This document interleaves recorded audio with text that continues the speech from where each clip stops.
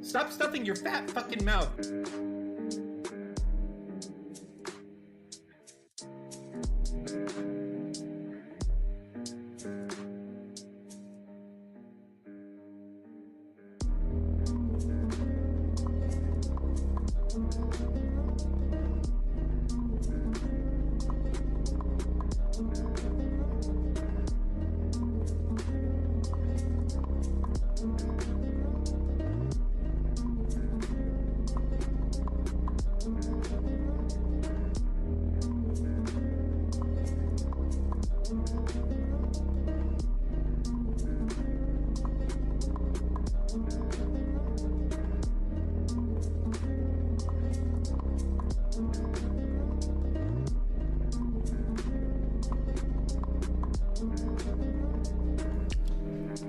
Guys, I came home all excited to unbox my Pixel 6 Pro.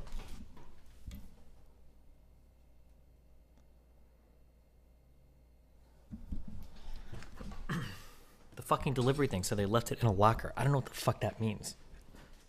I don't have any fucking lockers with any phones in them. It's not my mailbox. Dude. EV Slick.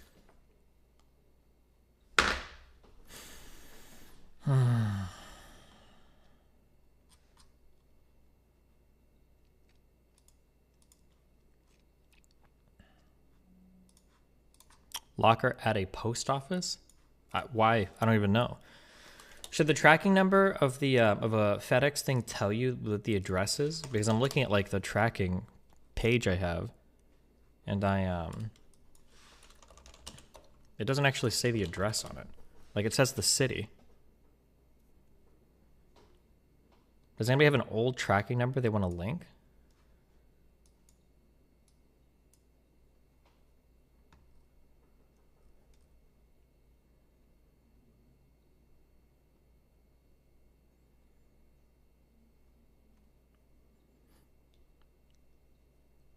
Maybe they mean, because like I'm looking at the shipping. The thing is, I ordered, part of my Google order came to this address. But when I look at the shipping address for the phone, it just says, it doesn't say my apartment number. None with all the viewers' moms and come back to stream. Eat it till you leave again for another cum vacation. I don't know. I'm hoping it's not like The Office. I'll go check tomorrow, I guess. If your apartment complex has a front desk of some sort, give them a call. Yeah, I'll do it tomorrow because they're closed. I don't know why other people are allowed to talk about your mental well-being / mental state. You can talk about, oh yeah, no, that's just a thing. That's just a thing that people are never going to be happy with. But I don't give a fuck. If you want to weaponize your mental states or you want to attack other people's mental states, I mean, mate, of course I'm going to attack yours. The fuck, obviously. I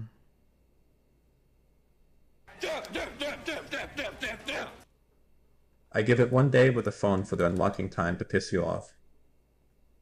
Do you think so? How was Seattle? Seattle was good. This is probably the best vacation I've ever been on.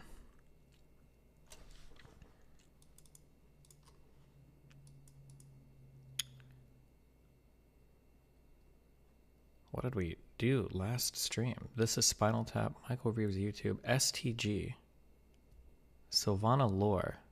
Oh, I wiki this to troll Moon. What are we doing today? How much did you pre-watch for today's stream? I haven't pre-watched anything. I got a bowl of cereal. I'm ready to watch stuff with you guys right now. Someone linked this down. Nathan Dank, Nathan Dank, Nathan Dank. Embed. Interesting poll results regarding changing attitudes towards woke shit. Uh-oh. Can you let your friend on Twitter know he made some true posts yesterday? Oh, don't worry. He knows. He's only posted hard truths on Twitter.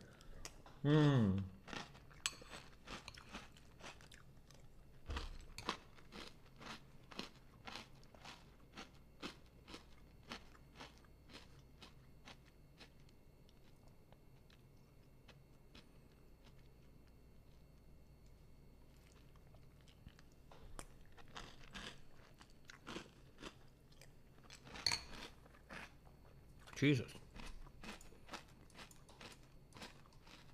If you were following the trial of Kyle Rittenhouse on social media... Can we be done? Can we move on from this? I'm only watching this because I'm eating cereal right now. Hold on.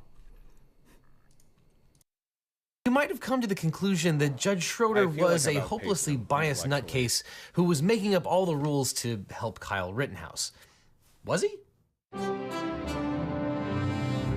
I feel like I've outpaced Now, him most of the in situations that people are objecting to involve the application of the rules of evidence. In state court, the judge has broad discretion to make rulings on the admissibility of evidence and how to run their courtroom. This includes things like which witnesses are allowed to testify, what the lawyers are allowed to ask, what topics are off limits, and a whole bunch of other things. And there were a few incidents that stuck out. So let's talk about incident number 1, where Judge Schroeder ruled.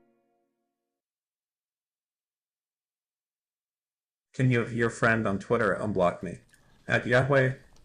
Generally, no. If you're tweeting stupid shit like a dumb fucking reaction pic to every tweet I do or stupid shit, I usually just insta-block you. If you're wasting my fucking timeline doing stupid shit like that, it's very rare that I ever unblock. So, heads up. Or if you type dumb shit like whatever, I usually just insta-block you because I don't want it to shit up my fucking feed.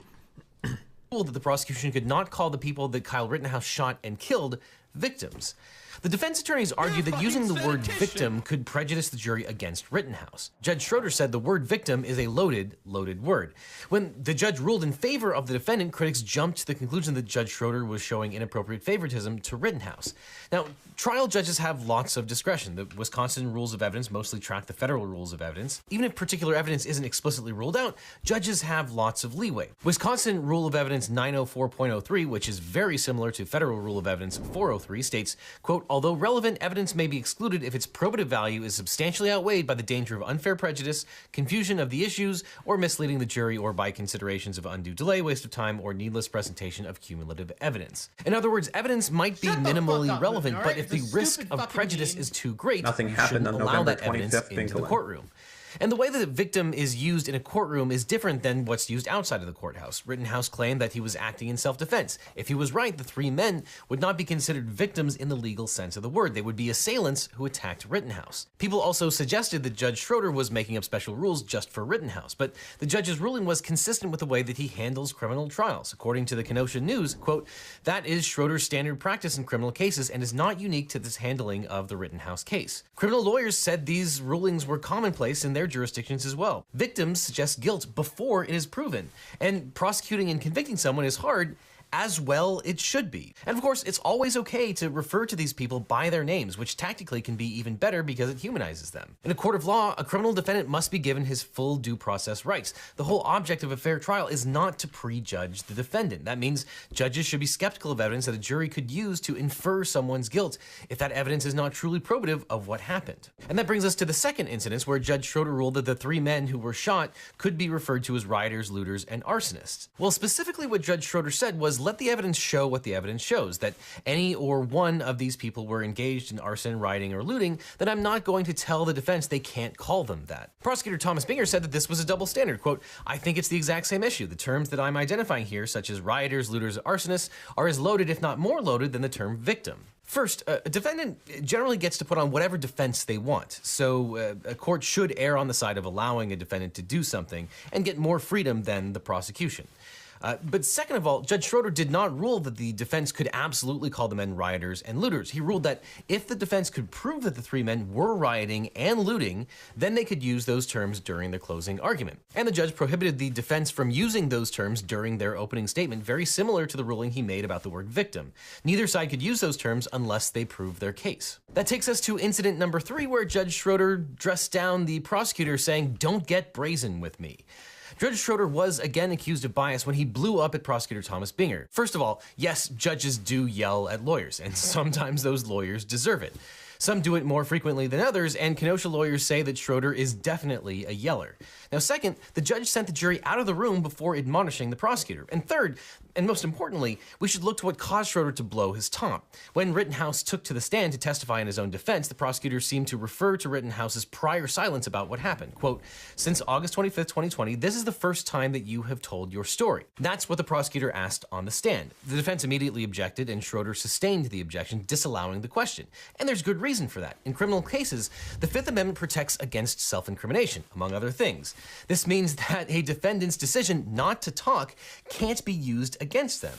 The judge sustained the objection because Binger's question was too close to the line. But then Binger basically asked the same question a different way. He referred to the many months of people talking about the case and said, quote, "After all of that now, you are telling us your side of the story, correct?" It seems that what Binger was getting at was that because Rittenhouse hadn't testified before and was now testifying after everyone else had taken the stand and after all of the evidence had come out, that Rittenhouse was now in a position where he could change his story and craft it to be consistent with everyone else's testimony. But of course, a question can be two things at once, and if it's too prejudicial, even if there is some probative value to it, well, then the court can still disallow it, which the court specifically had done. Schroeder had disallowed it. So Judge Schroeder asked that the jury be removed so that he could basically just yell at Binger. You need to account for this. The problem is, this is a grave constitutional violation for you to talk about the defendant's silence. And that is, and you're right.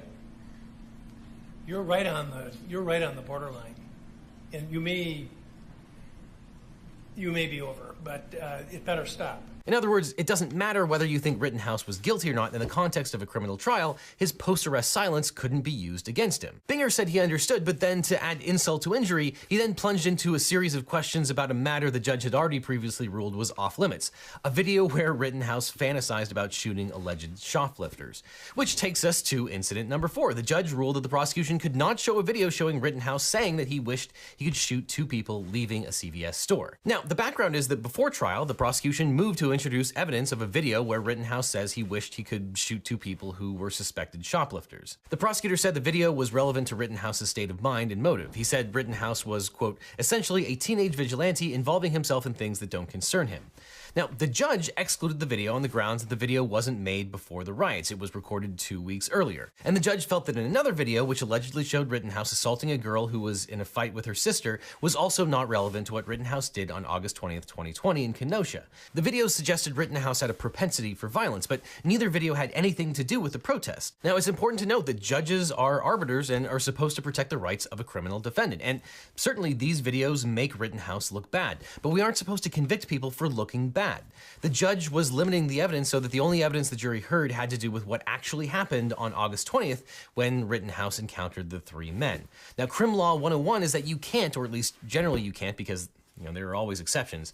You can't use propensity evidence to show someone committed a crime on a specific day. You can show that they committed the crime at issue, but you're not allowed to convict them because they had a certain propensity towards crime. Generally speaking, a criminal defendant can't be convicted just because they have a history of doing bad things. The state still has to prove that they committed the crimes they were charged with.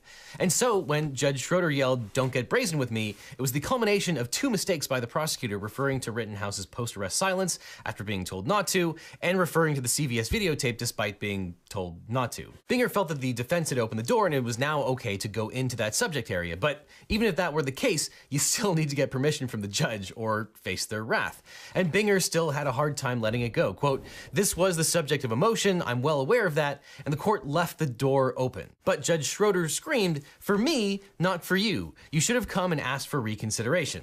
All trial lawyers know that if you appear to disregard a judge's order, you're probably going to get it. And to the judge's credit, while we all got to see Schroeder lambast the prosecutors on the live feed, the jury was sequestered away and would have been completely unaware, so it wouldn't have prejudiced the prosecution's case. That takes us to incident number 5. Judge Schroeder allowed Rittenhouse to pick his own jurors?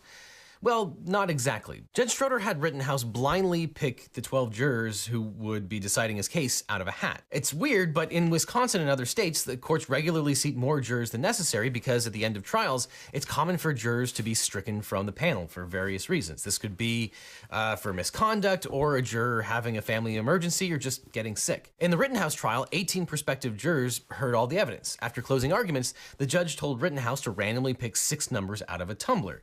Those 6 numbers were stricken from the panel.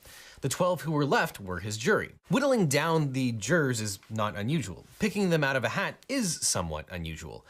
Judge Schroeder said he'd have defendants do the selection for years. He said that responding to critics, he started doing it after a case where there was only one prospective black juror. That person was eliminated from the jury when the clerk picked that juror's name out of the panel. That resulted in a black defendant being tried by an all-white jury as a result of one of the court administrators. Judge Schroeder felt that that was not ideal. He said, quote, "It was a bad optic, I thought. I think people feel better when they have control. So ever since that case, I have had an almost universal policy of having the defendant do the picks." When only one part of Judge Schroeder's explanation was cherry-picked and then circulated among social media, it looked terrible. But actually, it seems like his explanation... Vosh is going to talk to Deepak today. Really? He messaged me and he said he wanted to chat today too, so... makes perfect sense. While this process is a little bit theatrical, the reasons for doing so actually empower the defendant, and it's hard to imagine that there would be any prejudice to either the defense or the prosecution as a result of this particular foible. That takes us to incident number David 6. Packman. Sorry, not Vosh. Vosh will never talk to me until his numbers sink more and more. Yeah. Judge disallowed zooming in on a video? Well, not exactly. Judge Schroeder was mocked for sustaining a defense objection to zooming in on video footage via an iPad. This was presented as either a nefarious plot between the defense lawyers and the judge, or as evidence that the judge was old and out of touch. Now, it's not that the judge said that they couldn't zoom in at all. The judge just ruled that the prosecution could zoom in on images as long as they had an expert testify as to how the pinch and zoom worked on an Apple device, to make sure that that process wasn't adulterating the evidence. Now, the prosecution couldn't produce an expert on short notice, so the jury wound up seeing the video on a Windows machine hooked up to a TV. Now, this was kind of a ticky-tacky objection by the defense, but in fairness, lawyers are required to authenticate an item of evidence, and this applies to every piece of evidence that's introduced, including government records, business records, photographs, video, audio, you name it. But look, the prosecution has the burden of proof, so it's on them to make... Oh, yeah, listen. Okay, yeah. I noticed, listen, okay? I find myself sometimes being like the victim of narratives, and one thing I haven't given myself credit for is I actually have the ability to set narratives quite a bit. And sometimes I find myself like trying to surf a wave instead of like directing the motion of the ocean. And I think I have the ability to do that. So there are a couple things I want to push back more and more on, because I see that as I push back more, it kind of ripples out to different communities as I push back. One is going to be the obsessed thing. I'm not going to allow any other politics commentator to try to shield or deflect criticism by saying this guy criticizing me is obsessed with me. Unless I'm actually like going to somebody's house and stalking them, or, you know, like trying to find their phone records or some weird personal shit. If you're a public politics commentator, everything you say publicly is fair grounds for me to criticize. Me criticizing you does not make me obsessed. It means that I'm just talking about the things that I'm talking about. Dan is obsessed with Anna, though, true. Vosh says you're obsessed, but he literally covers you more than you cover him. Oh, I saw that picture. Yeah, I think that's like, I think that the obsessed thing, that's kind of like that last-ditch effort where it's like, oh my God, like this person is obsessed with me. Like, I just wish they would stop talking about me, blah, blah, blah. Like, bro, you are a public politics commentator. If you're going to make public political comments, of course I'm going to talk about your public political comments. Like, of course. What are you thinking? Obviously, that's going to be the case. Also, I feel like at least, I don't know, I forget what I've said on stream or off stream. I feel like at least a week, not a week. Okay, boom, boom. I feel like a year ago when Vosh would criticize me, it would be, I obviously I disagree, but at the very least they were like substantive critiques. Nowadays, dude, he is like deranged. I feel like when I listen to him talk, it's just like the craziest like personal attack. Oh fuck, I'm trying to think of what I remember yesterday. Did he call me a midget, or am I making this in my head? It's just like the most insane, like, personal attacks. And I'm like, wait, what the fuck is wrong with you? He's actually, yeah, the short jokes and shit. Like, bro, are you serious? Like, you actually look like the Soy Jack, like, the Wojak comic. Like, how are you going to fucking attack me? Oh, my, come on. Number one, okay? Number two, damn, I've never seen him so like unhinged before, and he also just goes to like so many weird areas when he's attacking me, like, oh, he's the same as Anna, or like, oh, I think I actually broke him. I broke him because he's blah blah blah. Like, oh my God, bro, I'm just making fun of stupid shit you say. Your videos are funny as fuck to watch. Yeah, I don't know. That's very funny to me. But okay, sorry, let's finish this. 5 minutes. Make sure that what they're doing, if they are changing the evidence in any way, isn't adulterating the underlying evidence. And of course, there was also an issue with drone footage where a file was small. Did he call me a druggie? Did he call me a meth addict? I don't remember. Yeah, like, dude, there's some crazy shit. Are you going to review that Vosh VOD? Oh, I think I told chat to remember to link it to me. Fuck, what was he? I don't even remember what he was saying. Dude, this week has been crazy. This has been a good week. I had a lot of fun this week. Oh, there's my Pixel 2. Never gonna, or 6. Damn, what? There were a few things he said last night that were just so fucking hilarious.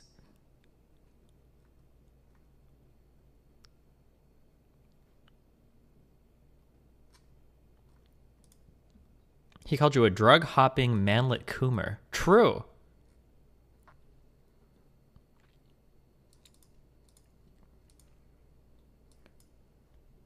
There was something else. There was another big one. Fuck, I don't remember what it was. Well, we might rewatch it today. I got a lot of shit lined up for today, so we'll see if we have time.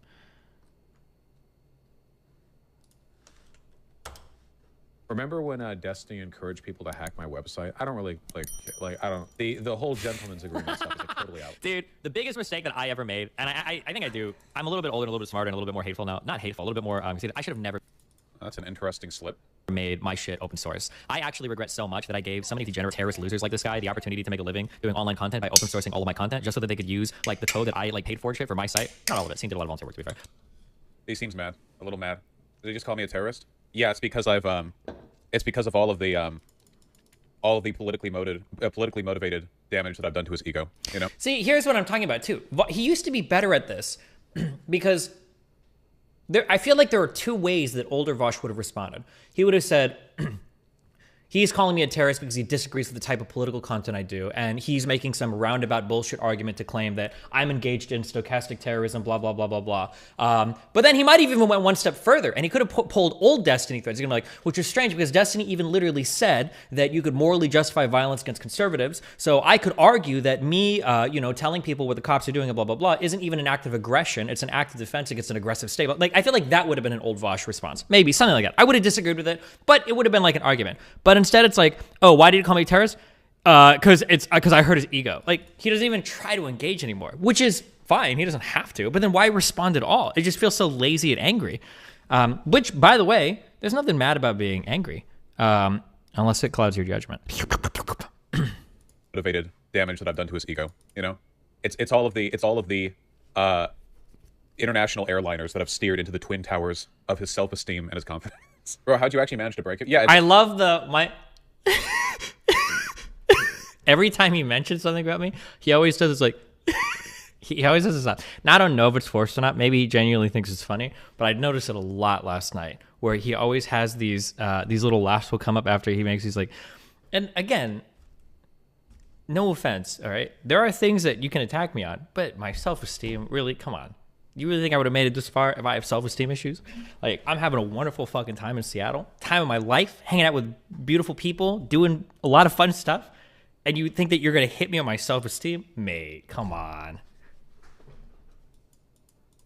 I have no idea. I guess, like, I could take some pride in it because he seems to have completely lost his mind.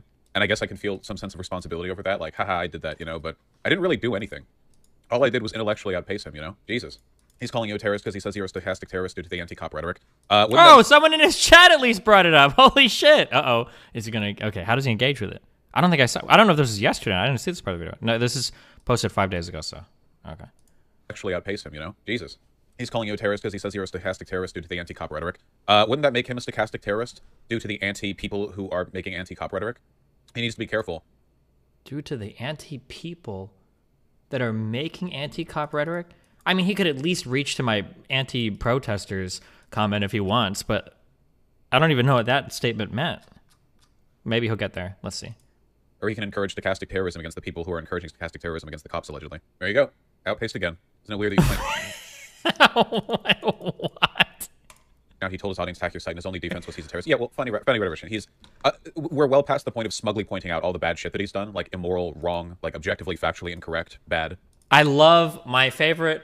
I must have... Damn, I'm trying to think if I'm going to fuck up if I say this. I try very hard not to use the word objectively, and I find that people that say objectively a lot, it's usually when you have a subjective feeling and you want to make it stronger. So you're like...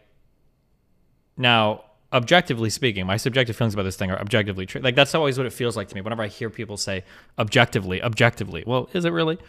Because it seems like a lot of these things are very contentious, but okay. Yeah, like Shapiro kind of. Yeah, Ben Shapiro will pull out objectively. Gender is objectively a thing. We know objectively that sex and gender are objectively objective. I mean, like, okay, dude. At this point, we just have to laugh. Yeah, we're into full on like schizo territory. We're in the schizo arc. We're in the Joker. Why is your control plus being my shit? I'm doing the schizo stuff. Stop. Fuck you. He is psychotic. Okay, he is acting psychotic right now. Mode, the third of the movie arc. So at this point, trying to logically deduce his behavior. Spoilers, really. Also, guys, don't say schizo. That's like a slur or something, okay? Don't do that. Guys, he said he created you. Actually, I created him. Destiny didn't really watch me for 5 hours yesterday, did he? It wasn't really 5 hours, right? It can't be that far. We can't have gone that far, can we? Oh, it's only 4.75. Damn. I will not elaborate. Thank you. Did you know he has the outpaced intellectually on his dono sound? Yeah, do you think that's why he's mad? Do you think this is like digital self-harm? Him having my voice as one of his dono sounds, like he's having a chill stream and somebody donates $5 and he hears intellectually outpaced him or whatever the thing is. He's like he has a little, like his heart like has a little thump. You know what I mean? Actually, outpaced you. By Does he really think this, or do you think he's just memeing for? I can't tell anymore. I super can't tell anymore. It's so hard with some of these people. I don't know if they're being serious or not. This is either like the biggest copy in the world, or it's just like a throwaway joke meme comment. I can't tell. Okay, buddy, watch on his own channel. True. Beating me at my own game. You know, if you guys want Vosh content, honestly, I'm not even the best source of it anymore. Okay, if you want, no, just like he covers my channel all the time. He didn't actually do okay, buddy. He should though. He's already my largest fan channel. Yeah, that's what he needs to do to get my fans pulled over. Yeah, he needs to do okay, buddy. He has to do okay, buddy. He has to do the email segments. He has to bring people on. He needs a Vosh clip channel. He is a Vosh clip channel. Yeah, he has to read my donos. Exactly, he has to read my donos. He has to. I wonder if you could pull that API publicly. You maybe could. I don't know how internet works. He could like get all my donos. He could be like, all right, well, he could read your guys' donos and like shit talk you like, why'd you give this money to Vosh? I have a better answer. And he could like read it like really angry, you know, like here, hold on. Here's one. Like, Jesus Christ, take that dumb. I'm losing my last brain cell, man. Gonna go Roblox myself. Be lefty. I don't know why you gave this $5 to Vosh. Okay, but first of all, if you want analyses on how hate is done, you better not go to Vosh because he's barely like something like that. You know what I mean? He could do it for like 6 hours. He'd probably pay more attention to you guys than I do. That'd be an amazing stream. It'd be good. I'd watch that. What a wild ride. 4 minutes. Should we watch the rest of this? Are you gonna make a fancy empire for Stellaris? Well, they want me to do a sponsored stream about the new Aqua guys. How do I buy this? I have a code for it. Oh wait, hold on, let me put my code in.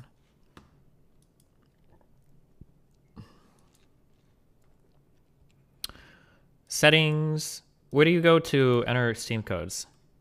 Dude, the Steam interface, all of these things are so weird. In the bottom left, add a game. Activate a product. Game key, beta code, beta branch. Do I really need to be on the beta branch?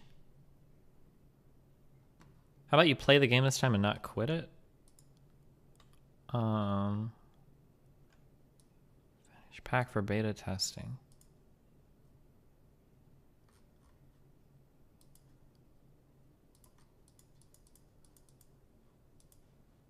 Guys, what's up with the thing? Are we all gonna die?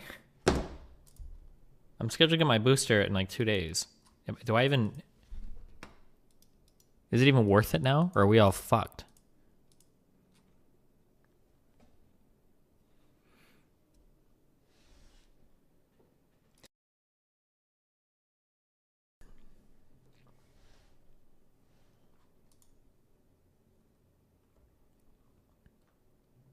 Sorry, I had to cough. Let me catch up on donuts. Thank you, Steven! Okay, hold on. Do I need to be playing the beta lose. branch for this? Okay, embargo, when you can publish content, beta branch, YouTube, I don't know. You're a fucking statistician! Injure me. Fucking dubstep. Do you like your Pixel 6 so far? You're getting IP banned. I don't have it. They said they left it in a locker. I don't know what the fuck that means. Why did you never finish uploading your Final Fantasy VII Remake to YouTube? I really enjoyed watching that. Since it's out now, you shouldn't need a beta branch. Oh, because this was for embargoed content. True. Thank you, Steven! Okay, cool. All right. I'm not sure if you saw this, But Vosh liked and commented on 20 anti-Destiny takes on Twitter. Really? Do you ever feel like an Damn. NPC in like someone else's life? I did a good job. I Yeah. block all these people so that I don't get baited into like stupid, worthless discourse with stupid, worthless people. But the that Doe motherfucker, she's like screenshotting. No, what was she doing? Because she had me blocked. I didn't have her blocked or them blocked. I didn't have them blocked because because they had me blocked. So like if I try to go to their Twitter, it was like, oh, I'm blocked, so whatever. But even though they had me blocked, they were screenshotting my tweets or something and still like quote tweeting or whatever. What the fuck?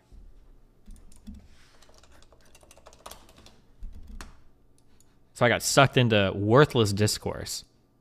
I thought about making like a longer thread about why this person is so beyond fucking brainless, but I decided we'll probably cover it enough for the RGRDoe debate.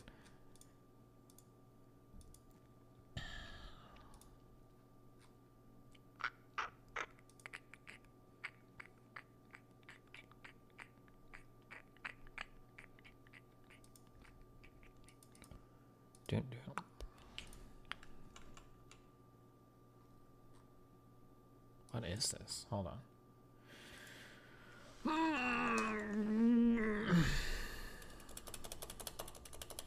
Jesus. Is Coconut Island, this can't be run by Vosh, right? This must be another, unless like a fan channel. Okay. Sorry, keep catching what it is. Do you think Deepak is trying to get both you and Vosh on at the same time? I have no idea. Destiny Marley was that guy who shot the dude on his porch justified. To me, it looked like an execution, and he was so nonchalant. If you had 10 seconds of video where a guy has his gun on his porch telling somebody to leave, and the other guy runs up and grabs the gun, and then the guy like runs away and shoots him or whatever, I think you might be able to argue like, yeah, this is justified self-defense. But with the full video, there is literally no fucking threat. This guy is not a lethal threat at all. That dude definitely wanted to kill the guy. He absolutely was looking for a way to fucking murder the dude. Now, well, hold on. Shit. Let me back up. That's a very strong statement. That might not be true, but goddamn did it look like it. I'm trying to think, could there be some video evidence that could come out that could convince me otherwise? Because on the front porch, you've got two people that are fighting. The dad is there to pick up his kid. Now, he seems like he's a little antsy, but he doesn't look aggressive. He doesn't look like he's about to stab somebody. He doesn't, and the guy that goes inside to get the gun doesn't seem to be threatened. He goes in, he comes out, he's standing right in front of the dude, like toe to toe. He doesn't seem to be very scared. Like, it really doesn't seem like there was any lethal threat here. Like, I believe you have the right to defend your property and all that, and you don't have an obligation to retreat from your property. But if like somebody comes over, like imagine Frank comes to your house and he wants to argue that your music is too loud, and you're like, hold on 1 second, before you argue with me, let me go and get my carbine out of the fucking closet so that if you like get too close to me, I can execute you. Like, what the fuck? I don't know, that it didn't seem like there was any good reason to go from like 0 to 5,000. And I think the whole situation was so unbelievable. I got confused because I tweeted out that one video that was missing about 10 seconds. Everybody seemed pretty nonchalant about the guy getting fucking mowed down on the porch. The wife was like, I got you on video, just so you know, this is all your fault. And I'm like, damn, she's pretty casual considering she just watched her husband, boyfriend, friend or whatever get actually assassinated. But apparently, if there's a video that goes on like 20 seconds longer, I think she thought that it was just like I think she thought it was like either a BB gun or a paintball gun, because you can hear later when she puts her phone down, she starts screaming like, oh my God, you actually did it. You can hear her. She's like, oh shit. She didn't realize before.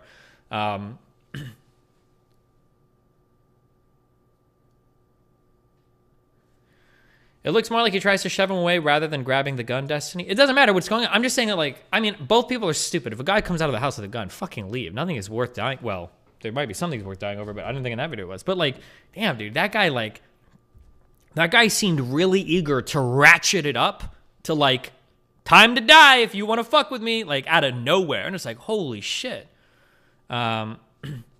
Yeah, so the guy threatens to take the gun and kill him, then attempts to take the gun, justified self-defense.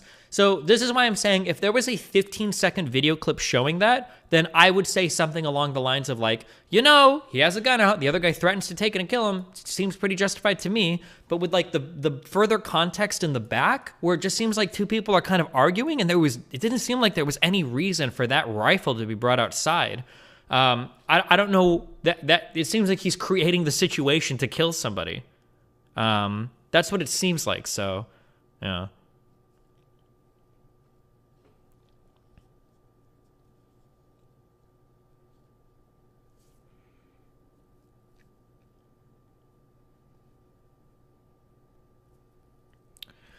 You can hear him saying something like, I'll take it from you, use it on you, but the whole thing was super weird. Yeah, sure. I mean, yeah. So, like, things that could change my mind on this, if there were, like, prior instances of that father being, like, assault-worthy? I don't know how to say this. If he had been, like, violent in the past to these people, like, maybe there was a history of him coming with, like, a concealed knife or a concealed gun, or him, like, violently attacking or beating on, you know, either of these people, and they felt the need to, like, pull a gun out. I could kind of sort of see a little bit more, like, okay, maybe. But, was he in his rights to bring out a gun in this situation at all? So I don't know the law in Texas. He might be in Texas, because Texas has some crazy shit going on when it comes to defense of property and shit. I think in Texas, I think you can literally shoot somebody in the back to get your shit back. I think. Don't quote me on that, but I think that's the case only in Texas.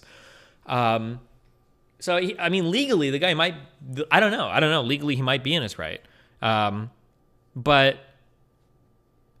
I mean, like, that didn't seem like anything that needed to or was going to go to, like, any lethal part. I don't know why. I mean, like, the only thing, it seems like the guy there, like, just really wanted to kill the dude. That's what it feels like. I don't know. Maybe some more evidence could come out that would sway me one way or another. But...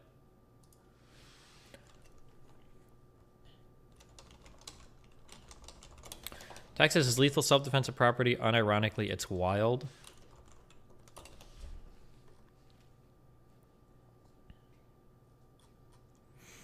Watch the full body cam footage. No censorship on Police Activity YouTube channel. The dad's anger is understandable.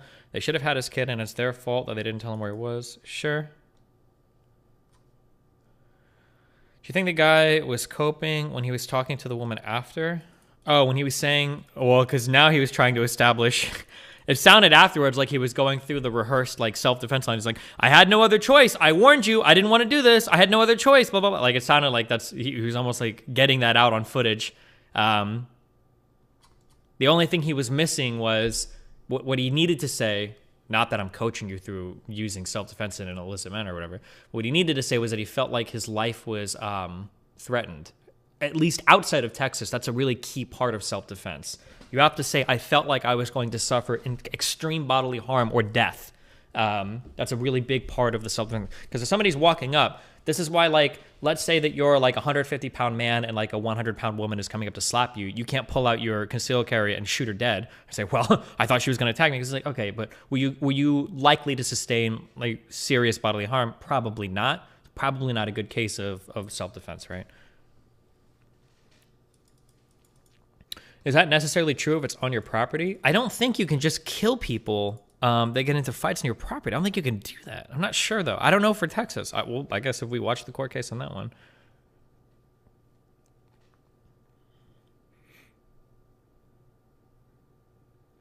Is it normal to drop so fast after the body shots he took? I don't know how he died so fast. That was actually really strange to me because he seemed like he dropped instantly. If you lose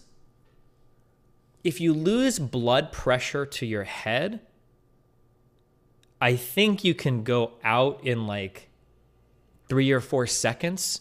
Like if you get somebody in like a perfect sleeper hold and you apply pressure, I think you can go out. I think in like 3 or 4 seconds, you'll be completely gone. Not dead, but like passed out.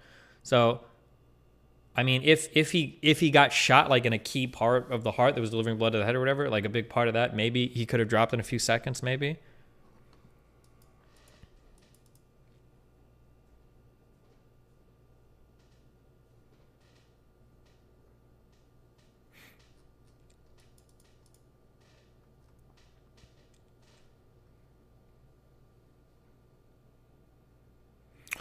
Man kills 2 men in different states. Self-defense. Man kills 1 angry man on his property. Murder. Destiny, you're trash. Shut the fuck up, get a different job. Wow, RGRDoe for president. You're a brilliant commentator. I will consider getting a different job. Thank you for your encouragement.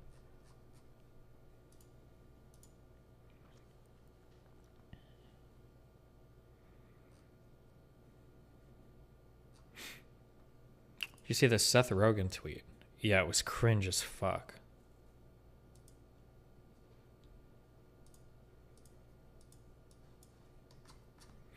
I really wish we could do like a student exchange program with adults and make people go live other people's lives for a little bit so they could have more perspective on things. Like this Seth Rogen tweet is like, this is like the ultimate in.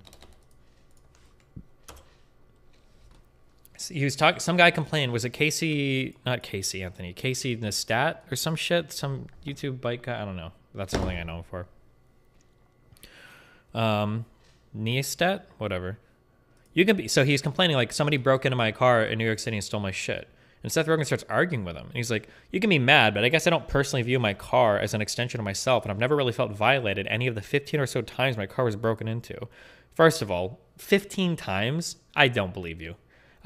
Once a guy accidentally left a cool knife in my car, so if it keeps happening, you might get a little treat. Like, what even is this tweet? What? I don't even know what the fuck. Jesus. Where are you parking, dude? Yeah, holy shit. It seems like a joke. Okay, sorry.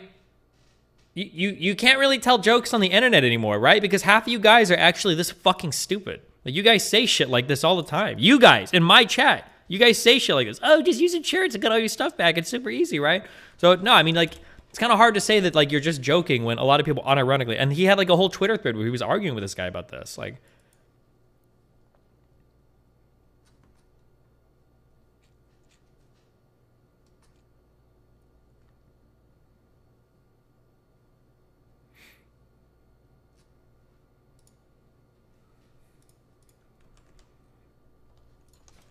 Yeah, there's like a whole thread where he's arguing with this dude. So our cars got robbed this morning because Los Angeles... Oh, it's Los Angeles, not New York City. It's a crime-riddled third-world shithole of a city, but tremendous appreciation and gratitude to the hardworking officers of the LAPD who not only arrested the motherfucker, but they got all of our stolen goods back. This is more unbelievable than the 15 times broken into. What the fuck did they steal out of your car that you got the LAPD to actually find the motherfucker and bring your shit back? This whole thread is wild. I am so curious.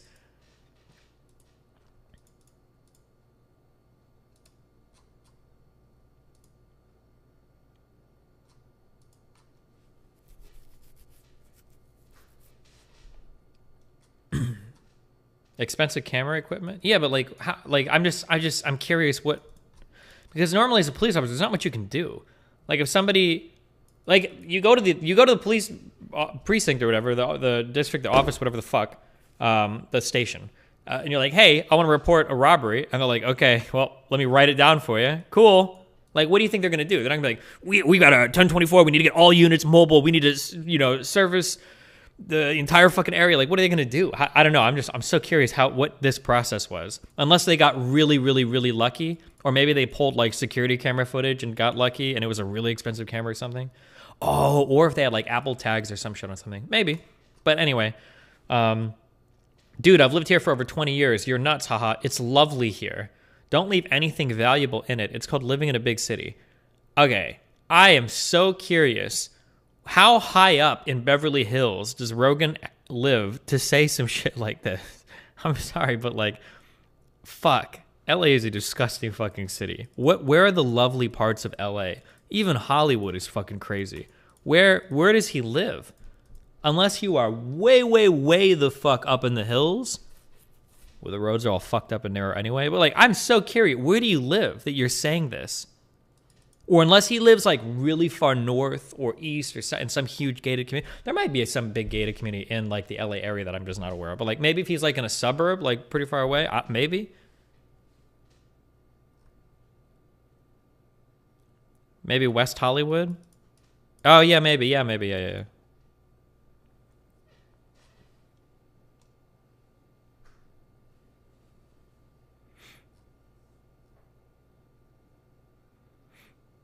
Oh, wait. Seth Rogen sells West Hollywood home for $2.16 million. Oh, literally Hassan's neighbor. Oh no, he lives in Hollywood Hills West. Whatever the fuck that means.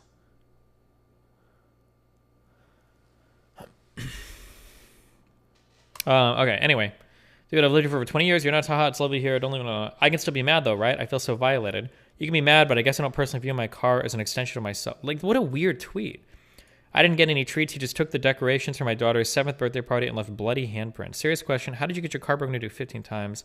I lived in West Hollywood for 20 years and parked on the street. Also, this extra shit was stolen, but LA is not some shithole city. As far as big cities go, it has a lot going for it. Fuck. I can't. Okay, never mind.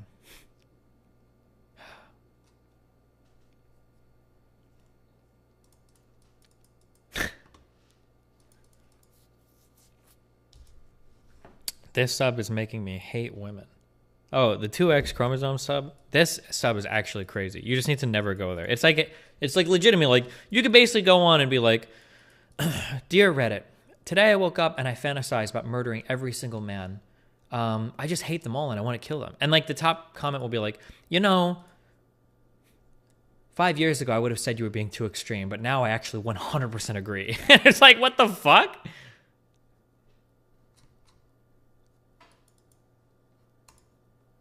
Jesus.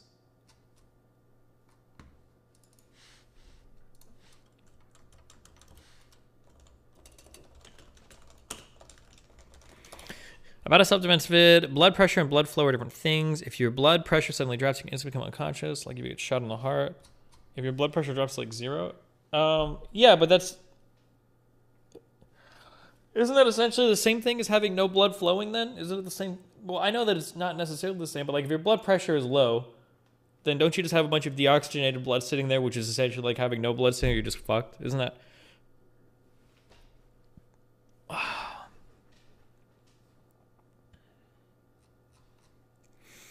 Did you see Hassan and Tim Pool arguing on Twitter about Ahmaud Arbery?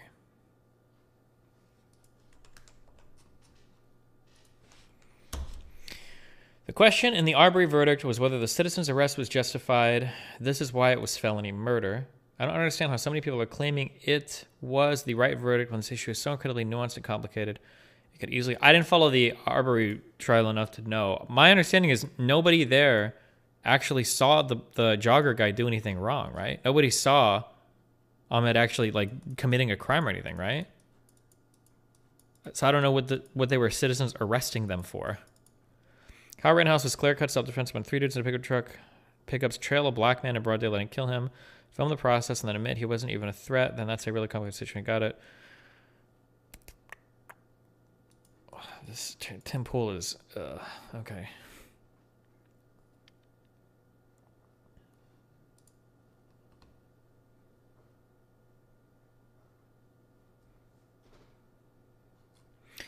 If he was legal to have the weapon and he claims he was afraid he would take his gun, is this self-defense? Maybe if he already had the gun out, but when you go into the house and get it, but...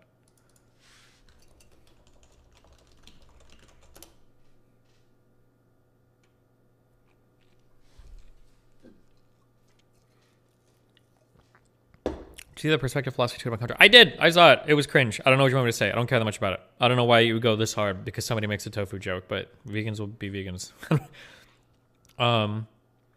Why is misandry so accepted? Because you motherfuckers can't joke. You guys take everything way too far, okay? You need to go have some conservatives in your lives, okay? You guys take everything way too far.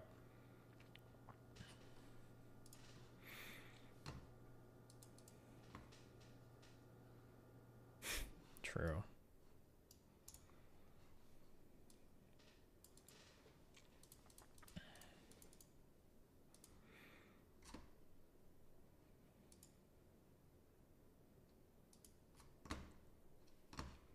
Man chases terrified woman down an alley as she... What?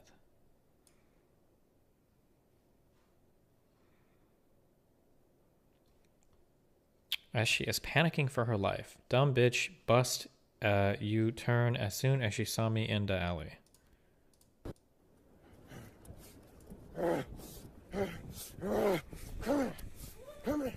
Come here. I'm scared of black people, yeah? You scared of black people, yeah?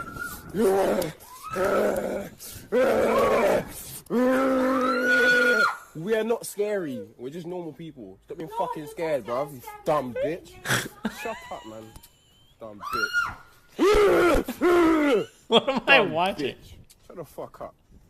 Man's literally walking in the alley, fam. This woman sees me. She literally goes and fucking runs off, fam.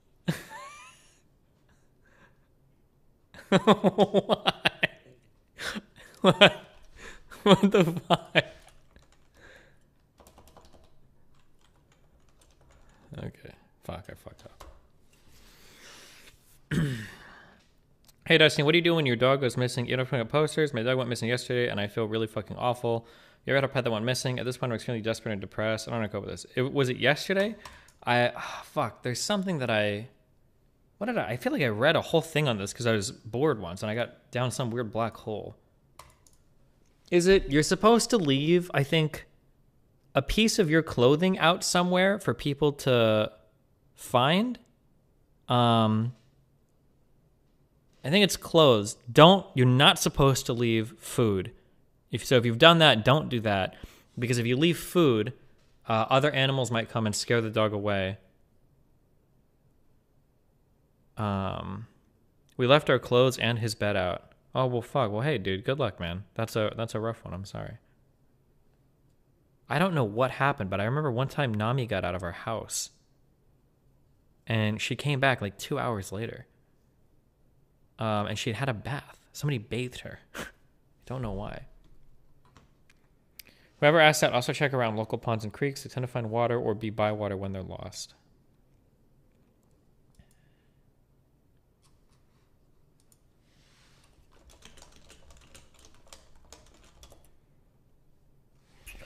Sorry, okay. More donuts. Catching up. Do you ever feel like an NPC in like someone else's life? It's pretty funny to watch Vosh fit his entire vocabulary into one sentence. Are you sure she had a bath, or did she just jump into a pond? No, she had a bath because she smelled like shampoo. Bob Champ.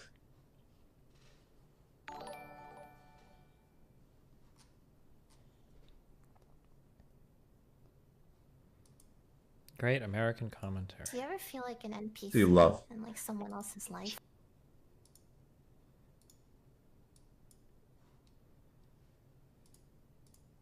Do you ever feel like an NPC in like someone else's life? Destiny, please play Death Stranding. You're a fucking statistician.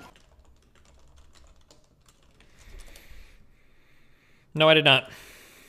If you have some downtime today, this thread is an actual NFT bro Cizo ranting, and is fairly entertaining. Might be fun to read on stream, or don't. I don't fucking care. I'll think about it, okay? Shut My the dude. fuck up, Movement, alright? It's a stupid fucking meme. People are photoshopping fake tweets of you now. Do you ever feel like an NPC in like someone else's life? Wait, that's not a fake Hi, tweet. Destiny. What are you talking about? Why do I get the Kim feeling Chi. that David Pacman is following the same route as Vosh and Hassan? Is he the next Do you irrational, ever feel like opinionated, an NPC lefty in, like, commentator? someone else's life? Oh, never mind. My bad. You got me. True. Fake Feed tweets. Nathan. I don't. So at some point we're gonna get into this conversation for real. I don't know how, but we're gonna figure out a way to do this. Okay. We have way too much validation in society right now. Okay, there is way too much validation. You need to be able to tell somebody, "Hey, your behavior right now is self-destructive. It's time to stop." Okay.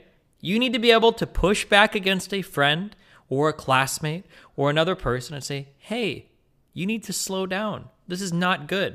Instead of this relentlessly, like, disgustingly, overwhelmingly positive, every single thing a person does is okay and good and valid and we can reinforce all of it. It's actually so unreal. No offense to the doe person, or take offense, I don't give a fuck. The idea that you are like literally attempting to kill yourself and then you're writing a big note about it on Twitter and then you're back on Twitter in like a month, like into the fucking pits, like this is like not healthy. And I don't even necessarily expect much of this person, but damn, why would you support somebody that you supposedly care about? I don't think any of these fuckers online care about anybody, right? But if you supposedly care about this person, how are you not telling this person, hey, maybe being on like politics Twitter in the most toxic category, the most toxic areas, dealing with the most toxic, maybe that's not a good thing for your mental health. Maybe that's not actually a good idea. Maybe it's time to take a step back and find some better, more positive outlet for your time. You know? And it's funny because like I'll suggest that and then people are like, well, Destiny, you know, you're all about horrible, blah, blah. Bro, my mental health is fine. I feel great. I have fun every day. I get out and I do shit. I've got friends. I've got a job. I'm not trying to video game myself because of interactions that I have with other people. I don't know why you're comparing me to other people. That's all I'm saying. Like, hey, prioritize your mental health. And make sure that your friends are prioritizing their mental health, okay? Chances are, if they have severe mental health issues, being on Twitter, in the most toxic parts of Twitter, probably not a good idea. If you actually care about the person, just saying, you know?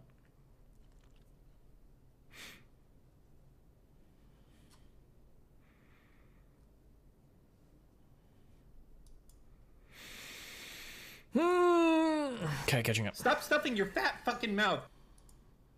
Did you baste my mom's turkey? Humor? Good one. I'm waiting for the Omicron shit for a few days until we know more. I'm not gonna obsess over breaking news. Fucking Scott variants. Bradley donated the amount US dollars for 99 cents. Scott Bradley.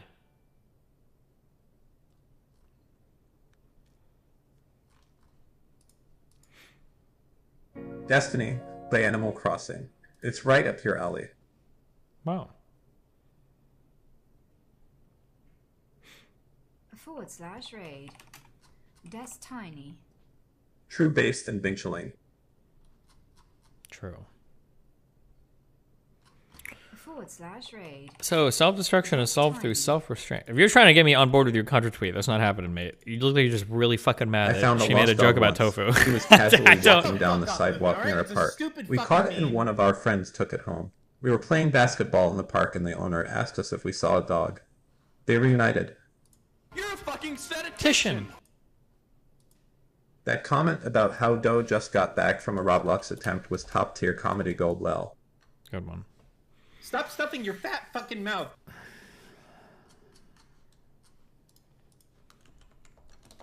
Anita in Twitch chat. Wow, thanks, cool.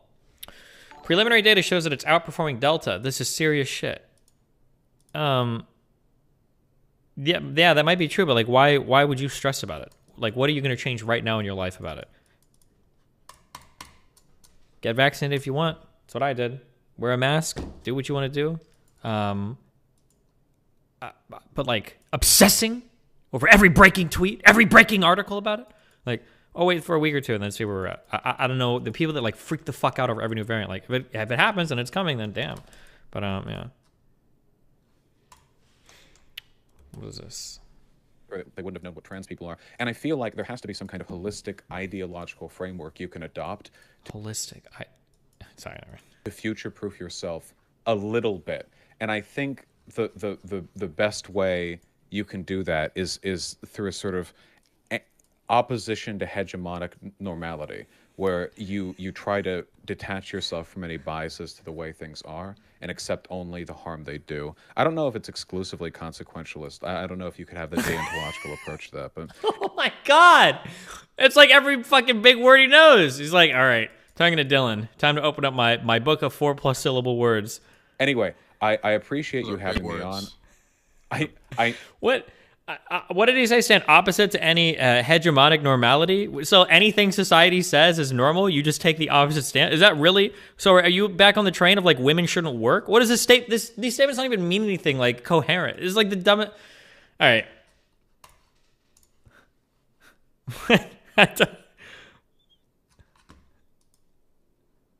What? Do you think Riley's transphobic? I don't know, but I do have to say it was a little bit telling that I insisted that Doe's pronouns were it, and Riley's first response wasn't to say sorry and continue. It was to say, I'll debate you on gender in the future, but in the meantime, I'll use these pronouns. I gotta say, that was definitely a telling... Finally. Fairly telling, I'd say. Yes, slightly sussy-wussy. Thank you. Got a meme for you? All right. Okay, this is a worthless tip. That's what happens to your ideology, basically sometimes resistance. Mindlessly resist. True. Contrarianism, one might say.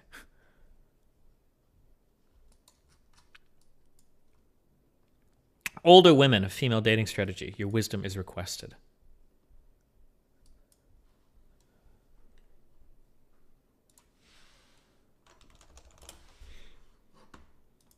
Hold on.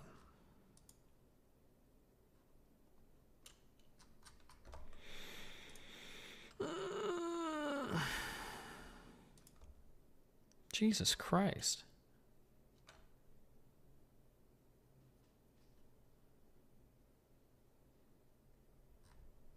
Okay.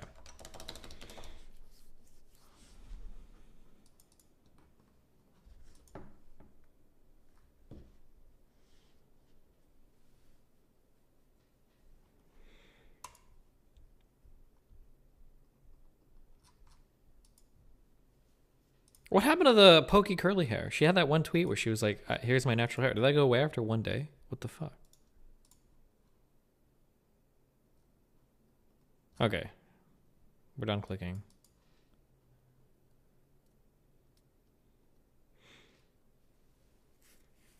All right. As a group, we'd benefit by listening to our older matriarchs. Older queens, a female dating strategy. Please share your knowledge/wisdom here so we can learn from you. What are your thoughts on women's conditions today compared to other times? For those who've witnessed /participated in second wave feminism, what was it like? What can we learn about feminism? This is another scrote myth like the wall. Men spread this to encourage women to be the pursuers.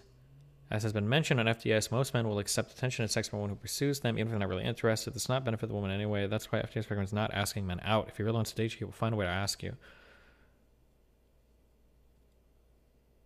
What is this? Why am I linked this? I don't care. Okay. Congresswoman Rashida Tlaib explains proposal to abolish federal prisons and release every prisoner within 10 years.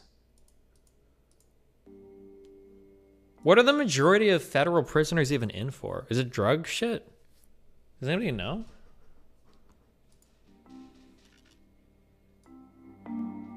In 2020, you endorsed the BREATHE Act, which is a series of proposals to transform America's criminal justice system and create, quote, a road. Taxes?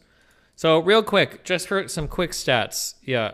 So federal prisons, the federal prison population makes up like 10% of all of our prisoners. It's not much.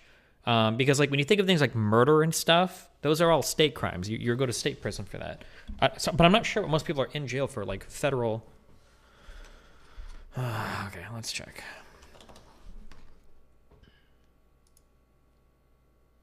Drug. Oh, so most of it is like drug. I wonder if the majority of this is non-violent, if it's a federal prison thing. And then M is weapons, explosives, and arson. L is sex offenses. Jeez. If you cross state lines, it gets complicated probably. I don't know. Map for prison abolition. The BREATHE Act proposes... Okay. I wish there was some way we could affect the actual political discourse. I guess what I say ripples a little out. You gotta be attentive to what the average American wants if you want to get elected, okay? This top comment hits it right on the head, okay? We have got massive surging crime across the entirety of the United States. Now is not the time to talk about abolishing federal prisons and releasing all the prisoners, okay? A little bit tone deaf there, okay? A little bit tone deaf. Jesus. Emptying federal detention facilities within 10 years. To what extent have you wrestled with any potential downsides of releasing into society every single person who's currently in a federal prison? Yeah, I think that everyone's like, oh my God, we're going to just release everybody. That's not what I'm... Yeah, but did you see how many people are mentally ill that are in prison right now? No, I know, but the act that... Wait, is this edited? Wait, what? So we're gonna says release everyone in 10 years. But in 10 years, but think about it, who will release... But there are like human traffickers. Oh, I know. Child sex. So, but you're saying, do you mean that you don't actually support that? Because you endorse the bill. No, I endorse the BREATHE Act and looking at the policies and how we incarcerate. Absolutely. But it says in there. But you cannot you cannot just blankly say, oh, look, she wants, that's not what I'm saying. But that's like in plain text, isn't But it? what I'm saying is look at who's in prison now. No, look at the folks that are mentally ill, that have substance abuse problems. But I'm not disagreeing with you that there are people who Yeah, but shouldn't then be in why aren't prison. you asking me about them? You're asking me about the human traffickers and others that should I'm trying to understand. What I'm trying to understand is your proposal is so sweeping.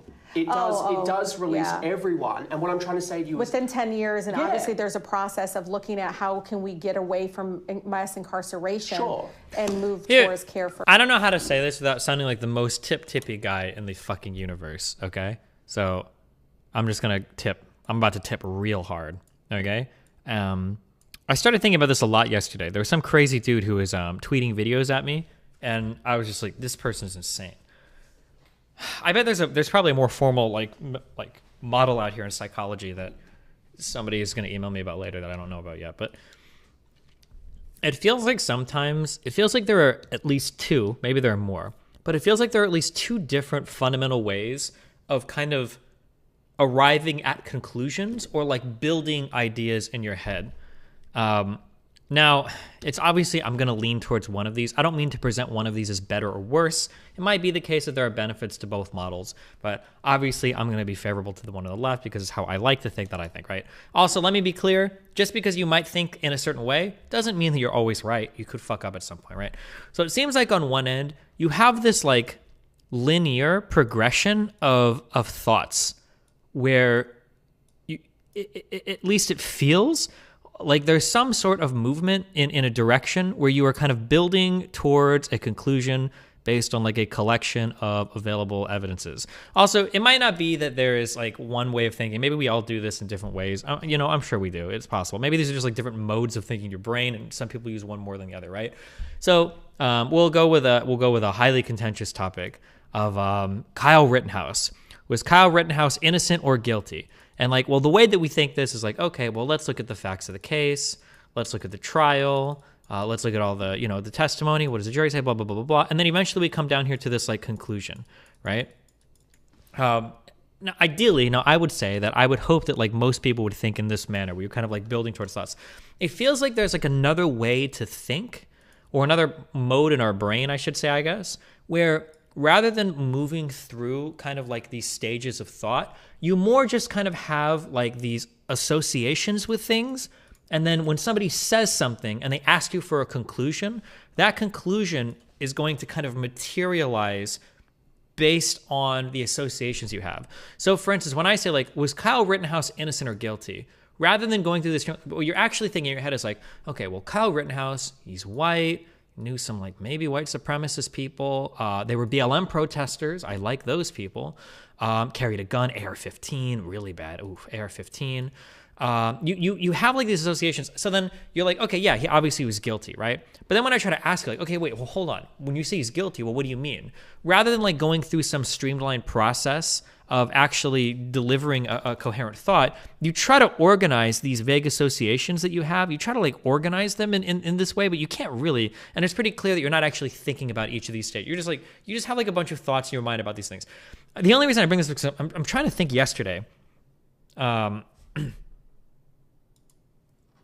What? Oh, am I approaching a swastika? Good one, guys. I'm trying to think. Keep drawing. He's drawing for me. I'm trying to think sometimes when I watch people's. It's like using heuristics to jump to conclusions. Yeah, it almost is. I try to think sometimes when I watch some people and I watch them talk, because this is something that I'm desperately trying to figure out, because it happens to me a lot in debates where I'm talking to somebody and now I've hit a point where I'm like, you are psychotic. You're experiencing psychosis right now, because I truly cannot understand the thought process. And I'm trying to think of it. Well, let's back up and like take a more macro level view of somebody's thought patterns. Maybe this is like a better way to try to view other people's thoughts. And so I literally just, this kind of came to me last night, or I thought about this last night as I was watching this dude tweet, like saying crazy, stupid shit. The guy with the chipmunk voice or whatever. And I'm trying to think, like, how the fuck does this guy's mind work? So now I'm trying to use that lens on how people talk, and I'm seeing it right here, hardcore. So the guy on the right appears to be employing this. Okay, you want to abolish federal prisons. You want to release all prisoners. Some prisoners are like sex traffic, murder, rapers. Therefore, you want to release these people. Therefore, isn't this bad?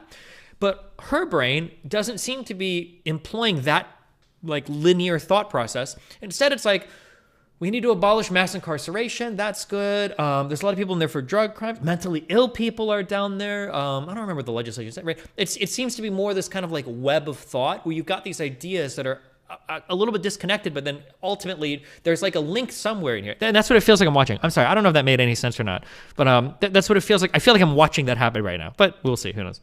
But what I'm trying to understand, because it is such a sweeping concrete proposal, do you believe that there are still categories of people who should be behind bars? There are absolutely folks that I don't I don't know, because right now the way the prison system is supposed to be like rehabilitatory, it's supposed to be rehabilitation, right? Right. No, See, so she's doing it again. She just jumped off again. She didn't engage with his question is pretty simple, right? Don't you think there are people in prison that maybe need to be in prison? Okay, prison, lockup, rehabilitation versus punishment. Shouldn't we rehabilitate people? She's like, wait, hold on. Hey, come back. You're not engaging in my question. I don't know what the fuck you're talking about right now. Come back and engage in my question. Yeah. Really, that's how they understand. Yeah.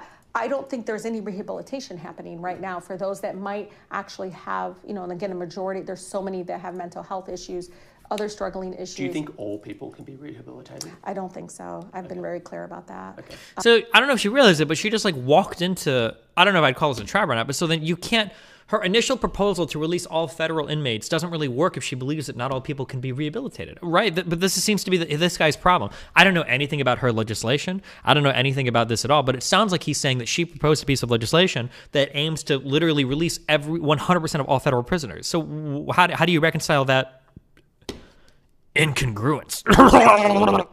And I only tell you that because as somebody that has worked in the legal field and others, I don't even know if our society would even know how to be able to rehabilitate every single person that wants to harm people, right? But I can tell you that what's struggling for me is seeing that the statistics about so many people that at a very young age that are in there that probably would not have been in there but for the fact that they were struggling with mental illness or other issues. Holy shit, wait, what is this? Hold on, I'm sorry, I ignored the last like 10 seconds of that. Wait, what is this? Circumstantial speech, also referred to as circumstantiality, is the result of a so-called nonlinear thought pattern and occurs when the focus of a conversation drifts but often comes back to the point. And circumstantiality, apparently unnecessary details and seemingly irrelevant remarks cause a delay in getting to the point. If someone exhibits circumstantial speech during a conversation, they will often seem to talk the long way around to their point, which may be an attempt by the speaker to include pertinent details that may contrast with a speech which is more direct, succinct, and to the point, even at the expense of more precise and accurate communication. Circumstantial speech is more direct than tangential speech, in which the speaker wanders and drifts and usually never returns to the original topic, and is far less severe than logorrhea. Did you just make this article? This doesn't even seem like a big article, though. We'll expand this, don't worry. But we'll do research, guys.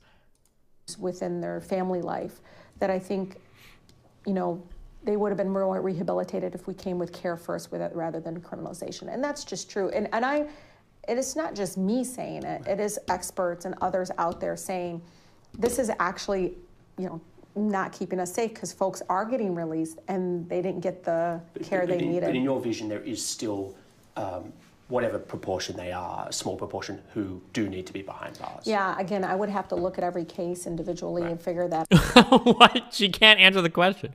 Now, maybe we could also shift gears here. Maybe she's intentionally avoiding the answer rather than just is thinking in that like web of thought, maybe, but. All out. I can't just say that. I mean, but you do believe that prisons should still exist. But I want the American people to know, and they need to know this. Everyone in jail is not the same because we always pick the worst of the worst cases. I agree. Yeah, but we pick up the worst of the worst cases, and we just blanketly. I agree. Please, I think that's really dangerous because a lot of my returning residents are in black clubs doing amazing. See, she hasn't like engaged with any of the. I would be screaming at her. You are psychotic. You're experiencing I would be screaming. Amazing things. Youth mentoring right now. I have one that all he does is encourage young people not to enter into gangs and talking about like, this is what happened to me in my life. There are some that, you know, are going back to school, and one just became a lawyer. I mean, you know, I just think that to me is much more inspiring than locking everybody up. Hey. Mel? How do you feel about J.K. Rowling not being allowed at the Harry Potter reunion because of her trans views? Really? Holy shit.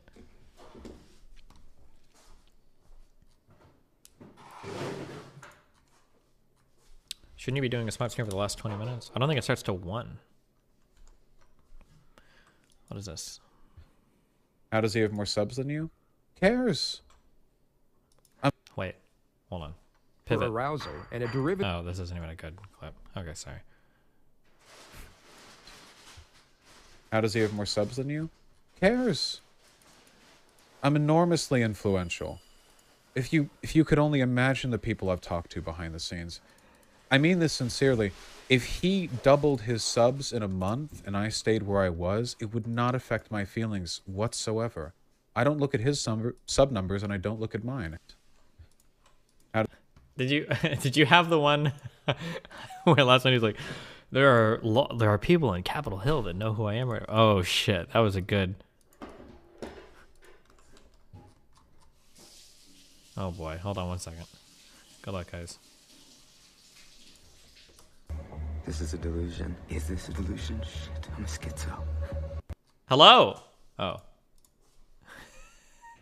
Hello. How are you? I'm doing great. David Deepak Packman. How you doing? Let me introduce to my audience, if you're not familiar with him, we're going to be speaking with the most prominent Cuban-American Twitch streamer of our time, Stephen Kenneth Destiny Bonnell II. Welcome back, Stephen. Thanks for having me back on. What's up? Oh, I think your Discord might be using the incorrect microphone. Or it sounds like a webcam microphone. Yeah, I think that is where you mean what you're hearing me through? Yeah. Yeah, let me see if I can change. Look, I'm going to try changing something. Stand by. Yeah, if you click user settings and go to voice. Oh, no, it just comes through muffled. Is that better? Oh, yeah, now you're good to go. Okay, good. And my audience can still hear me? Everybody can hear me still? Oh, no, my audience can no longer hear me. Are you sure? Okay, you can hear me. Okay, and you can still hear me, right, Stephen? Yep, loud and clear, David. Beautiful. Well, listen, I think that there is a lot of clearing the air here that needs to be done. Okay. Now, I do want to say, first and foremost, that since our last conversation, I have received dozens and dozens of emails, tweets, links to various Reddit threads, and I am not going to be sort of like addressing anything in particular in the sense that every sentiment was expressed, ranging from never waste your time with Destiny again, and Destiny should never waste his time with you again. Like the full gamut was the reaction of stuff from people. The whole spectrum. Jeez. Exactly. Exactly. Right. So, I mean, I think tempers have sort of cooled off a little bit since the other day. Is that fair to say? Well, I don't think I had a big temper at all, but sure. Yeah, what about it? Well, let's not even get into that. And so let's not get into an argument as to whether tempers flared. Let's skip that. Oh, you don't want to get into a meta argument about the arguments? Okay, I'm no, cool with let's that. see if we can avoid a 3 layers removed argument at this point in time. Gotcha. I think that a lot of things were said. Okay. And I was not expecting that it would become a sort of point counterpoint thing. I don't know if you were expecting it. I don't, I go into every conversation with no expectations, and then every conversation is just an absolute joy because I never know what to expect. Oh, okay. All right. So like, I mean, in all seriousness, you felt good about the conversation? Well, no, I thought it was a horrible conversation. Oh, okay. All right. Okay, good. So it sounds like we're both on the same page about that. That's good.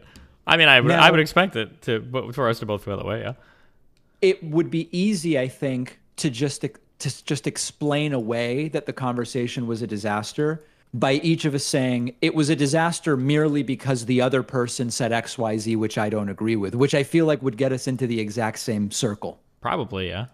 Yeah. So maybe, like, I'm sort of happy to say, man,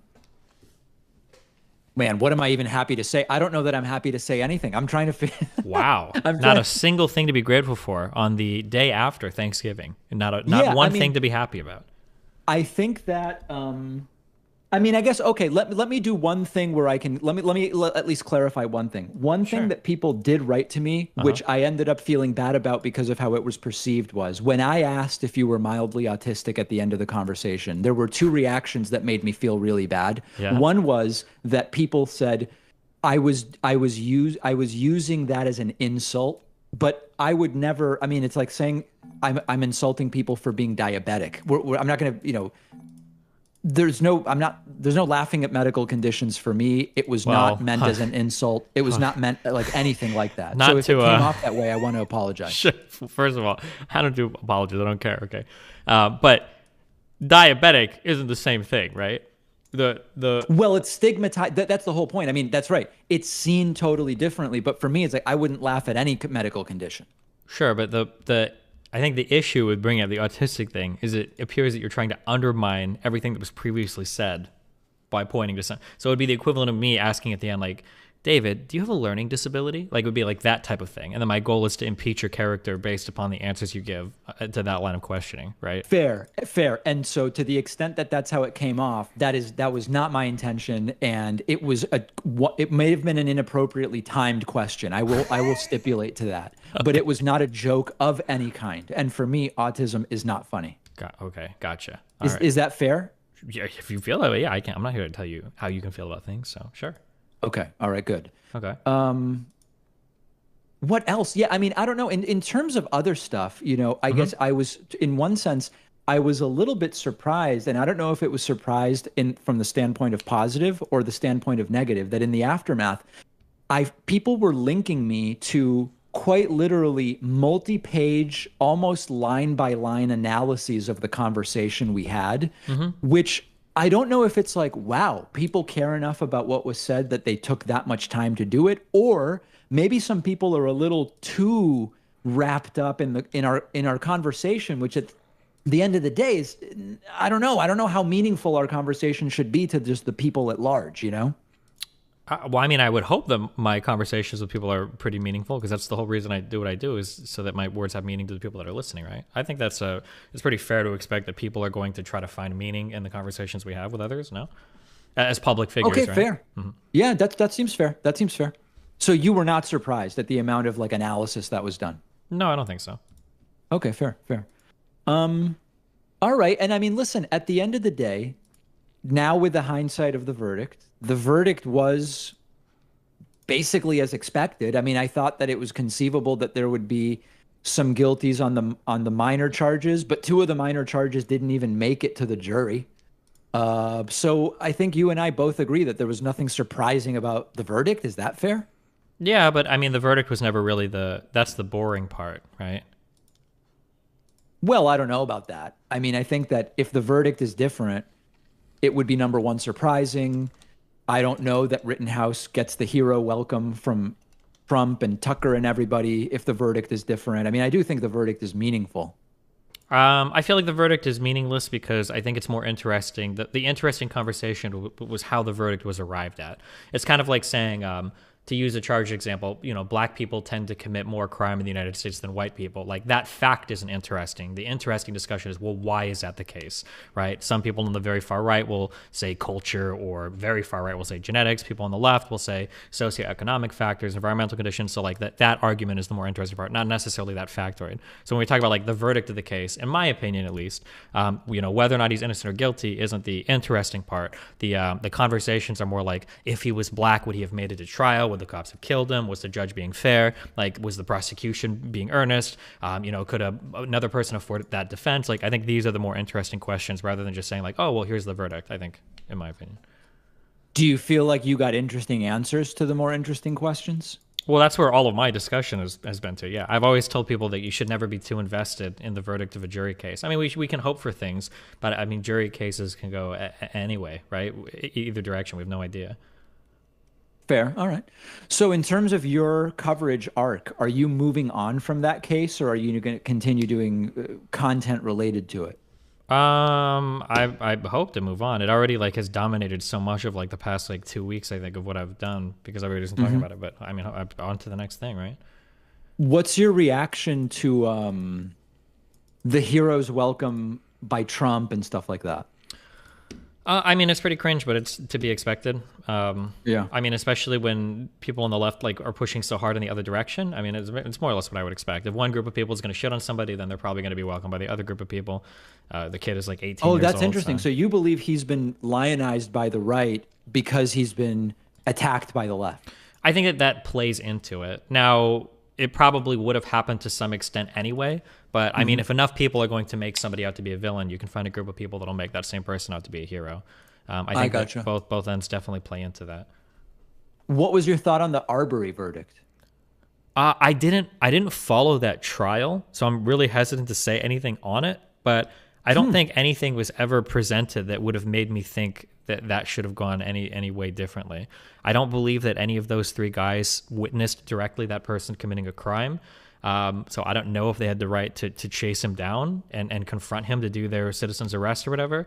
I don't think that three grown men, it didn't seem like he had a weapon or anything at the time, right? So there was no reason their life was in danger. So I don't know why like a gun would have been brought out.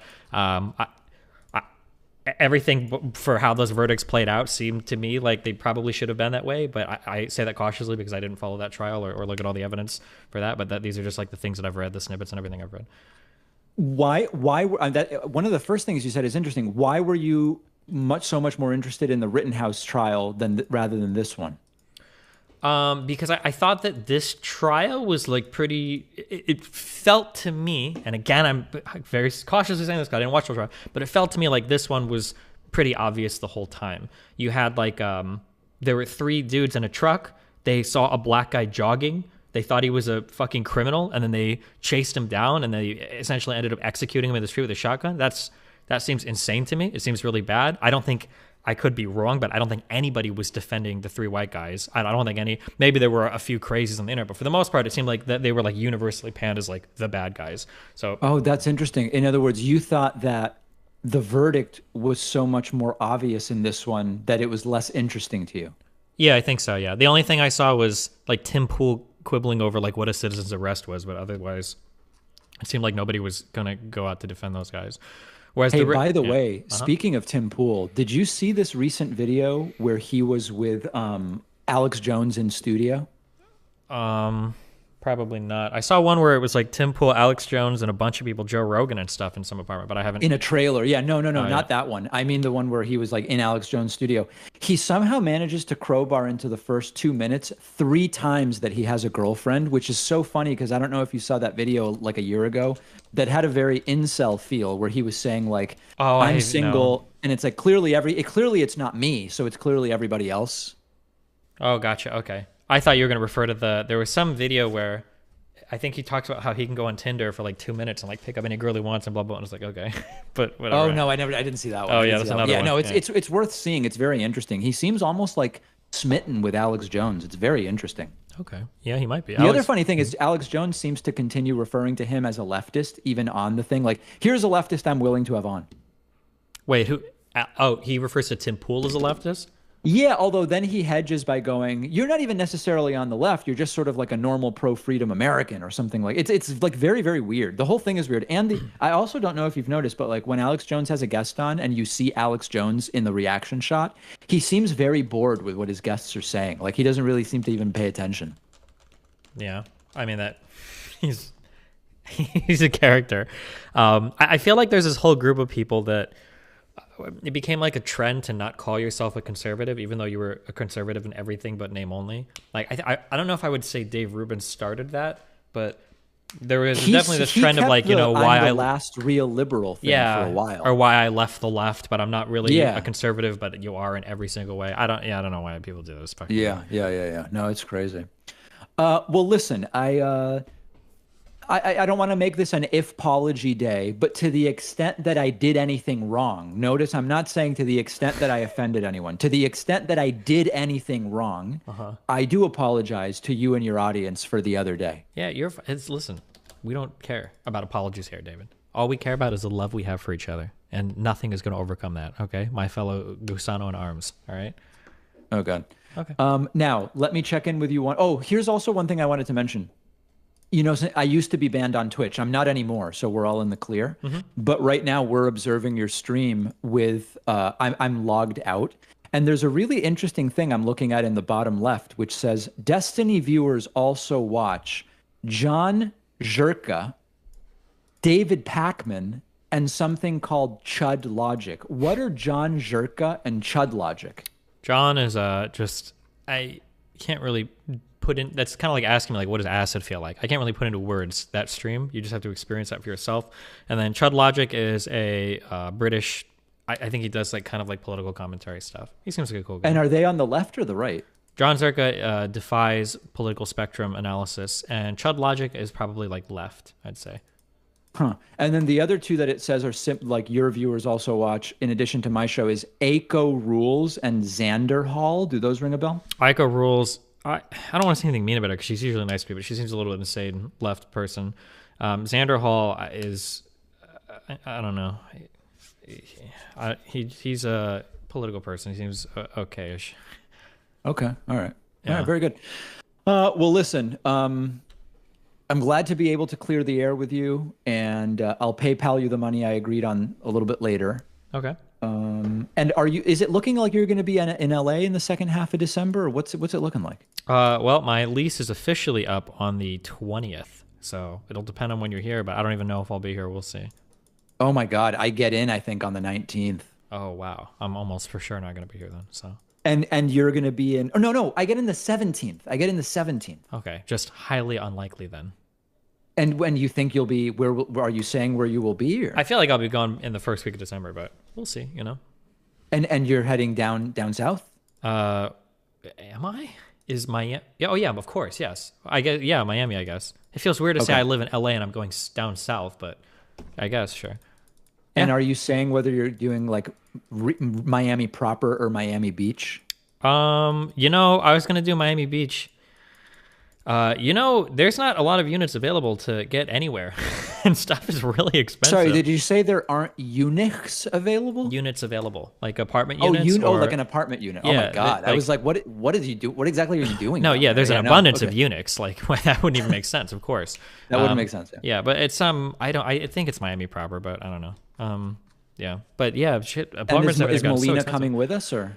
I would hope so, unless she hasn't told me something. But you know, she's kind of tied to me now because she's on a K1. So if she leaves me, she's kicked out of the country forever. So she's my slave. She's a little bit. Wait, you guys are married? Well, yeah, that's what the whole process we've been moving towards. Yeah. Oh, I didn't realize that. So you're legally married at this time. Well, not legally married. She's here right now in a K1, and we have like 60 days to fill out the paperwork to get married. Otherwise. Oh, okay.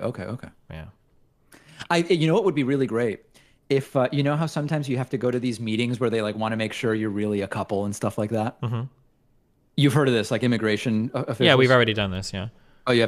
It would be great if there's another meeting. If you bring a screenshot of when you guys were in Copenhagen streaming, and there's like a table of people behind you, and they're furiously staring at you. It would be great if you presented that as the evidence that you're really together to immigration officials. I would love that. Wait, I totally don't understand. Oh, you're talking about, oh God, never mind. No, I understand now. Holy yikes, that was the most cringe moment I've ever streamed in my entire life. Oh my God. Oh my God, yeah, I know what you're talking about.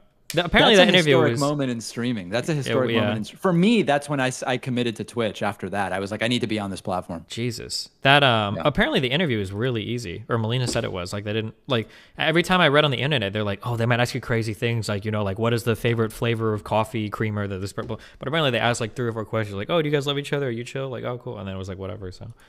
Did you have to bring documents that you guys are, like, together for real? Yeah, but I don't even know how much they mattered. But we had like, it was like a 50-page fucking thing of like our screenshots of our Instagram history, like photos where we've traveled, an airplane. It's a whole bunch of shit. Do you have like a foreign wife or? Do I? No. Oh, okay. I'm foreign. I'm the foreign one. Did you have to do this process? No. I just signed up for a passport when I was 17, and that I got citizenship that way because my parents were already citizens at the time. Oh, gotcha. Okay. Yeah, it's a whole different process. Okay. All right, well, Steven, listen, I'll ask with you. Yeah. One more question. I'm curious because I just got home literally 4 hours ago, and I'm streaming now. Is this new variant? The new variant, is it anything to be concerned about? You mean Omicron? Oh, is it Omicron? I thought they were going with new, the NU. I guess they're going with Omicron. Okay, man, that's just a really scary name. You I don't know, think they could have? The name doesn't bode well. Here's my take on it from looking at, what everybody's, all various experts have been saying. It's called a variant of concern because we should be concerned, but it's not a variant of panic. We won't know for 2 weeks if it actually evades vaccines. And at this time, there's no evidence it's more deadly. It's like, you just got to wait, Okay, sure. I don't know if I read this or if I'm making this in my head, but I thought I saw a headline that said that the United States is looking to ban all travel from African countries soon, in a week. I haven't seen that. Okay, I'll look for that later. Maybe South Africa, but I don't know. Okay. No. Oh, it was just South Africa. You're right. The United States will restrict travel from non-U.S. citizens from South Africa and seven other countries starting Monday. So maybe some other African countries, but that's probably it. That sounds right. Yeah. I mean, listen, we just got to see what's going on. Did you get a third dose? I'm scheduled to, I think, in 2 days. Oh, okay. And do you know what you're getting? I signed up for the Moderna one because I think it's more. Yeah, it's sort of like a, like the prisoner's dilemma in game theory, where it's like no matter what you think the other person's going to do, here's what you should do. With the vaccines, it's like no matter what your first vaccine was, you should get the Moderna booster. That's really? Like it's the same thing. Oh yeah. I'm gonna say that I think the Moderna and the Pfizer shots are the same. It's just that the Moderna one was like 3 times the dose. So I think that's why the data has panned out better for it. So the Moderna I don't booster, know. I know it's more. I don't know about 3 times, but I think it's 3 times because the Moderna booster is half the dose of the original shot, but I think it's still more than the Pfizer one. Right. Yeah. Okay. Yeah. Well. All right, very good. Well, listen, good to check in. I'll be in touch, and with peace and love to the DGG community, and please stop posting about me in Destiny's subreddit, okay?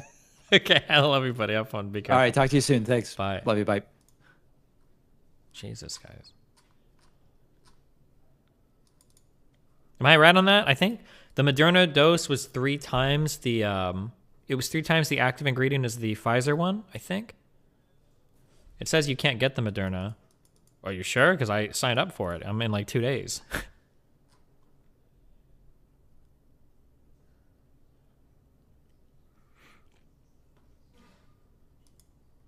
Destiny clicky, boom, boom. Oh, dude, this fucking stream.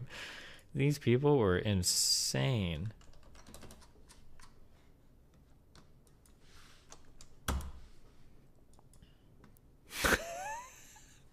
I can understand, like, if your IRL stream, like, somebody looking, like, once or twice, but I'm pretty sure, I think these people were staring at us for literally, like, 10 minutes. Like, the whole, and then we left. It was like, oh my God, you guys are crazy. It was so cringe.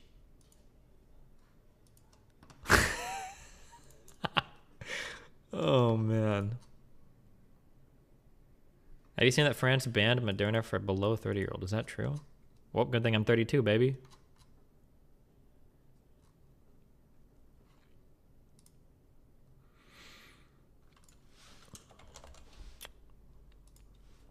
I saw him making death threats towards a viewer. Uh-oh. But the defending property is helping his neighbors. That's not true. That's not true.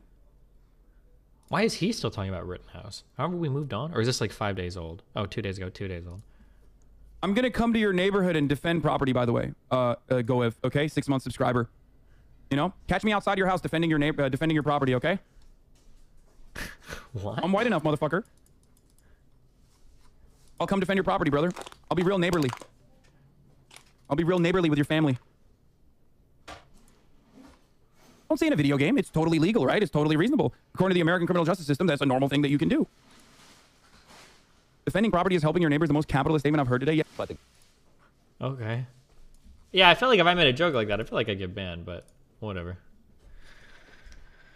At least gets a hook on a sound clip. True. Okay. I will be back. Hold on 1 second. Let me catch up my donuts.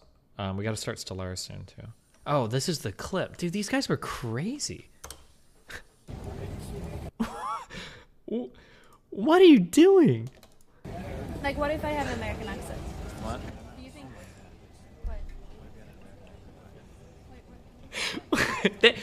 You know what? Here's my headcanon, okay? They must have been like, yo, this motherfucker's streaming. We're just going to be awkward as fuck until they leave. Because, if that was the case, that would be funny. Maybe.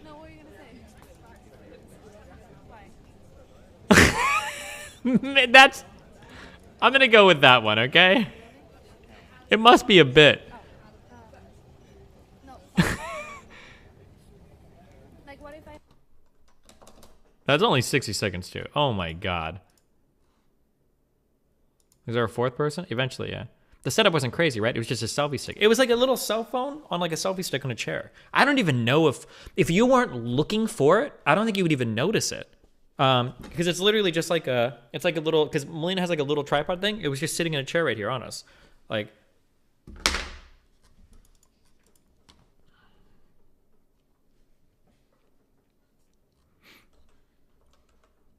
did you watch Arcane yet? No, I don't have time to watch this shit, okay? Maybe eventually. Jesus. Okay, hold on. 1 second, be back. Have donuts. Do you have any unique / interesting takes / insight on Brexit as it relates to Northern Ireland? If not, Because I'm putting then I've 100% outpaced you, intellectually. Cheers, man. Yo, Dest, I'm gonna keep it 320 you, billion, Steven. 745 million Venezuelan bolivars, also known as $1.50. I'm really scared about the Anacron variant. I don't even like Transformers that much. Squad W.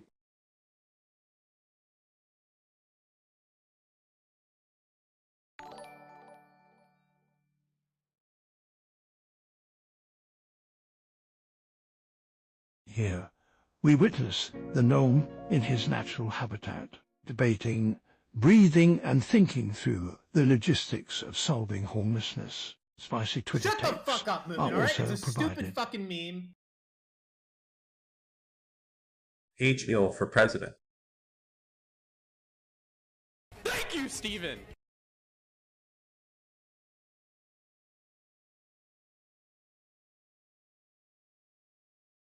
Religion starts I with a feel like I've conclusion, then outpaced him tries to prove it with convenient evidence. That's part of why girls in the squad seem like Puritans.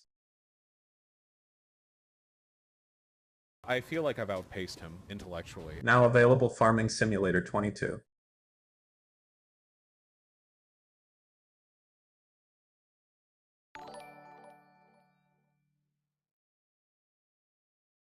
Ooh.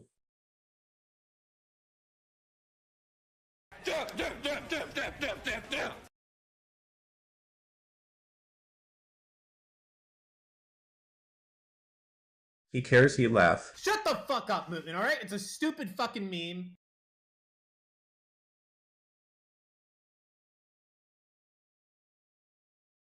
It's because I'm putting 100%. Welcome home, buddy.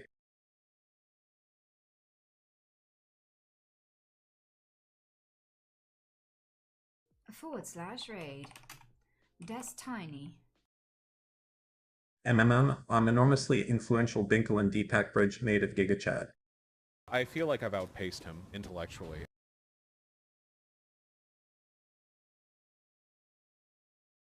Engage autism.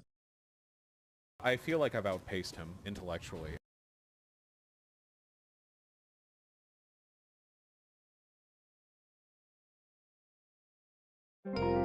You are the gang stalker and they noticed you.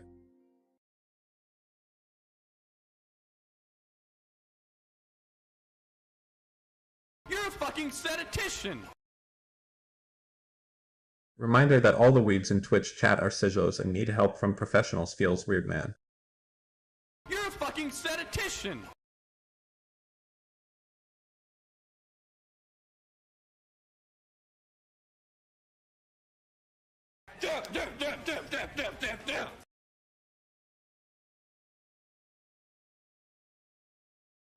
Chat, I don't know really what is the best. Stop stuffing your fat fucking mouth.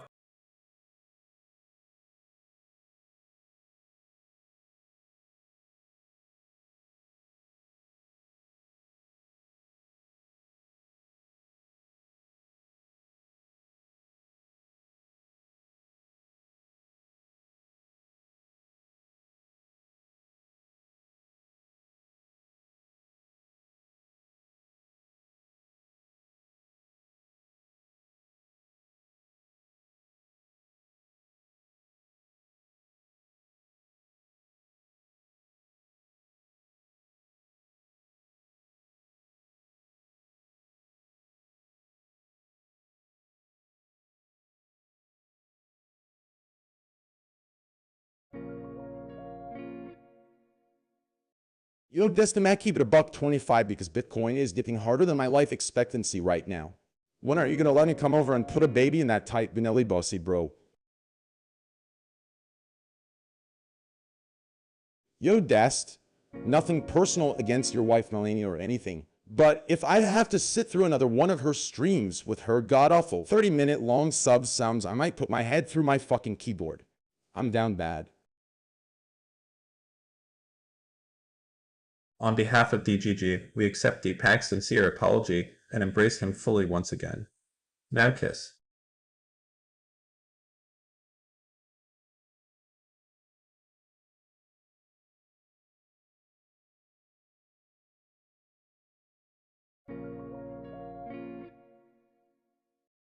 Right. So my wife walked into the room. I was having sex with her daughter. I wasn't sure what she was more freaked out by, the fact that I was fucking her daughter, or that the ocean gonna give me the fetus.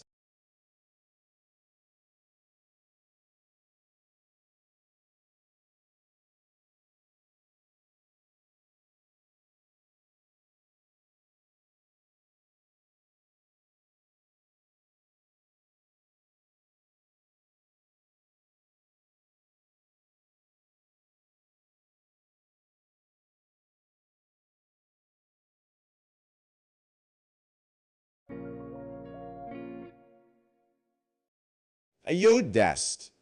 And may I keep it $1.50 with you? In these difficult times, we need you to start canvassing again. As a lifelong domi crap myself, I can help lead the effort. I do not charge much. Email me at doug10k@gmail.com. You're a fucking statistician! Not cutting out Bezos yet.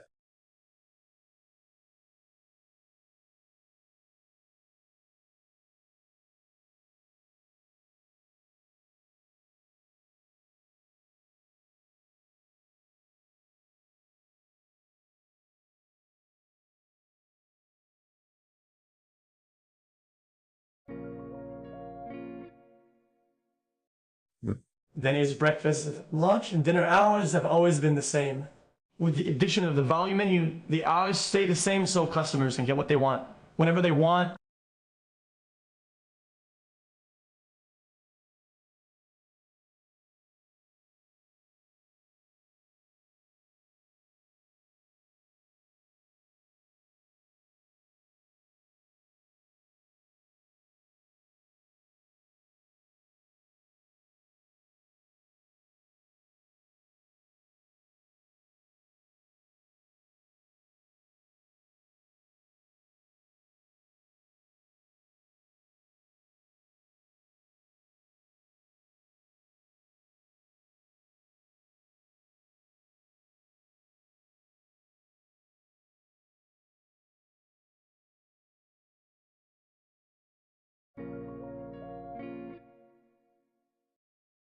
Yo, Dest. I'm gonna keep it 777777777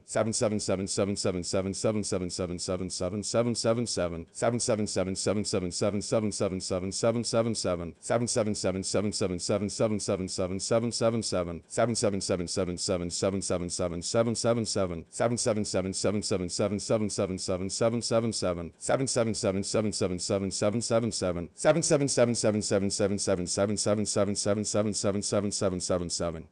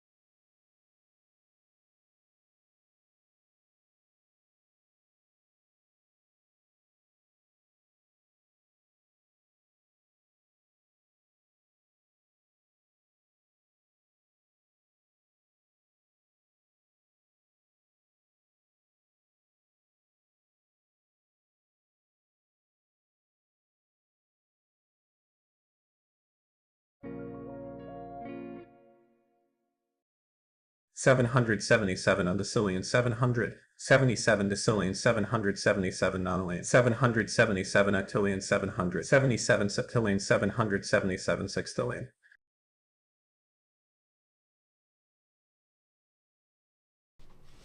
Why though?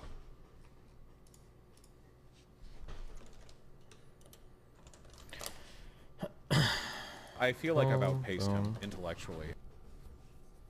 Destiny's penis is 10 inches long and 1 millimeter wide. Wow. It looks like cooked spaghetti while soft and dried spaghetti while erect.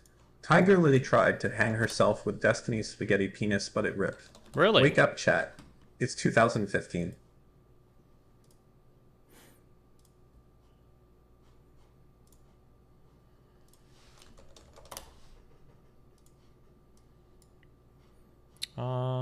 Fuck, okay. Somebody recommended a program called Zotero. Has anybody used this before? I downloaded it on my laptop. I need to synchronize this across all my shit, I guess. Seems interesting. React to Vosh talking to David Pacman. What are they talking about?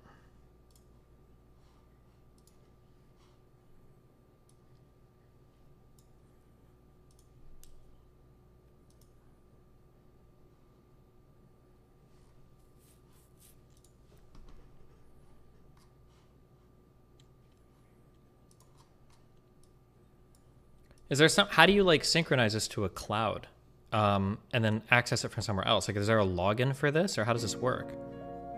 Can you create an account somewhere or where does it go? Why is that guy holding the camera so high in the air? Oh my god, is he streaming me? It has its own account. Oh, okay. So I'll do that later. Okay. Yep, that's right. Spinex.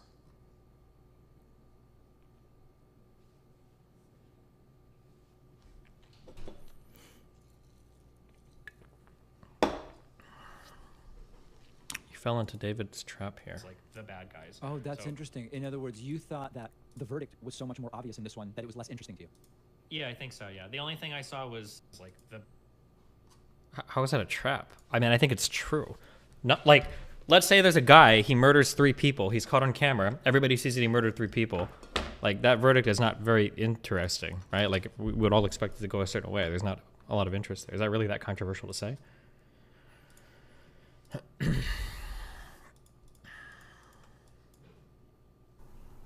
One discipline. Okay, that guy's not on a hot tub and he's got his shirt off. I don't know how much I can watch of that, alright? I'm sorry.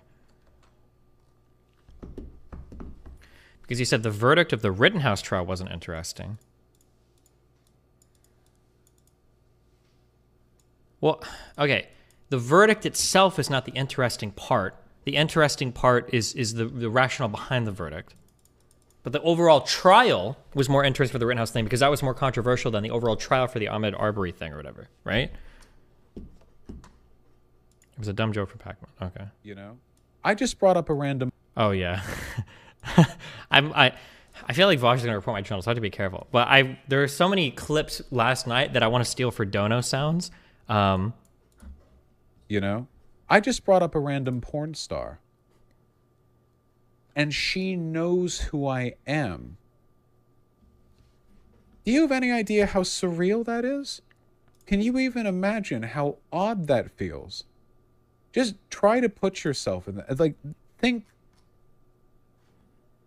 who we were talking about it earlier in the stream. That's just really weird. Does anybody have the Capitol Hill one? It's not just that. I can't say people's names. Does anybody have the Capitol Hill one? Please, I want that one. I want that one. I want that one. It was so funny. Oh my god, it was so good. Oh wait, I can probably just watch because I think it was a little bit after this. I would be. You know? Real that is? We were talking people's names because I don't want to implicate them, but all right? It's a stupid I know there are people on Sending you Capitol some Hill who Pac-Man watch love. my content, 3. you know? That I can't say people's names because I don't want to implicate them, but I know there are people on Capitol Hill who watch my content, you know? From reliable sources or from the sources on Capitol Hill. And you know, I can't, but I see that and I think like, wow, that's fucking insane. Of course, you know, the first thing I respond with when I hear that is, do they know about everything, or have they just seen like a video or two? And you know, sometimes sometimes it's the latter, but oftentimes the former. And I just think like, oh my god, a person with actual meaningful power knows about my dumb drop. What the fuck? Now, God, this stream is a fucking gold mine. Okay.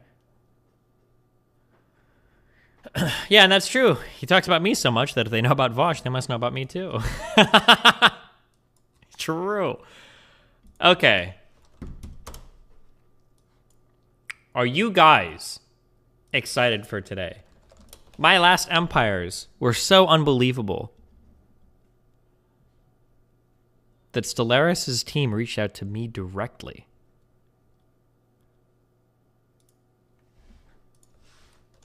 To do a sponsored Stellaris stream. Oh my god.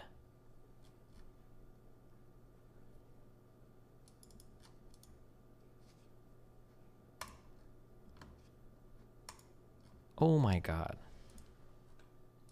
Get your mythic NFTs ready, okay?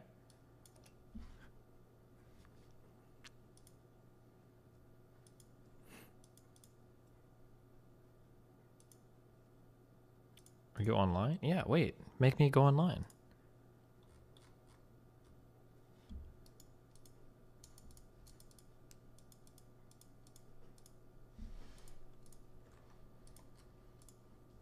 Hold on, let me just make sure there's not... They didn't give me, like, any talking points for this. They're just like, play it and have fun. It's like, okay.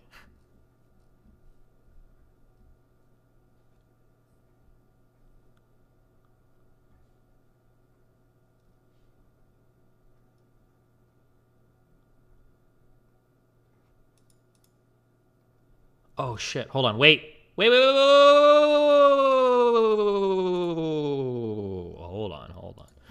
Hold on.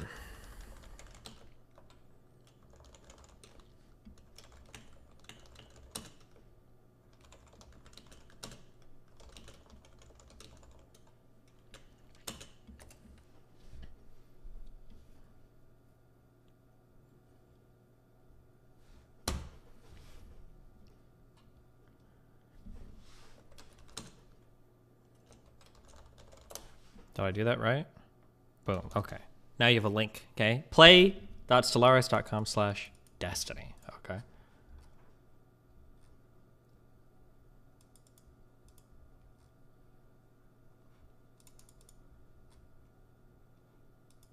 Glad Riot isn't doing as much stream. I think after my last response, I don't know if they would ever...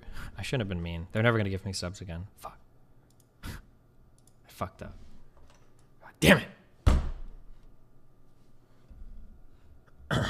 Okay, edit.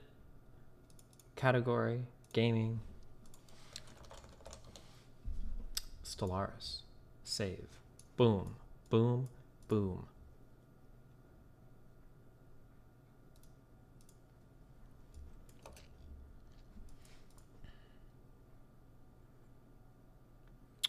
Is this from the talent team meme? What is a talent team meme?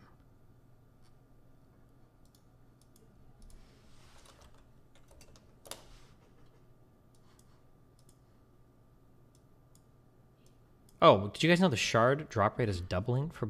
I'm just kidding. I'm not getting paid by them anymore, so I should stop. I should stop promoting that. Okay, boom, boom. Harmonizing. Boom, boom. What is this? I'm stalling so much right now. Hold on. What?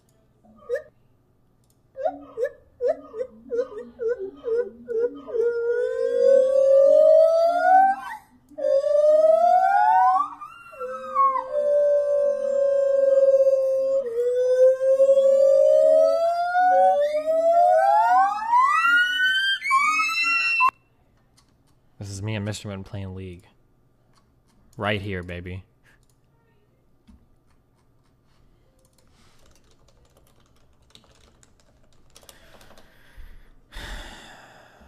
Okay.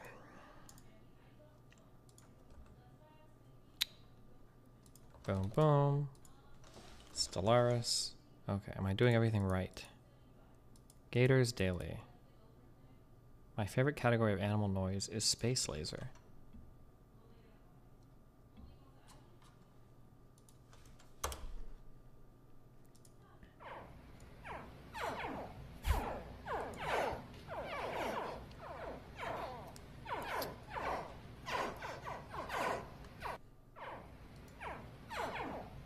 Jesus.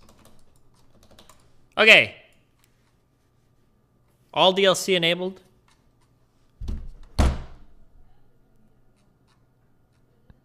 Home. Play. Yes. Make an aquatic fish empire? Well, I'm pretty sure that's the whole point of the DLC, so.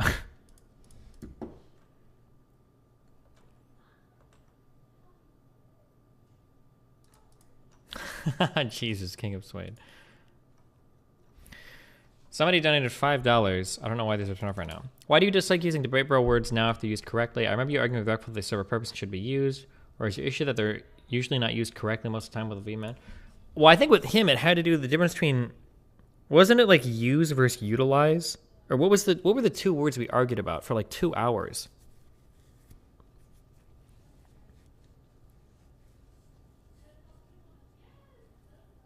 Yeah, that was different. I think that like debate bro terms are okay to use if you're in like a fucking high IQ one-on-one conversation with someone, you're both on the same page and it's a good faith conversation. But if you're having a normal conversation with a normal human being and you start throwing around like, you've engaged in the poisoning of the well fallacy, you've engaged in the fallacious use of appeal to authority, like you're like, it's never, the other person's never gonna be like, oh, interesting you would say that, right? And they're probably not going to agree that it's a fallacy anyway. You're going to have to argue about the merits of why you're making the accusation. So just skip the naming of it. You know, if somebody's like, hey, I actually don't like the vaccine because Dr. Phil told me not to. You've got two responses. You can either go, that's a fallacious appeal to authority. Why do you trust Dr. Phil? Or you can just say, why do you trust Dr. Phil, right? There's literally no point in naming the fallacy other than to like show off your big debate bro brain. There's no point in doing it. Don't ever do that, okay? Relevant clip. What? It's sponsor time. What do you want? Well, that's not what the beloved bill does, right? So a lot, again, you're obfuscating multiple factors here. One, you're obfuscating and strawmanning things that would occur in a slippery slope fallacy. But two, oh my God, don't do this, okay? Jesus Christ. Okay, this guy just engaged in the failure to touch grass fallacy, okay? That's what happened. Thank you, Abel Dank. Our meme. Already worrying about the Omicron variant, which doesn't exist yet, just to stay ahead of the curve. Cute. Oh. This was back in August. Yikes. Dude, what the fuck? Nate, what are you doing?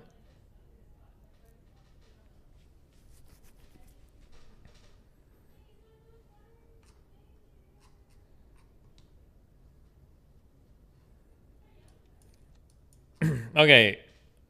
Since this is a sponsor stream, I'm gonna read I'm reading all the flavor text, okay? So get ready, okay? Close your eyes. Settle back. Winterly greetings. This isn't flavor text, hold on. A new patch. No, we're adding one more. Okay, don't care about this. Okay. New game. These are our bros, but we are going to create a new fish empire. Aquatic. Yes. Now, okay, some of these might look a little iffy, but these are all aquatic species, meaning they're in pools. Oh my God, I want to be a fucking tree. Damn, this guy's not very ripped at all, actually. Kind of looks like a loser. Jesus. The Baby Yoda race?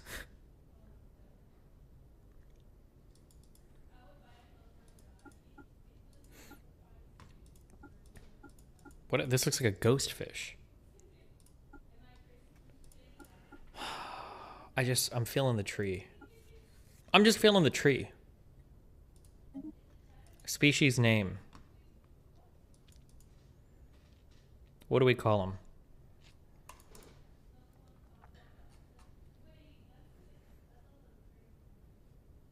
The Miami Dolphins. What? Do random species name. Lishian.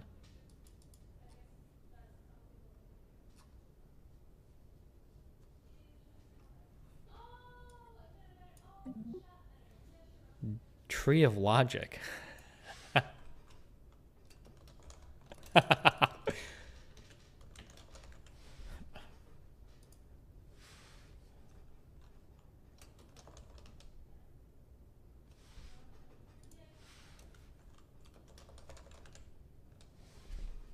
Is it logician or logistician? It's logician, right?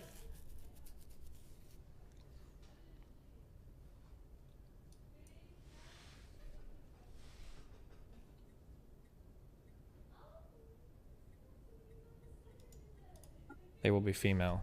We're not writing goodbye. Okay, we don't need to do that.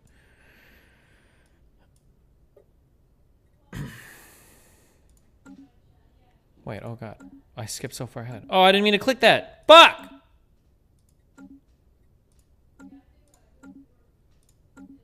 Okay.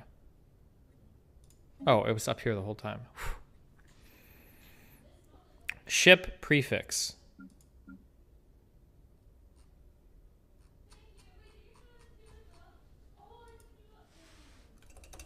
What should we call... What's a good prefix? What about root?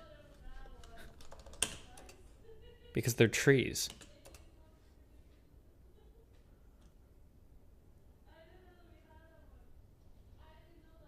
Tree GG? That doesn't...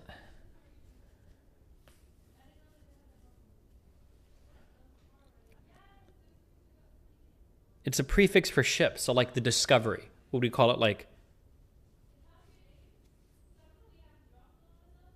You guys are not... Oh, the branch. Oh, branch works.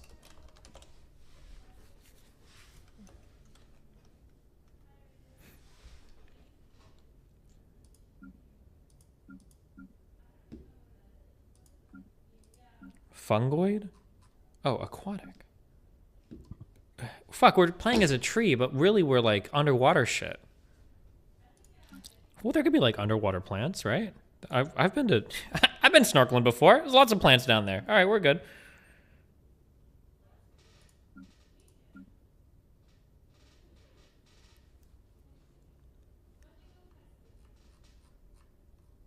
Oh, coral. Well, but branch works so well. I think it's a tube worm. Who cares what it is, okay?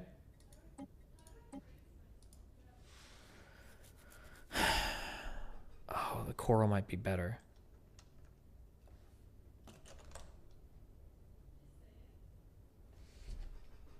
We'll do the coral.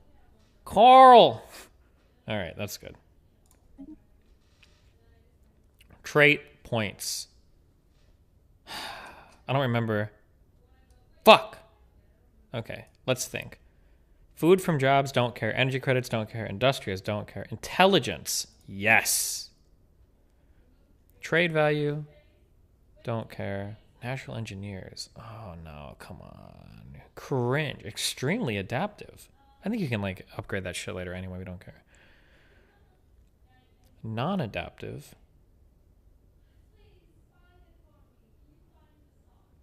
You don't want the aquatic civic? Bro, I'm on traits. We haven't even gotten to civics yet. Chill. Pop growth? Yes. Okay, now we need negatives. You need an origin to make them aquatic. It is a trait. Wait. Oh.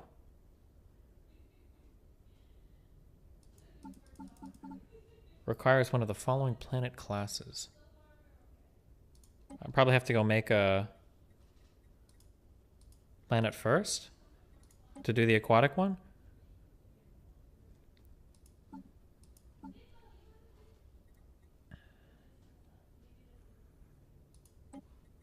Dry, wet, frozen.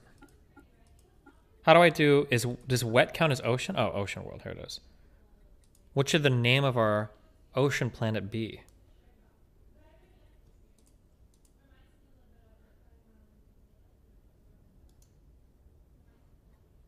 Random it. Ew, no.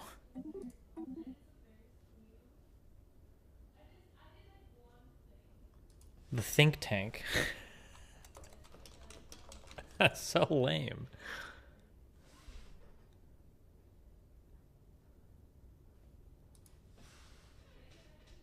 Star name Reach. Ooh, very Halo-esque. What's our star called?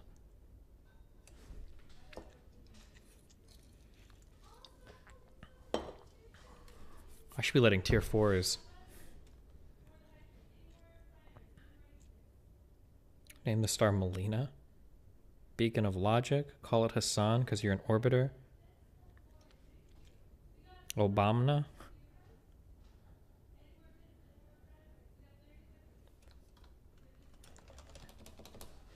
Can our star's name just be Daniel?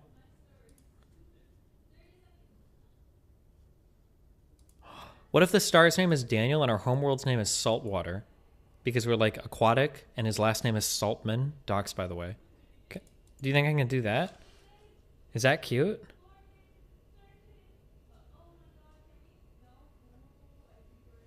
The think tank is a cute name, though.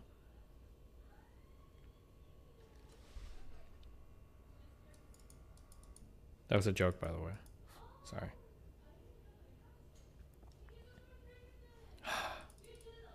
Okay, we'll call the star Melina. That's how, it sounds like the name of a star, right? It could be. Starting solar system.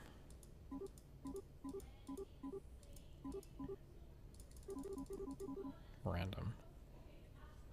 Okay, back to traits. Aquatic. Ocean. Habitability plus 20%. Housing usage in non-wet worlds. Habitability in a non-wet world. Oof. Yikes. Okay. We need to get some big negatives. Slow breeders. No. Wasteful. Pop goods. I can make that shit out the ass. All right. I need a good negative too. Repugnant. Amenities.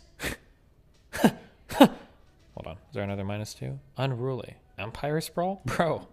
Boom! Okay. This is good, right? I think this is fun. We're good here. Okay. City appearance.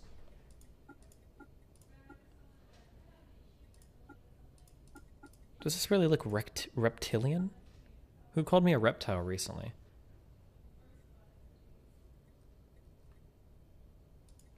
I think it was somebody on Twitter. Oh, it was Anthony. What a fucking loser, dude. God damn. All right. Next. Okay, origin. Christ. Ocean paradise. Homeworld is an ocean world. Size 30? Does that mean 30 districts with rich food deposits and bonus to happiness, pop growth speed?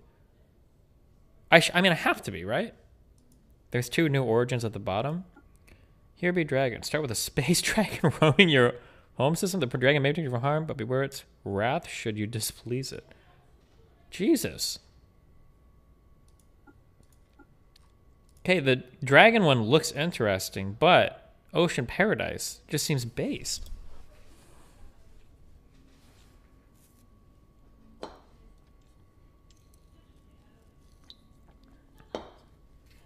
Guaranteed habitable planets are instead frozen worlds. Does that mean I can't inhabit them?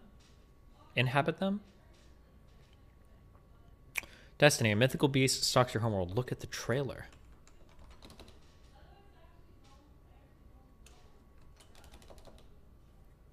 I think we'll do Ocean Paradise. Sounds cuter. Hold on. What is this?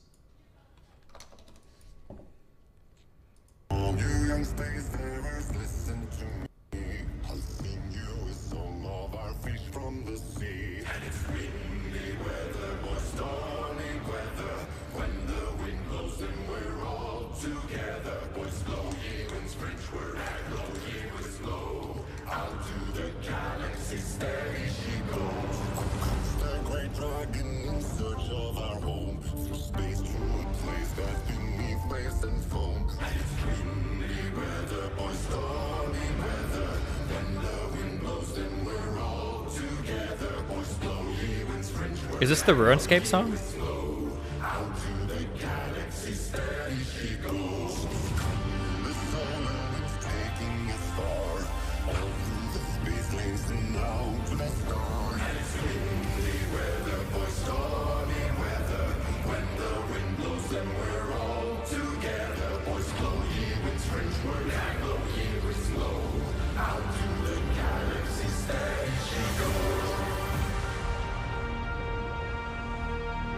It's kind of crazy if you think about it. RuneScape came out in like 2001 or something, and they have there are songs in RuneScape called sea shanty. They invented like this whole genre of like this idea of like a sea shanty just based off the game. I think that's very interesting. Okay.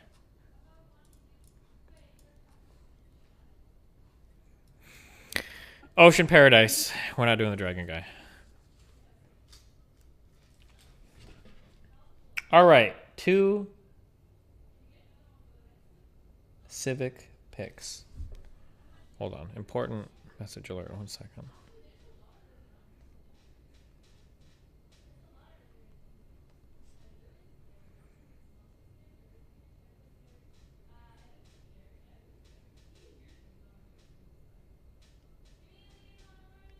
Jesus.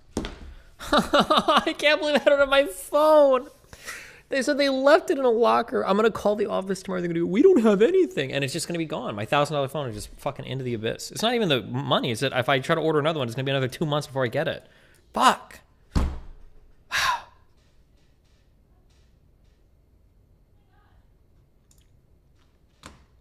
Okay. Civics.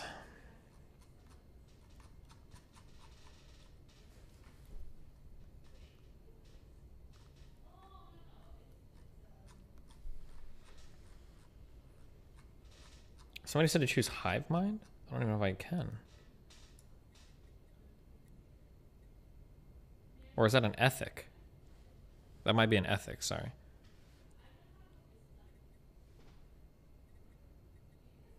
Is the Hive Mind the Gestalt consciousness? Do you think that Google like assigns you a phone when you order it if it's unlocked? Like, could I tell them like, hey, deactivate that phone or tell me where it is or something? Should call FedEx and tell them about it. They will open a case looking into it the next few days. I was able to recover a lost bags. Yeah, maybe. Oh, glad you're back to stream. Why have my donuts turned off? Sorry. Check out the new Angler Civic. Adept at utilizing nature's bounty, the society provides for itself a stable influx of sustenance. Stop stuffing your face. Glad you are back to streaming games, buddy. Sucks your phone is missing. Oh my but God. honestly, it's a favor considering it's Android. Because I'm putting 100%. The GGL? Damn, that looks sick. Okay, hold on. Cannot use democratic oligarchs. like I've outpaced him Native pops are not affected by happiness and will not join factions. Native pops cannot survive in non-just conscious empires. Cannot use the no retreat war doctrine. He's gonna kill me again. Should I be? Oh, if I do that, I can't pick any civics?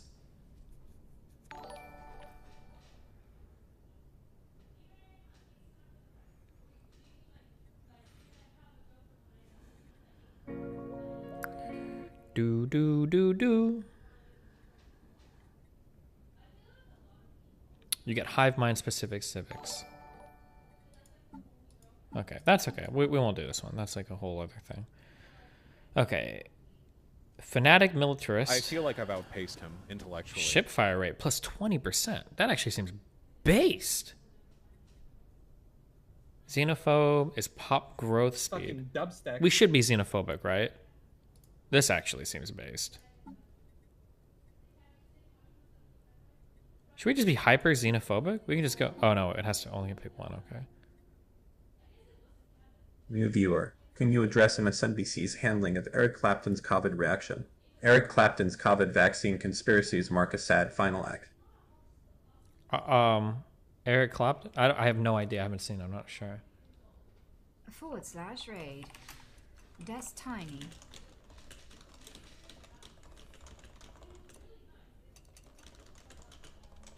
You're a genius, dude! Thank you.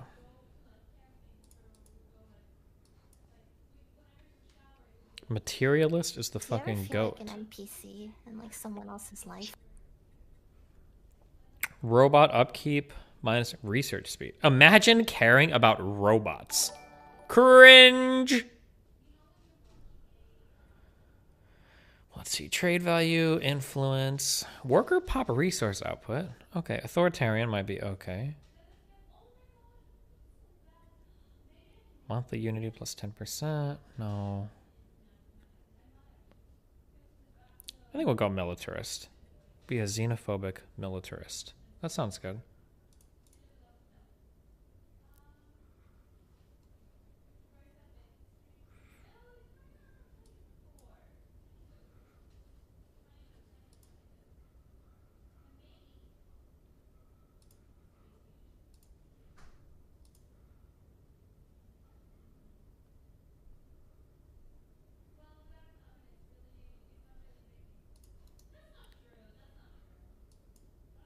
Okay. Get anglers, it's new. Okay, civics, sorry. Authority. Holds an election. Democratic? Cringe!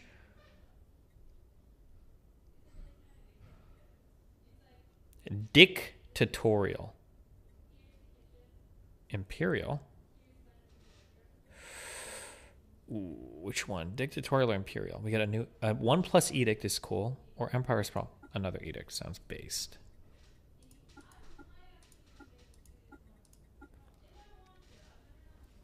Okay. Anglers. We're fish people, obviously. So on our ocean worlds we get better food shit? Okay. Aristocratic elite, don't care. Barbaric despoilers. Has the despoilation casus belli on all other empires. Unlocks the raiding bombardment stance. Bureaucratic shit. Places metallurgists with chemical technicians.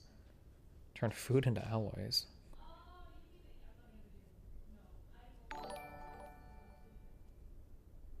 I appreciated your conversation with David Packman. Well, thank you. Thank you for having integrity. Distinguished Admiralty. Ship fire rate plus 10%. Admiral... Well, this seems based.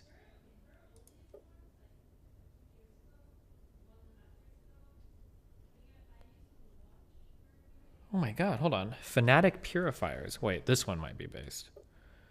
Cannot engage in diplomacy with other species. Cannot access the galactic market. Wait, does that mean you can't, like, the galactic market where you just buy and sell shit on the top left? You can't access that? Is that what that means? Ooh, shit. Okay, well, let's think, though. Ship fire rate, 33%. Army damage, 33%. Ship build cost minus 50%. Naval capacity plus 33%. I feel like I've outpaced him intellectually. You still get the local market. I really appreciate the conversation we had last night. I'm glad you took my streaming advice to heart. Already seeing an improvement. GigaChat. Next time, though, just call me. I don't always listen to the radio. Okay. We will be fanatic purifiers. Hell yes. Okay, we don't care about Philosopher King. Cringe!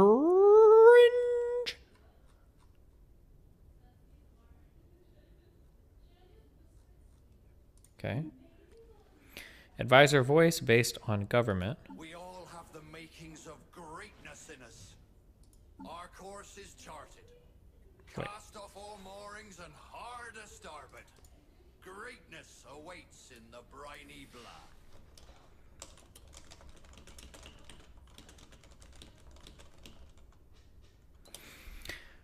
Okay. We all have the makings of greatness in us. Sounds good. Empire name. Oh, fuck. That was a new... Oh, wait. I think we fucked up before. We were naming our species. This would probably be more appropriate as the name of our empire. Or would it be? No, our species. We are the tree of logic.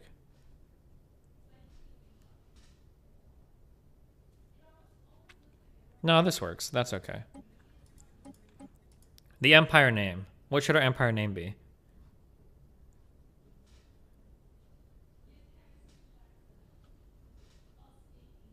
Logicians still doesn't make sense? Of course it does. The tree of logic people. The logicians. That's who they are.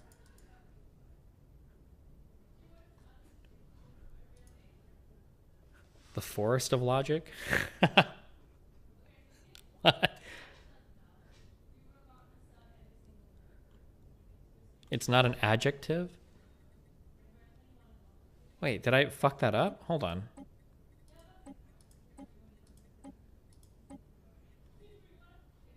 Species name. It's an adjective. Oh, wait. You might be right.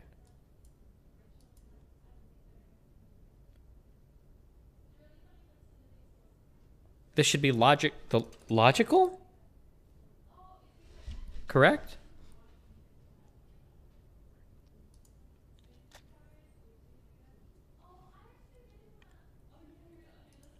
Okay. The empire name.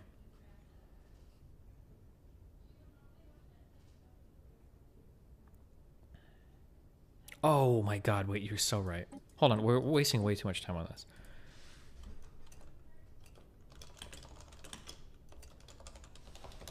The name of our species is the tree of logic, and referring to them for a plural should be the forest of logic, demands this. That's great. Or we could just call it the forest. True. Oh my god, great. Okay.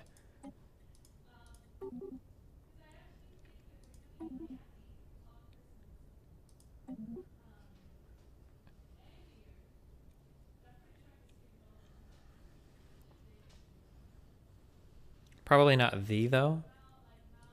Oh god, did I fuck up again? Hold on.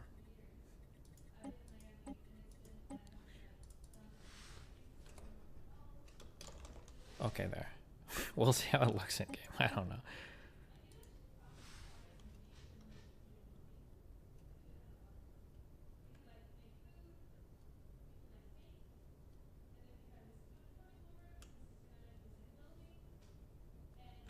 Is Crusaders 2 loaded?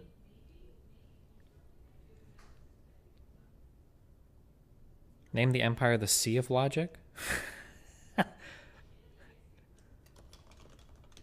The Sea of the Tree of Logics? The Sea of Logic. Adjective. Sea? Oceanic? I don't even know how the adjective is going to be. I wish they would have a sample sentence. Hello? Stellaris? Paradox? There should be a sample sentence over here like you do their ship names.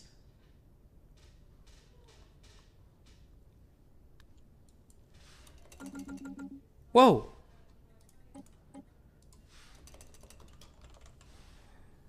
Oceanic. We'll call him that. Okay, the flag. It's got to be blue, obviously.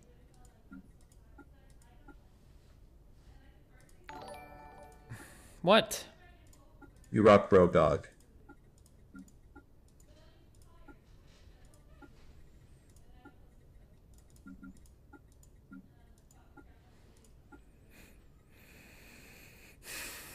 Looks like it could be like ocean. Circle. That's an ocean. Do any of these symbols look aquatic?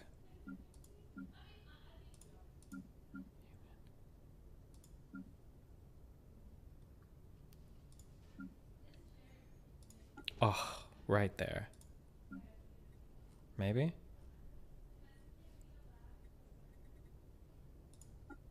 No, definitely not. Cringe.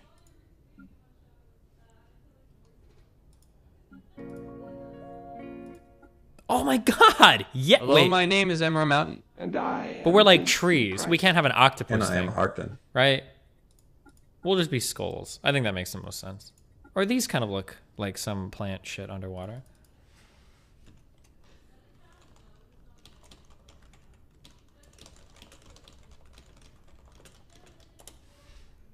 Octopus is the enemy? True.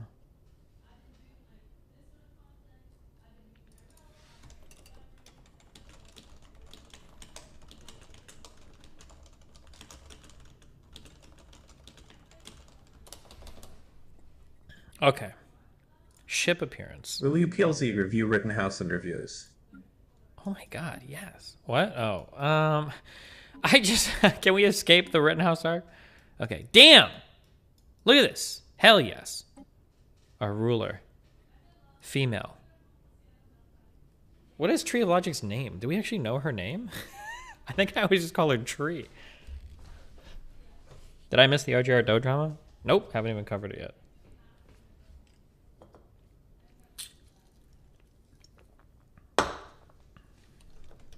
We'll just call her Queen.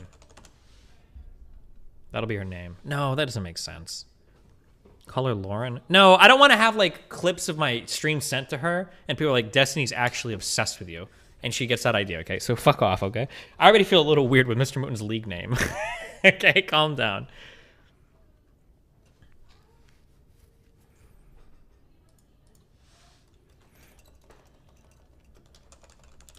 Oh, the ruler title will be the High Logician and then the Senior Logician. Her porn name was Diamond Jackson. Diamond. Okay. Oh my god. Oof. I like one, actually. I think this is nice. Okay. How many rooms do we have? 28 different rooms. Oh, shit. 27 might be the one, boys.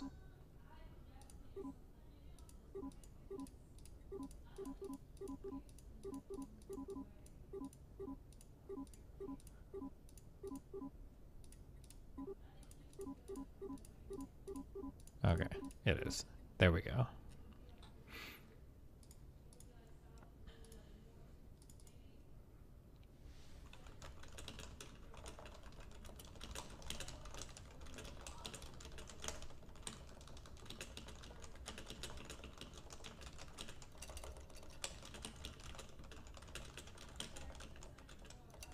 That's not the same person? Wait, is it? Listen, hey! I could just name her Destiny. Alright, that works too, alright. Boom! Okay, we have it all done. Save. The Sea of Logic. Yes. Done. Okay, huge galaxy. Grand Admiral difficulty. Yeah. AI aggressiveness. Fucking dubstep. Is that a new... Yeah.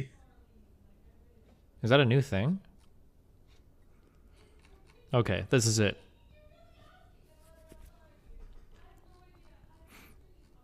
It's always been there. Gotcha. All right, we're ready to we're ready to start. Hold on one sec. Let me go bother Melina for a sec. Hold on. Please tell me you save these settings when you die. Yeah, of course. Hold on one sec.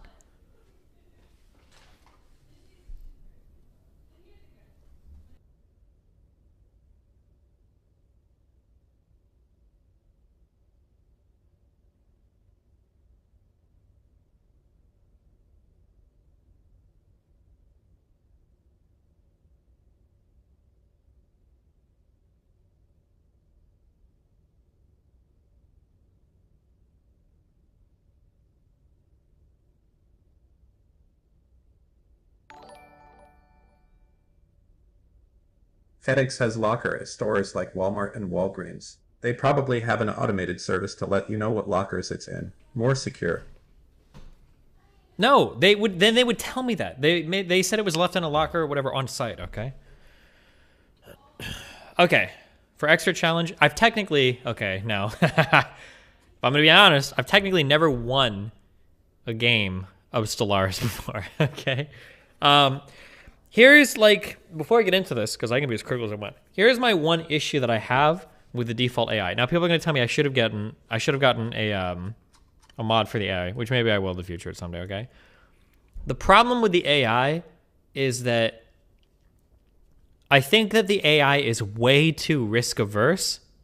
So the problem is that, because I had one game where I could have won, but I just got bored and I suicided my whole army. If you just stockpile a ton of troops before the enemy team does, before any of the enemy empires do, they'll never, ever, ever attack you. So you can just like infinitely stockpile, and then I think you can just kind of like AFK win the game. Yeah. But we'll see. But then the crises can fucking everything too. Do high aggressiveness? No, because they'll fuck me, okay? But there are a ton of... There are a ton of different, I don't remember what I was going to say. My brain.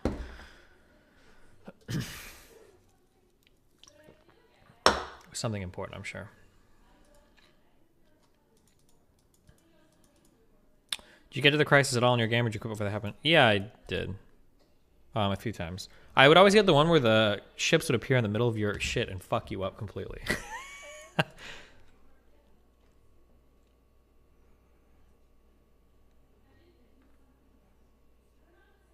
Jesus Christ, that thing.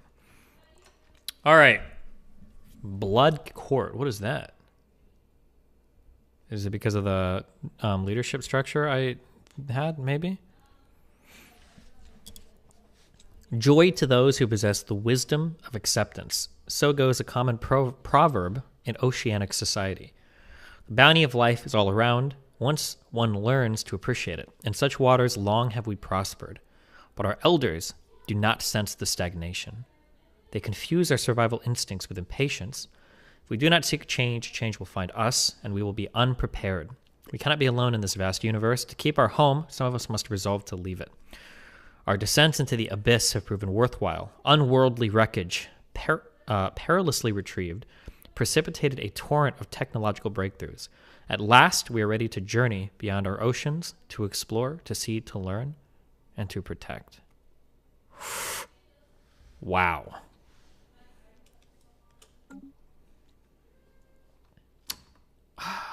Okay, let's see if I remember how to play this game.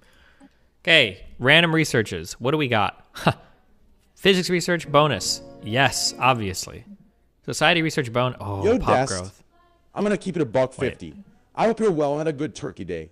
Thanks a ton for this new Pixel 6 Pro that I found in my gym locker. Also, can I borrow 10K? Wait, I didn't get the good research here. Okay, whatever. We take more minerals, I guess, because we don't care about this shit right now.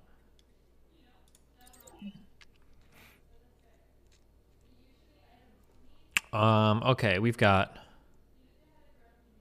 monthly Unity. I almost always just go with the additional early research. Getting Unity this early is kind of nice, though, if you can. The pop growth one is also really nice if you get it early. Oh! Heads, we do top one. Tails, we do the bottom one. Heads. We're getting Unity.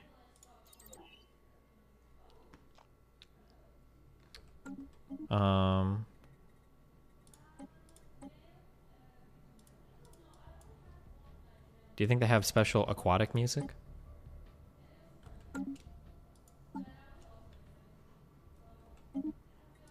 Why is it so quiet? Oh, I think the track is just ending. Never mind.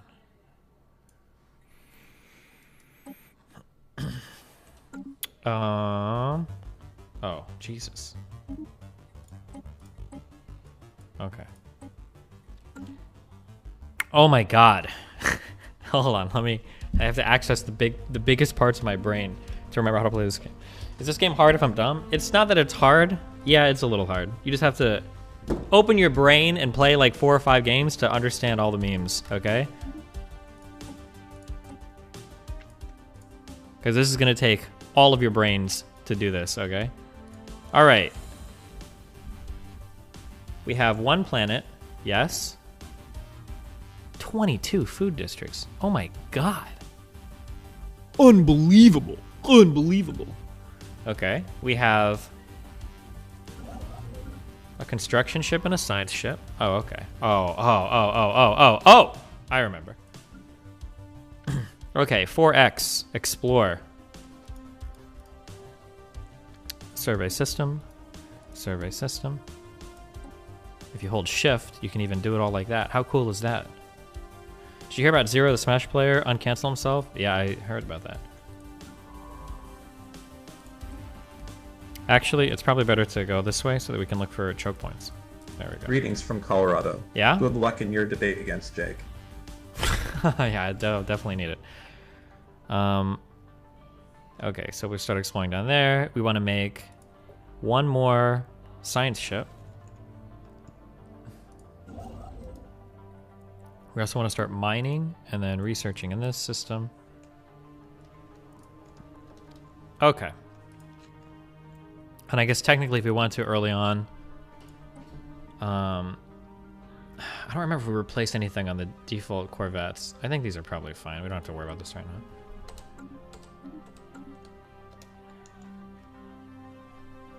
Can you watch videos during the sponsored segment? Well, I'm trying to focus on the game, okay? Because they're paying me to play the game, so. we gonna play this entire game? I don't know. We'll see how long it goes for. Okay. Technically, I'm only supposed to do 2 hours, but I'll probably do like as much of a playthrough as I can. Is this turn-based? I mean, you can push spacebar to pause it all the time, so it's not turn-based. I shouldn't say that.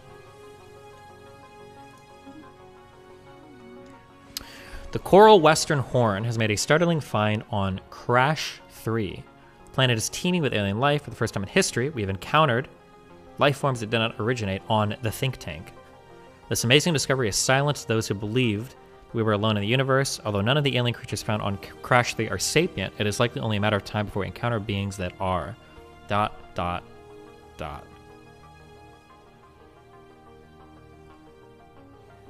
Cool! The Sea of Logic is abuzz with news of the alien organisms discovered some time ago. While far from intelligent, there's life out there, an inescapable reality, and a deeply unsettling prospect. Wow.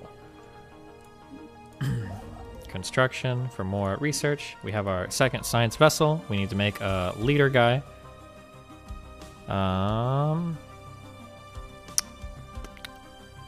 For bonuses, excavation is good, because if he finds a thing, he can excavate it even faster. Wow, how cool. If we ever find aliens, do you think religious people would stop being religious? Who knows, dude?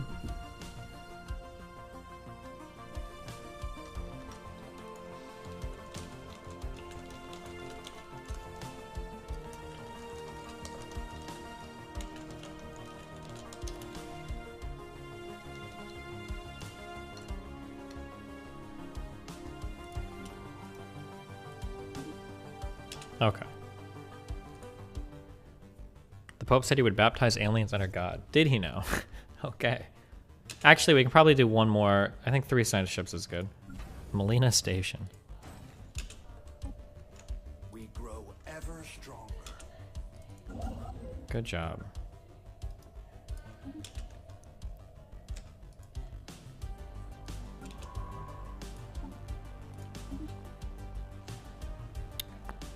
Leader lifespan 25 years, but he's already 48 years old. Cringe. Okay.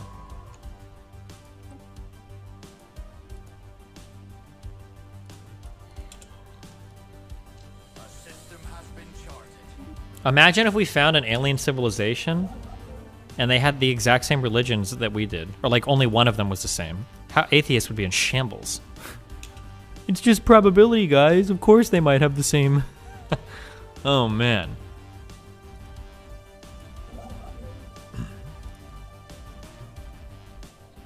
Is there an easy way to terraform these worlds, or am I going to have to wait until I get, like, really, really far down the line?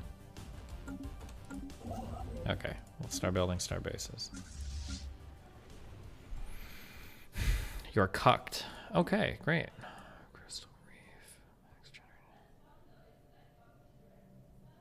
Do I get more food from this because of my edict? Or not my edict, because of my bonuses? Hopefully. I think food is probably that thing we'll need next, so I'll probably build an ag district. Our first stumbling steps into the void beyond the think tank were not motivated solely by curiosity or a desire to conquer the unknown or a need to leave our mark in the galaxy. The biosphere of the think tank has undergone rapid changes in the past few centuries, and prominent scientists warn that the think tank may be faced with the beginning of a mass extinction event, that cyclical purging of life that is inseparable from planetary existence in the greater cosmos. A research plan has been put together to study a number of planets rendered uninhabitable by major astronomical incidents or planet-bound catastrophes. We hope that by reconstructing these events, a similar fate may be avoided for the think tank and the Tree of Logic race. It falls to you as High Logician of the Sea of Logic to ensure that this expedition is carried out. Consult the situation logs for details. Wow. Ledger of situations amended. I don't think there's anything I can do. I think I just have to stumble into these and hope I can research them. Okay.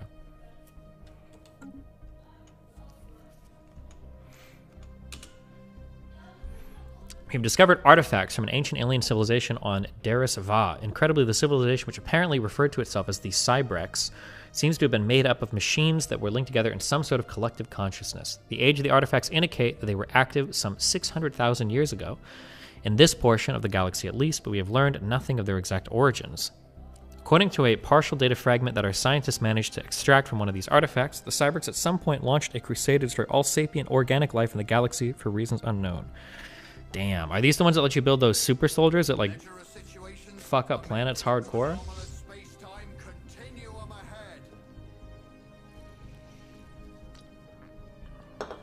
Those are based.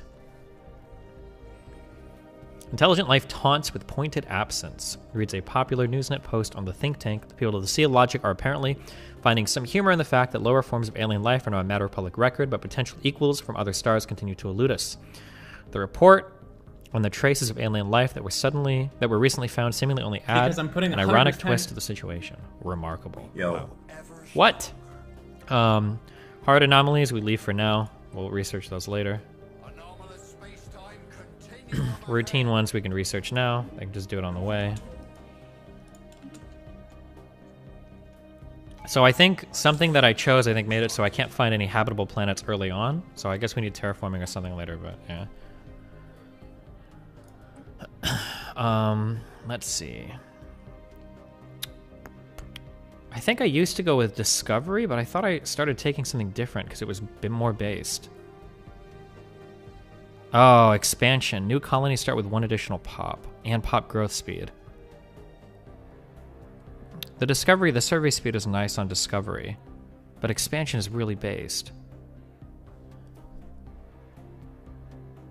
Did you go with Ocean Paradise? Yeah, I did. Prosperity. Which one does this give you?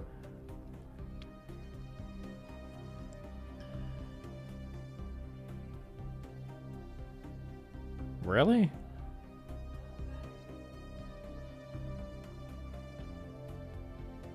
You won't be colonizing much early. Yes, so Discovery might be good because of the survey speed.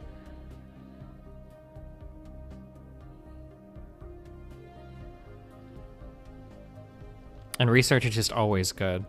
/raid. That's tiny. Prosperity could be nice. No, we'll do Discovery.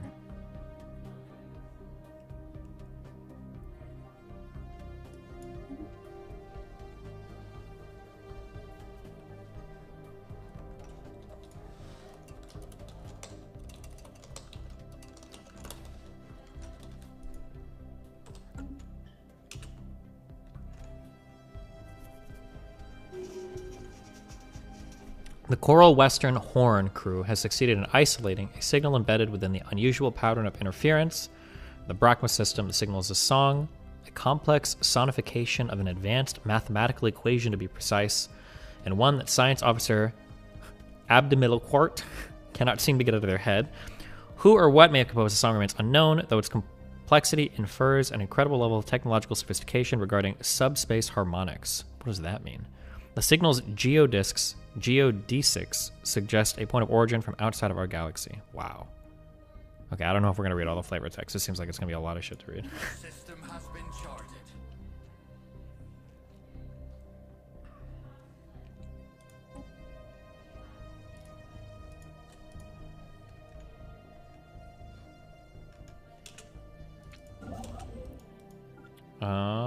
Okay, we constructed everything there. Guess we go build another starbase up there.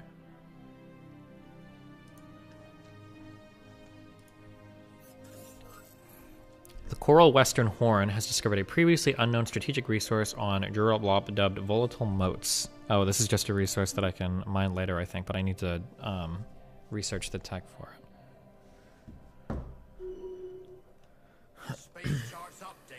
Very hard anomaly, we leave for now. Through hard work and experience, Governor Asremuniation has developed new skills. Wow. Cool, bro. Cool story, bro. Okay, we've got 2 available jobs. We don't need to build anything here. We grow ever stronger. This guy built a new thing, build mining stations. Cool. Do you ever feel like that's a good planet. like someone else's life? Hey Destiny, I was thinking about getting Pixel 6. I really liking yours. Oh wait. Nice. Okay. Incoming transmission. First contact. pitiful creatures, know that we roamed the stars for aeons before your hapless species mastered spaceflight. If any of your wretched little ships cross into our space, do not expect them to return. How should we respond? Keep to yourselves? Oh, they don't care, no matter what. Losers. The news that we've encountered intelligent alien life for the first time has shaken our society to the core. Leaked footage of these bizarre creatures is spreading through media outlets across the Sea of Logic. Many citizens have been gripped by panic. Rioting has been reported in several cities on the think tank. The strange Xenos have achieved a level of technology far beyond our own, and they appear to have been spacefaring for thousands of years, possibly even longer. Fortunately for us, their kind appear to be a decrepit and stagnating species. Yikes. Their age is over, the time of the Tree of Logic has come. True.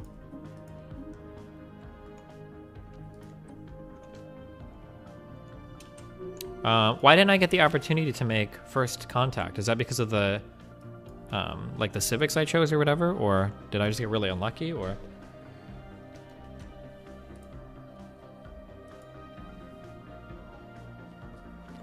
Oh, it was a fallen empire. Never mind, okay, gotcha. So we don't care about them, fuck them.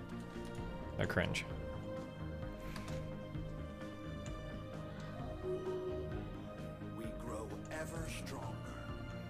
Another anomaly, leave it for now.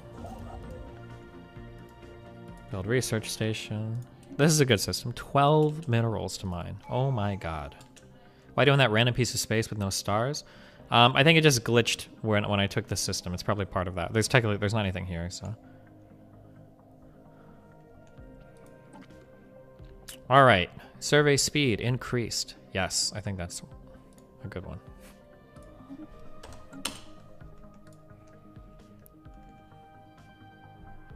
Destiny, you have time for a chat. Critically thinking veteran. I'm kind of doing a sponsored game thing right now. If you really want to chat real quick, sure, go for it. If you need how to get rid of a hangover, I've been throwing up, help me. Unironically, people say that drinking more helps. Destiny, do you have any idea to get rid of a hangover? I've been throwing up, help me. Otherwise, drink more water yesterday, so you're fucked. What's up?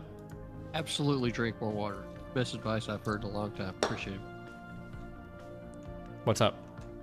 Well, I just wanted to call and see how you're doing, man. You're getting ready for the championship, bout tonight with actual Jake. I'm going up against you on head, and we both know that I'm in the run-ins for the title. I'm coming after.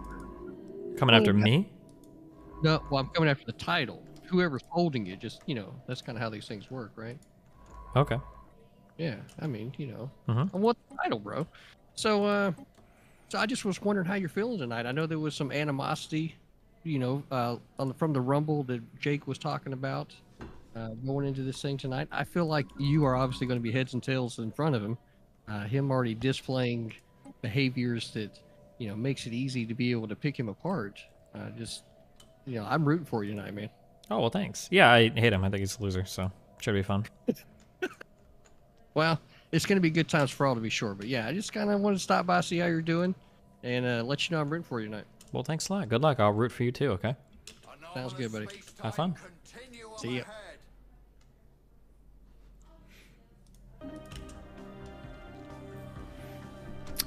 We now know without a doubt that a thriving biosphere is not something unique to the think tank. Both the scientific community and the public at large are eager to learn more about the various forms of alien life found throughout the galaxy. Wow. Efforts to catalog the life forms we encounter are already underway, but our xenobiologists have urged us to focus our planetary survey habits on habitable, life-bearing worlds. A commendable initiative, or we have more important matters to focus on. A commendable initiative. Oh! No, I picked the wrong thing!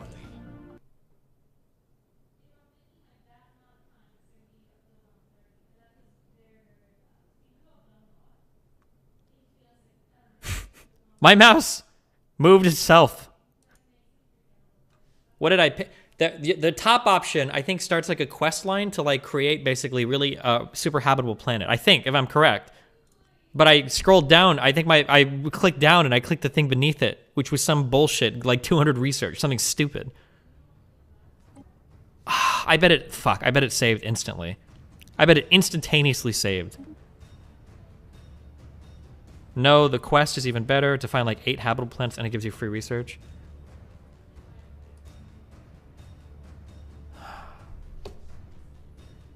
It absolutely did. Nah, you'll be fine. I think that was a really good quest line.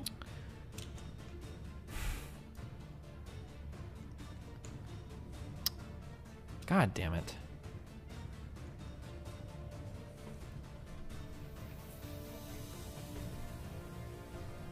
Making mistakes is part of the game? Wait, I'm trying to think about how much I want to engage with this stupid fucking comment. Metagaming is so boring. It's not a matter of making mistakes. It's a matter of misclicking. It's not like, oh, I made a decision and I regretted it. It's like, oh, I clicked the wrong thing on accident. It's like, what a stupid fucking comment. Clicking is part of the game. True. You know what? Just like in real life, that's what Quaver would say. You know, maybe the letter was written poorly. Maybe there was some miscommunication.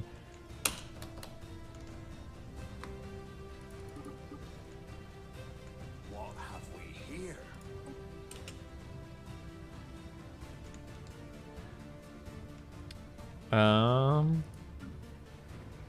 Okay. Probably gonna do generator district because, wait, I was negative on energy credits. I don't know what just changed, but okay.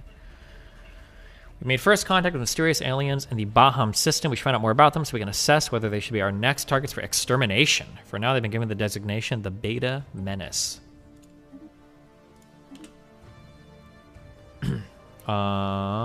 First contact, assign an envoy, which I have 2 of. And hopefully we will make contact. Easy anomaly. Construct our mining stations.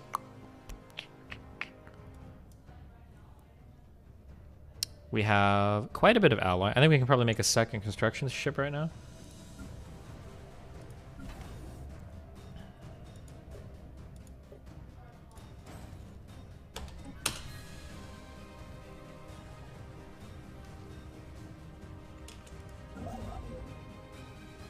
And probably start expanding up here. Cool. I feel like I've outpaced him intellectually. The course. Oh, the cause of the solar radiation resonance observed around the corona. Fuck, what was the reward for that last thing? For the... It wasn't really discovering multiple habitable planets, was it? I think it was just one, no? There's no way it was a bunch. Fuck, I feel like I fucking misclicked. I misclicked. It was a misclick.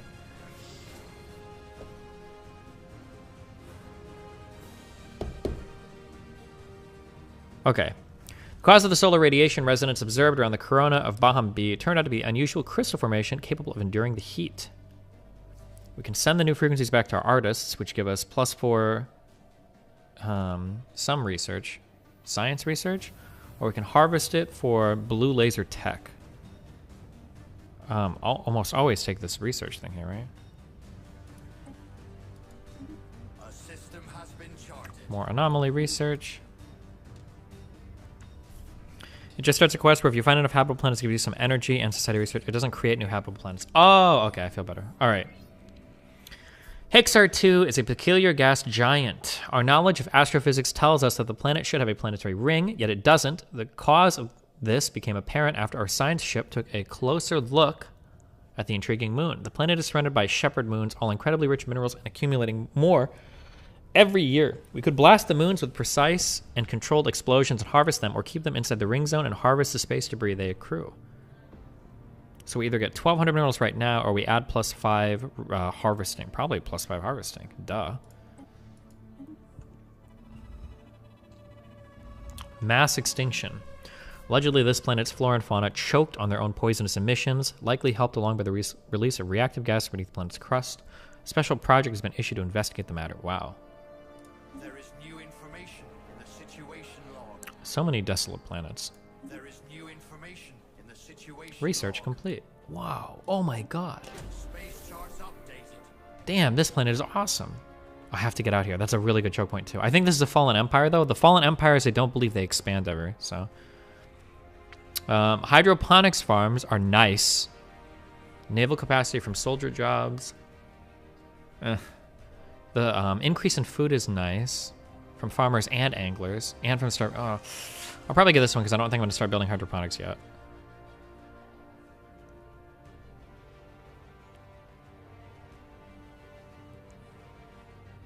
If you're one tile away, they'll declare war on you. Will this one do it? Oh, no. If that's true, then I can't take this system because they'll come and fuck my shit up. Militant isolationist. Dedicated self-defense border against any intrusions. Colonizers that border them is likely to draw their ire. Well, that sucks. So I can't take any systems bordering because they'll move in and destroy it. And you can't defend against the Fallen Empires until late game because they'll move in with like 30,000 fleets or whatever. We have a first contact event. Nope, we're still working on it. Our lookouts have detected Anomaly, hard. Still not worth it yet at this stage in the game. So I could take this science ship and go investigate more stuff, but I can't really do anything in this direction, so it's not really worth it right there. Damn, this is such a good system too.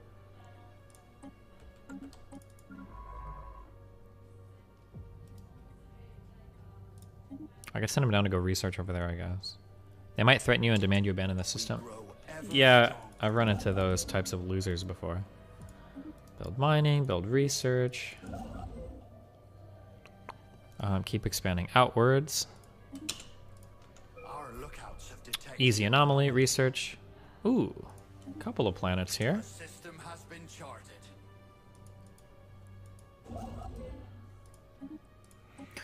Okay, mining station output.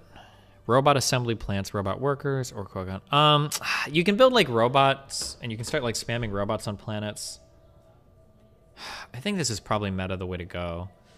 But I intentionally didn't take like a robot edict earlier. Or edict or civic or something. So I feel kind of lame getting robots now. Also, we're like underwater aquatic creatures. Do we really want robots? Is that really RP relevant?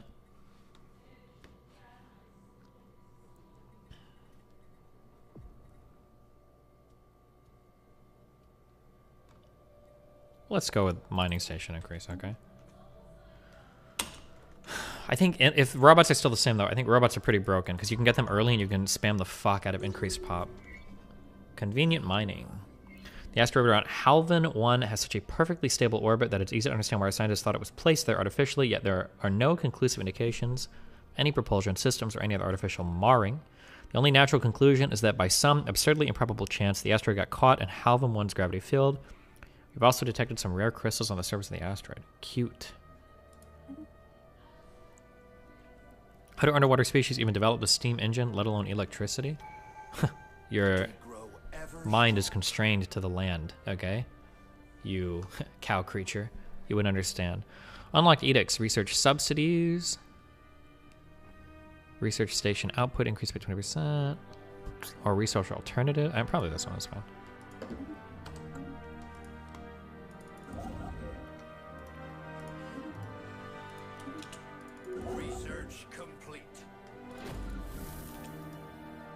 I can't build a mining station for the moat, so I'm probably going to send him down here to start expanding outwards that way. Challenging, we leave that for sure. We have one job available. We're good on like everything, so I might as well build a... Our amenities are good. Consumer goods is fine. So I might as well go for more alloy, I guess, which means an industrial district. Research station output, cool. Oh, first contact event. Oh, we won, we did it.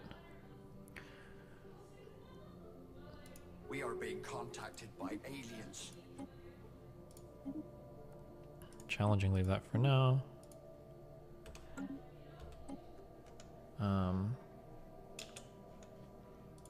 A system has been charted. Okay, we finished this. Why do I keep clicking it? When are you gonna play League again? Mooten's gone for like 5 days, guys. Okay, we're in dire straits here. What have we here? What? Oh, routine. We researched this. Build an industrial district to start making more alloys because we're good on consumer goods.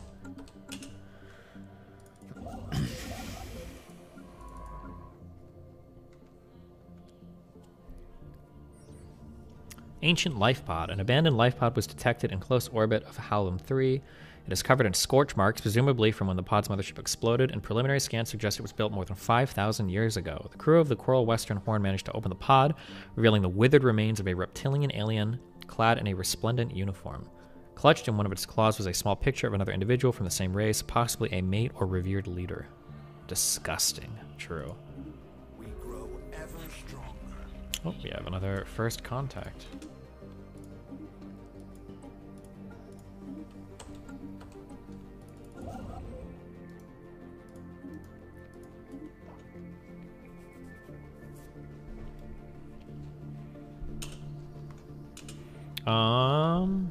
Okay, yeah. A special project is finished. Mass extinction. The cracks of the planet's crust, first presumed to be the result of significant tectonic activity, are actually the lasting marks of impossibly large roots burrowing through the Earth. At some point in the distant past, a freak mutation, possibly deliberately induced by sapient beings, though it is unlikely they could have predicted the result, caused the native plant life to grow out of control. Many of these plants reproduce through pollination, with countless gametes carried by currents through the lower atmosphere. While this process was originally only caused for mild irritation, the exponential increase in atmosphere-borne particles effectively choked the life out of all animals on the planet in a matter of months. Wow. Cringe, bro. Project done. Not so special now, was it? Why is everything massively extinct? Not cool. Okay, you can survey the system, survey this system. Wait, no, not explore. Survey, okay.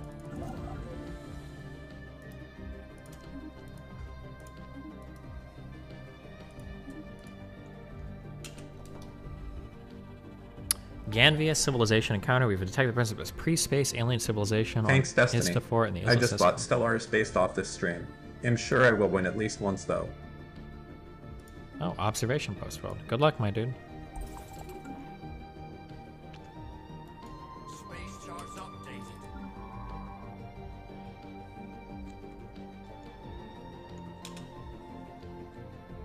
Space charts updated. Oh, I got the initiative again, I think. We now know without a doubt that a thriving biosphere is not something unique to the think tank. So this just gives me 20 influence, or we can begin the Habitable World Survey event chain. Oh my god. Thank you, Jesus. I just have to survey 8 habitable worlds. I don't actually know if this is any good or not. Okay. It doesn't create worlds. There's one quest chain that will like create one like godlike Gaia world. I don't remember what it's called. Or if I even get it as this like species or whatever. Challenging, we won't do this yet. Although this guy has leveled up quite a bit now.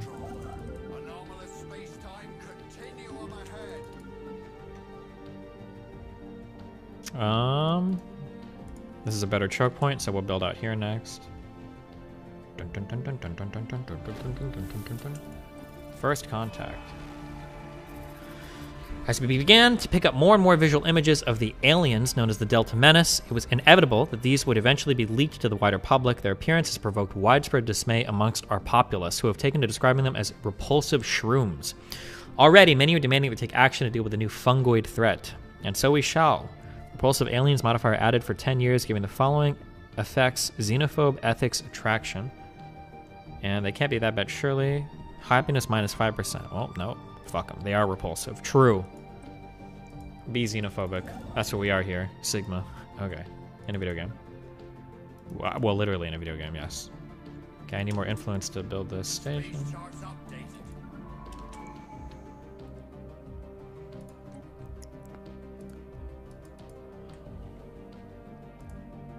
Survey, survey, survey. Survey says, haha. Fanatic Purifier automatically genocide all aliens you get your hands on. Is that true? Why am I trending on Twitter? Probably something to do with the game. That would be my guess. Hopefully. Bum, bum, bum, bum, bum, bum, bum, bum, bum, bum.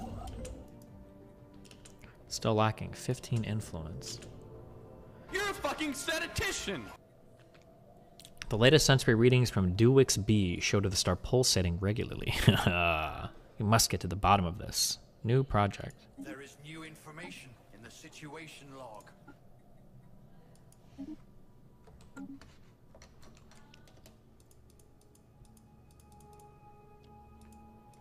I will never forget when Destiny said in a video game during that debate when the girl was like, well, this isn't a video game, this is real life. True.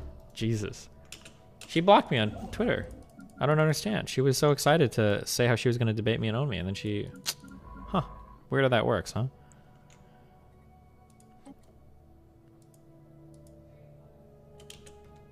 We grow ever stronger. Interesting. Ooh, another first contact. Oh, no. Wait, yes. Good luck. Thank you, Steven. Mootin! You're welcome.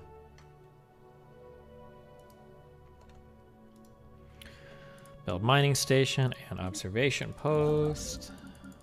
I still need 9 influence.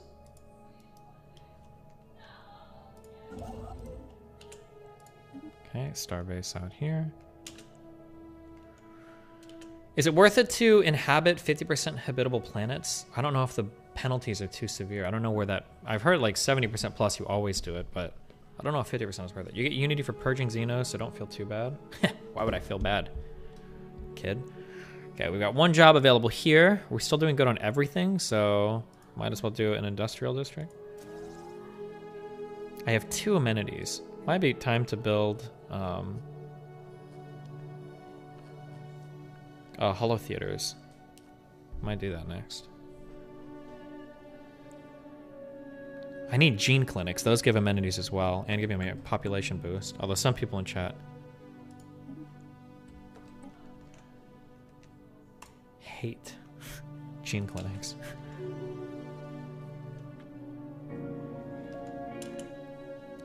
Check your edicts. Will be. I don't think I can do any edicts early on. Wait, hold on.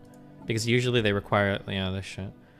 Well, what is this? Fear campaign. Monthly Unity plus 10%. Oh, actually, wait, hold on. Education campaign, leadership experience gain, recycling campaign. Pop. The Fear campaign, maybe. Monthly Unity plus 10%. Why not? Can't really do these. I don't have the Unity for it, but... Honestly, with your build, you probably want to terraform everything to ocean as fast as possible. Yeah, I can, but terraforming is pretty late tech generally, isn't it?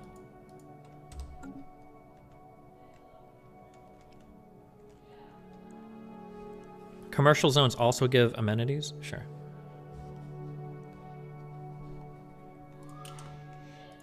Do we know if the new COVID strain is bad? Yes.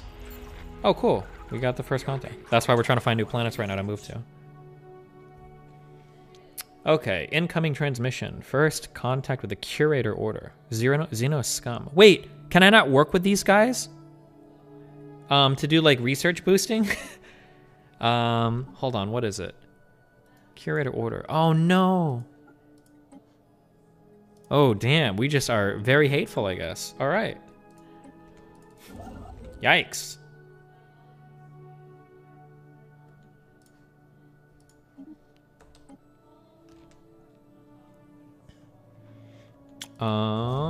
This is a pretty good choke to hold here. I don't know. Most base strat is to play tall and rush tech and invade everyone in the early game. Yeah, we'll see. Lacking minerals. Faux rizzle? Am I allowed to say that? Space charts updated.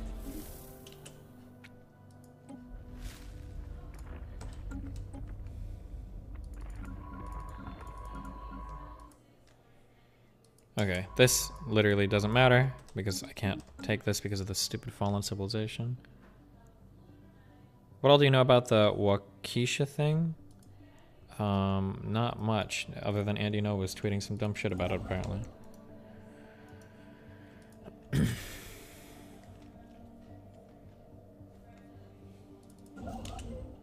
Our lookouts have detected Anomaly. I guess I can research it, but I don't know if we'll be able to do anything about it.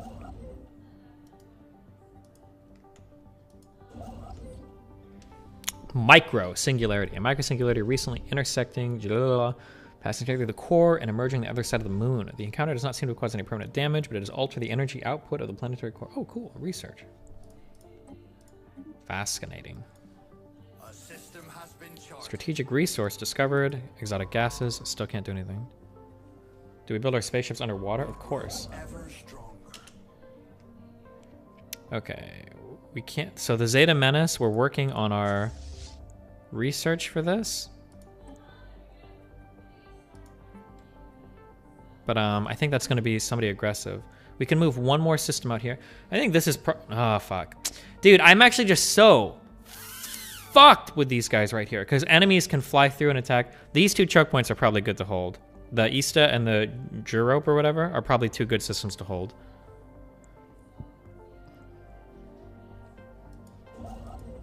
I don't know if it's worth moving out here to check anymore. New technology, better research. I love my research. Oh.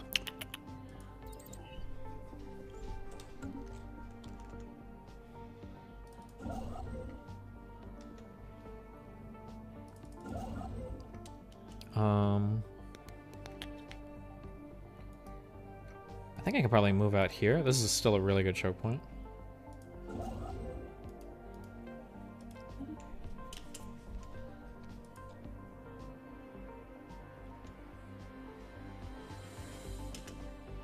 Okay, so if I want to build...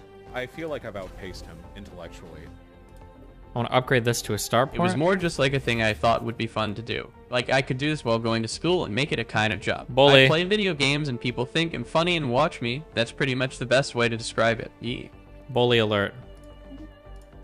Buy some more alloy, because why the fuck not? Upgrade this. Okay, so those are two choke points coming in up here. The Gulk Furky. Am I getting baited here? Civilization encountered. We have detected the presence of a primitive alien proto-civilization. Oh, we can build an observation post for them? A system has been charted. Challenging, but we might as well start researching these. We grow ever stronger. Space charts updated. Oh, actually, you know what? It's not worth it to do that yet. Hold on. Let's excavate. Faction founded. Cool! These factions give us more influence, which lets us expand more. Oh. The Zeta Menace. Easy prey or fascinating creatures. Easy prey gives us big damage to them, and we get 500 minerals for every crystalline entity fleet destroyed. Or we get crystalline study, which I think gets us a unique research. I think we probably want to go with that. Yo, Dest. Yo. I'm gonna keep a stack over the top, and then a half that goes merry-go-round at the price of $1.50. This new COVID strain has be down bad, Dest. I've lost 10k in immune cells over the past few days. What? Okay.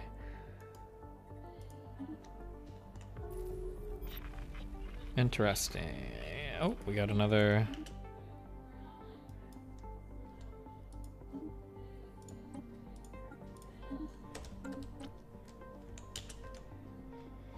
Okay. Intellectual booty. Intellectual booty. What does he mean by that? We get more society research, or we can do pop growth. If we're trying to go tall, which I think we're going to be doing because we're not being able to expand too much, we probably want to grow population pretty quickly, huh? You're a fucking statistician! Versus just keeping our research boosted. I'll probably get pop growth now. Fuck it.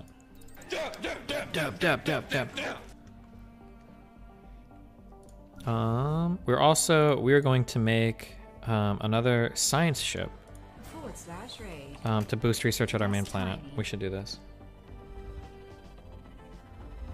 We got another mining thing added. I feel like an NPC in like someone else's life. You should build more research labs so you can get more tech instead of gene clinics.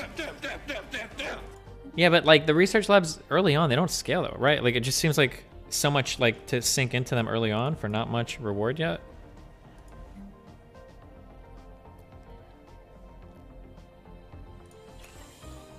You should? Okay, fuck it, we'll do it.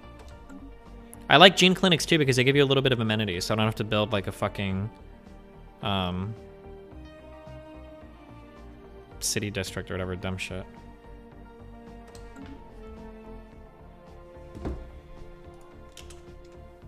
We grow ever stronger. We grow ever stronger. Finished our 2 star bases. Is this guy trying to bait me into saying some dumb shit? Okay, so make your joke so I can vote ban you.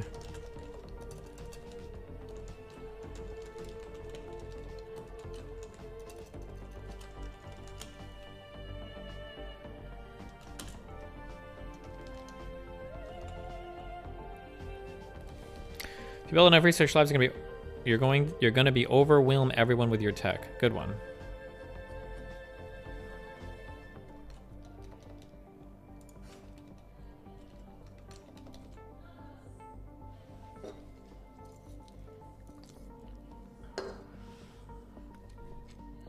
Oh, Shanky might survive another day. Oh man, this is a scorcher.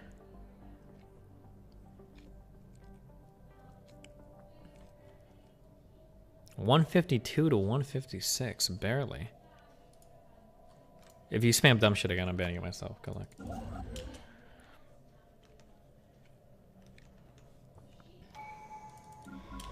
Okay, leader, recruit. I just want somebody to survive for a long time. Oh, leader cost and upkeep is low. That's good.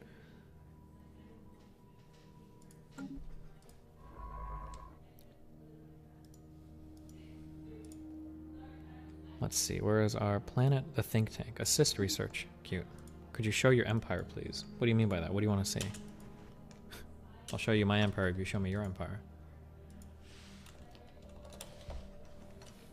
We start at 9:30 p.m. EST. What is that, 6:30 my time? Thanks, Dylan.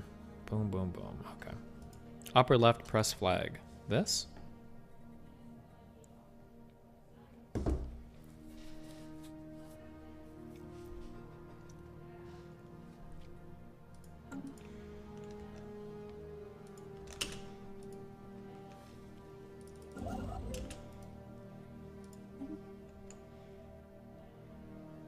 The curator order has at least one. Oh, am I not able to build? Oh, I think I can still build in this system, right? Damn, so even though I'm xenophobic, can I like kill them? Or how does that work? I probably could, huh? This is another homeworld project. Yes. There is new information in the situation log. Leadership experience gain. Right click attack. Yeah, we're gonna. Okay. Okay. Alarming reports from the NEC-R system, where we monitored the insidious activities of what can only be some manner of Xeno spacecraft. The vessel's exact purpose remains unknown, but it is likely an agent of a larger Xeno-political entity. It might be wise to gather more data on these creatures so that we can better ascertain the exact scope and nature of the threat. So we can nab some of them for closer investigation, but that makes them mad, or we can just keep at trying to break through communications. I mean, people hate me anyway because we're xenophobic as fuck, so might as well be aggressive about it. We grow ever stronger. Okay, let's go build a starbase up here so that we have like all of our internal systems all set up. Is that an ocean world?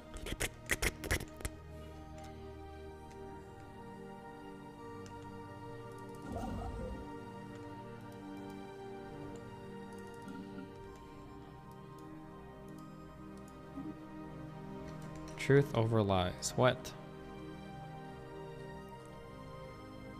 Oh. Stop. I actually have a lot of habitable planets that are close by, 50%. These will boost 60%. Yeah, these will be in that soon enough. Research complete. Mass extinction. Another mass extinction planet. Jesus. Ooh, automatic This survey. is a public call. A little late out for to this now. Remulix. Fight me 1v1, you coward. I am the better mod, and I will prove it in glorious combat. Jesus. We must redouble our efforts to translate their language.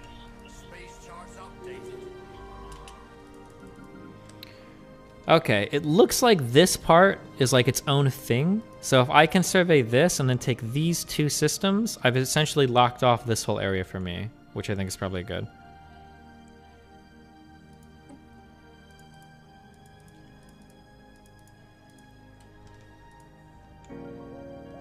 Just got into your channel, your content is bad, you should check another creator named Vosh. Just got into your channel. Good one. Your content isn't bad. You should check out another creator named Vosh for inspiration to improve your content. I feel like I've outpaced him intellectually. Science ship Coral Western Han has encountered a hostile alien space station fleet. Oh no.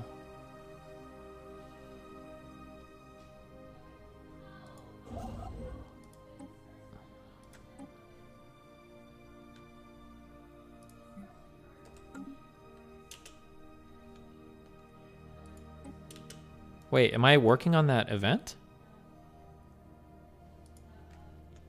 Oh, fuck, I really need that. I would really like to have that system.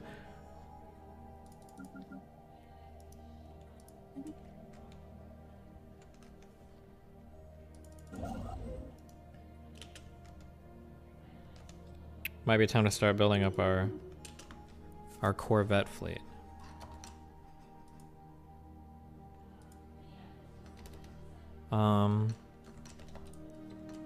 Looks like the northern system might also work for locking it down.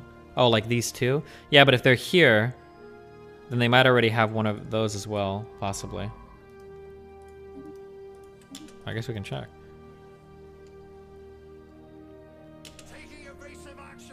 Yeah, this is one of their systems. Our lookouts have detected an anomaly. We grow ever stronger. That might just be system-only units and not an AI. Yeah, it might be. It looked like it could have been. But regardless, or irregardless, I need to build something to... Oh, okay. Ship designer. Okay, I feel like there was some reason why we didn't like the standard... or the standard Corvette, but I don't remember why.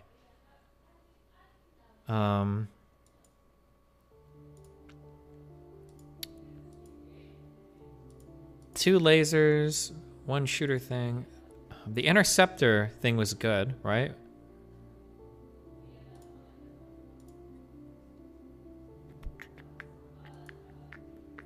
Oh, reactor booster. That's good.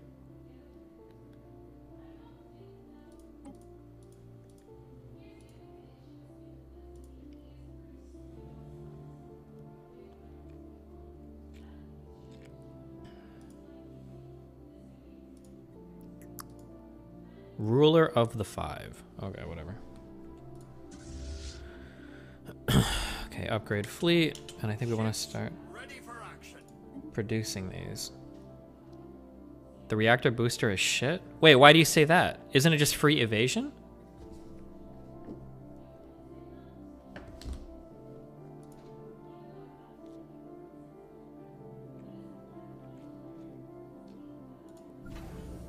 I think that guy's a noob. Okay, Corvettes. Okay, building 6.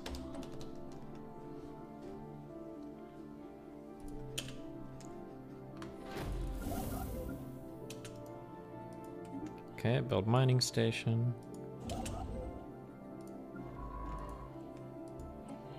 Keep digging.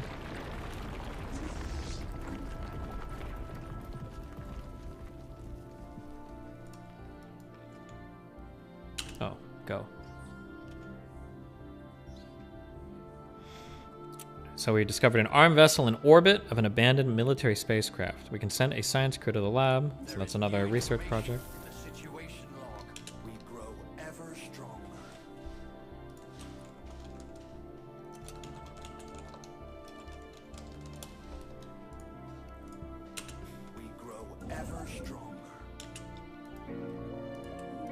Oh, we should colonize this immediately. Hey, Destiny, serious question. You once said that an alien species intelligent enough to reach us would almost certainly have their form of the periodic table. Do you think all intelligence will eventually lead to some type of pornography/masturbation? You know what, dude? Who knows? What should we name our colonies? Our first colony is called the Think Tank. We could call this the Fishbowl, but I feel like I'm going to run out of names like that.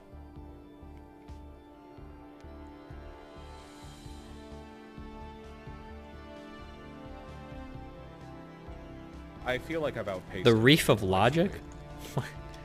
You're dest. I need to keep it a quid 50. How about the Reef of Truth? I'm down bad. Because I'm I've already got into logic in my some name, monkey. okay? And the old bill are going to take my Allens. Chuck us a few pennies. Next chance you get. Cheers, mate. Cheers, mate.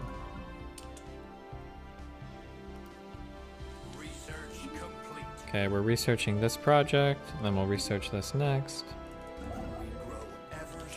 Okay, I no longer need to expand in this direction. Oh god, what is that ship? We need to initiate first contact. Why have I not? Is this the Theta Menace? Oh shit, we did. Okay. Ew, look at this nasty, ridge-headed loser. Your show of hostilities very concerning, Tree of Logic. Our revered elder wishes to let me know that we will not bow to your threats or intimidation. We do not take kindly to your sort. Alien scum. I probably want to decrease their spy network. We'll do that for now. Oh, no. That's a science vessel. Oh, wait. Is this a different...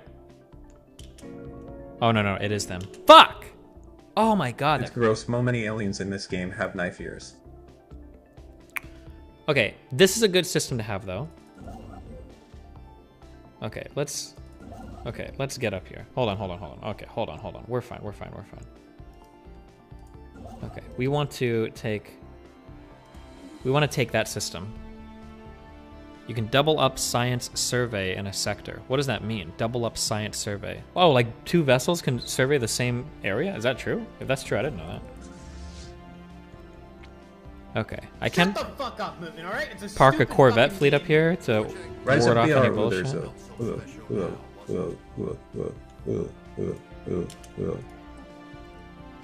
Planetary survey speed. Oh no, planetary build speed. I feel like I've outpaced him. Robots again? Maybe? Or afterburners. Yo, listen up, dickhead. I'm at the casino right now, and I really got a shit, but I'm about to hit a royal flush on this poker shit. No pun. Can you spot me really quick, bro? I promise it will be 1 minute. I had Chipotle for lunch. Fuck.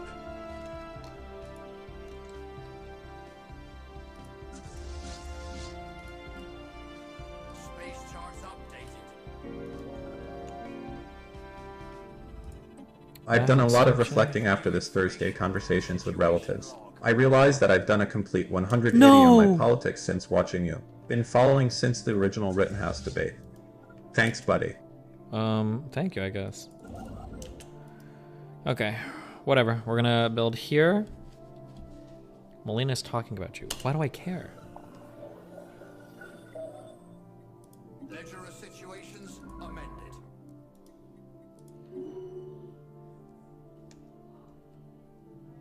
We grow ever stronger. Okay, definitely building a space station out here. What is my space station at? 3 out of 4. Oh, yikes. Okay. Or a starport, I should say. Space charts updated. Okay. This dono is $50, just to say damn. Destiny is based. Well, DGG thanks. is based. Your other chats exist, I guess. Suke. DGGL. Do I have a colony ship? How are there so many extinct planets? Jesus. Okay, traditions. Faith in science, yes. Boom. Nice. Cool. Get rid of the station on the bottom and fortify the Duix one? No, I want this planet right here. This Vanna area is good. I don't think I care about surveying. I don't think I'm going to go farther than this area right here, so... We can start researching the in-system projects. What's worse, folding laundry or doing dishes? Probably folding laundry, because dishes just go right in the dishwasher, right? Special project is finished. Gas giant transmission. Finally, we meet Spacefarer. We are the Dathnok, and the planet you're orbiting is Tolok Rong, our ancestral home. It is always riveting to meet a solid, even if our last encounter with your kind was somewhat problematic. You have no doubt detected the radiation surges coming from our atmosphere.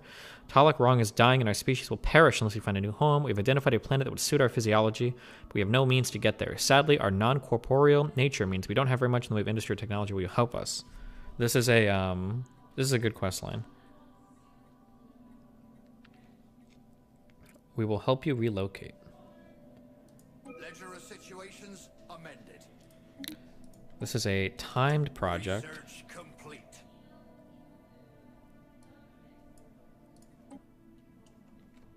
I believe I need to send a science dude over to do it. Love discussions and debates that takes place in your channel. Came across Rollo Tomasi Works. Would you want to have a discussion with him or react to his views? Keep up the good work. I have no idea who that is, but you know what? If they want to, sure. Research complete. We fully excavated some shit. That's cool. Hold on. Where are we? Okay. Society research. Oh, gene clinics. Yes. Physics. Colony development speed. Some of these researchers are nice, but they come so late. I'm not going to spend much time on that. Fusion reactor gives me a better reactor. Energy grid is nice to have, I guess, if I need it later. Although I'm doing good on that. Improved deflectors. Helps me upgrade my ships a little. I guess we can just do that. Obama. We grow ever stronger. Dab. Oh. Anti-gravity engineering. What is that? Anti-gravity engineering? Does that unlock terraforming? Listen up. What Truth is this? over lies. I don't remember what that We know does who again. you are, and we are watching you. We will find you one day. Enjoy the limited time you have left. XQCL. Mate. I didn't hear in a video game. Oh, that's from megastructures. True. Okay.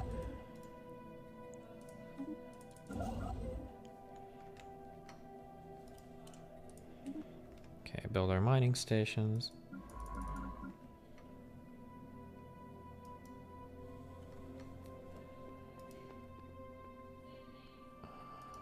Do anomaly.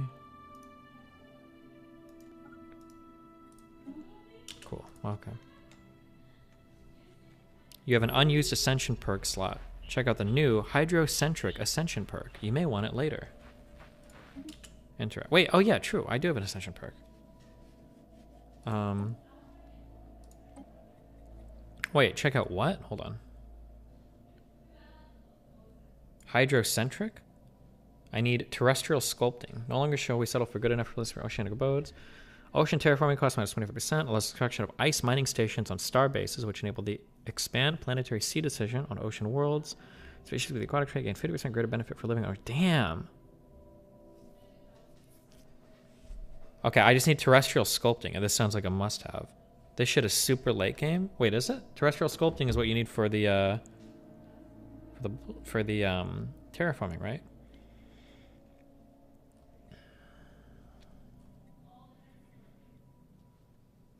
Technological ascendancy is always good. I think this is fine.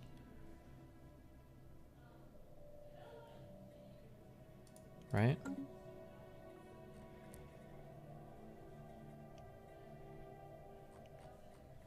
You need terraforming and the Colossus Ascension perk, which is super light. Oh, gotcha. Okay, well. If you control one natural element, earth, wind, water, fire, or air, which would you choose and why? I don't know. How much can you control it? What does that even mean? Can I create it? Half those things aren't even elements. According to chemistry. Probably water, I guess, because you can just like blow people up, right? That guy is wrong. You don't need both. You only need both for the class Because itself. I'm putting 100%. Gotcha. Okay. Oh my God. Chat. What was the pair that Destiny won big in poker? The pair of boob is from. Yo, mama. You wins. Good one. Okay, we're bad on amenities. We're down bad on amenities, but we have gene clinics coming, okay? How long on that?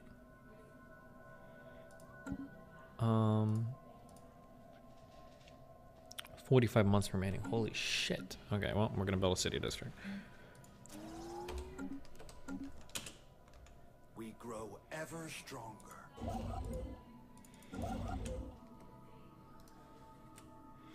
Should I try to expand out to Rurius?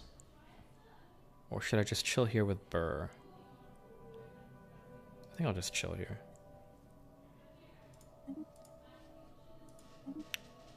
Oh, first contact. I need to work on this. Jeez, okay. League players will never get clips like this. Stop stuffing your fat fucking mouth. While we're shitting on turkey, let's talk about pumpkin. It's an objectively shit food. No one eats it except during autumn. It's a fucking gourd.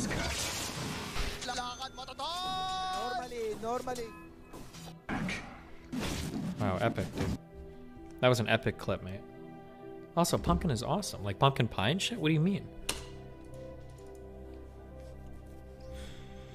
Alien spacecraft. Examine the log or leave it. A badly damaged military vessel bearing elaborate alien insignia, circles. Barbagon. Hey. There is new information in the situation log. We'll check those logs out. Not so special now, was it? Remember, their sensors were indeed malfunctioning. Cringe.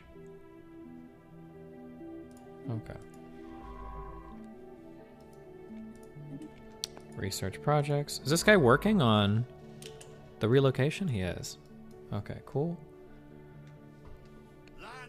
The first Tree of Logic colony. A great day for the Sea of Logic. Absolutely based. Project done. The Rubricator. An analysis of the ship's logs revealed the crew met its demise when trying to retrieve an irreplicable alien artifact called the Rubricator. We need it. Ledger of situations amended. We grow ever stronger.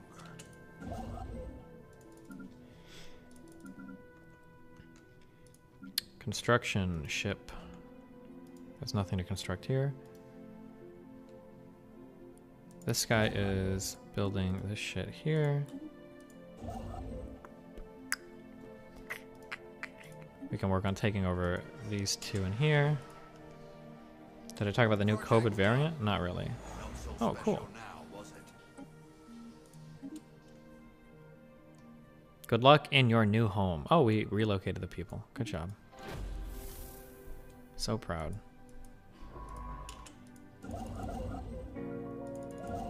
What? Final meme from me. Whitey wins. Are we getting food? Do you want to? Sure. What are you hungry for?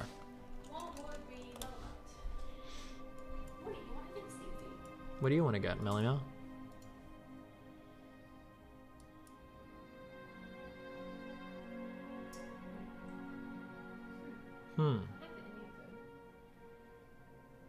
Indian food. Do you know what it was called? No. We can probably find something.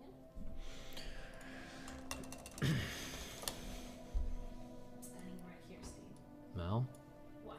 Taste of India? Is that the place? Don't remember. Maybe. I mean, it's the same. You must be ultra hungry. Why me and not you? You haven't had any food today at all. Have you had food today? Yeah, twice. What have you eaten? I ate Starbucks. Yeah, and? Then we got like super fancy stuff on the plane because we flew first class. Was it free? Yes. Why did you get me anything? Because you were sleeping and you said no. She asked you. And It you was said no. free. It was like really. It was really fancy. Did you see it? What did you eat? I ate like a wrap thing, and like there was everything. It was very nice.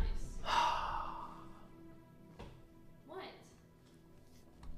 You just... It was first class. Of course, it was for free. I didn't know that. I was sleeping. You could always wake me up for free food. She asked you, and you were like, no. Asked me? I was sleeping. You can't ask me a question while I'm sleeping, But though. she asked you, and you responded. I don't know that. I was asleep. You were not asleep because you responded. Okay. /raid. That's tiny. What was it? What was the rap? I don't remember. You don't even remember? It was like I think it was like a vegetarian thing, but it was other things too. It was not just that. It was other things. I'm so hungry. Yeah. Yeah. Yeah. Yeah. Bye, baby bitch. Okay, chicken vindaloo served with potatoes and spicy hot sauce served with rice. I don't have to actually click the rice down here, right? It should come with some, right?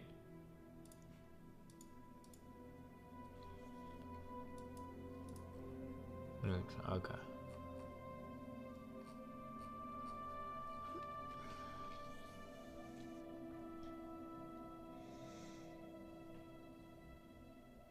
What are the names of like the fried vegetable things or whatever? What am I thinking of?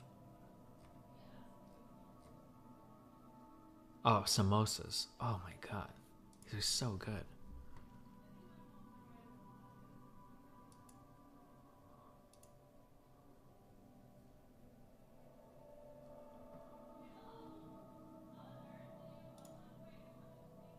Oh, pakora is really good too. Dude, every fried Indian anything is so good. Oh my god.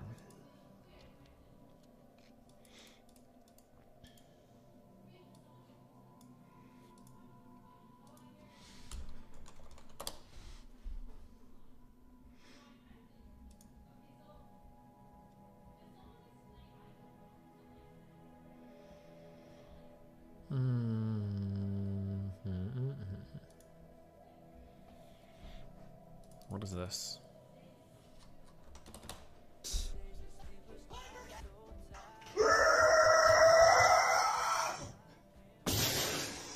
An exclusive! What the fuck?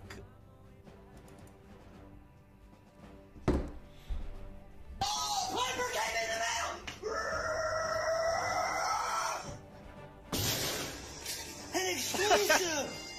It arrived!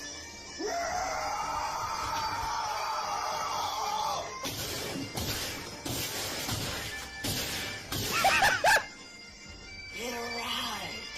Oh, god damn, bro! Okay. Come and explain something to Deepak. Wait, why is Melina talking to... I'm about to fucking flip out. I'm just... Hold on 1 second.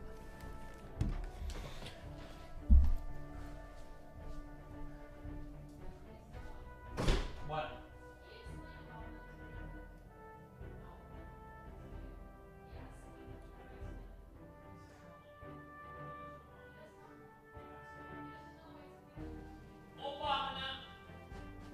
That's the explanation.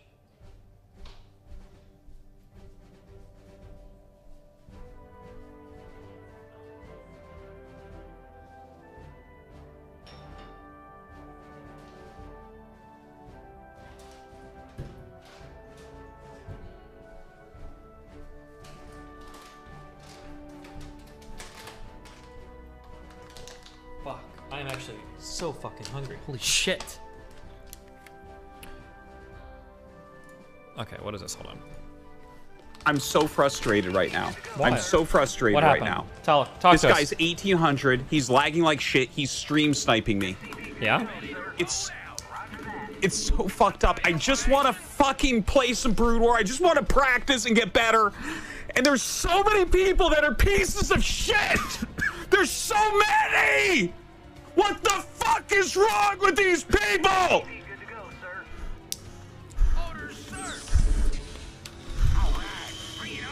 Ah!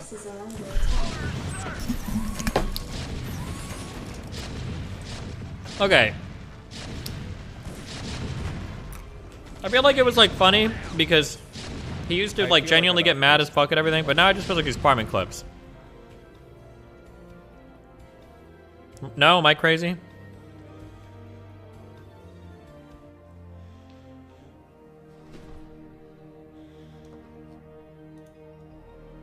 I guess, I mean, do you want to hang around a little bit more, or do you Yeah. want to go? I mean, I know I said 2 hours, so it's kind of up to No, I'm fine. Unless you want me to go. But no, I'm good. All right. Okay. Well, I mean, I would just say it was really good having you, Wesley. I mean, hopefully, maybe if you have some time, come back later on in the match if it's like really intense. But I think all of chat enjoyed having you. And No, actually, I'll stay a bit longer. oh, sorry. Oh, I thought you said you were good. Oh, you meant good in a different way. Okay, never mind. Sorry. Yeah. Oh yeah. Forget about what I just said. Okay. Yeah, English is not my first language, so I mean, I'm good to stay.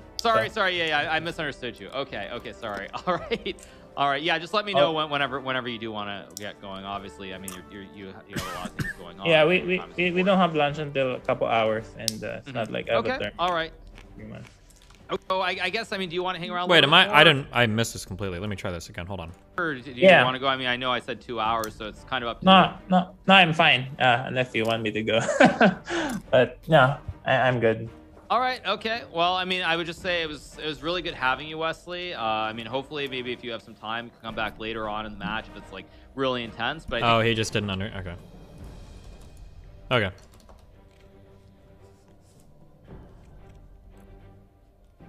Key travel alert. EU set to propose 9-month limits on validity of COVID-19 vaccines. Jesus.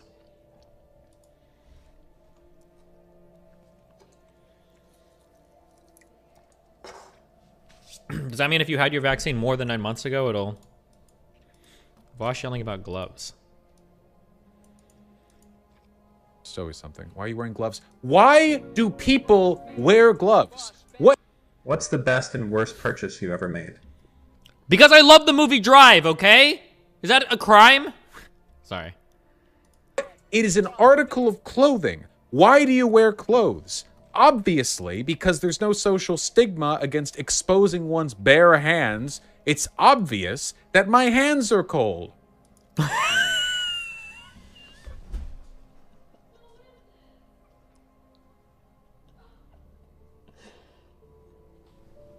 What? Can I give a hot take? Or maybe this won't be that hot. Maybe this will be a medium take. I'm gonna be fully honest with you. Maybe I just didn't buy good gloves as a kid, but it honestly feels to me like 80% of gloves are dog shit at actually keeping your hands fucking warm. Did anybody else feel that way? Maybe there are like better, maybe there were like better good gloves to do that with. I guess if you had, actually, let me rephrase, because I do remember there were good gloves.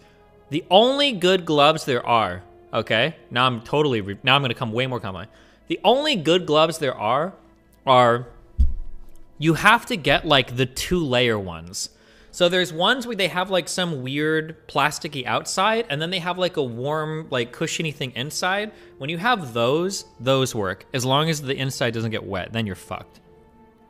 Are they mittens? Whatever it is. Well, no, because you can get them as gloves too. Mittens just mean the fingers are together. But when you get the ones that have the warm, cottony or whatever fluffy inside, and then they have that outside layer, those are the good ones. Yeah.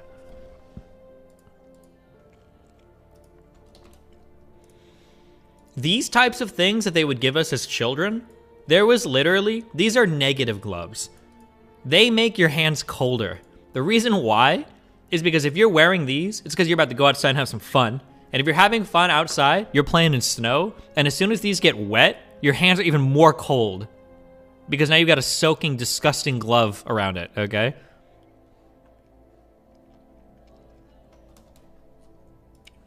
Wait, what?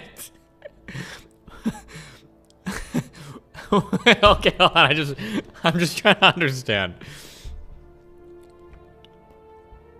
How is it so cold in his house that he has a t-shirt on, but his hands are so cold that he has to wear gloves? Can somebody explain the climate in here? I don't understand. It's always something. Why are you wearing gloves? Why do people wear gloves? It is an article of clothing. Why do you wear clothes?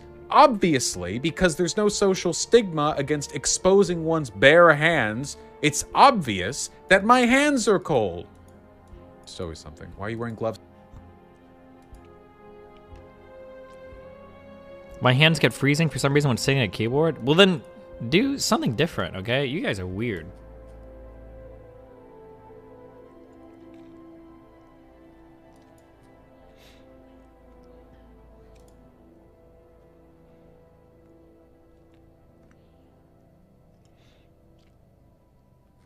Okay.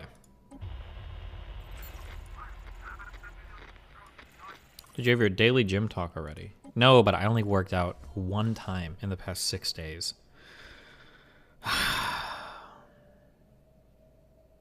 Not good, guys. But I did get one workout in, okay? That's all that matters. Tomorrow morning we go back. Okay.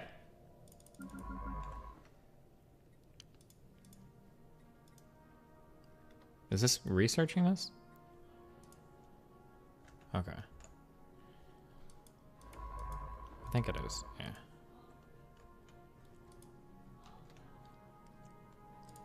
Yeah, what if Vosh has like a disease that we need to be worried about, guys? You need to be helping him out.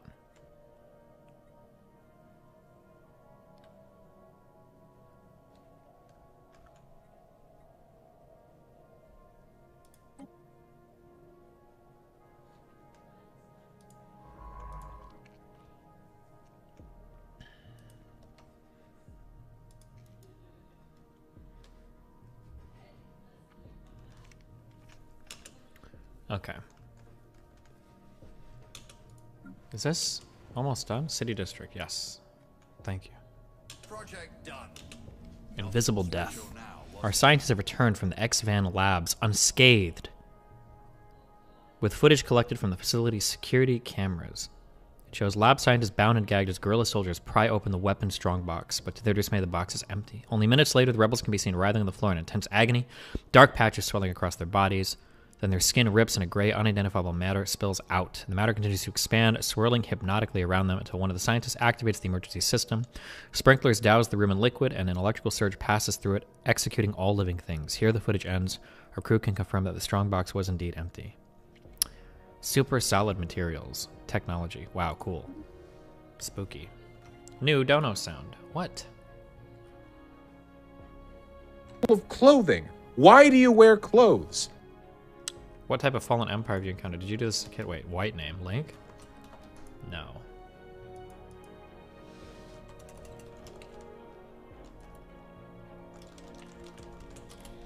Okay. Intellectual booty. Intellectual booty? Get it? 600 more days to research. Jesus. Wait, is that like 5 years? No. That's like 2 years. Sorry. Okay. You can take your time. I was thinking space years, guys. Comet sighted. A dreaded it's an omen. Cool. Fuck us.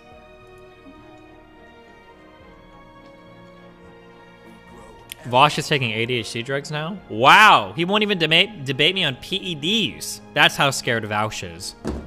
Pathetic.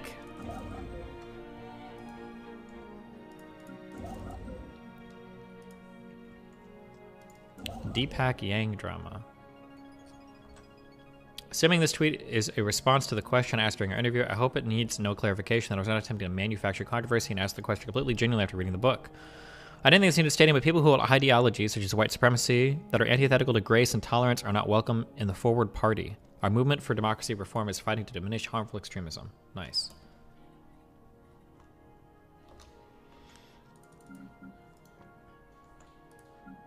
Okay, build research station, build starbase outpost. Destiny. Okay, stop linking me clips. I'm trying to get through this. That's also why I don't play Among Us. Good one. How much longer on gene clinics? 27 months.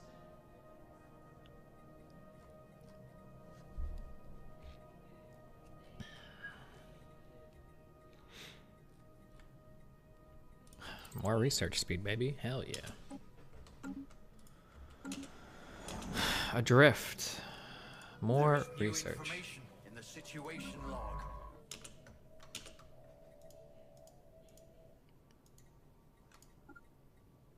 What is this? Oh, we need a construction ship to research that. Cringe. Let's do excavation.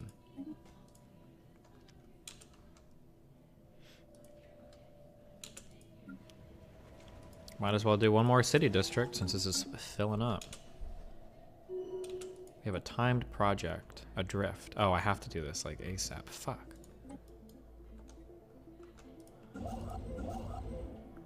Okay, right click research and then build research stations. Opera Cat ready for today. What? Actual corn. Are there any examples of Destiny's toxicity that you think is important to bring up during our discussion tonight? Good luck. Why do you think people who are successful influencers like Vosh are not applying the teal process to their organization? I don't know. Okay.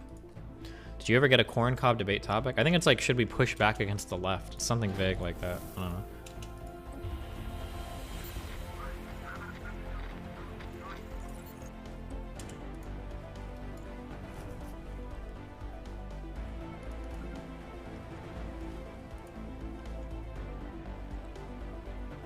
The topic is literally, is Destiny bad?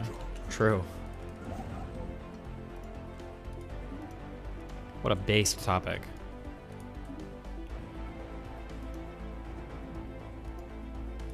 Wait, why can't I build a mining station for the energy credits?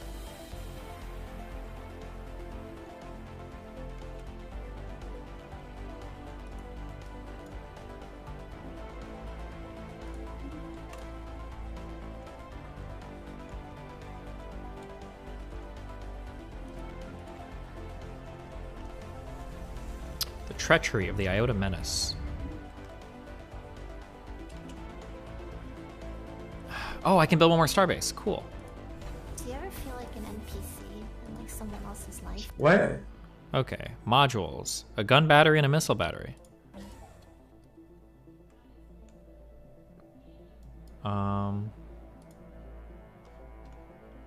Yeah, let's do that for now.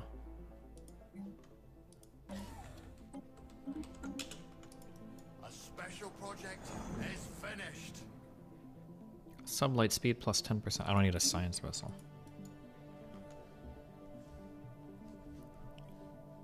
More special projects.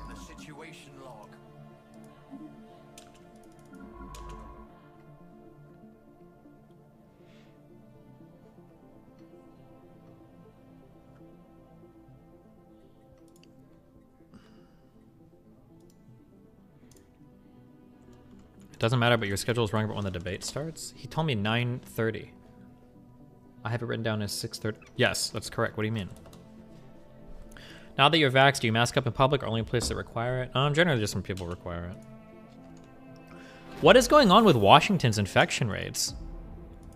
Because I noticed that like in Washington, you have to have a mask and a vaccination card to get into like almost every public place. But they still have like so many new infections. Why? What are they doing up there?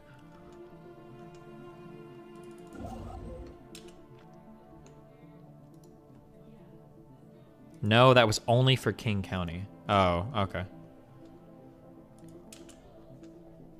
A new port to call home. +1 Cybrix artifacts recovered. Yes. Cool, new colony. Okay, how much longer on our research? For the love of Christ! Gene clinics, 2 months remaining. Okay, thank you.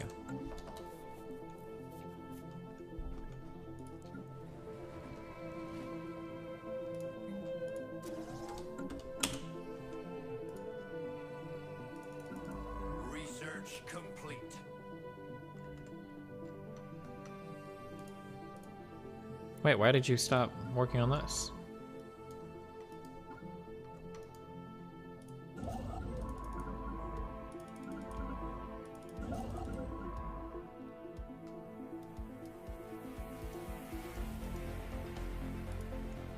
I want to talk about monogamous relationships and the Senate filibuster. Do you think we can make that happen sometime? Why? Why those two topics? What?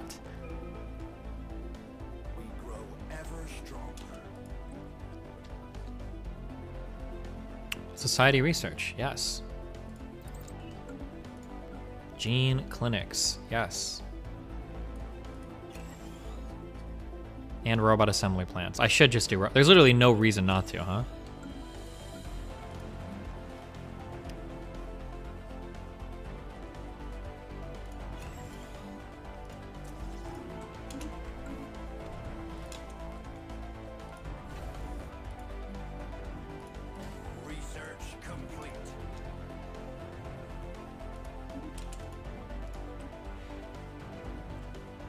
Survey speed, we don't care about that anymore. Basic combat rules is a little helpful. Energy credits is good. I can probably do edicts now. I'll grab this research one soon.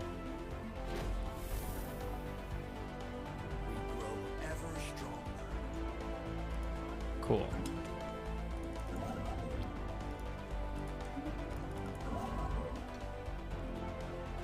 I still can't build mining stations there. I don't know why. I've never seen this before. There's 8 energy credits in here that I could mine, but it won't let me build mining stations.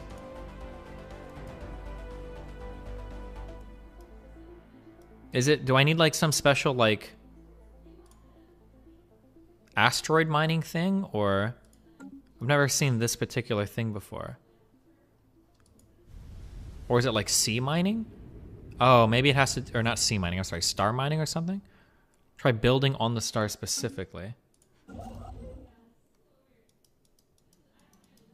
I can't right click and...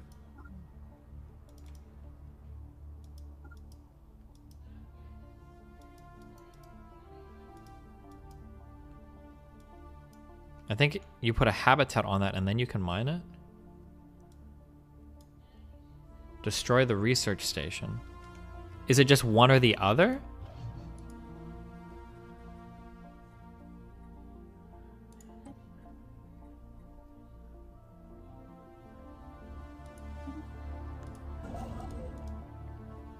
Oh, and now I can build a mining station. Wait, did I just like lose that research station?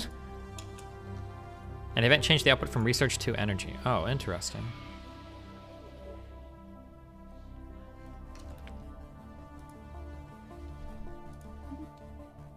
We'll fight for our right to exist, you ugly fuck.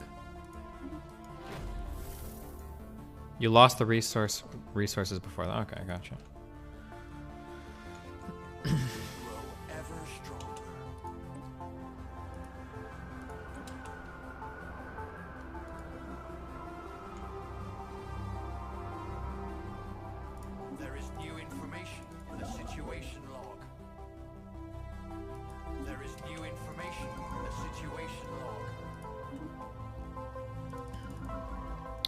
Research.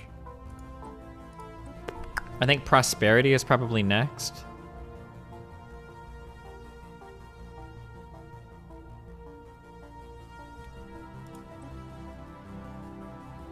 You can just land armies and primitive civilization planets right away. But don't I get research from like building the observatory?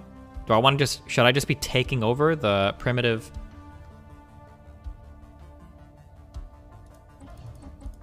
Like, I'm getting +8 society research, and I can't even, it's not even a habitable planet for me.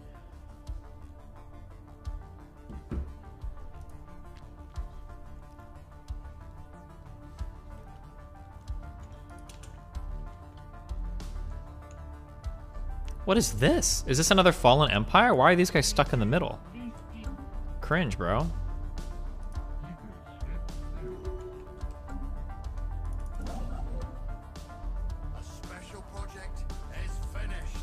Cool.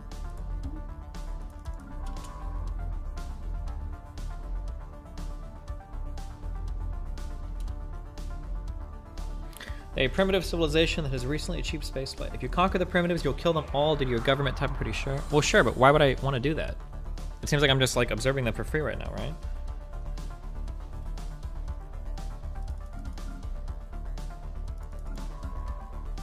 For unity? Do I get a lot of unity if I conquer them?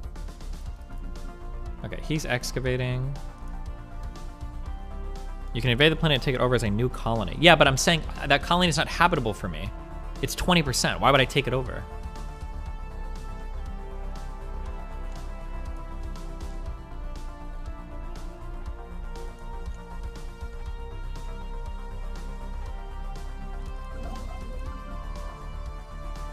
Okay, situation log. We do not have border access to this project. Where is this project? Oh, cringe. Look at this reach about Melina. Mask on industry. He sexually assaulted Melina on stream when she screamed no. People are so cringe. Oh my god. Slow down.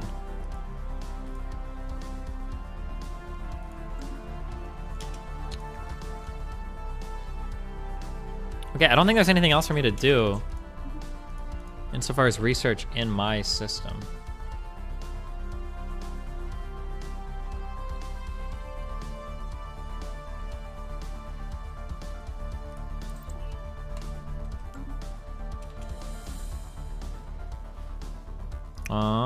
Okay, let's see. Population, assembling robots. Nice.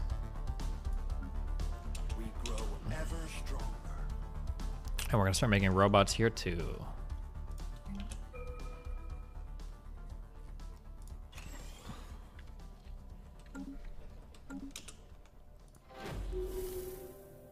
The Fear Campaign Edict has expired. Okay, hold on. More. Okay, hydroponics is just free. I don't think there's any reason not to get this because it's literally like free food. And I do it in 17 months. Colony development speed, research station output. Obama. Good one, dude. Survey speed, fortify the border, don't care. Fear Campaign is just so good. Okay, we need to start actually managing a fleet here. Okay. What should we call our first fleet? Something that starts with an A. What's a C-like name that starts with an A?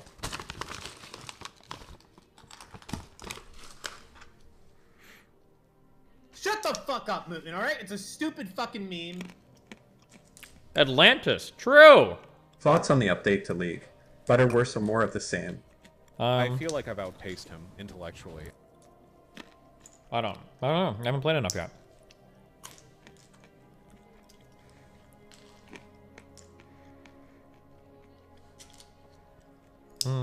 Fuck. Okay. No more pistachios. Okay.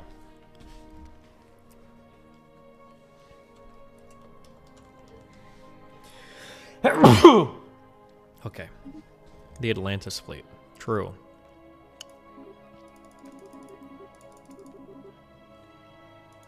$20 ships.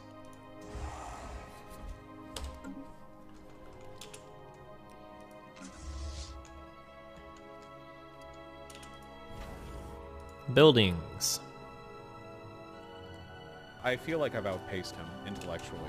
I can't upgrade this. Okay. Hey, thanks for everything you do. You were a stepping stone into getting into philosophy, so I appreciate that. Also, shout out to offline DGG chat for all the Rittenhouse trial memes. Love you guys. DGGL. Good one.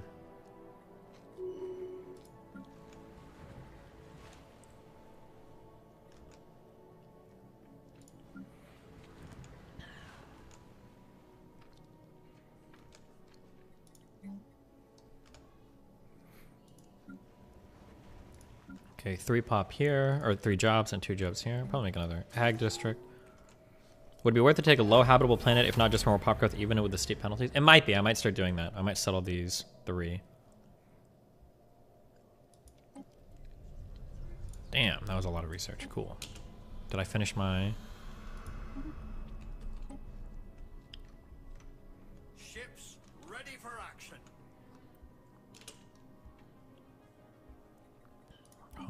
Okay, so we can't do anything for this right now. I can't do any... Oh, wait. We could maybe figure this one out.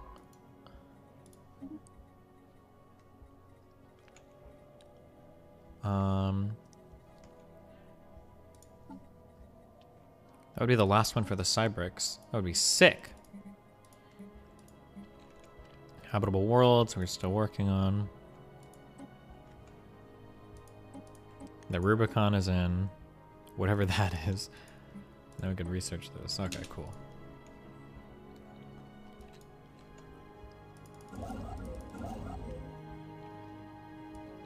Technology secured.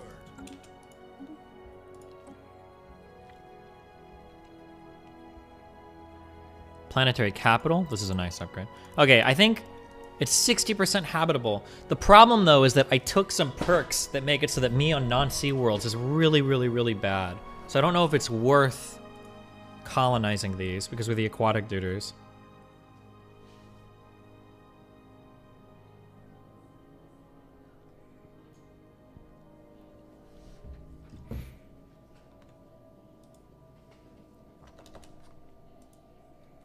You can soak those planets later. Yeah, but I think it's going to be huge penalties in the meantime.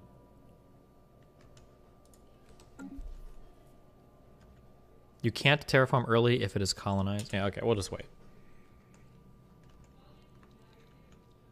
Am I really... Can you go tall with 2 planets? Or is this just a losing run right now?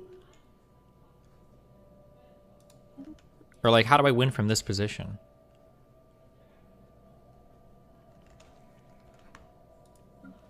We've got robots and gene clinics hopefully pumping shit out.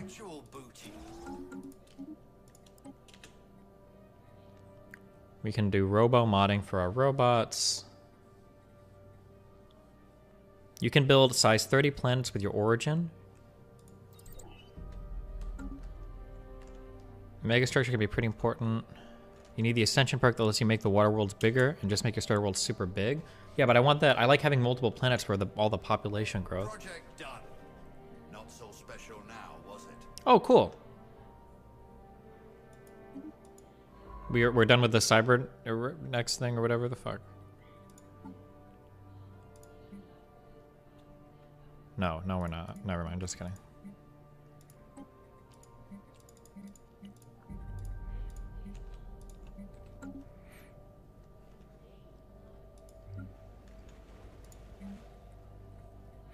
A special project is finished. Crystal focus modifier added, giving the following effects. Energy credits are permanently boosted by plus 5%, or we get crystal infused plating. Is that the only way to get crystal infused plating?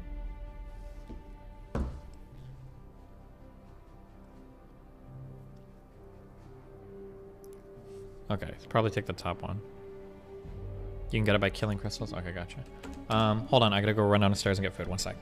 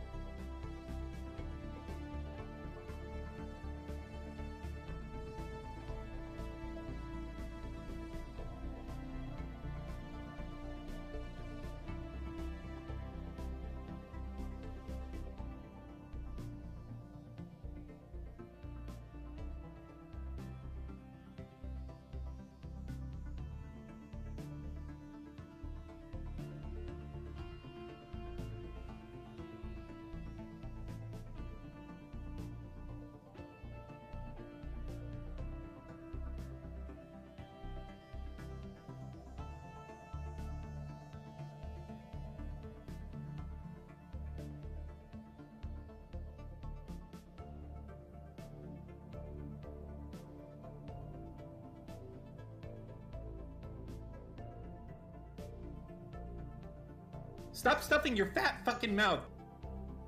Hi, chat.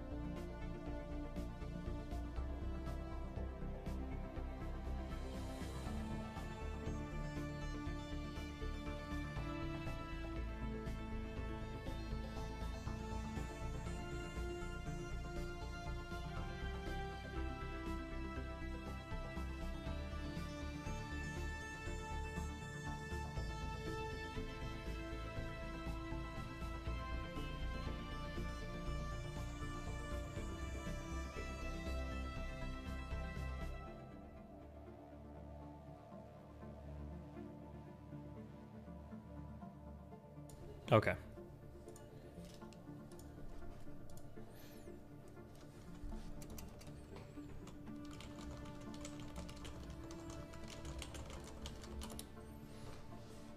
Fucking dubstep. Fucking dubstep. Okay, hey. My destiny, my destiny, my destiny, my destiny, my destiny, my destiny, my destiny, my destiny. Good one. Yo, Dast. Where the fuck are you, man? I just donated $1.50 to make fish sounds, and this shit didn't even play. Listen, man, I'm gonna need that refunded. I'm not gonna say I'm down bad, but man, I need to borrow a bit of cash. Bro. Good one. Yo, chat, since Dest is FK right now, I noticed there are some pretty based people in here.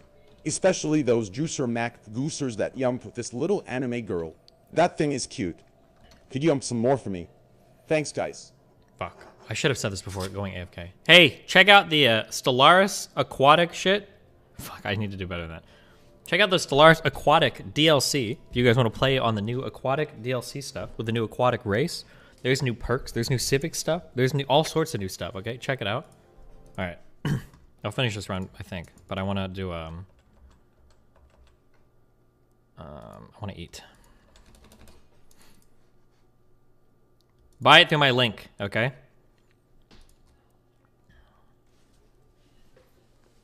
Give me something to watch. Did you do this as a kid? I'm not clicking a link from a white name, okay?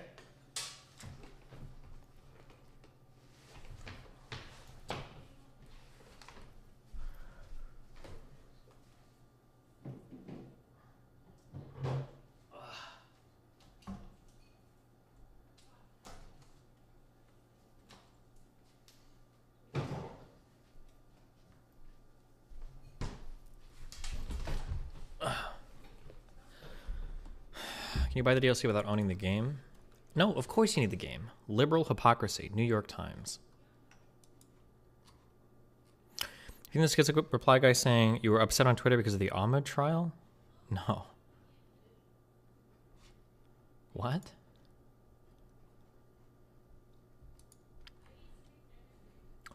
Destiny said Ahmed Arbery had it coming? When did I say that? What?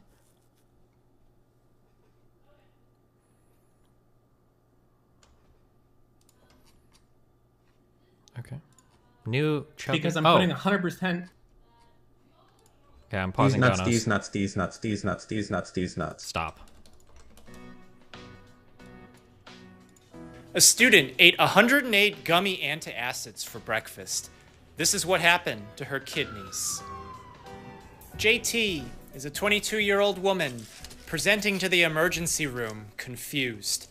Doctors held up 2 fingers and asked her how many they were holding up, and she responded, 11. When JT was in high school, something really terrible happened to her. She always had some stomach pain as a kid. Her parents thought it was heartburn from all the spicy food that she would eat. She'd eat a whole bag of hot chips and lie about it, blaming it all on her brother. But as time went on, her stomach pain kept getting worse. One day, JT went to the bathroom after breakfast and emptied her stomach into the toilet.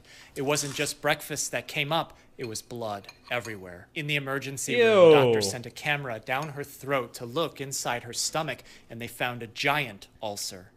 Doctors took a sample of it and determined that this was caused by bacteria that shouldn't have been there. Ulcers are kind of like those sores that you get in your mouth, but they're in your stomach. And the stomach has acid, which aggravates the Why is the music gone? ulcer, making things hurt more and more.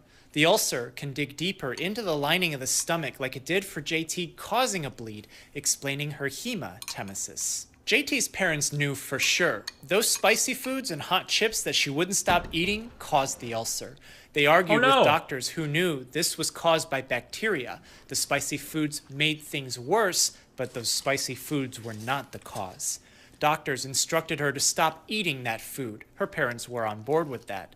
Doctors gave her antibiotics to kill the bacteria and medicines to control her stomach acid. Okay. And everything seemed to be okay. JT was sent home, and she was feeling great. But a week later, JT's personality started to shift. Every morning when she woke up, she struggled with terrible and dark thoughts. She would have random panic attacks where she felt like she couldn't breathe. At nighttime, she would have... Yeah, bro, they told her that she can't eat spicy food for the rest of her life. No shit. She's freaking out.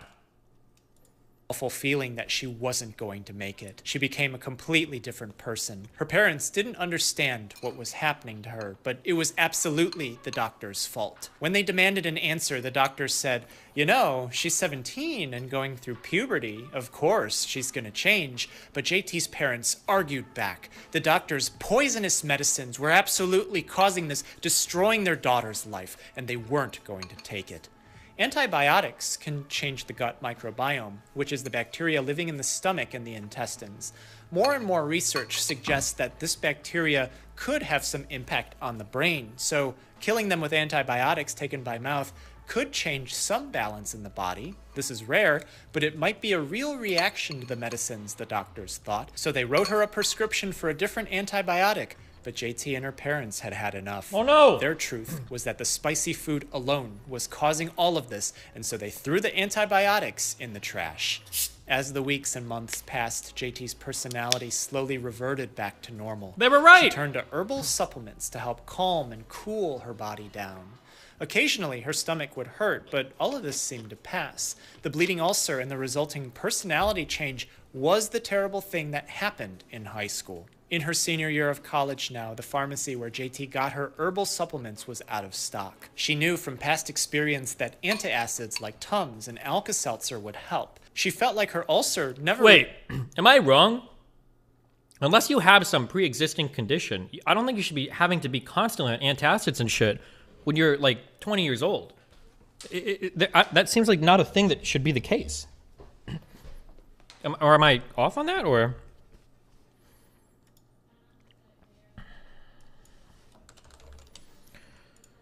Let me change my stream titles.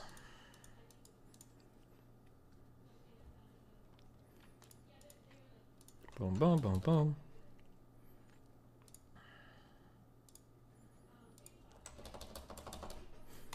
really went away. Maybe she had grown out of the pain or she had gotten used to it, but she still needed something to neutralize her stomach acid and live pain-free.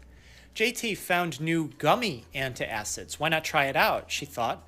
Regular chewy tablets were chalky. She didn't like that texture, so she bought some of the bottles of the gummies and started eating them. At first, she would just have a few in the morning with breakfast, but as the days passed, those gummy antacids became her breakfast. She noticed the more gummies that she ate, the more spicy foods she could have.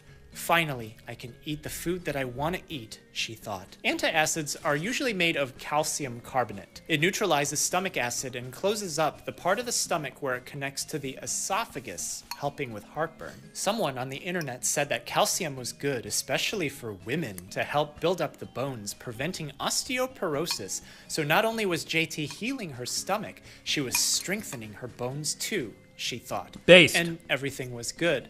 This was the best that she had felt in years, but then strange things started to happen. She would notice that she would urinate at least 2 times an hour throughout the day, to the point where she had no idea where that water was coming from. Uh-oh. But then things started spiraling out of control.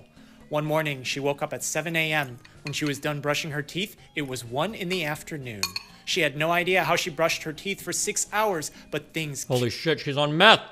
Kept getting worse. One morning, JT tried to get out of bed, but her knees felt weak. She sat at the computer watching a class lecture while eating her gummy antacid breakfast. She didn't realize that she had eaten 2 whole bottles totaling 108 gummies.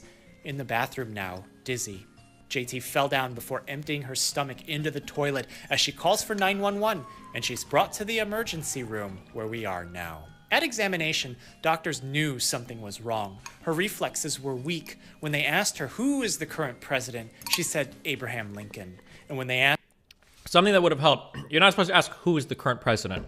You're supposed to say who is the current leader of this white supremacist patriarchal regime that is oppressing certain groups of the United States. That would have been the equity-focused language that, I'm sorry, tweet reference. Asked her what is meant by the phrase, don't put all your eggs in one basket. She stared off into space before responding, I like turtles. Clearly, JT has something wrong with her she's a brain chatter. due to the fact that she just ate 108 gummy antacids for breakfast, but doctors don't know that. She isn't in a mental state where she could tell them that, even if they asked. A scan of her brain looked fine. It didn't seem like anything was wrong just from the picture, but as she sat in the emergency room waiting for the doctors, she emptied her stomach again onto her patient gown and had 2 more seizures before she was sent to the intensive care unit, where a blood test reveals that JT has hypercalcemia. Hyper meaning high. Lots. Calci referring to calcium, an Wrong. important mineral and electrolyte in the body, and emia meaning presence in blood. Cringe. High calcium presence in blood. If she ate 108 calcium carbonate gummies. Wait, I was in the hospital 2 weeks ago with COVID. When they were about to put me on a ventilator, all I could say was Obama. Wait, were you actually in the hospital with COVID on a ventilator? And you survived? King Goofball, good job. You made it. Unless that whole thing was a meme, in which case... There's a question I've had for a very... Bro!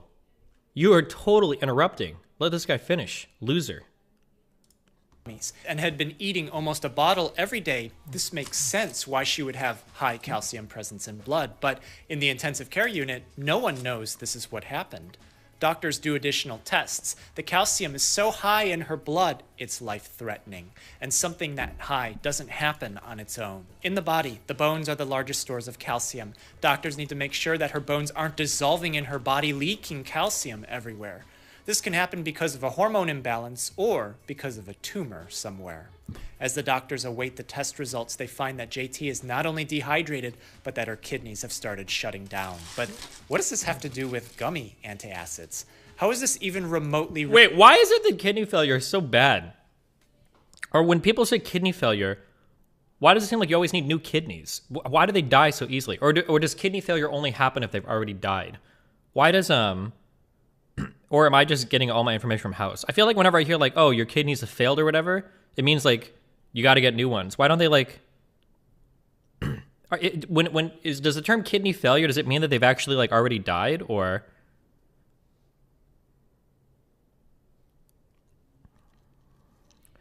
Kidneys filter blood, so when they fail, everything bad. No, I'm not. I phrase it poorly. Obviously, you need your fucking kidneys to filter your blood, or you need at least one of them. But I'm asking, like, why is it when people have kidney failure, why does it feel like they always need a new one?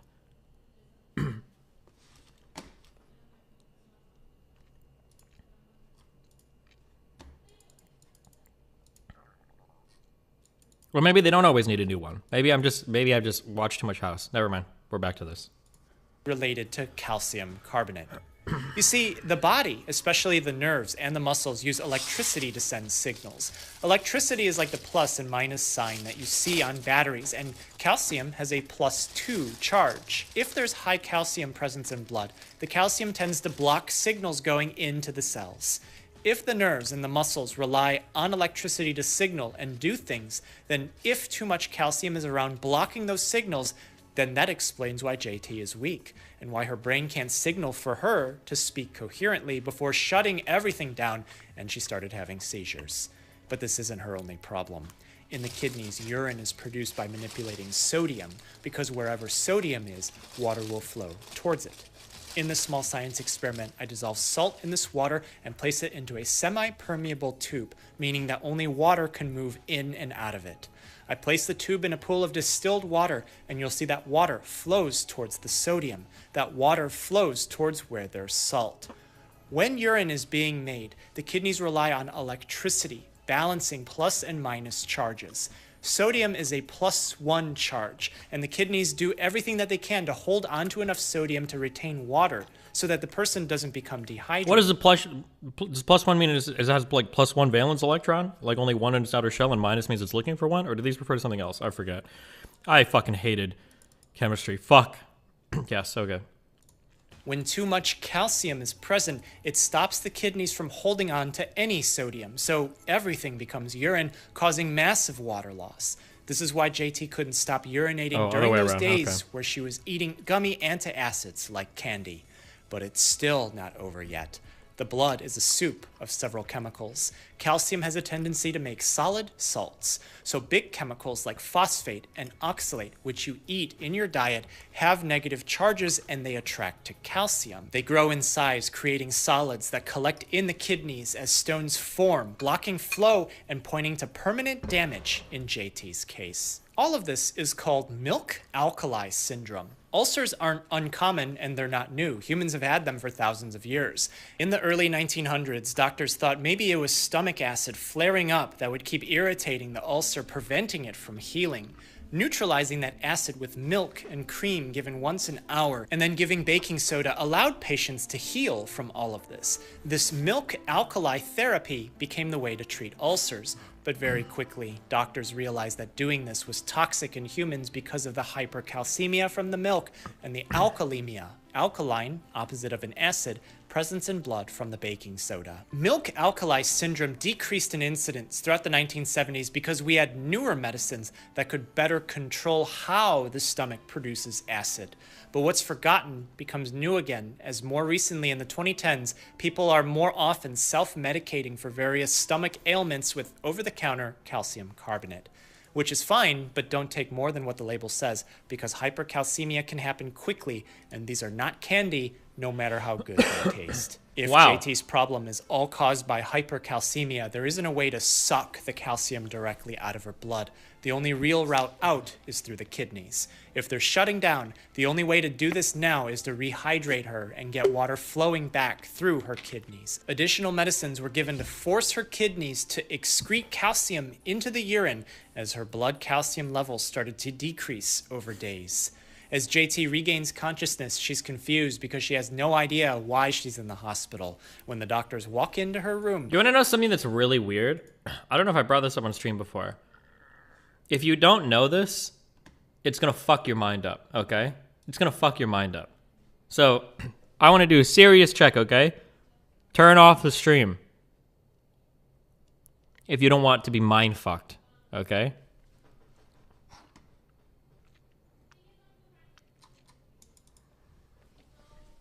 If you look closely at any person, almost every single person's eyes are unbalanced. Usually one is higher or lower than the other.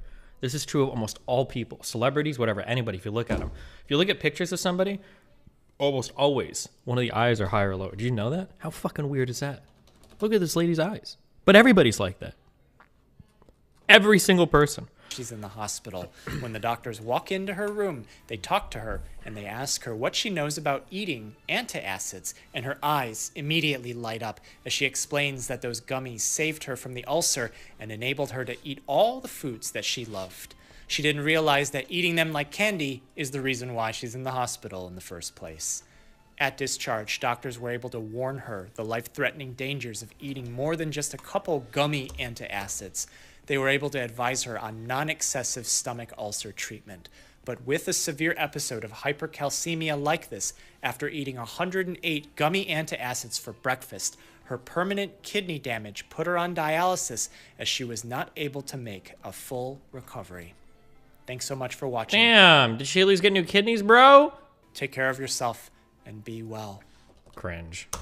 What is this? XQC was talking shit about my my advice that I give to people about, you know, getting in relationships and stuff like that. Oh shit, I was on dating advice. What did I miss? Oh no. What's your advice? I don't even think he knows what my advice is, because apparently his advice is similar to mine, where I was saying, like, I was telling dudes that, like, every guy can automatically be at least a 7 if they shower, smell nice, if they figure out what kind of hair works on their head and like figure out what kind of, you know, beard or whatever Hygiene routine. first. Okay. Yeah, hygiene first, hair and beard, figure that out, and work out. Automatically, you're a 7. XQC was. That's true as far as physical appearance goes. It's probably true, right? I think I've said this before. The XQC clip he's talking about. Hassan's chat advice doesn't work ever. Hassan's advice on dating is dog shit. Uh-oh. The guy has the looks of a fucking marble Greek god, okay? It doesn't matter. He could sit AFK and eat a booger and he'd land a date. He would fuck on first date going AFK on a date. So why the fuck would I care what he says or what he does when he doesn't have to do shit? I mean, like, that's probably true for his son, but that doesn't necessarily invalidate all of his advice immediately, right? It could be the case that Hassan gave dog shit advice, or it could be the case that he gave good advice. You can't just like, oh, your advice isn't valid because it doesn't apply to you, right? Technically, every piece of advice that I give you could arguably be invalid because I'm a big fucking streamer guy, and a lot of people reach out to me through like Instagram and Twitter and shit. I mean, like, whether or not you're like, you know, whether you're, or like any advice I give you or things about like budgeting or whatever is like, why would you need to budget? You make a lot of money on you. Okay, sure, I guess. Like that doesn't automatically invalidate every single thing a person says.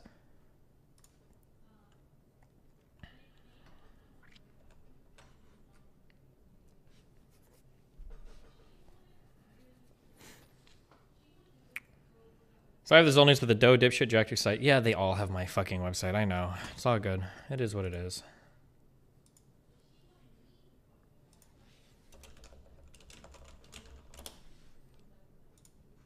Hold on one sec.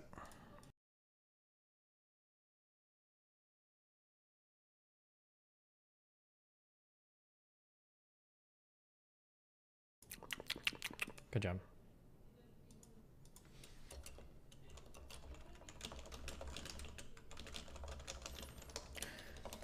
I think the difference is the way people claim to have knowledge about dating is by what's worked for them. Hassan's advice is worthless because he doesn't know what actually works.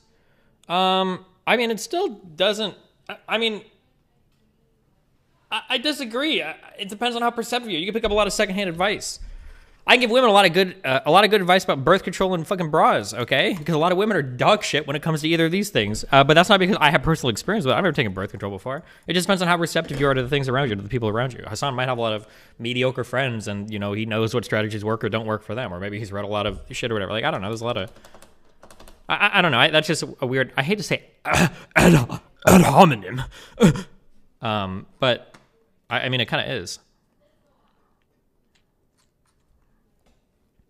What's your bra advice? Get a fucking bra that fucking fits and don't be a fucking moron, okay? The amount of girls that wear bras that like chop their boobs in half or they have these huge fucking cups that are half empty, Jesus fucking Christ, okay? Go to a real fucking bra store at least one time and get an actual proper measurement so you know what to shop for. And then find a good store that sells bras that you like or go to a specialized one and get good bras. It's a life changer, okay? You wear this motherfucker all day, every day. If you come home and the number one thing you're celebrating is I finally get to take my horrible fucking bra off, go fucking get a proper fitting, okay? There. More so than ever before, I am utterly convinced that this life that I have is almost beyond reproach in terms of its quality and its adherence to my personal goals. That I'm so happy with what I do, that I'm so happy with you guys, and that in all of these contexts, there is absolutely nothing some unhinged, drug-hopping, manlet coomer could do to possibly destabilize that level of mental well-being. Has he ever been this mad before? That's the real question. Oh my God. Which is why I've been a little bit more laissez-faire lately. So you all don't need to worry about it. And you can make fun of him all you want. It's fine. Thanks.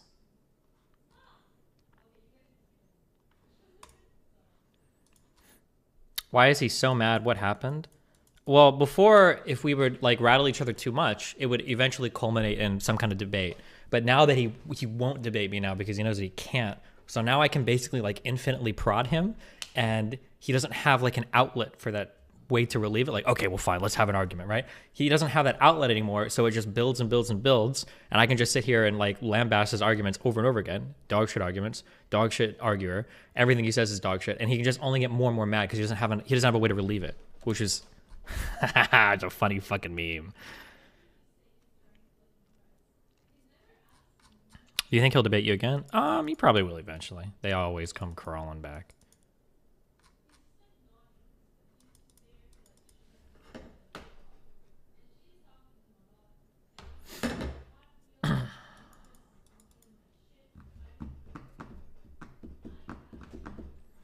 Thinking out loud, new COVID variant is called Omicron.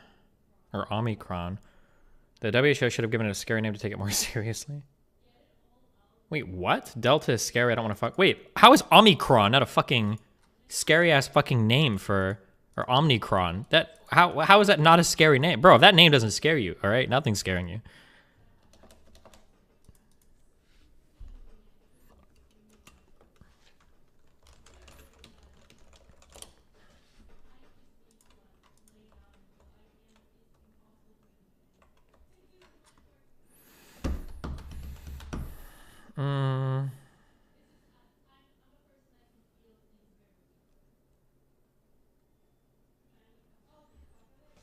He has like a 6-figure income destiny. You aren't making him mad beyond what capitalism can buy him.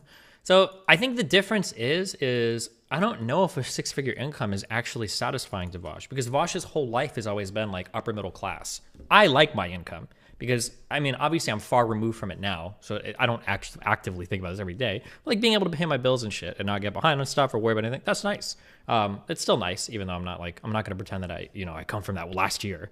But I don't think for Vosh, I don't know if the money, I don't know how those people, I actually truly don't know how those people view that money. I don't know how that works. I think that they're more interested in peddling influence than they are for money, because it's not like if he stopped working, I'm sure his parents would still help or take care of him, or like, I don't know if he even worked, not to shit talk him, but I don't know if he worked any jobs before, because he went to school, he got a sociology degree, and then I think he got into like internet debating and then made a YouTube channel. I don't know if he ever even worked before.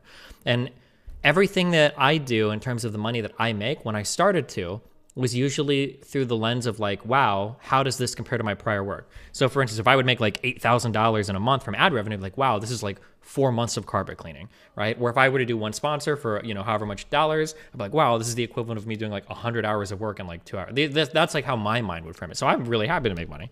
But I don't know if you've always been like upper middle class your whole life, does it matter? Do you give a fuck that you're making 6 figures streaming? I don't know. Maybe it does. I'm not sure.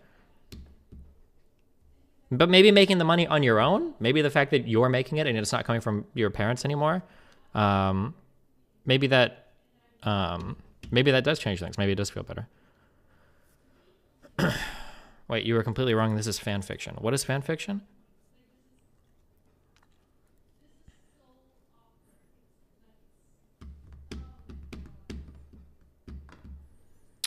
I might be crazy, but didn't he say you were the one running away? I've turned down Steve for months. Okay.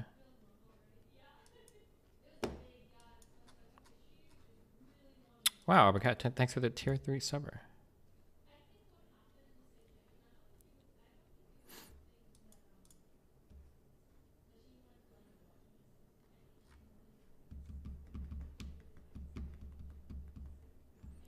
Vosh used to be a security guard, apparently. Why? Why would you do this?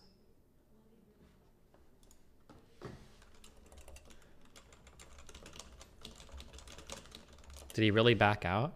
Wait, no way did he actually back out.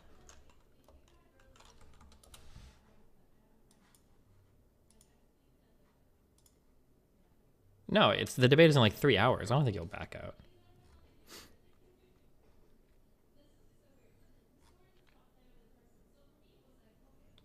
I feel like it'll be a good time.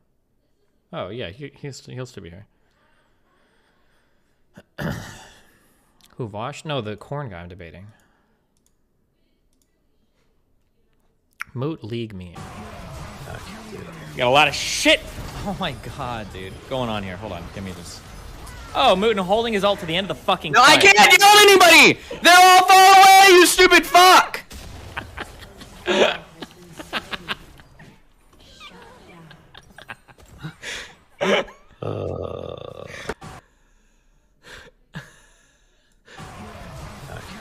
Got a lot of shit. Oh my. Look at me. Max range auto attacks. Oh, here he comes. Got a lot of nice. Shit. Oh my god, dude. Going on here. Hold on. All right. We die. What do? Lock on. See Mr. Mutin still alive. Ult. Still there. Time to trigger. Dude, going on here. Hold on. Give me this. Oh, Mutin holding his ult to the end of the fucking No, fight. I can't yell at anybody! They're all far away, you stupid fuck!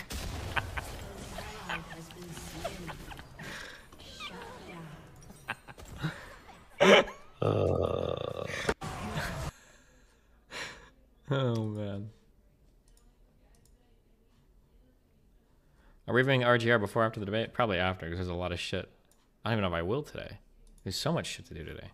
Well, just that debate. No, I'll probably do it after me. Do you see the subreddit post about a DGGer trying to flirt? You need to help your bros out. Hoy there, strange this Tenderland is.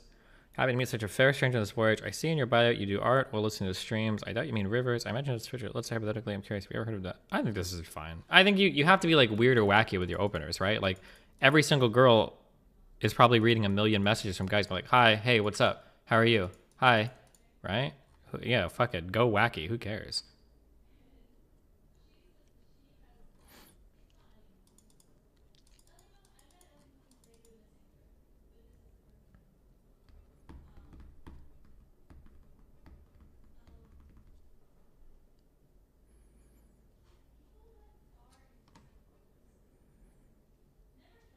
No way this works? Why? What do you think works? What are your openers like? Hey, you free tomorrow night? After I finish hitting the gym and saving cats from trees, I'll swing by your place and pick. Like, what do you? It's fucking online flirting. Of course, it's always gonna be cringe.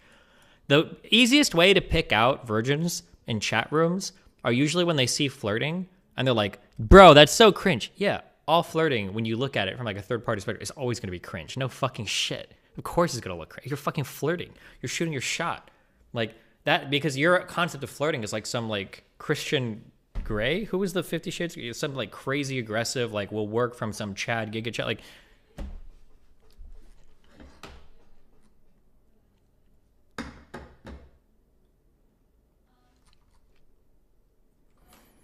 I agree, but the way they did that specifically was a little too far. I mean, like, hey, if they ended up if they end up knowing who I am, then that's like an easy like thing to connect on, and then they can talk, I guess. I don't know.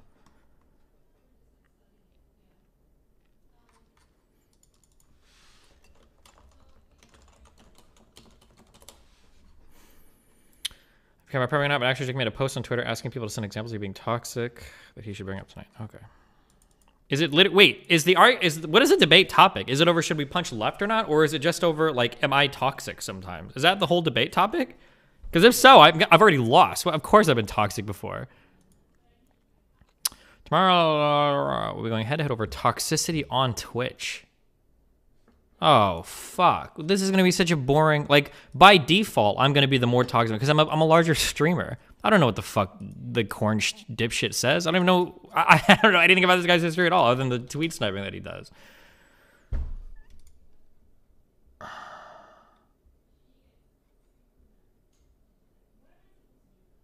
Oh, I didn't read these last few messages. Fuck. The Danabo message. Without any further input, we will make the decision to go with, is it harmful to continuously punch left topic, including whether that fosters a toxic community. That's what I heard. And then Jake said, more interested in specifically community making and toxicity. What does that even mean? That's so cringe.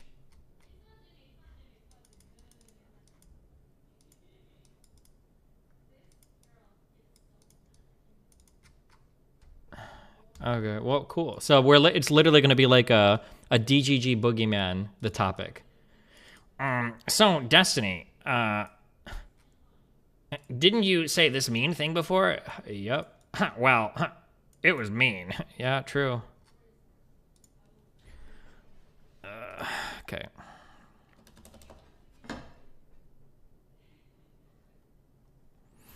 His community of the corn thing is full on toxic. No other point to it. Yeah, but if he asks me for example, I don't have examples. I don't know what the fuck this guy does. what example am I gonna?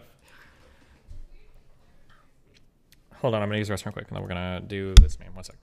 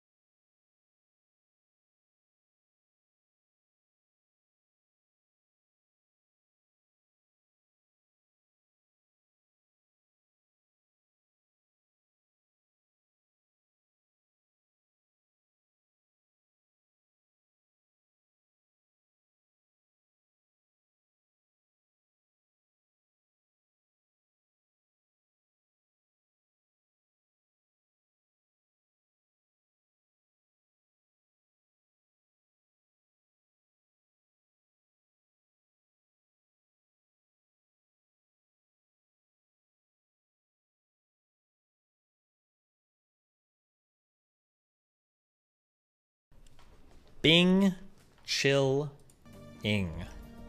Okay, we'll see how far I can get in this run before we.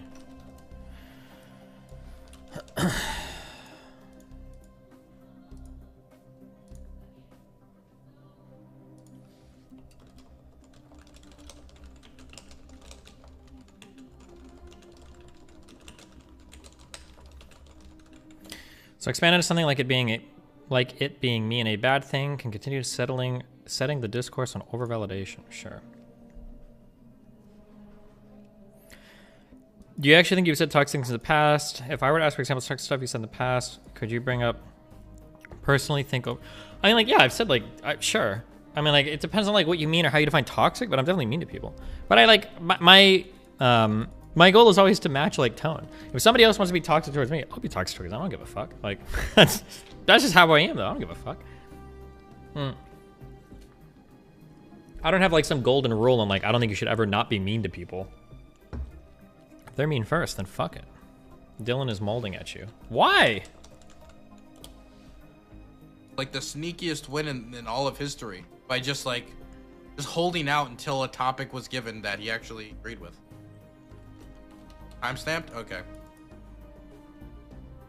Oh, I'm not blaming Dylan. Jesus, wait, what? I saw Danabo's message and I'm like, oh, that's a good topic. And I figured that would be it since Corncob didn't have anything else to say the rest of the conversation. But then they narrowed it a bit. But it's whatever. I'm not blaming Dylan.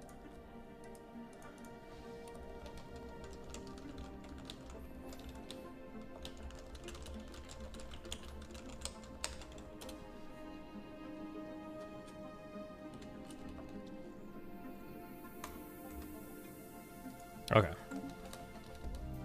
News on the new COVID variant. Okay, I might... If I don't talk about this, somebody else will. I kind of want to ban everything about this. I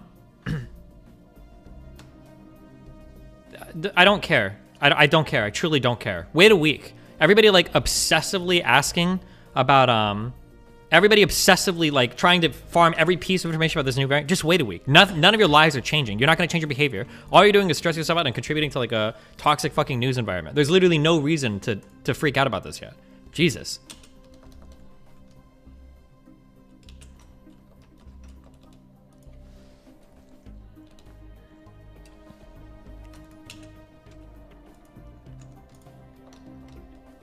Okay.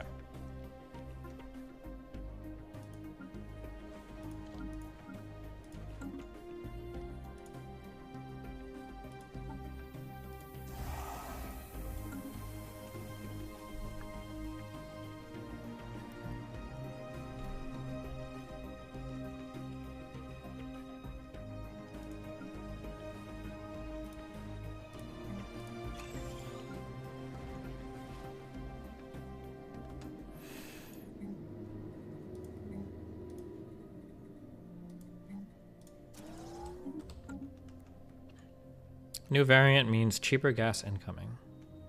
Are you gonna react to the Shronehead versus CTV undercard? Yeah, we can listen to it, I guess. That starts in like an hour. Is that only a 30-minute debate, or when does that start?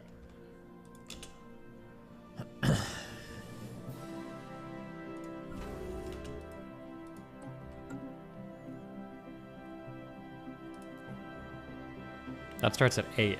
So 5, so in about 50 minutes? Sure.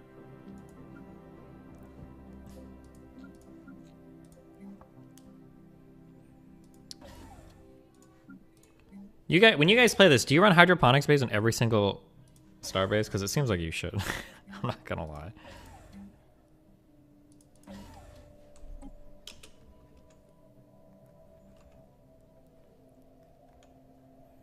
Technology secure. Did I talk today with Pac-Man? Yes.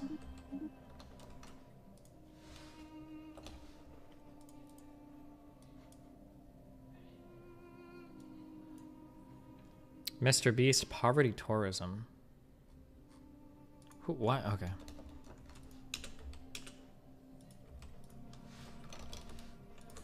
Jesus. Ooh, planetary hall done. Okay. Terraforming. This is what I need, right? We grow ever stronger. If I colonize a planet, can I terraform it after I colonize it? Or Destiny, RTB. Destiny, stir the drama by asking why you banned his chat and which dumbfuck mod did it.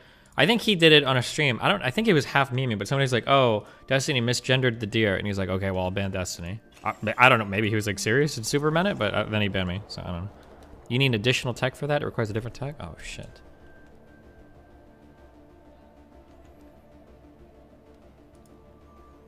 To terraform an already... Oh, but that's an already colonized planet. Okay, so I can... Intellectual booty. I can terraform one and then settle it, right? Okay. Okay, so there's 1, 2, 3...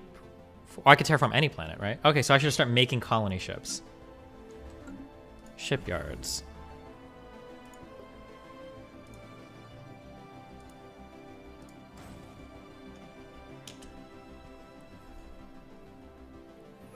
How can you misgender by using a universal pronoun they? I don't know. It's just don't worry about it, okay? Physics research. Or we could do moat harvesting, because I think I have a few of those I can get. Or maybe only one. And then rare crystals. Probably just more research. The alternative, if you've already colonized, is to edit your genes to make the planet species better. So I don't want to do that because I've already got like special shit that I've chosen. That's just not gonna happen, yeah. We grow ever stronger.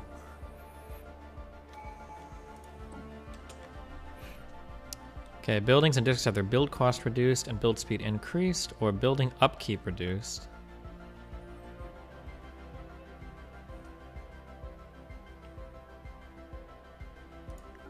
Nice. Technology secured. Unspent trait points. Okay, we've got 2 robot traits.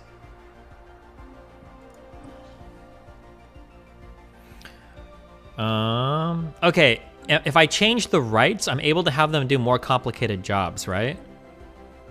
If I go from... Oh, God. Or am I not able to do that?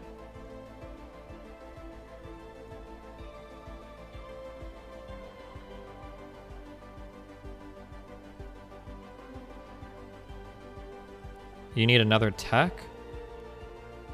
Okay, shit. Gotcha.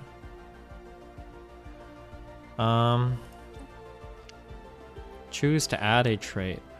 So I've got 2 trait points. So we could either get more minerals, more food, assembly cost decrease, empire sprawl decrease. Oh, more assembly speed. And then less upkeep? That seems fine, right?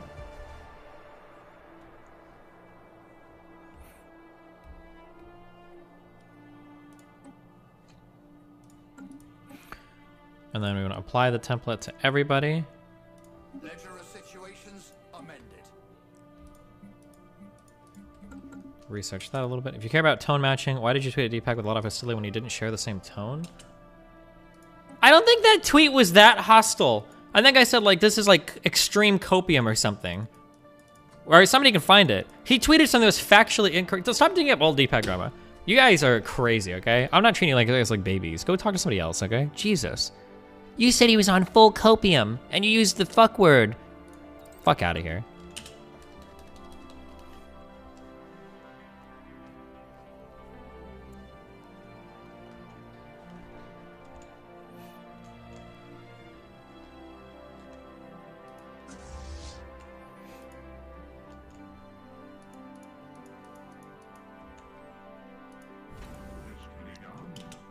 Okay, we're gonna build a spy network on this guy. We're probably gonna be fighting him at some point. Vosh talking shit. Why? Vosh. Did Destiny really ask his chat to spam something in my chat while I was doing a bit? Are we really at that level? Did I? I thought I was just typing in his chat. Oh, I think I might have asked somebody to ask a question. That might be true. Fuck, wait, what did we say last night? I think, but I wasn't telling people to spam. I was just like, somebody should ask him this. I mean, I guess you could say that counts as me. I'm trying to remember what I was, because he said something stupid. Fuck, what was it?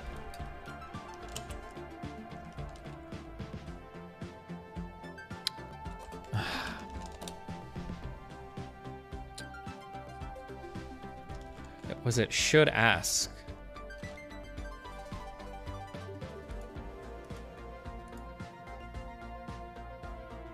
Oh, he was mentioning, so he went on a whole rant about how he's only going to debate people that are more popular than him because he's trying to leech content. And then he mentioned, like, you shouldn't debate your family members at Thanksgiving. And I wasn't on his Twitch stream, and I was like, wait, someone should ask him if we should debate family members if they have more YouTube subs. If that counts as chat spamming, then I guess, okay. That was a good, that's a good meme, though. Okay.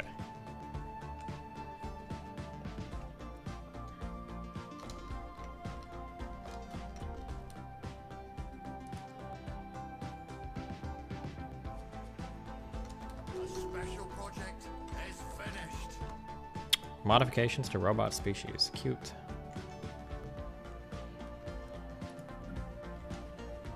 Okay, 4 jobs available here, 2 jobs available here. Probably gonna need another city district.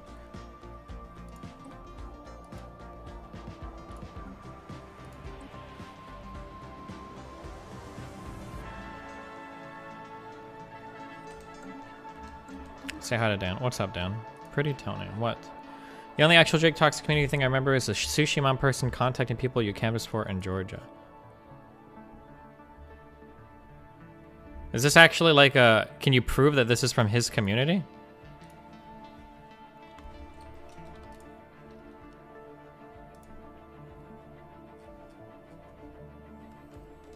She has a corn in her Twitter name.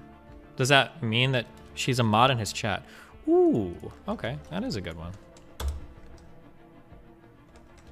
Good catch, guys. Whew.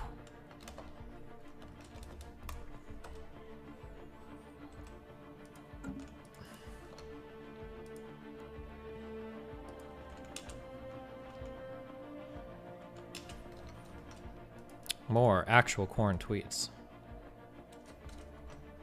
The fact that my mod team feels the need to be vigilant tonight as I talk to Destiny about his toxicity for Hippy is like already a sign his community is bad. Like, look at my mentions, just like, wow, Jesus. What a victim, Andy, dude. Oh my god.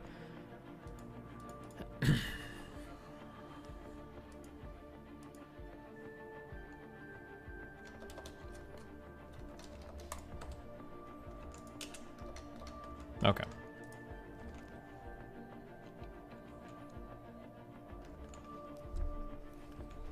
I don't know what to do right now. I'm just waiting on research and shit to finish, I guess. That cry bully shit is so annoying. Yeah, it's pretty fucking dumb. I mean, there's no reason not to go survey more shit, I guess, huh? If you guys are just gonna sit here and do nothing.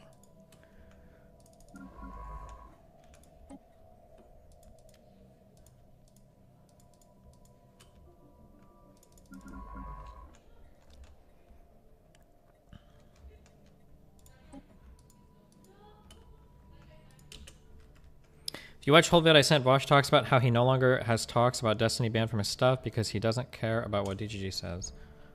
Okay, cool. Okay, one colony ship built.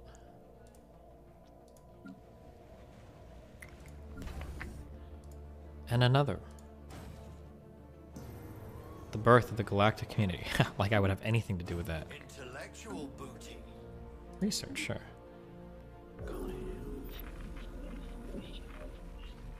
Previously unknown spacefaring empire. Is this like one of those crazy ones or whatever?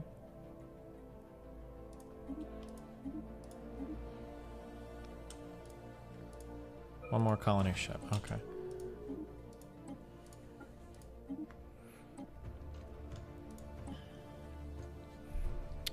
Starbase capacity, fleet command limit, naval capacity. Probably naval capacity. How are the new races? It's the aquatic race. That's the race that we are right now. Ledger of situations amended.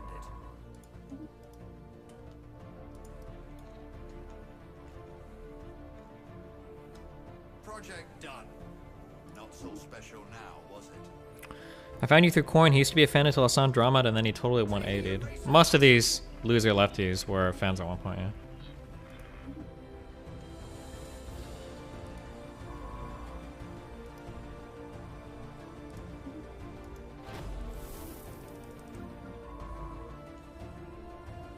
Our lookouts have detected an anomaly. Our lookouts have detected an anomaly.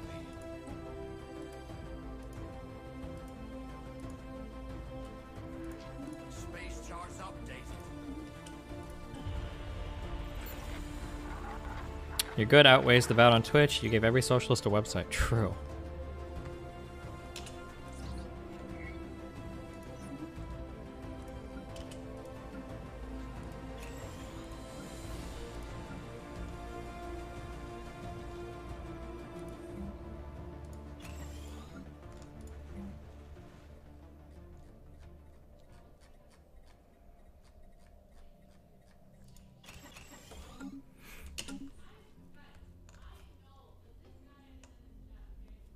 Research complete. Cool. Applied quantum physics. Wow. Everybody in chat knows that. Research station output, I guess? Sure. Oh wait, are we done with the terraforming thing? So... terraform. I want to make all of them ocean worlds, right? Yes.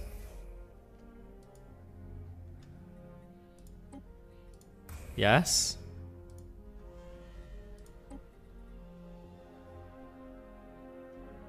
Destiny, I wish you mentioned more that Vosh said he wanted to clout chase to become the next Hassan, and that he would stop debating you because you weren't big enough. That happened when you two were still friends, I think.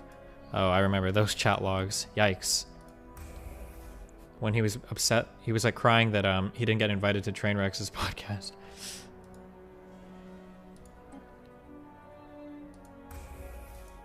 Terraform. Yeah, there we go. Are we going to enter this conversation super calm? Yeah, I think so. Pretty calm today. What have we here? What?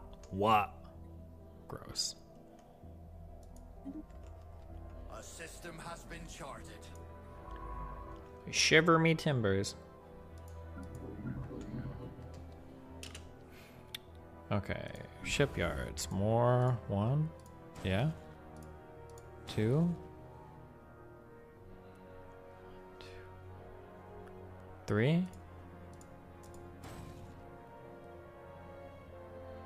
Oh, we have 1 more. Tomb World. It's gonna cost 10,000 credits. Holy shit. What politics does Coin even have? Is he a socialist? Yeah, he's some loser socialist. You keep saying your debate is at 9 p.m. Are you referring to EST or PST? Because I live in Cali. It's at 6:30 PST. It's literally on my calendar. You can literally look at my calendar.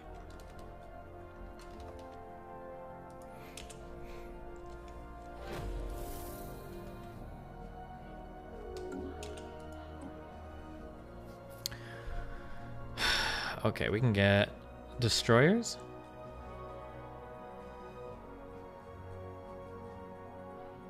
Oh wait, synthetic crystal plants. I might need that. Our fleet command limit goes up. Yeah, that's fine. Where's your calendar? Isn't it like destiny.gg/schedule or something?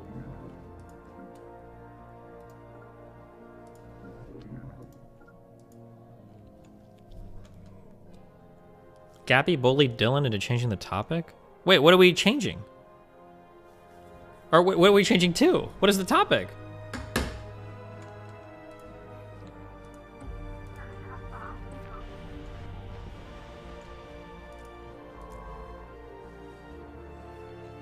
The previous one? Oh man, already got the drama going. Oh boy.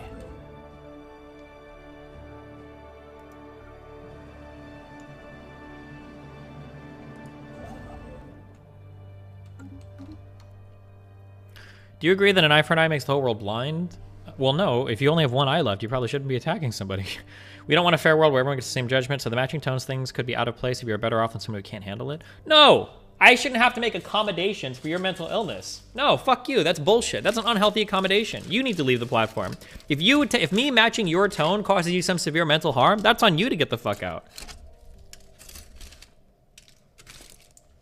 You don't have some fucking need to be on Twitter in politics fighting with people. That's bullshit.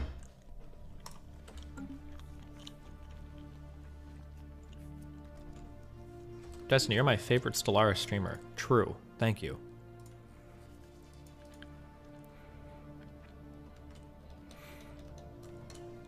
Your advice about matching people's tone and energy almost got me stabbed today. I tried it, and after a shouting match with a schizophrenic homeless person about aliens, I can tell you it doesn't work, Destiny.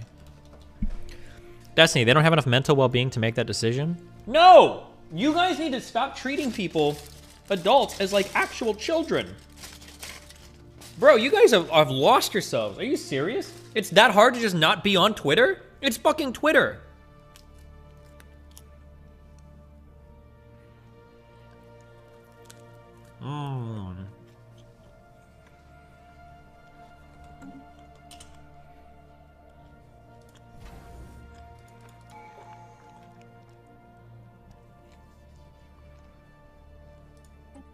There is new information in the situation log. Okay. Ooh. City Deck spread 1 more housing. Building upkeep and district. Okay, we'll do this one. Are you gonna watch CTV versus Shu? Yeah, in 30 minutes, right?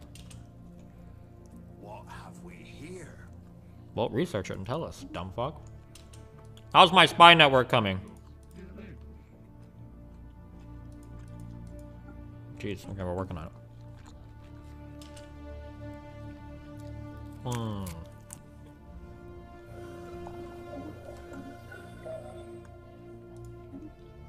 We don't like you.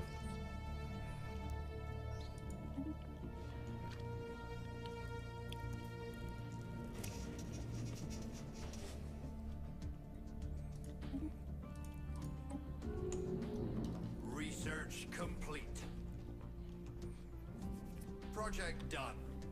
Not so special now, was it?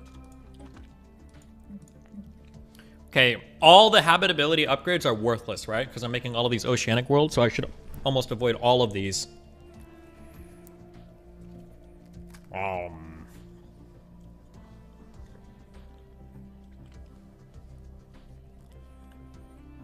These moral codes, this is just a straight buff to every single planet, right? I don't actually need to do anything.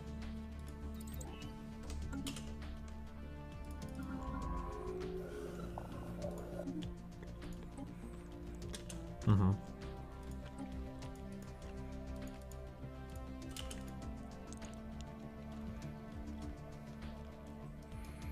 A system has been charted. Okay, we're about to go real tall.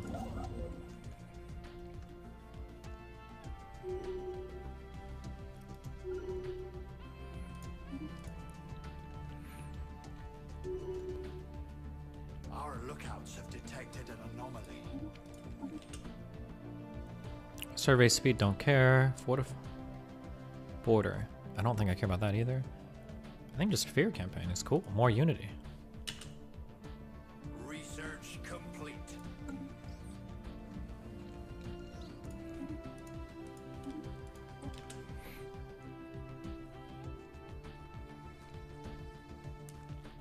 Oh, exotic gas refineries allow me to, I think, harvest the, not rare crystals. Oh, I don't even think I have any exotic gas. If I got up parts of your stream and post on YouTube, you okay with that? Or will you strike it? Oh, shit. You can do what you want, generally. Apparently...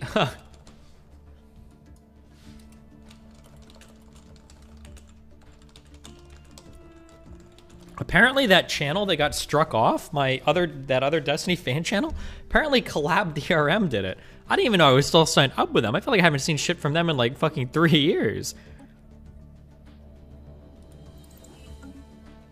Is a 225-pound deadlift good or bad?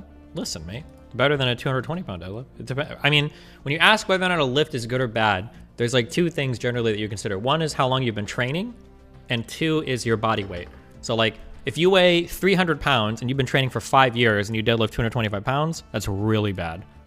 But like, I mean, as long as you're progressing, it doesn't matter much, right? I guess. I shouldn't even say it's really bad. Hey, as long as you're making progress, fuck it. Actually, no, even if you're making progress, it could be bad. If you start off deadlifting 200 pounds and you weigh 200 pounds, and then you get your deadlift up to 225 and you weigh 300 pounds, that's like negative progress. So I guess it's not technically always good.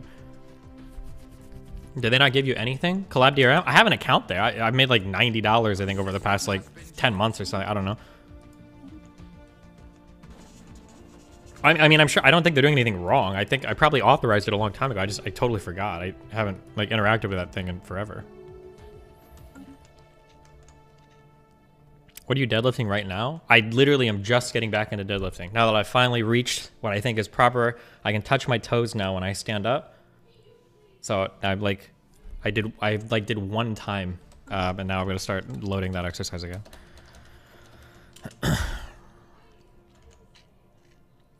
Why deadlift 200 pounds if you're already 200 pounds? Why don't you just lift your own body up and down instead? True. Absolutely true.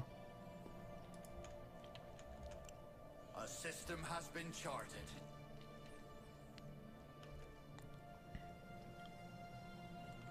There is new information in the situation log. What have we here? Was under 150 pounds and was able to deadlift 405 prior to COVID. Damn.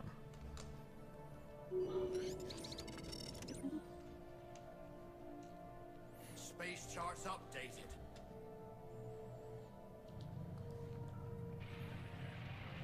Wormhole shit. Oh boy. Dude, if this Fallen Empire wasn't here, this would be such a base like sector to control. Look at all this shit.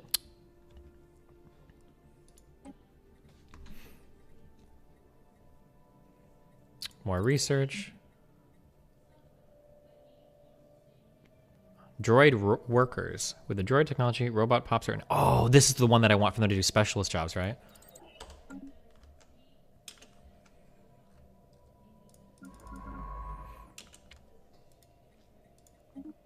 Okay, research that.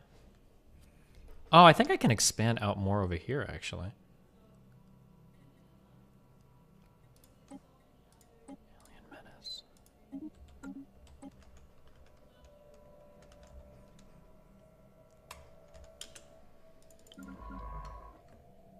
Oh, I totally can. I wonder... Oh. This is like 2,000 fleet power.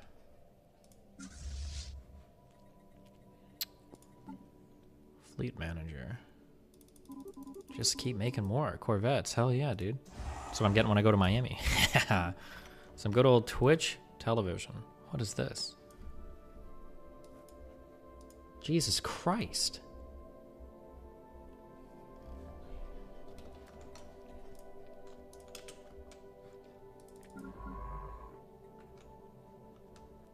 A system has been charted.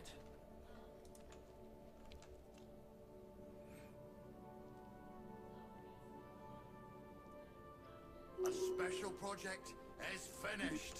Cool. Oh, we got the thing.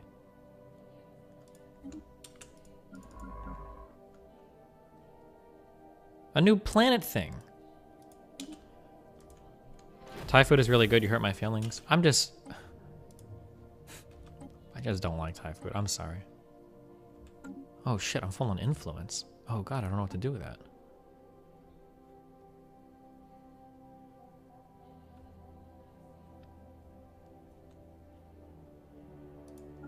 There we go.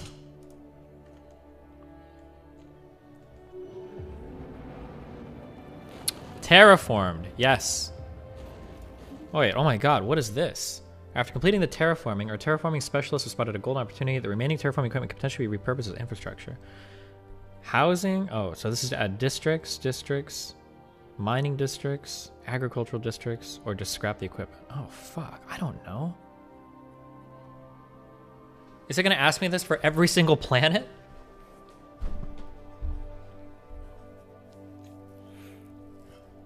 I can check out XQC's McLaren. Gee, why is everybody getting a crazy car? Does XQC even have a driver's license? Wait, why am I typing this in?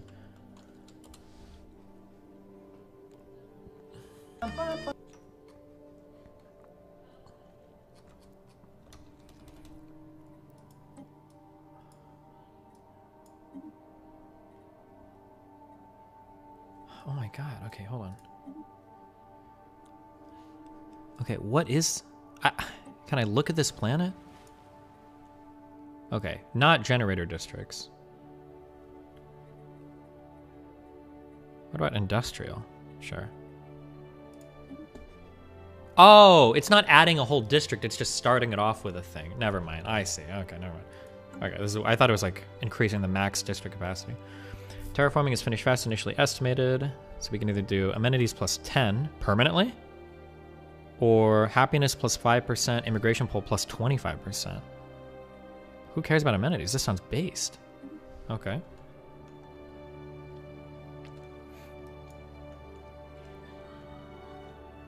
What is your dream car? I don't know. Some crazy YouTube guy started tweeting at me. Not tweeting at me. I say crazy. I didn't mean that. Some big YouTube guy has like 2 million subs on YouTube, and he DM'd me, and he was giving me like car advice, and he was recommending. I don't like the way that it looks, but the I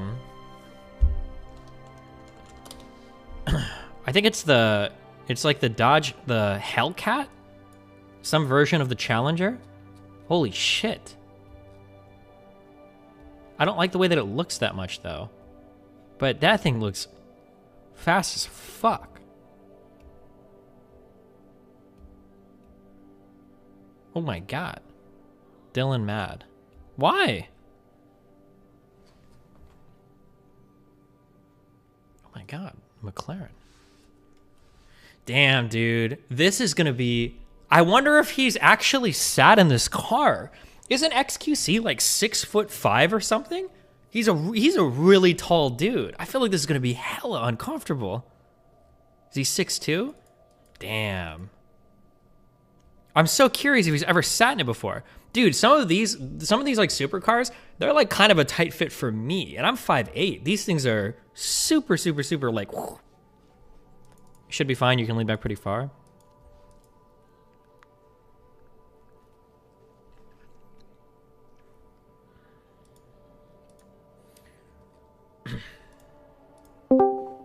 What's up?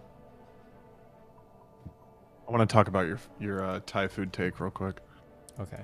How you doing? Thai food is kind of known as being one of the most complex cuisines in the world. Oh yeah, is it? Okay. Confirm you have the palate of a 5-year-old toddler. Thank you. Just wanted to put that out there. Okay. Good luck in your debate tonight. Thanks. And DG, vote for me for the Pro Bowl. Hashtag Pro Bowl vote. And then Tabor Pepper. And that counts as 1 vote. Thanks. Have fun, buddy. Fuck, I don't have planet names. Be here. Unless you're dipping. No, I'll stay here.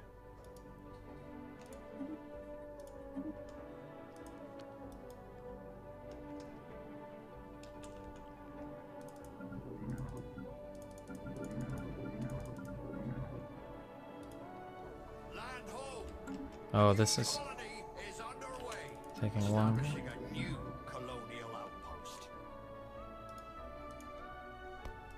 How's life been? What have you been up to? Just got done with football. I had a massage today. Well, that's cool. And we play against the Minnesota Vikings this weekend. Wow. Are you excited for that? It's kind of an exciting game because we currently have the 7 seed for the playoffs right now, and they have the 6 seed. So if we beat them, we'll move up and get seeded higher in the tournament that is the playoffs. What, when you say the tournament that is the playoffs, is that the NFL, or they're like playoffs leading to the NFL? Or not the NFL, I'm sorry, the Super Bowl. Super Bowl, yeah. There's playoffs leading to the Super Bowl. Okay. There are no other tournaments in the NFL, right? It's just the Super Bowl? They're not like side conference or anything the like playoffs, yeah, okay. The playoffs are a tournament style. Yeah, okay. The game's at home. I'm not going to Minnesota.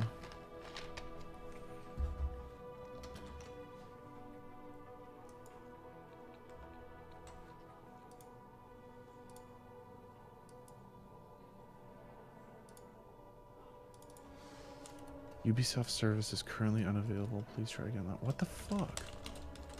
I'm trying to 100% Assassin's Creed right now. Which one? Brotherhood. Brother.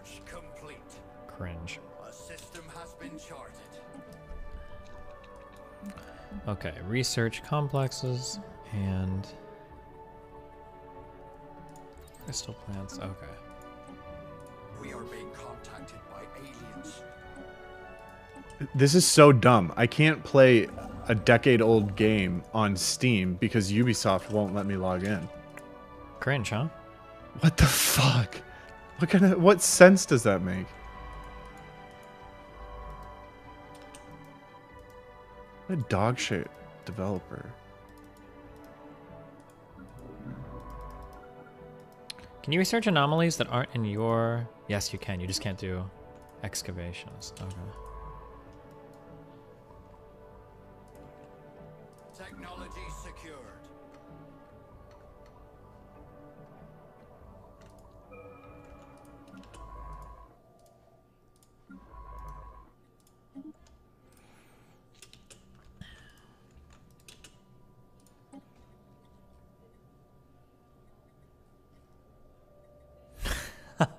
Why is he doing this to me? Nathan discovered he's back on Discord. Your son? Yes, but he shit posts at me relentlessly. Look at this.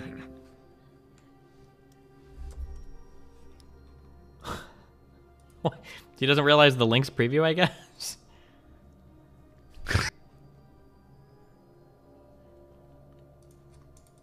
He tried to rickroll me.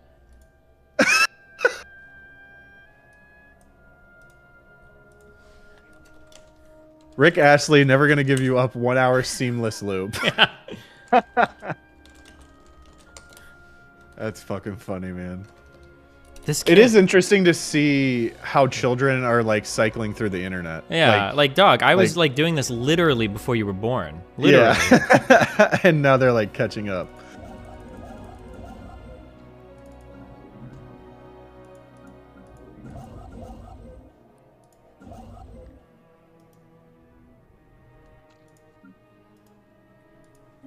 I said, Nathan, I can see the preview, and he said, "Oh man." Okay. Hey, Dad, have you heard of Nyan Cat? Oh God. Hey, Dad, have you heard of LOL cats?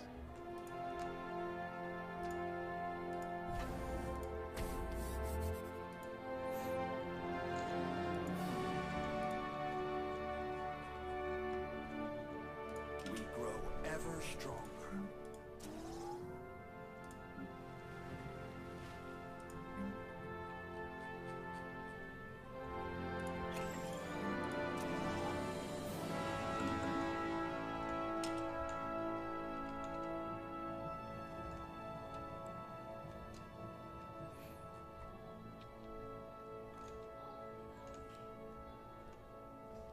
Intellectual booty. You eat any turkey? Oh, no, you don't like turkey. Did you eat any seasonal meats yesterday? I did eat turkey, actually. They served it at the hotel. Hmm. We grow ever stronger. Ruined ring section. Well, doing this 10,000 alloy completion complete the entire thing? Or do I have to do that for each section? It must complete the entire thing. No? Each section? Jesus. Okay, well.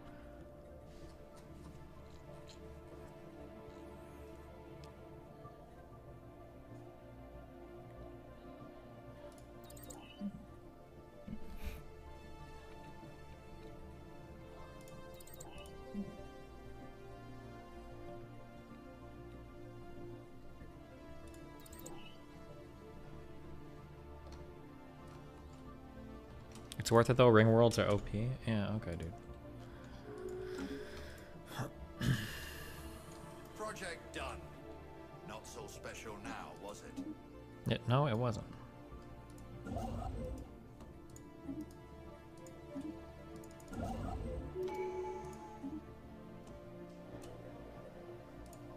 We grow ever stronger. Okay, so, oh, I can do the hydro. Oh, no, wait. No, I can.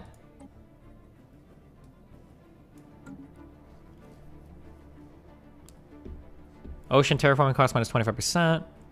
I can do ice mining stations at star bases, which enable the expand planetary sea decision on ocean worlds. I don't know what that means. Species with the aquatic trait gain 50% greater benefit for life. Okay, so this is a based.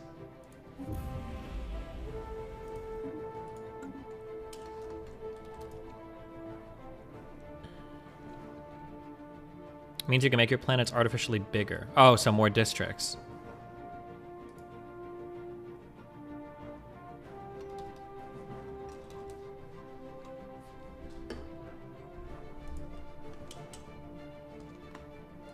The yellow bellies are confederating.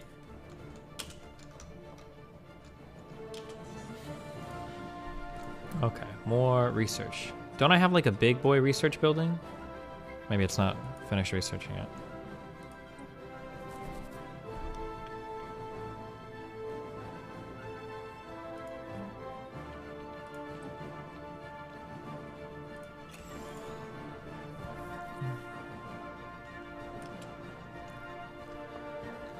At Destiny, your wife has a night-tight ass that leaks that need to be plowed and excavated by a whole team of birth explorers.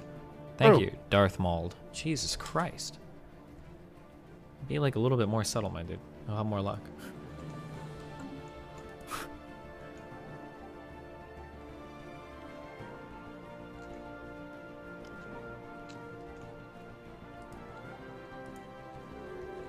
A new colony has been founded. A new port to call home.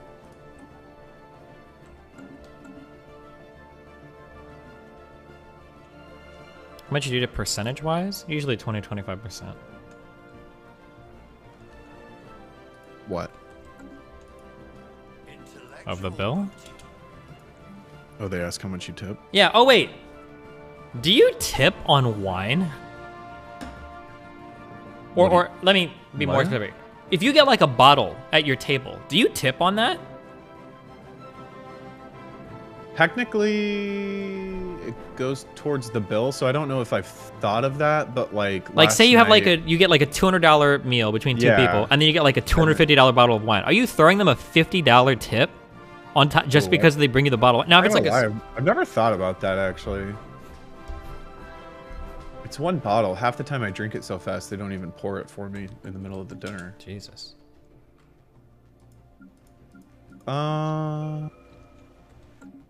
Man, yeah, I don't know. If you pair a wine with that costs almost as much as your meal, then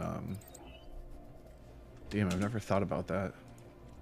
I've just been tipping like a fucking sheep. Okay. Chat, what do you think?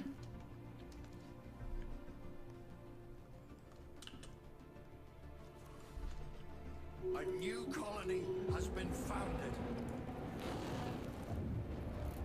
Oh, this increases the max districts. Okay.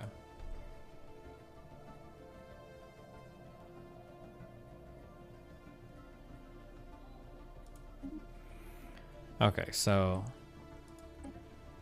look at all the industry here. But I can either add generator, mining, or ag. Man, oh, and they all suck. Chat providing great arguments like, you're rich, so it doesn't matter. Nice. Great argument. My grandma always had a silly rule to never tip on a bar bill when at a restaurant. I mean, I don't know if I'd say that's silly. Drinks, mixed, at least in LA, mixed drinks are incredibly expensive. You're paying like $10 to $15 a fucking drink. Like, I don't know, that seems a little bit crazy to me. If you want to get like pretty drunk with somebody and you both get like 3 drinks between the two of you, for like 6 drinks, you've got like $100 bill or more. Sometimes, like, I don't know, that seems crazy. So I don't know.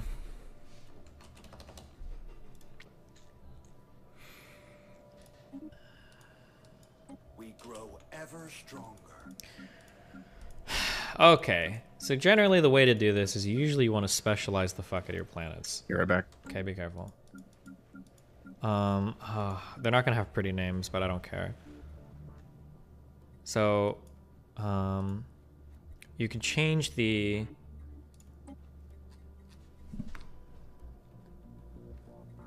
So either forge or factory? No, it's either... It is, it's forge or factory, right? Am I crazy? So if I make this a forge world...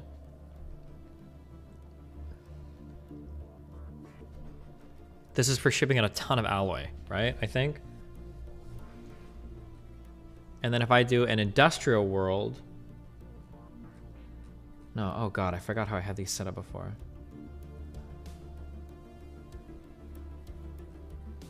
Is it forge versus factory? Oh yeah, it is. Okay, so I'm lowest on like consumer goods right now. So we'll do, this is gonna be a factory world.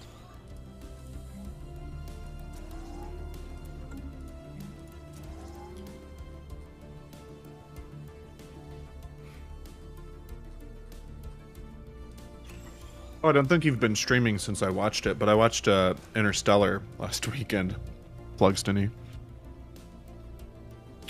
It's really good. Yeah? Like forehead, but yeah. True. Research complete. Good take. Nice job. Thanks. When they were taking off from Earth the first time, the plane hit turbulence that I was on, and when your plane was taking off from Earth. Okay, go ahead.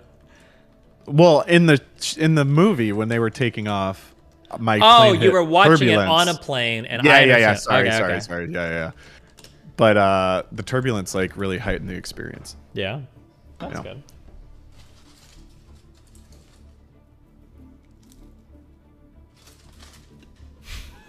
I'm sorry. I'm not trying to bully you. You could never bully me.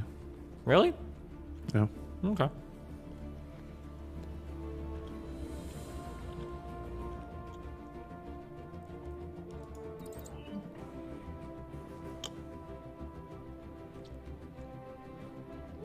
No, I didn't cry, but when he went into that black hole, that was a pretty, like, eerie feeling.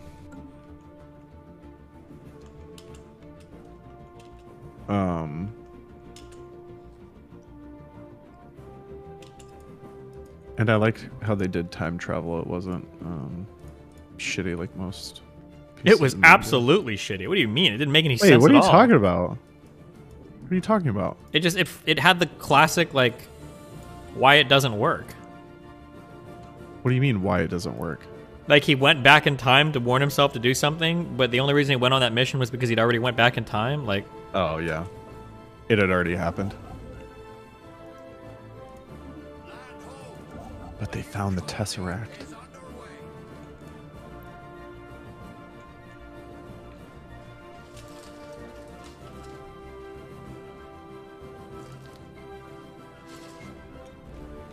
wow! Thanks for getting 10 tier 1 subs, Colin Saw. Oh shit, let me catch up on donos, and then we're gonna have this debate playing in the background. Wait, I thought you were debating someone. Yeah, after this one. Stop making your mom jokes. Very, very quiet. So I think it's going to be very. Mom cheated on me with my sister, and it hurts my feelings every time you make those jokes. Sad. Thank you, Steven. Okay. And then Trainwreck said Obama is down bad. It was the funniest shit I've ever heard. Okay.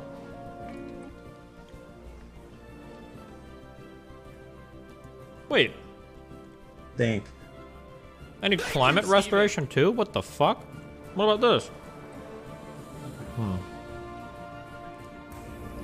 Not for this one, okay. Stop stuffing your fat fucking mouth. Sup, dog. What's up?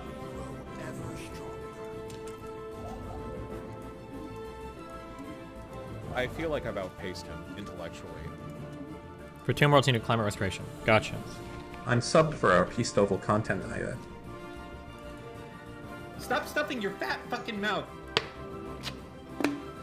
But it's calm, you know, it's collected. Yeah, I think he needs to stick Because to I'm that. I putting think him kind of 100%. like screaming is not really good. I think he needs to go back to his roots, the original Apollonian philosopher king CTV. Got you. Gabby? Thank you, Steven. I think it's Yeah, but really stuff, man. important that CTV tries to essentially appeal to the judges, right? We can talk about appealing to the chat by posting these prom pictures, but at the end of the day, what he really needs to do is Stop appeal to the stuffing your judges. fat And I think fucking mouth. part of the difficulty as these debaters go in is that they don't know who Have the you ever judges had are. That sex? generally you'll probably get one person who's biased towards you, one person who's neutral, one person who's biased against you, which makes it really, really difficult. So CTV might have to lean into that type of shit posting and that type of legendary comments that we know and love him for. Honestly, all I would tell him at this Hey, point babe, is not that to brag, he needs to but just heck, do what he does I and turned just a please 1v2 proceed, Governor. situation around. That's One all I of can double say to him kill at and this double point. buffs. Dadabo? I'm kind of a big deal. The thing about Don't get me CTV started is at my he'll Baron match skills. the energy Bonus of his meme 100%. opponent. So if Shuroned comes in hard, CTV will go harder. Yo, Dest, I'm unironically down real bad. All the dumb fucks decided to dump their stock after this Omicron bullshit. The selling needs to stop, and if that means gunning down dipshit anti-vaxxers, then let's go. You're in a video game. Obama. Yes, I ban people I disagree with. Free happy plants and other caught by me. I have been reformed Bing Chilling. Bing chilling.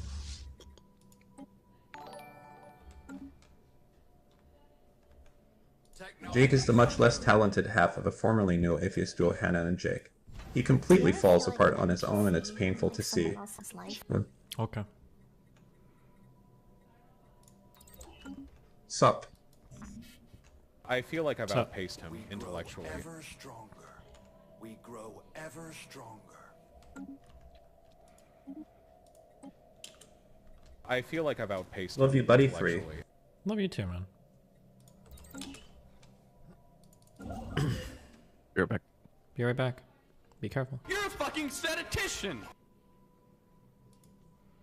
Can you prove to us on stream that you can touch your toes for asterisk research asterisk? I think I have to stand pretty far back to do it. Feral behavior. Oh, Ashen God. still. Stop stuffing your fat fucking mouth. I think Jake is Jake Arm's brother? Okay.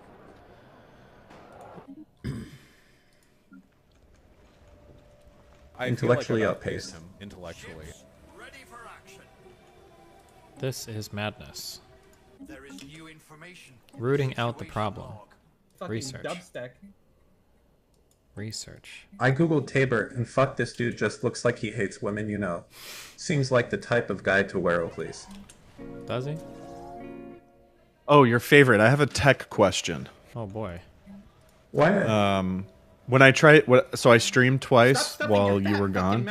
Okay. And I thought my camera was like freezing for no reason, but I found out that Total Warhammer 3 when it comes out next year. It would You're just going to keep only start making freezing excuses. when Might satisfy the Assassin's actual Creed Order, so opened up. bug. Okay. I know like this game probably Serenity isn't now. like Serenity now.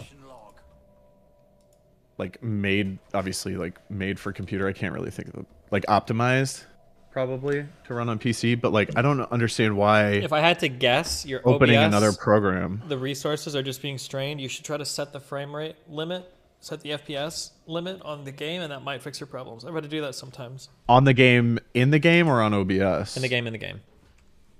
So On the game, what? in the game. Cap it at like 60? Whatever your monitor is, yeah. Because if it's like running it up to like 300 FPS or something, it'll use like all the resources available sometimes on your shit, and then it'll fuck your shit up. Interesting. Okay. How do I make I want to make a new sector here, I think. Create new sector and then assign a leader, recruit.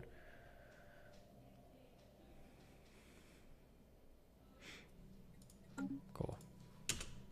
Technology secured. And then I want to make New port to call home. cool. Birth of a new culture. A new port to call home. Oh my god, chill, okay.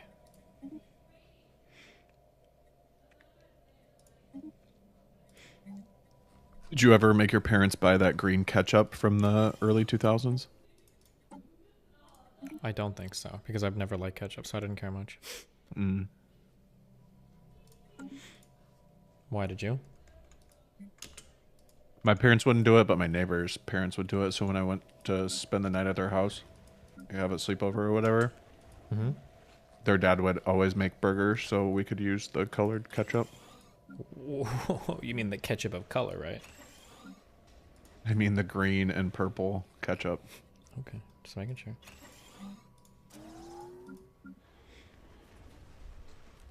You fucks are all so predictable. I'm sorry, I didn't. Just making sure I've been around you people too much. Just making sure we're on the same page there, Taylor. Okay. And by you people, I mean the Taliban. Jesus. You guys are all stochastic terrorists. Sarcastic terrorists. Stochastic terrorists. My mic cut out. Okay.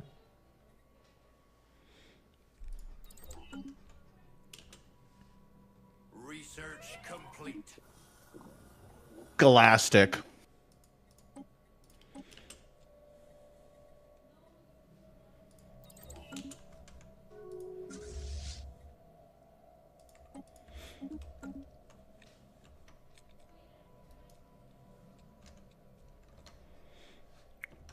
Quick meme. I need to catch up on donos, guys, so I can listen to this in the background. Oh yeah! Oh fuck! Do you still think your community is too far left, or has your opinion changed? My community is all over the place right now, okay?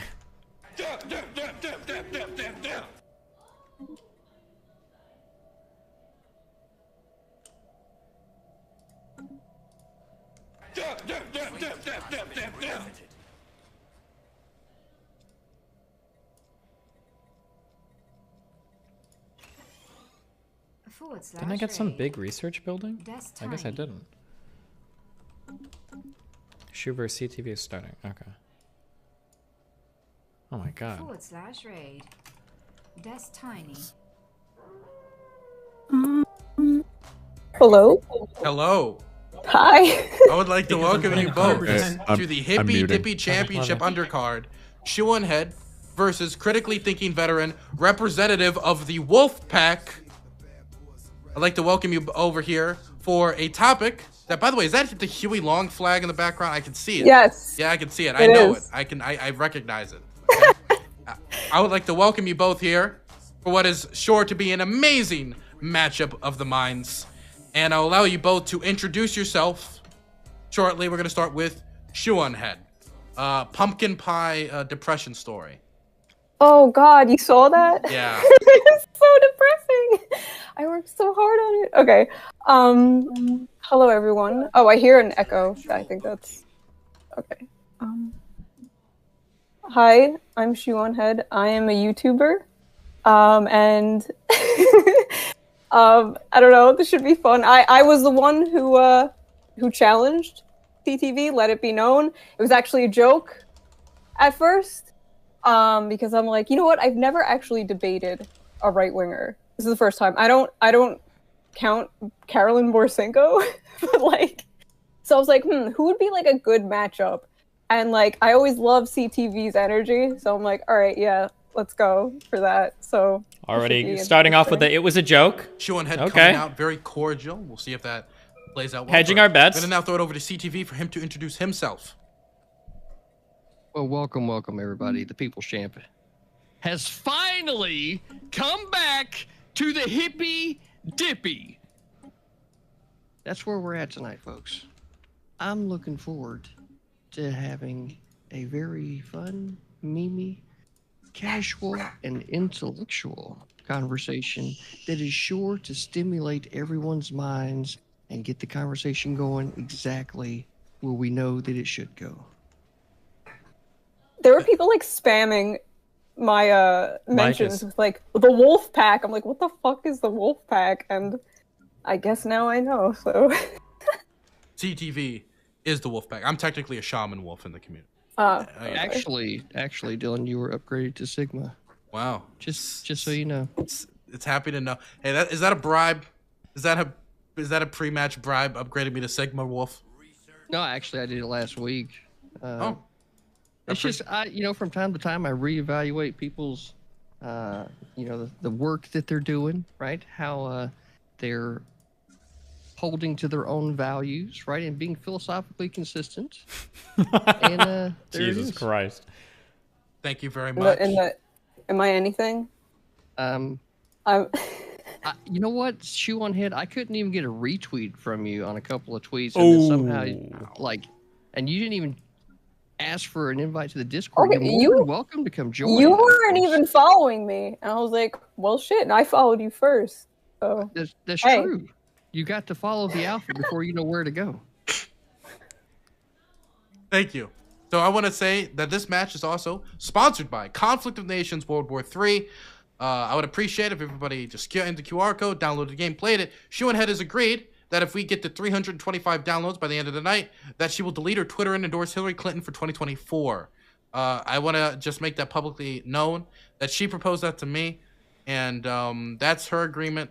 It's already signed and notarized, and I would like to thank Shoe on Head for supporting the channel with such a bold promise. Now, thank you very much. The QR code is in the left corner of the screen. Please download it and play it on your phone. We're trying to push the mobile version. Wonderful. Now we're going to go into the match. The debate topic is, can the left be patriotic? So I'm going to give you both a short period of time to do your intros before we have an open period of discussion. I'm going to start with Shoe on Head. So yes, I think the left can be patriotic, and I also think they should be patriotic. I think that in this time of like everyone is so divided, I feel like, by class, by race, by, political ideology, I feel like this is the one thing that brings us all together as Americans. We're all American. And I feel like if we want to, unite the working class, I feel like taking up that mantle is a very smart and a good thing to do.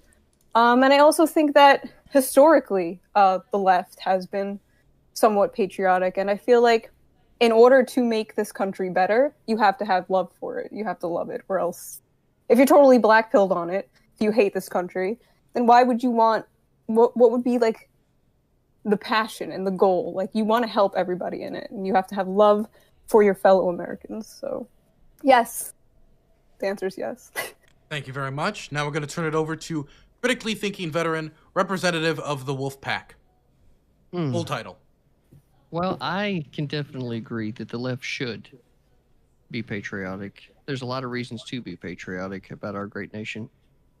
And I do think that there was a time when those that were on the left side of politics, right, were in fact patriotic. However, I do think that with such movements as Antifa that has been co-opted, right, and being owned by the left, right, this need and push to try to bring down government, all of these things that are now associated with the left's ideology make it real hard for somebody like me sitting here looking at the entire spectrum of politics, not only from the ground level where you see Antifa, BLM, some of these movements getting together and starting to destroy property, but also whenever you've got the politicians actively promoting these things, like Maxine Waters coming out saying, if you see these people in restaurants, go pick them up, pull them out. We ain't trying to be friends. So whenever you have the political leaders that are leading this thing, it makes it real hard for me to be able to believe that at this moment in time that the left can be patriotic.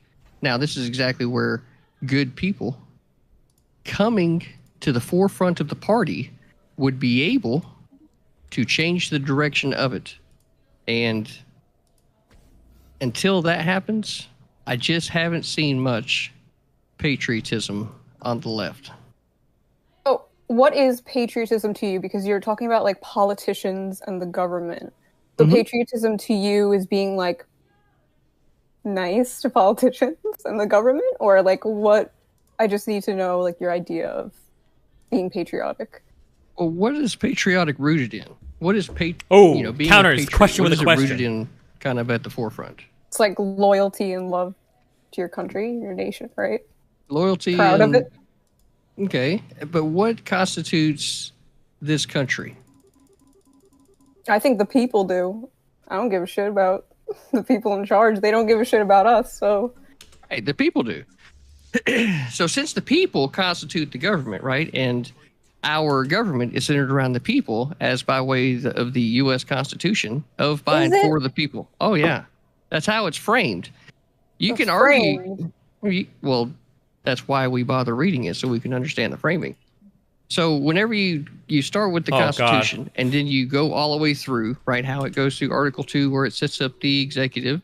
Article 3 sets up the legislative, and Article 4, I believe, correct me if I'm wrong, but sets up the judicial, right? All three of these set up the initial framework, and then later we get into, other things that can be done along with it. So this framework, right, of, by, and for the people is what makes the people all together, right? So without this government, right, there's no nation, right?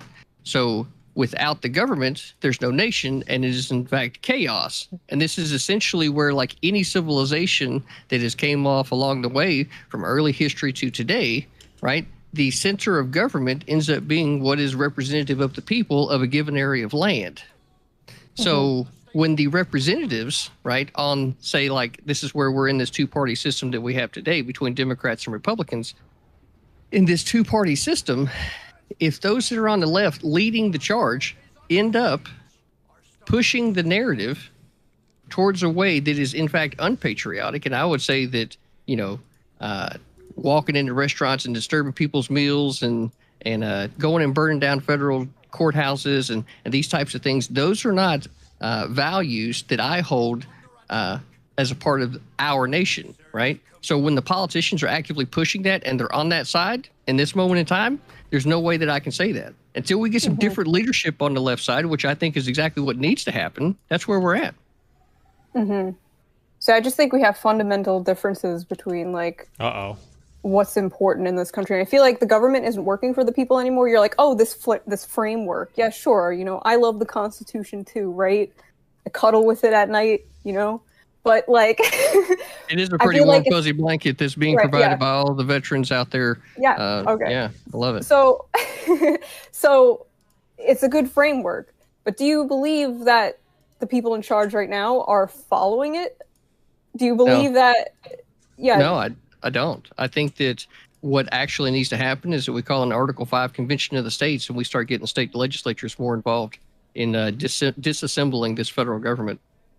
Okay, kind of base, but okay. So to me, what could make somebody patriotic is caring about the people in the country, and I feel like the people in charge, and plus whatever you would call like the elites of the country, the billionaire class or whatever, like they don't like this country at all. I don't think they do. I don't know how you feel about like corporations and stuff. Are you a I think for too long the American people have been complacent with allowing the expansion of corporate power in government. Okay. Okay. So like people in charge like that, like the elites of this country, like don't really give a shit about this. Like they offshore all of their work and everything like that. They don't care about us really. And I feel like the working class altogether, the people, I don't like saying working class, but you know what I mean, like the people of this country or whatever. I feel like if we unite. Wait, why doesn't she like saying working class? Because you don't consider yourself as a part of the working class? I'm like a YouTuber. I'm like middle class. I don't know. Yeah. So wouldn't you still be considered as a part of the working class? Are you a part of the top 1% of the elites that I keep hearing about on the left? Oh no, I'm not. Definitely not 1%. But so then you're just a working class stiff like. Is she really not 1%? Doesn't she have like 2 million YouTube subs or some shit? Sure. Yes. Sure. Yeah. Okay, so like all of us, we go into the content mics in the content mines. Get black lung. Sure. Exactly. We're real blue collar workers here. But you know what I mean. So like, I feel like to you, like, do you feel like our military being loyal to the military is patriotic? And like, I'm just trying to get a feel because I don't Well, there's know. definitely a certain amount of, say, drive that an individual will have that ends up forming what they decide to do. So, like for me, and I feel like personal examples are probably the best to use here. When I graduated high school, I already knew I was going into the Navy, right? It wasn't even a question for me. My grandfather served in World War II as a heavy machine gunner that was taken prisoner of war at the Battle of the Bulge, right? I actually have a postcard that my dad is saving. Where from the concentration camp that he was being held at. Showing head, did you fight at the Battle of the Bulge? Not. Interesting. Continue, CDB. So I've got the actual postcard from the Nazi concentration camp that he sent to let the family know that he was still alive after the Battle of the Bulge. He came back. Obviously, he has 4 sons and a daughter. One of them happens to be my dad. 2 of my uncles also served in the Army. My dad served in the Army as air defense artillery. So as a kid, I learned aircraft recognition, tank recognition, like all this shit, right? And then as I went through school, 6th grade until I graduated, I decided that I was going to be a musician. So I played drums. And then when I went into the Navy, like it wasn't even a question. This is what I was doing. Now, a lot of that was centered around my love of country, right?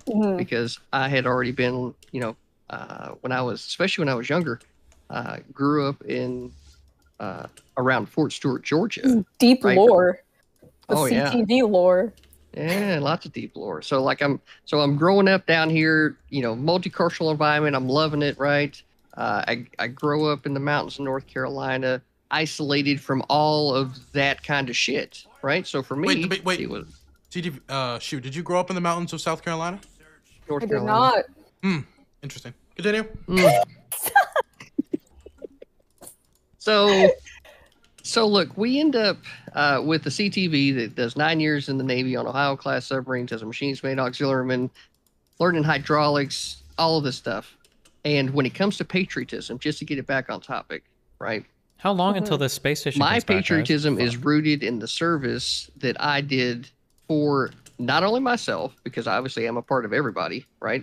Of we and by the people, but for everyone else as well, right? And it's just a small part to play in the mass scheme that is the way that the federal government has expanded its military forces. I feel like that the federal government itself is not organized the way that it was constitutionally intended. Now that needs to be revisited, and we're spending too much money on this thing.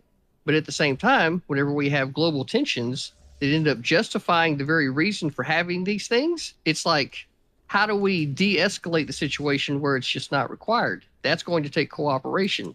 This is also where, like, I go into if other, nations want to be a part, like be a state of the United States, and they do it through vote. That's like the only way you're going to be able to accomplish that. So the left, right, with their open borders and with, increasing the taxes, shutting down the pipeline. What are we There's talking a lot about? of things that's happened on the left that just don't speak to me of patriotism. They just don't. Let's say when you came back from war, you were like injured, and then that made you homeless, right? Who are the people who are fighting for your benefits? It's the left, right? They're always the ones who are like, oh, we need more veteran care and stuff like that.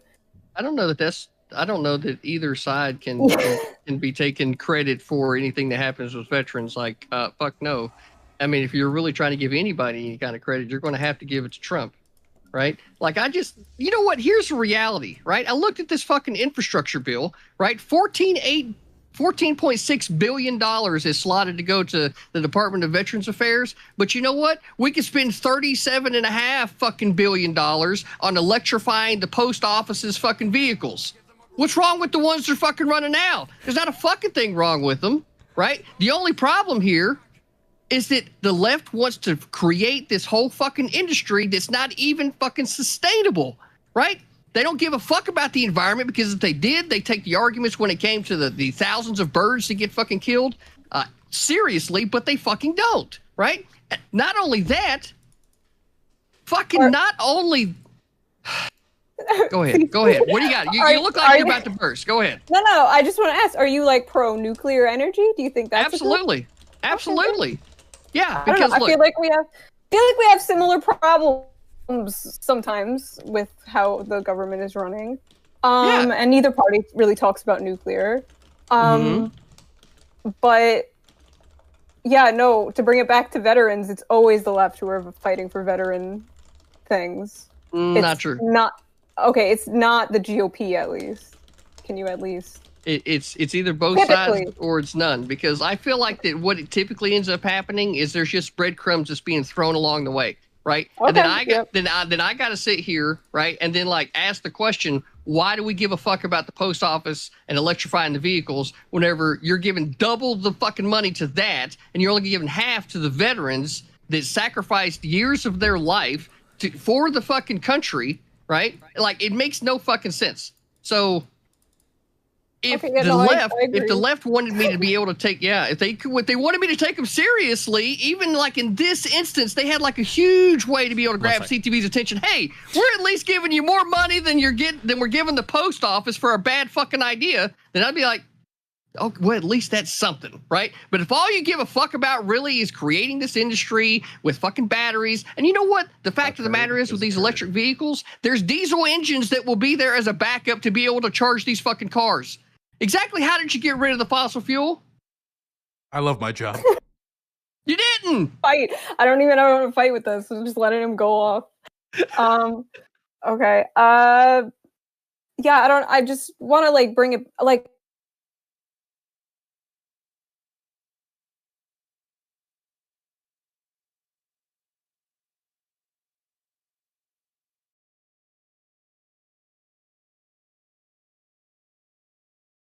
Sorry, fuck. I'm muting her because I don't think she's gonna say anything important. You can't just compare like two organizations like this or two administrations like this and be like, this gets X money, this gets Y money, so it's bullshit. You have to look at like the scope and the number of people affected. What if it was the case? Now, I don't know these numbers, okay? But what if it was the case that there were 10 million post office employees and like 1,000 people getting insurance on the VA? Now, I know that that's a over and an under exaggeration, but if that was the case, it would make sense that like the post office is getting way more money, right? This is like a really dumb comparison by CTV, but. Tell me once. You think Bernie's a communist? You think he's one of those unpatriotic types? Wait. Right? Wait. Sure. Let's run with that. You think Bernie is not patriotic?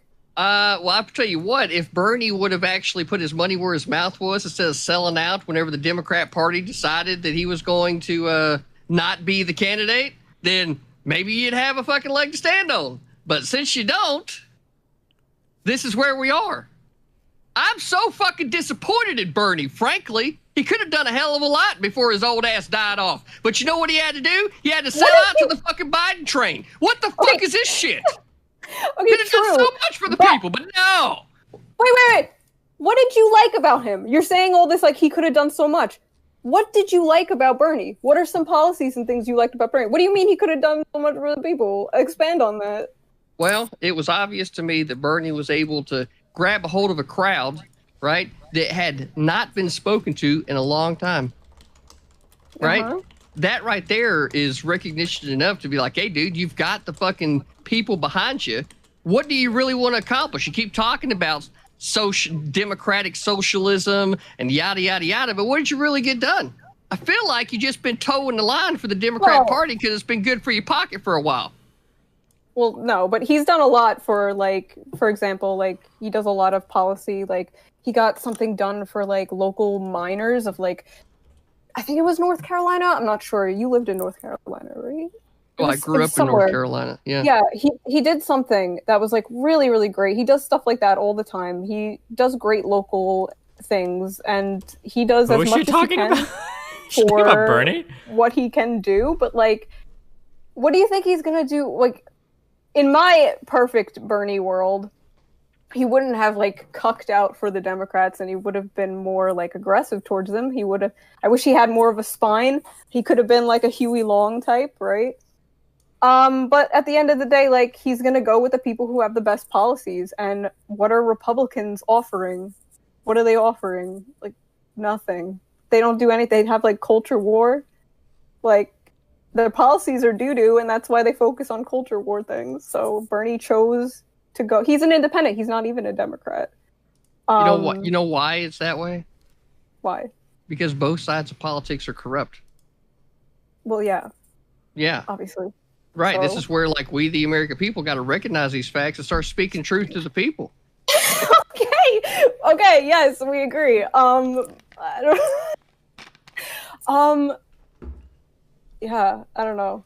So yeah, it's just so funny when it's just so funny when people like you are like, "Oh, Bernie's so fucking based. He could have got," and it's like, "What do you agree with?" And you're just like, "I don't know." You're just like, "Pretty cool." It's like, did you like any of his policies or anything? I feel like he was very patriotic. He had a whole big ad. One of my favorite ads from 2015, where like people were holding American flags and like Bernie 2020, and Hillary came out and was like, "This ad is racist."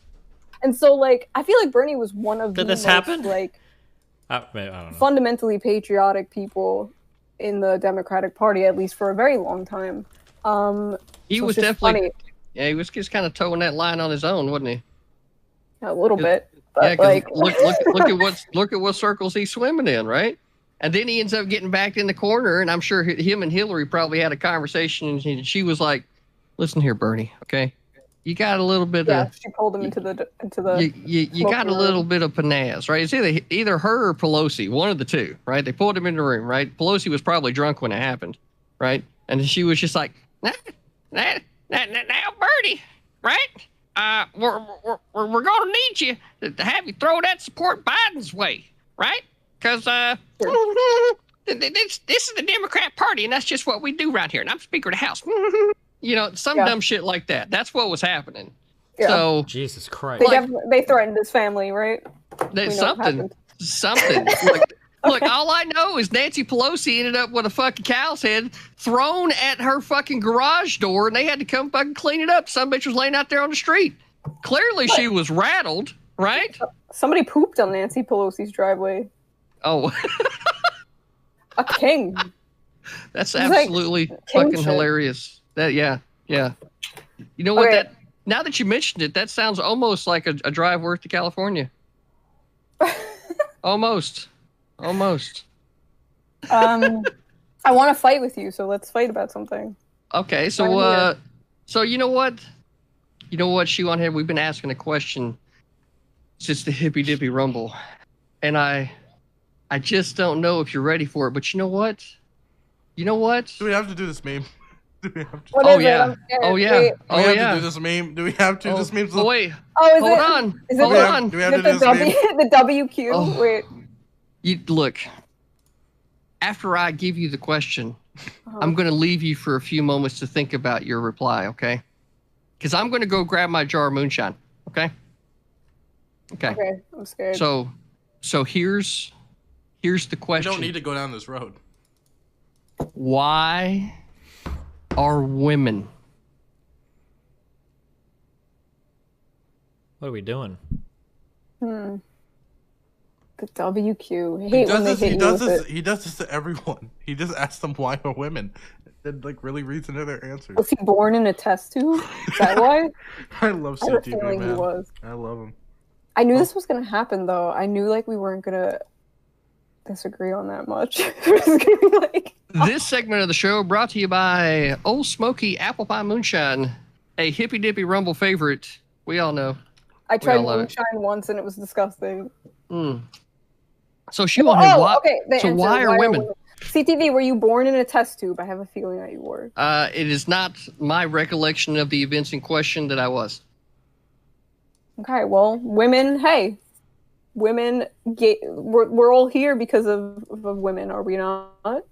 Well, I mean, that brings us to, one of the very important questions.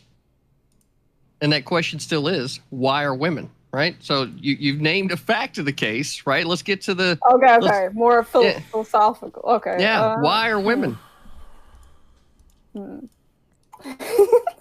I don't really know what to say, guys. Sorry. Right? And me and my wife, we've been arguing about it. We've been arguing just catch up on donuts, I guess. Crazy. She's came up with the idea now. Wolficorn has said hashtag, why are men?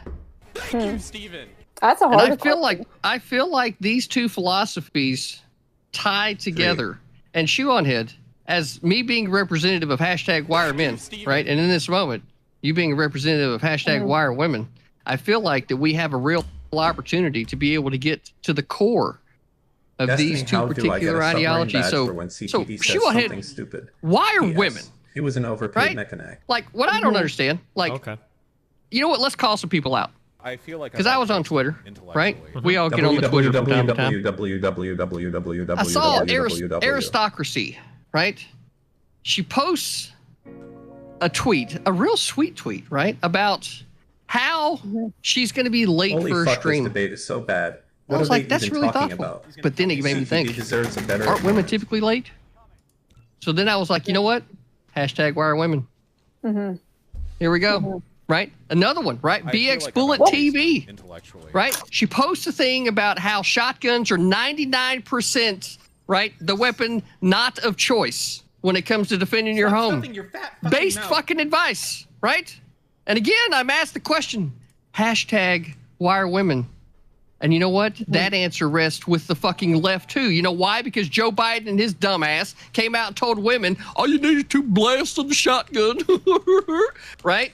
That's what he did. You're a fucking statistician. So then we end up with back on the left, patriotism. How did he do it? I don't fucking know, but here's where we are. Well, first of all, men use 1 in 3 shampoo, right?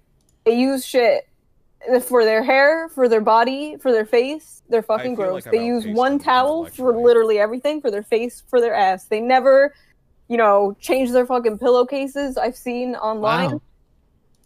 Yeah, I've seen Go online. off, Queen. Tell me about it. They're like, what's a pillowcase? Men are disgusting, right? They they couldn't take care of themselves if we weren't there. So that is why our women. I'm going to be honest with you. Everything that you just said speaks to personal experience with the wrong kind of men, okay? Oh, no, this is from online. This is from things I have seen. So, yeah. Well, still, right? These examples are still examples of the wrong kind of men, right? The kind of men that you need. As much as I enjoy this, okay? Yeah, we got as much as I would love for this to be the conversation we have. For the little bit of time we have. Fuck, we still have 30 minutes. For the time we have left, we should make us fight. We should get back to the patriotism topic. And so, I should throw it back over to patriotism. So my question would be back over to what was unpatriotic about Bernie, CTV. Well, you don't sell out. You don't lead people towards a goal, right? Saying that you're going to be the arbiter of it just to pass them off to, your party constituents. I feel like that some of the policies, like he was one of the main ones that was pushing this $15 minimum wage, right? Yeah. Yeah. So while that seems like a good policy on its face, the reality is it lacks nuance like a motherfucker. Mm-hmm. Wow. Because, do you understand what I'm talking about? You understand, No, I'm guys? just letting you elaborate. Okay. So the $15 minimum wage federally, what that ends up doing is it exploits lower wage areas, right? Typically more rural areas, and into forcing them to pay higher wage via federal law, when in fact, right, the absolute power with this rests with the states via the 10th Amendment. So what we've done is we've allowed corporations to get involved in the federal government, which then allowed them to start expanding their lobbyists and spheres of influence to the point now, if you get an overweight ticket in a semi, they don't actually care. They just pay the fine and go on. So like there's a lack of respect for the law. You a anti-illegal immigration guy? Obviously you are, right? Yeah. Okay. Anti-illegal immigration. So one of the things that corporations and stuff will do, as I'm sure you know, is they will take advantage of the fact that immigrants sometimes will want to work for lower wages, right? Why is this lag? If there is a $15 federal minimum wage, they can't do that anymore. They can't, they'd have to pay everybody. The whole point of an illegal immigrant is that they're an illegal immigrant. You don't have to pay a minimum wage to a non-U.S. citizen. Am I wrong, CTV? No, you're right that if you put the law on the books, that it cuts that out. But the reality of the situation is, when it comes to a principled look at how the government What are we is framed, talking about? that's why undercutting the states and pushing it to the federal level in all of the cases in which the left continues to push it would probably, as a matter of fact, would be unpatriotic. Yeah. Yeah. Okay. Because every single time you go to expand government, you're being antithetical to what it is that is an American value, right? And the American value is not having a gun pointed at you by the government, right? Unless you do some stupid ass things that we can all agree are bad and you shouldn't do. And then, we've expanded that to prostitution as an example, right? Or the drug war, which is a big fucking meme over here, right? The government makes the thing illegal. Now, if you have such thing, now they're going to point a gun at you and tell you that you're going to jail if they find you with it. Mm-hmm. That's what happens. And if you're black, you might even get shot. Okay, yeah, I agree. Right? So... I heard you were the drug war guy. So... It's true. Okay, it makes sense. Yeah, but because we're going back, how was Bernie unpatriotic, though? Because you were just he sells out, and the $15 minimum wage is unpatriotic, but I feel like it's not. I feel like paying American workers more is, a really, really good thing. You're right that the states, it will be different everywhere in the states, but, Well, even in California... Okay. Well, even in California right now, there are places that have higher minimum wage that were voted on locally. So the point there to be made is that even at local and state levels, you can have a higher minimum wage than what is the federal minimum wage, right? And if the state and the local constituency is taking care of its business and business owners as well as their employees, that's the kind of behavior that I would want on the local level, and it doesn't need to be federalized, and it just creates a much bigger problem. The drug war was a good point, but again, who are the group of people who are fighting to make drugs big decriminalized? Oh wait, no. Stoners probably. Yeah. Okay. I just you're saying things, big pharma and memes. I don't know why you're a Republican, because it's a lot of the policies you agree with are more. No, and this is where I have to push back on conservatives and Republicans.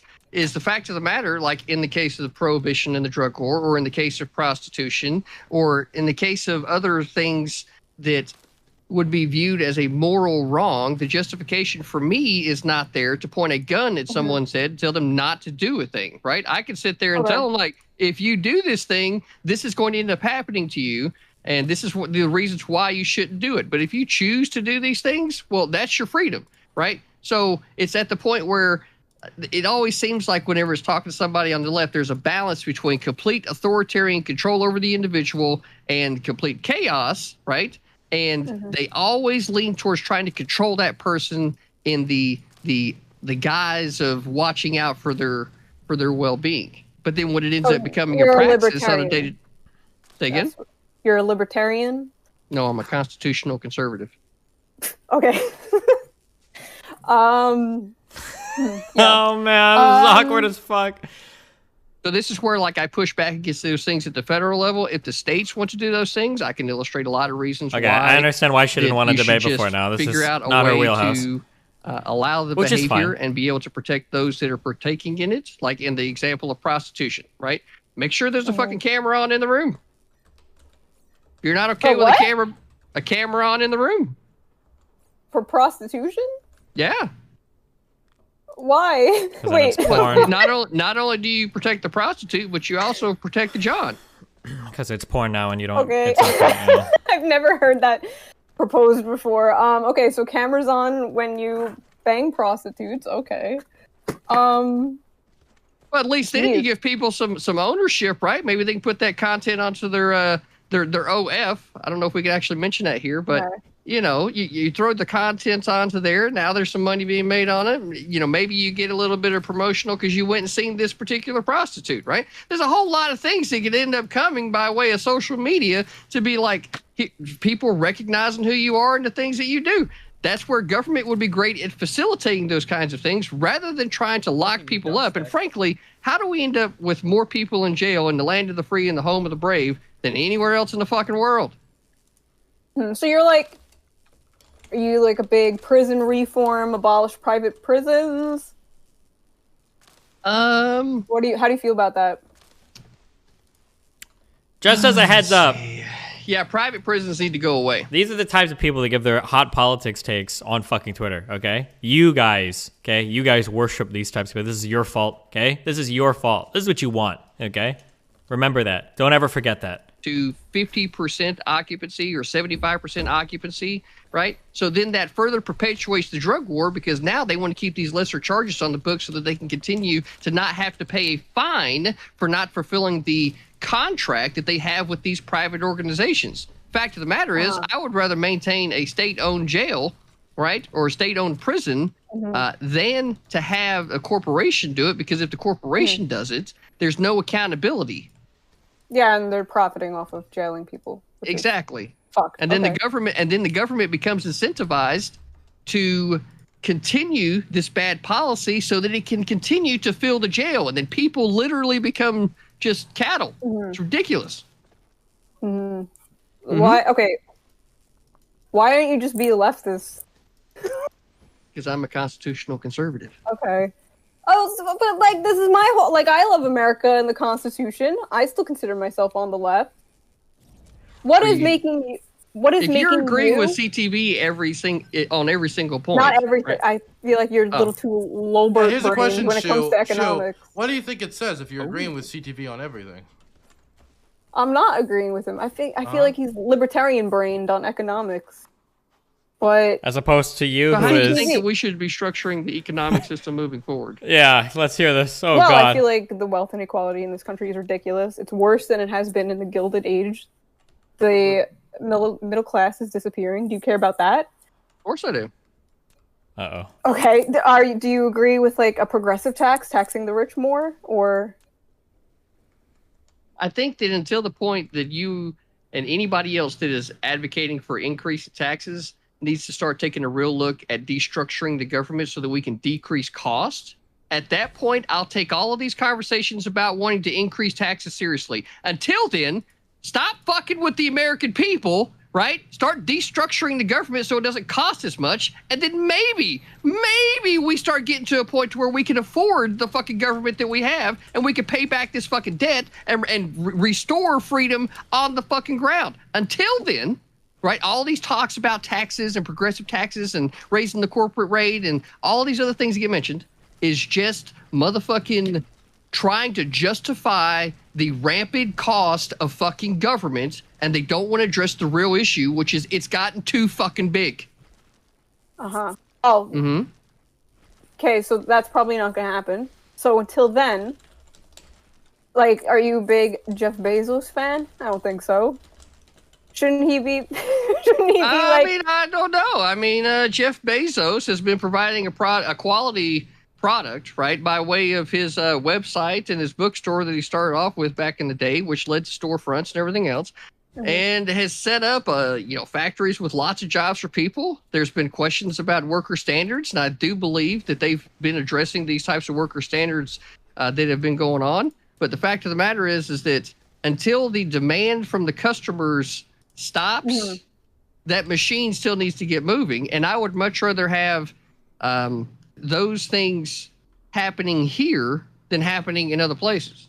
Well, regardless of where the products come from, because I'm going to be honest, there's some of the products on Amazon that you absolutely should not buy. Do not buy spark plugs for your fucking vehicle off Amazon. It's a bad fucking idea. Just don't do it. Okay. So Amazon, you think like something like Amazon should be like 15 minutes. Oh shit! You think something like Amazon should be like broken up and stuff though, because like they're basically putting a lot of like small businesses and stuff out of like you saw during the pandemic, during the lockdowns and stuff. Jeff Bezos almost became a fucking trillionaire. He's almost up there. And him and Lowe's and Home Depot and Walmart and all these other big corporations and this is kind of the thing that you have to go back into history to fully understand. This has been happening for a long time where corporations have been getting involved in the government and expanding their lobbies and making it much easier for them to basically nationalize business rather than it kind of being segregated to the states, requiring different business licensing so that the market stayed smaller, so that there could be as close to the individual impact that continue to sustain small business.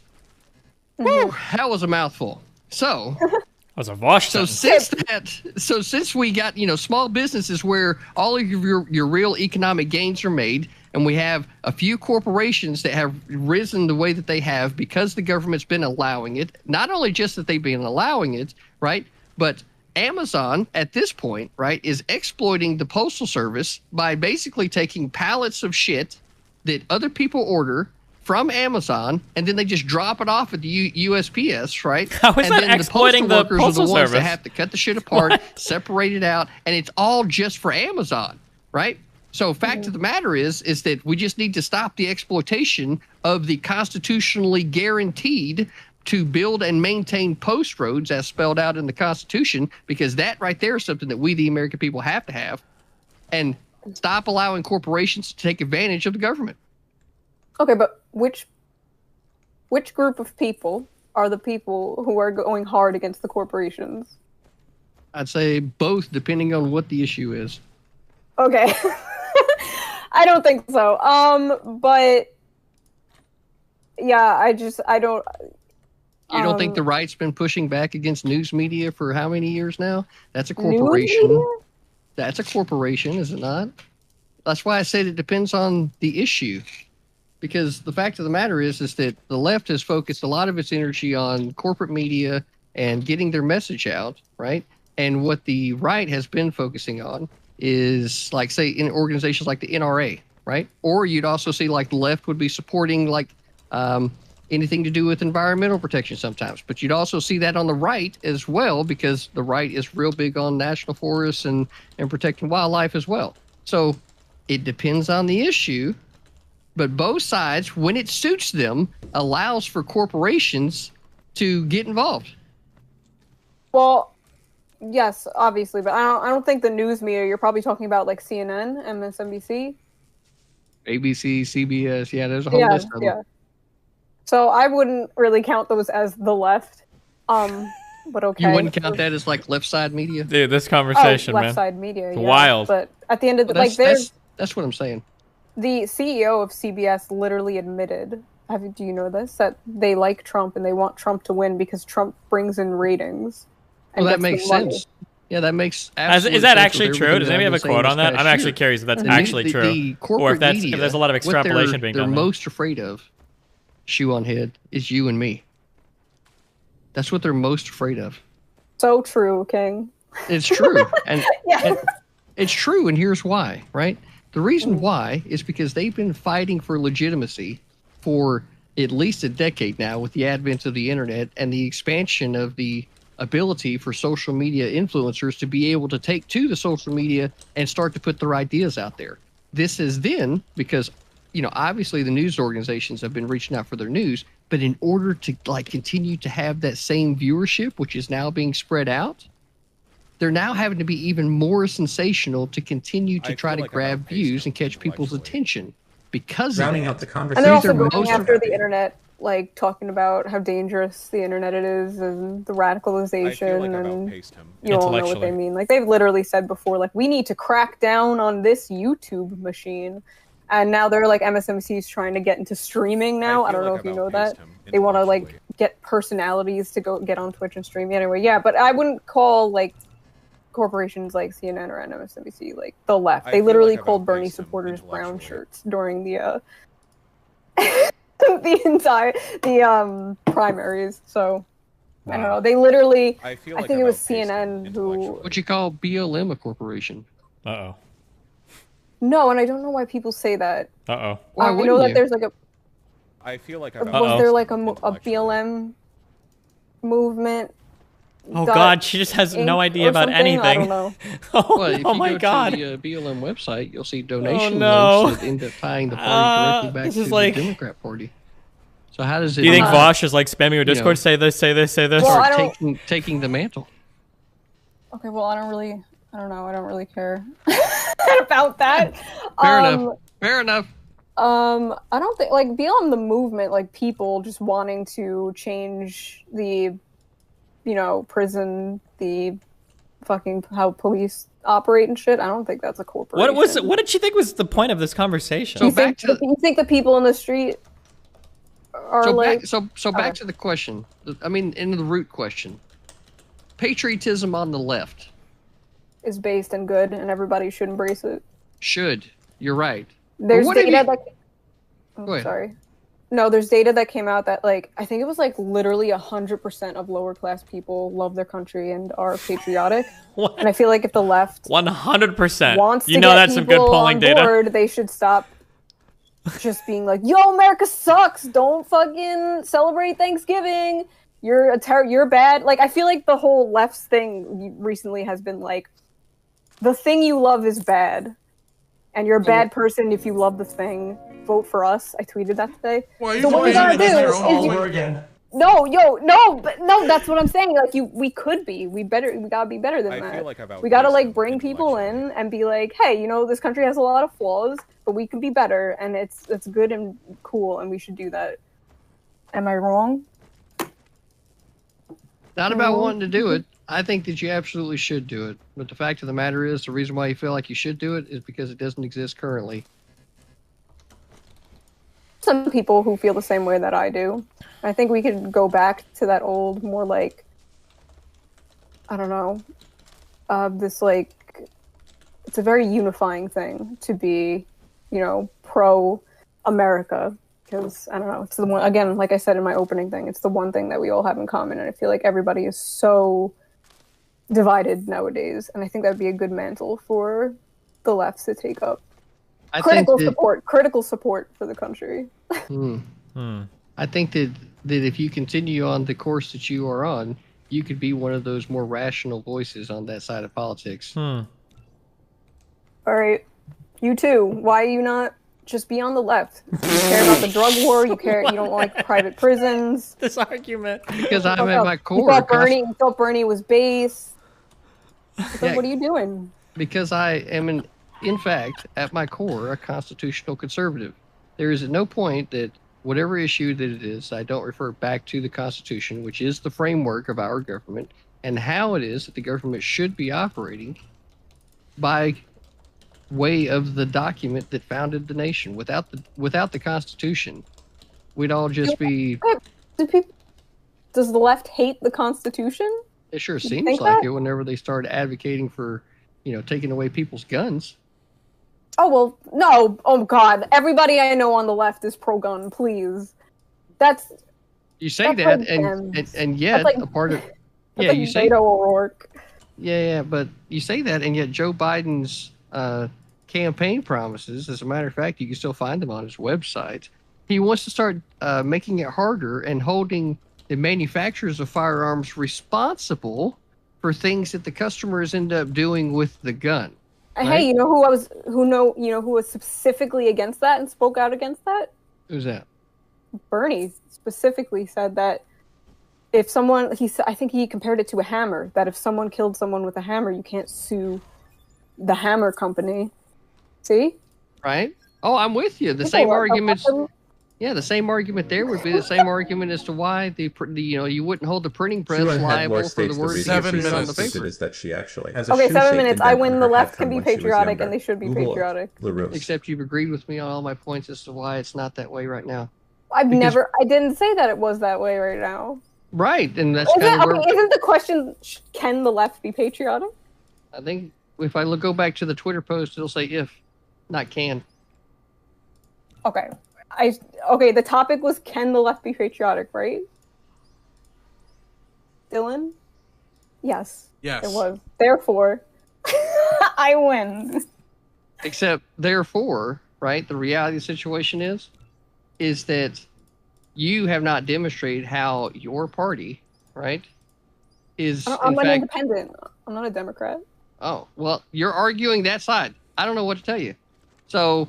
I'm not arguing for the Democratic Party. I'm arguing for the... How are you not? The Democrats suck! Why am I arguing for the Democrats? I'm not. I'm arguing for the broader left. Yeah, well, that's about the Democrats. That's the side you're picking right now, because it says the left. That includes everything center or left of center, right? Yeah. Okay, sure. Yeah. So the fact of the matter is that party leadership, right? The one example, the one shining example that you had was Bernie, and his ass sold out. Therefore, you don't get to take credit for anything that Bernie did because his ass sold out. That I had to be cornered into the Democratic Party. This fucking sucks. I don't want to defend them.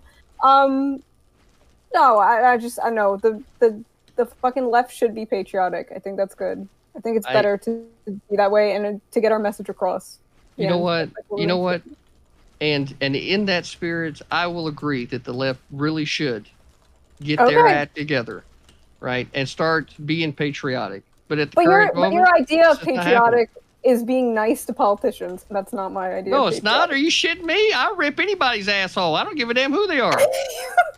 You were like, oh, the left said, like, because you were like talking about bothering people in like restaurants, right? You bothering politicians?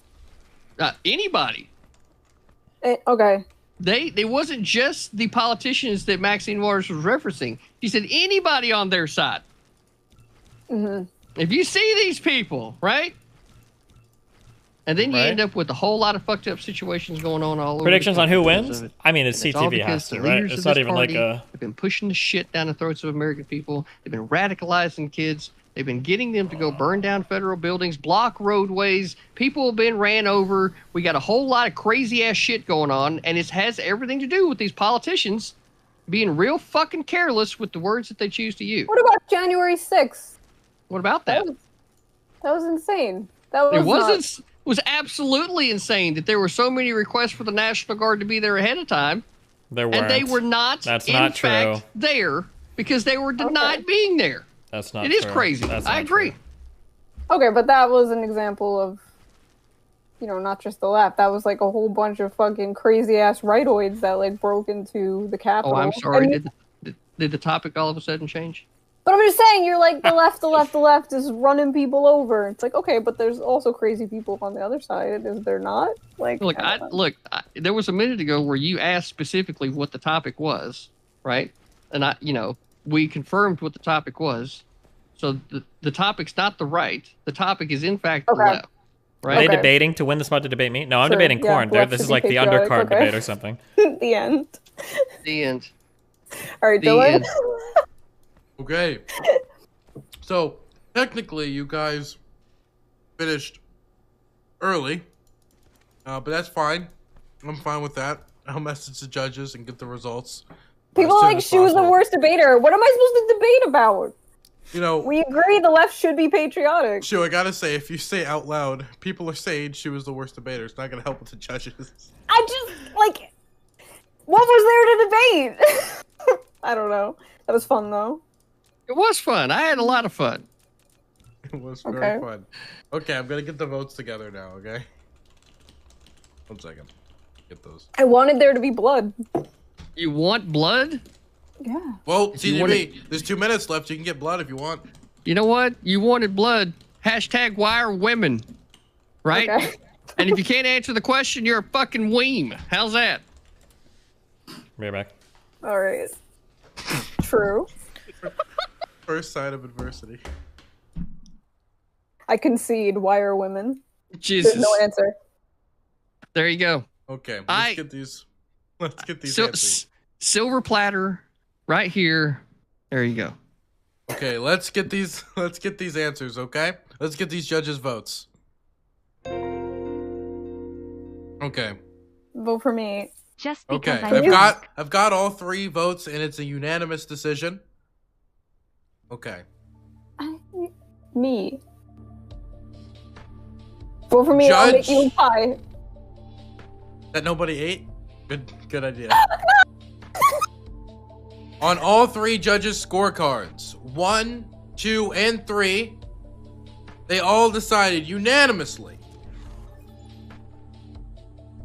Like, very unanimous, like they were very clear, that the winner of the undercard of the Hippy Dippy Championship match is critically thinking veteran. God damn. All right. You know, I'd like to take this opportunity here to put a real pound out to Shoe on Head, right? It was a good debate. It was a good debate. There we go. All right. Good debate. I had a lot of fun, but we all know where this is leading, people, don't we? Destiny, I don't know what this. I don't know what this this animosity was happening earlier with the topic. I tried to find out. There was some things, right? Fact of the matter is, though, you got to show up tonight. You've got to come in here, and you've got to show actual Jake why he is just a cornflake. God, I hope he's wearing that suit tonight. I really do. I hope he's wearing that suit. CTV. Anybody else want to see cornflake in the suit? Anybody else want to see cornflake in the suit? Right? CTV. Now, with you winning tonight, you are now the #1 challenger against all odds to the Hippy Dippy Championship. The voters at home voted that Shoe on Head was going to win tonight. It was, I believe it was 66% to 33%. Once again, underestimating your ability to put together, you did the bare minimum of putting together coherent sentences, and you have won tonight. And so my question to you is, what do you have to say for everybody who's doubted you up to this point? Well, anybody that's doubted me along the way hasn't been paying attention. The fact of the matter is I've been a workhorse since day fucking one. I know my shit, right? I show up, I tell you the truth, and that's just how it is, right? And anybody else out there that is even questioning it needs a real reality check. Needs the reality check because they just don't get it, man. They don't understand work ethic, and this is exactly why you can't trust much of anything you hear on the left. You just can't do it. Mm-hmm. Now, my question to you now is, CTV, is right now the champion's Destiny. May be actual Jake once the night is over. We don't know yet. The match is going to happen. TTS Destiny, do you think Pac-Man was in bad faith? What do you have to say to the Pac-Man in bad prospective faith winner of seems tonight's out of match? character. I think he was just frustrated. To the winner of tonight's match.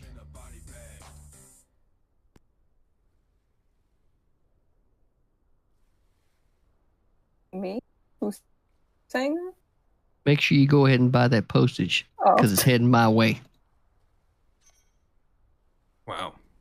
And Shoe on Head, do you have any words as the loser, but a fan favorite? It seems to be.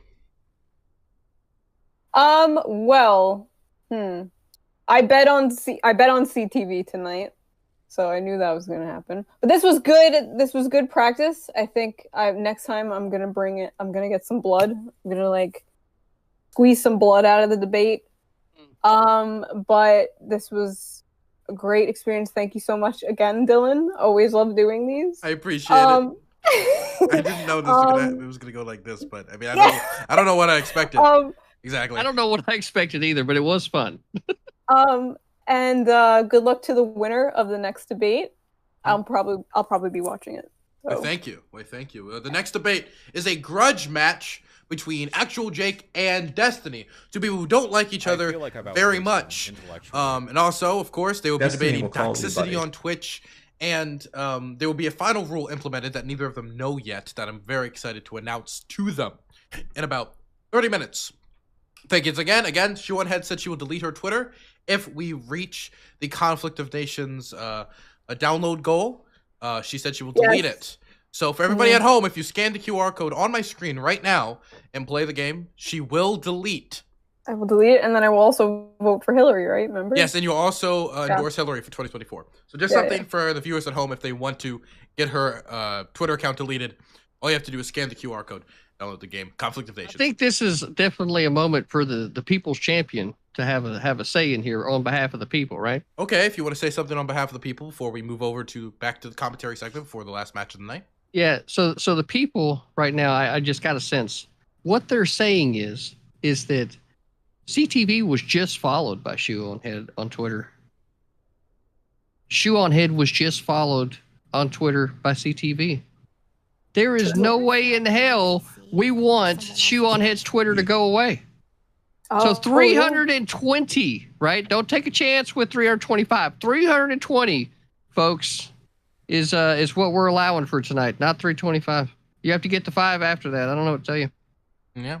I know there's nobody online who would want to see your Twitter account banned, so I don't know if it's really a goal for people. But the other thing is that Destiny said that he'll stop playing League of Legends if we reach the same goal. So that's another thing for the people. Thank you. Absolutely. See you guys later. You can see you both out. I'll message you both privately. Again, thank you both for coming on. I know it was more of a meme show, but I appreciate it. Of course, Dylan. Thank you. Bye-bye. Bye. CTV out. Bye. Jesus Christ, why did I do that? Oh my god. That's the top-notch HippyDippy content we expect on this channel. Let's see if we can get the commentators back. Oh boy. Well, next we have Actual Jake and Destiny. Bring everybody in.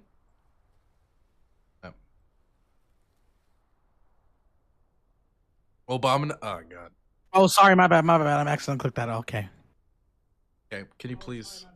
Thank you. So, what did everybody think of tonight's match? Honestly, go you can go first. Okay, I'll go first. Thank you. All right. Honestly, I thought Shoe1Head had it. The question was, can the left be patriotic? They both agreed that it can. It looked like she was going to win, but then out of nowhere, CTV comes in from the top rope with the and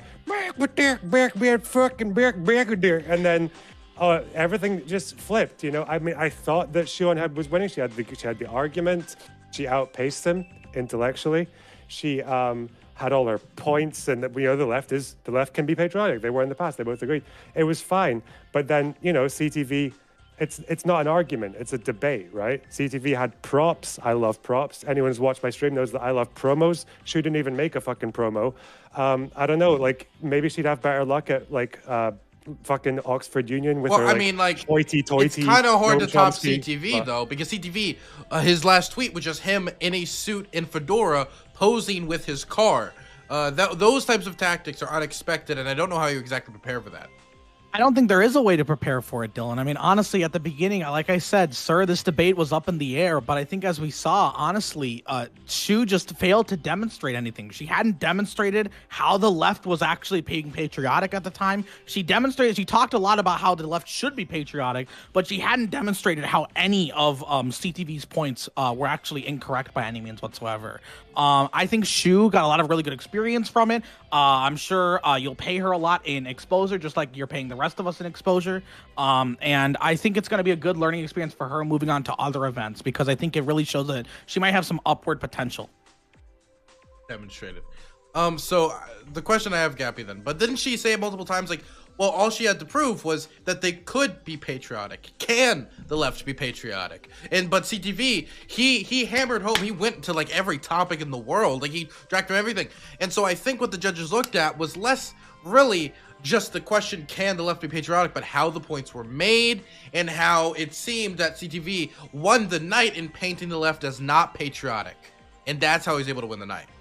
Yeah, I think the problem was Shu really kind of let the entire debate derail. Honestly, it reminds me a lot of like some sort of like uncharged pickle. You know, when you start cutting into the pickle, it starts just going everywhere. You have no idea what's going to happen. It's completely unpredictable. And I think when you have someone like CTV who's going to be kind of in that chaotic neutral scenario, you have to make sure you can derail that, or not derail, but bring that entire situation back over to the original topic at hand, because otherwise you have CTV going on for a 5-minute tangent about his life story and about how everything that happened with the Navy and his family and the battle at the Bulge or whatever. And unfortunately, Shu wasn't able to really discussing the Battle of the Bulge today. It's just the places he dragged this debate all across the room, and the topics that CTV and Shu basically gave no resistance to the movement of these topics. But unironically, I think CTV could have started like debating how many potato chips should be in a potato chip bag, and she would have let the conversation been shifted to there. She didn't know how to deal with, I would say, adversity, and with CTV, like the slightest amount of adversity and just immediate cave. Exactly. She was very complacent, you know. Yes. But the question was, can the left be patriotic? Well, I mean, when a Twitter account debates, that's what you're going to expect. Yes. She could have brought him back to the question, every single topic that he brought up, but she just let him run the conversation away. And I don't know, Shonehead, if you're listening, you know, like this isn't the Oxford Union. You know, you can take your Socratic method and whatever, like you're being correct about the question all you want, but you know, this is Hippy Dippy. You have to expect these things. Yeah, but what do you think, as the one of the judges who voted for CTV? What motivated you to vote for CTV tonight? I think the main issue was that Shu was conceding every point that CTV was making and just seemed to agree with him on all of his points. She did go down a line of questioning, but didn't have an end to the questioning. After the line of questioning, it was just, oh, okay, I agree with that answer. And that was nearly every single point. She did have one good comeback when she asked him why he's a Republican, when all of his arguments seemed to be left-leaning. That was quite a good comeback. But she conceded on every point, and even at the end, she said she lost the debate, and she bet that she would lose the debate. It was, a terrible showing from Shu, but fun to watch. Yes, and I think that the my audience enjoyed her. Other audience might have other opinions, but what I will say is now that since CTV has won here against all odds, against what the polls that we posted on Twitter said was going to be the results. If we actually go to those quickly, I'm going to pull those up. The exact polling data said that Shonehead 62.9% thought Shonehead was going to win against 37.1% with over 3,000 votes.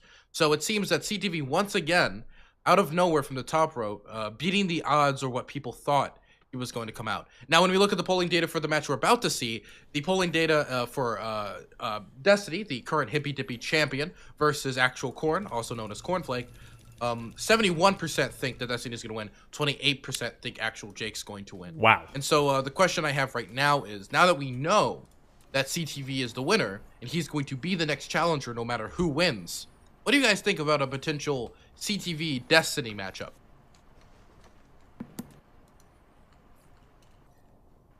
I have no words. I think it's going to be an interesting scenario, though. I think it's a case between two people who are traditionally used to intellectually outpacing people, people who are very experienced when it comes to stun locking other individuals and getting other people obsessed about them. So it'll be interesting to see what happens in that scenario. I think people severely underestimate CTV's ability to win over an audience, and he showed that tonight, and I think he'll show that against either Destiny or Jake when the time comes. What do you think about his ability to win over an audience? Because more and more people seem to be joining this wolf pack of his. Do you think that the wolf pack will continue to grow as now he goes for championship gold in a main event? This is the highest event. I mean, tonight was the highest event. Wait, I'm not debating him today, am I? 1v1 against one of the largest stars we've ever had on the show. I mean, him going for championship gold, it's going to be the highest event ever of his career, like the highest, well, what's the word for it? It's like the highest opponent, I guess. Soy up, guys. Whatever it's called. Do you think he can handle that pressure, and do you think that that kind of grassroots support's gonna hold up? I mean, I'm a sucker for props and for promos, and Destiny doesn't really seem to do either of those. You know, he'll definitely put up a fight. He'll definitely throw in a few fucking wait, and he'll definitely tell CTV that he's pivoting several times. But I don't know. Yeah, if you're winning over the audience, then yeah, if there's moonshine, I mean, what's going to happen next? Not to mention, like CTV, you know, he's a goateed man. You know, he's a man who plays video games all day. Where CTV, he's a working class fellow, a blue collar working man, somebody who worked on a submarine, a United States veteran. I do not know if this will be the first time Destiny has actually seen a working class person, and it might shock him enough to actually stun lock him in the debate. So that might be a skill that CTV can use. Well, I don't know, because he did used to be a carpet cleaner. You know, how did he end up cleaning carpets? There's a huge story in regards to that. So maybe this will kind of give some sort of flashback to that situation. You have no idea what's going to happen there. Hopefully he doesn't treat it as boring as a Stellaris gameplay, because that can be pretty sleeper. But I mean, if Destiny's going in there super duper engaged, I think it's going to be a very entertaining and exciting debate for everyone to watch. True. I would say anybody who accepts a Stellaris sponsorship is a little silly. And so if he debates with that mentality in mind, I don't think he's going to win. What do you think, Danabo? I think he may have to go back to carpet cleaning after the debate with CTV. That is a good point. I mean, he might get rocked. He might embarrass himself so badly that he might not want to show himself on the internet again.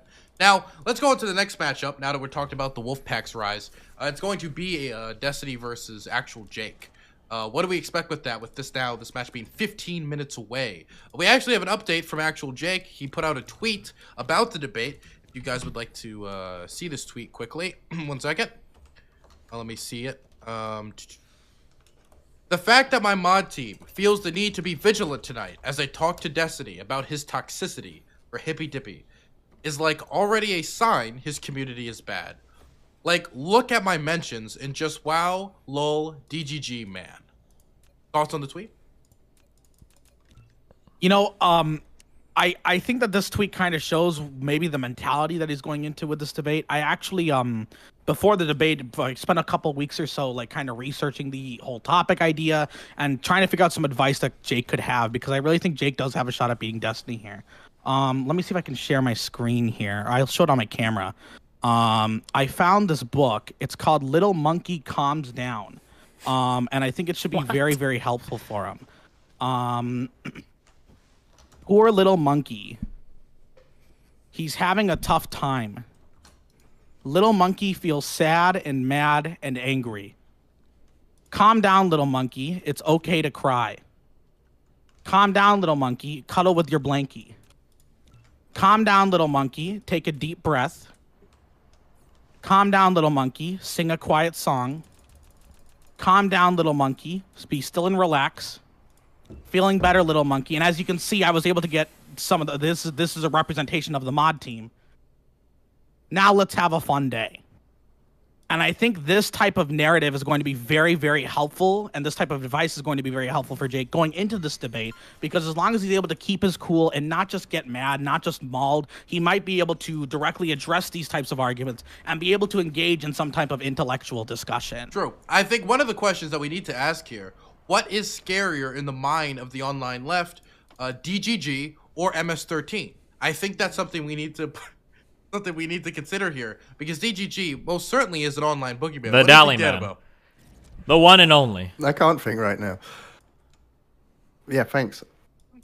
I think Danabo had some really amazing insights there. I think when we compare MS-13 versus DGG, I mean, one thing to consider is that DGG calls themselves sometimes the Taliban, right? So, I mean, if we're comparing the two right now with the invasion into Afghanistan, the Taliban, or I guess in this case, the Taliban has gotten so much ground right now and has caused so many issues that I'm not really sure that we can compare the two right now when we're talking about kind of domestic gang of violence with the MS-13 versus right now what the Taliban is doing with its own type of invasions online. I think it's going to be very, very difficult for us to evaluate the two. But to some individuals, it might feel like both gangs are just as equally bad, right? Honestly, though, at the end of the day, it's going to come down to the judges, what the judges feel, and whether or not they feel that DGG is completely being a boogeyman or whatever, or is completely trolling them, or if DGG is something a lot more nefarious, if DGG is something that's trying to attack people, if DGG is obsessed about individuals, or if they just spend all their time in offline chat debating dumb stuff like incest or like really dumb topics. We don't want them to violate normal theory. What do you think about this, Loaderbox? As for DGG, I've been watching Destiny's channel for the past week or two, and I've got this theory that it's actually Kyle Rittenhouse that is playing a big role in the whole DGG boogeyman thing. Kyle Rittenhouse is basically a content farmer for Destiny. That's my theory now. Like, from everything, from he shot 2 BLM guys, then he went on Tucker Carlson and said that he supports BLM.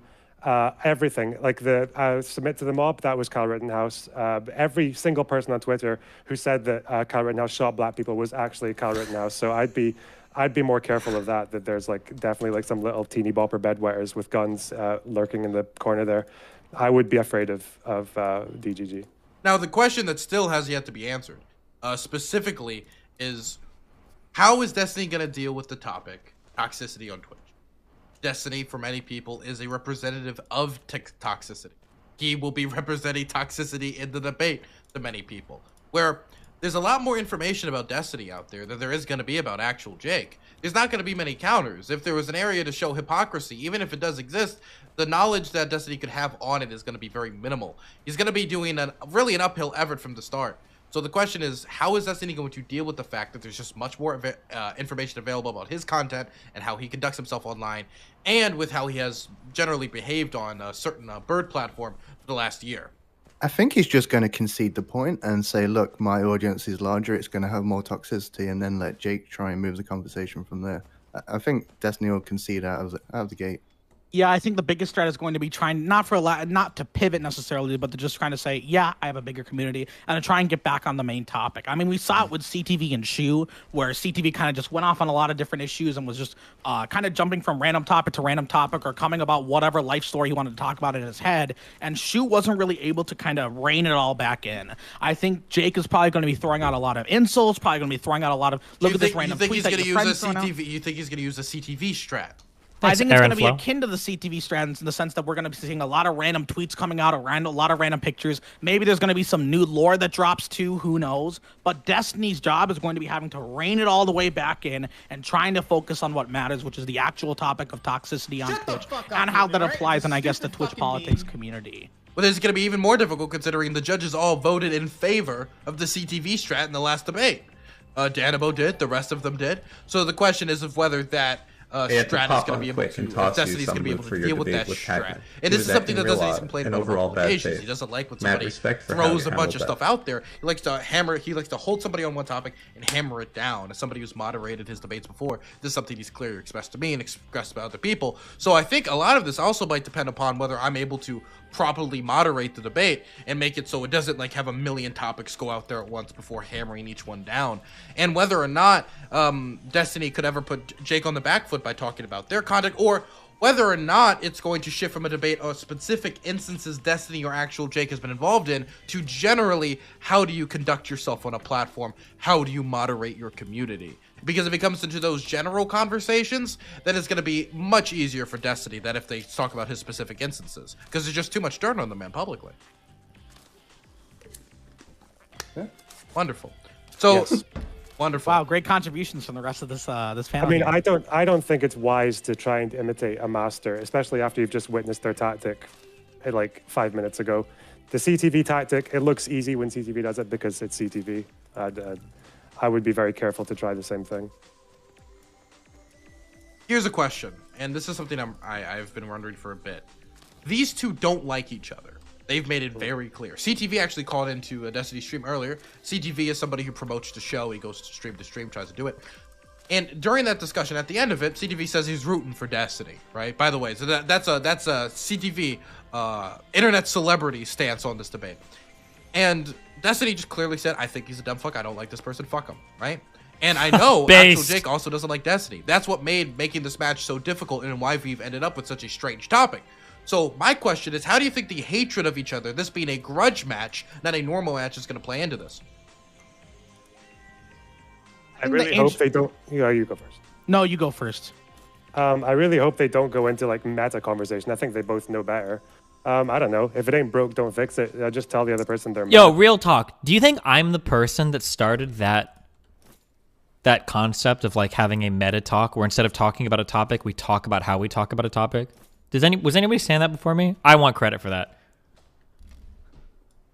Jake has the experience dealing with people who might be, You started meta ethics. Big mad, Thank you. True. Dealing with individuals who might be coming in with some sort of bias, and being able to try and act in some sort of impartial manner, right? Because the last thing Jake wants to do, as we saw from that little monkey story, is to be angry, is to be upset. If the little monkey gets mad, then how is he ever going to recover? J1O, any thoughts? I think the audience and possibly the commentators may be underestimating Jake here. Jake came from nowhere to win the Hippy Dippy Rumble and challenge Destiny for the title. I don't think he will get big mad. I think he handled himself against a very drunken CTV very well and came out on top there. And I think he's got a shot here, especially with Destiny coming out with the disadvantage on the topic. Do you think Jake will get angry during this debate and whether that could hinder his performance dealing with somebody who many consider notorious? Possibly, but if he's smart, he won't. And I think he's smart. Gappy, do you think he will? I'm sorry, can you repeat the question? Do you think Jake will get angry during this debate and it will impede his performance? Jerking off with chat. Ooh, I think he will. The question is how he expresses that anger, right? The question is whether or not he expresses it by yelling, by getting mad, or if he just tries to pretend to stay calm, but his arguments start to kind of falter and show some degree of contempt or some degree of just being upset. We're going to have to see what happens here, to be honest. Okay. And Loner? I don't know. Destiny said a lot of mad shit in his career. I think there's plenty of things that Jake can easily, calmly ask him questions about. Don't get mad. I mean, I hope the corn outfit will help. You know, focus on your props. Bring a real corn. Bring a few. I think that would be a much more viable strategy. Okay, wonderful. 1 second. Fuck this Loner Box guy. He sounds like a secret anti-fan. Oh, so your questions are more important than the panel is what you're saying. Well, yeah, I have to ask questions to keep the panel. We'll just keep talking then, Gappy. Okay, Gappy. Oh, okay, Produce all right, content. okay. Produce content, Gappy. Do it. Go, Gappy. Go. Oh, okay, all right. Well, you know what content I'm going to produce? I'm going to produce some content using Conflict of Nations World War III, because if you click the link to download or you type !sponsor, it helps support the stream, and if we get 38 more individuals, then we'll hit the first goal, which means I do, in fact, get to eat tonight. If we hit 300 people, I believe Shoe-on-Head is going to delete her Twitter and endorse Hillary Clinton 2024, which would be pretty fucking poggers for a lot of people. I'm sure many people want to see that happen. If we hit 300 downloads tonight, Hillary Clinton, Shoe-on-Head will delete her Twitter. Yes, that is true. Okay. So that's extremely exciting. That is very exciting. Now, I'm now going to announce, with 5 minutes, not giving either of them time to prepare for the strategy, whether they hear it or not, I'm going to announce the last stipulation, which has not been announced yet, which is that this will be a cage match. What that specifically means is that at any point during the debate, I'll give them both 2 instances where both Destiny or Jake could just say, cage match. And what that means is basically all the rules of Hippy Dippy are gone. I cannot moderate, and they get a 3 to 4 minute period where there's no moderation whatsoever, and they can just go back and forth. Why would we both do this? Get 2 instances for this, which means there's 4 in total. So this is a grudge match and a cage match. Now, how this will assist people, I would like to ask the room. How do you think that will either help or hurt the debaters today? It really comes down to how heavy the moderation is. If you're going in and you're saying, oh, we got to get back on topic, for example, but Jake is trying to pin Destiny down or vice versa, the cage match card might be able to actually help them there. Just pulling out the C pass might be able to really help them kind of ensure that they're able to get their point out and ultimately communicate to the judges. Because for lack of, to be quite honest, nobody gives a shit what Dylan thinks here. We all give a shit about what the judges think. That is true. There's everyone knows that the judges are impartial, and I cannot impact their decisions whatsoever. Anyway, Loner, what do you think? Bing chilling. Bing chilling. I mean, is TOS gonna apply in the cage match? Of course. So it's not no holds barred. Well, Jesus Christ, dude. One second. You're lying, Dylan. I understand you're a businessman, but sorry. Anyway, J1O, what's your thoughts? His internet cut out. I'll see what's going on with him. When do I learn to win? I think that Jake could possibly use this to his advantage. I don't think Destiny will bother using it. I think Destiny likes moderation and he wants you to step in.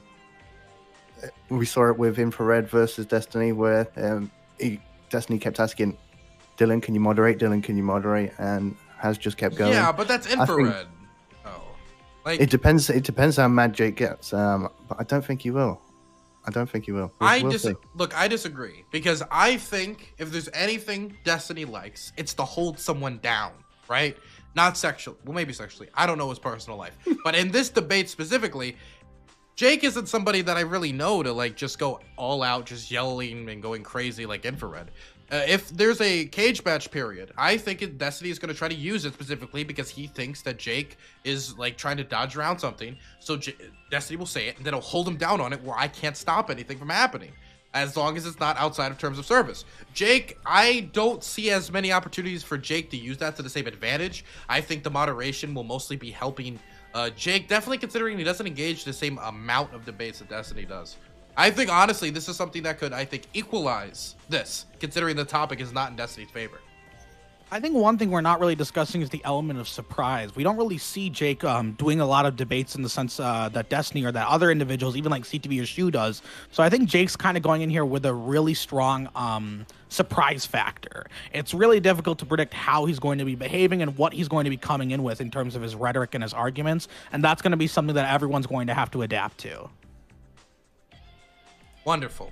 Is there any last thoughts on it? We have 2 minutes before we start, so any last thoughts?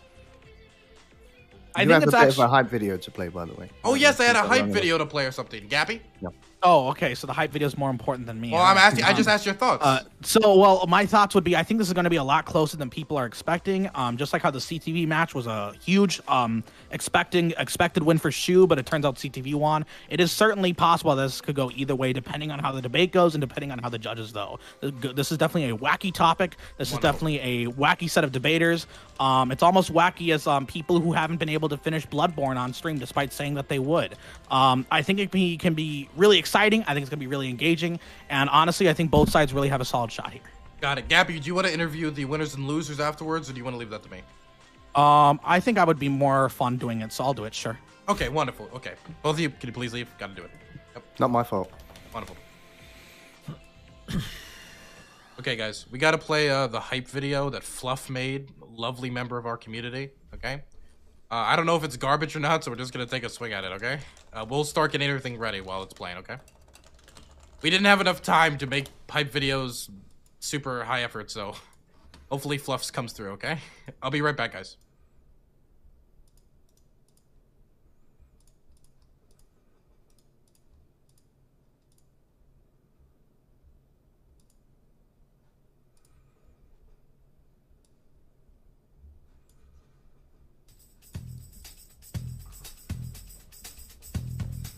Connor, shut the fuck up. Lord, please, for the love of God. Tale of Twin Rabbits, I'm pretty sure your brain is running on 1995, okay? Never mind. Connor, fucking, you're clear for takeoff. It's my life and my history that, yes, I am, I have played, like, several different instruments of different types in many different places, public venues. I've gotten paid to do it, actually. I have music I'm so randomly curious. What's, like, the dominant 7 of like, the scale of C? I don't remember. Okay, so this will be the resurgence. That's a really basic question. If you know anything about music, guys, he said he played jazz. Okay, he should know his dominant 7s. Okay. As a kid, was a lot like white people vegetables. So when you grow up as a white person in a white family, vegetables suck because they're a part of the meal that you have to suffer through. Time to eat some cornflakes. Cancer is one of the most studied things in the world, and it's one of the things we understand the best. Okay. But the problem is, how do you get that many people to stop playing League of Legends? Okay? Can I ask one question real quick about that? In terms of God, sir. Yeah. Tristan, do you believe that God knows all things? Yeah, absolutely. God is omniscient. Does God know what it feels like to take a dick in the ass? Did at that bar. Let's try to use more than 10% of our brain for this conversation, okay? If the entire Check out Clips Cup last night. Oh my God! No one cares. If you're not gonna name a name, then shut the fuck up. Shut the fuck up. Nobody care. Nobody care. I don't care. Doctors, not like fake Twitch doctors. Who is he talking real to? doctors. Wait, who is he talking to right now? Say like you have a limited number of hours you can spend. It sounds really draconian. It sounds probably incompatible with our current U.S. understanding of freedom, but I feel like something should probably be done. Yeah, because it's 3 hours of video games per week would definitely hurt you. Okay, okay. Let's. Hey. Jesus.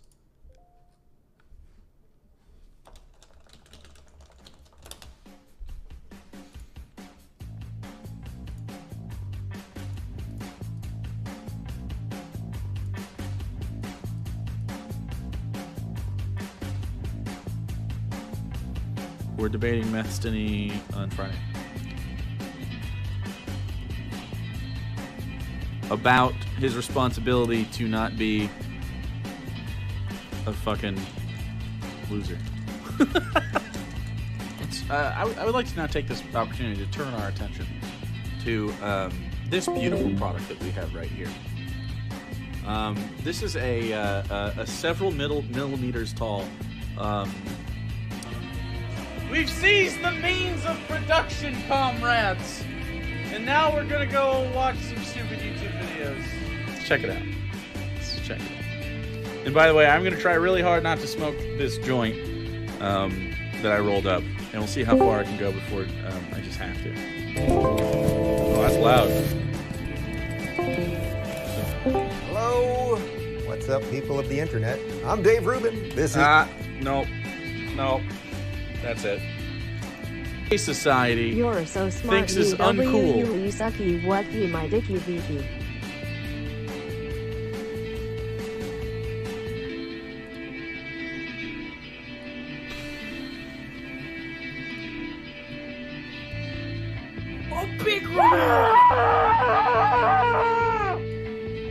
Candy corn is the cancer that we need to cut out of the holiday of Halloween. Because I want Americans to have healthcare. I want Americans to have fucking education. I want Americans to have housing and jobs. I want America to have access to food and shelter and water and internet.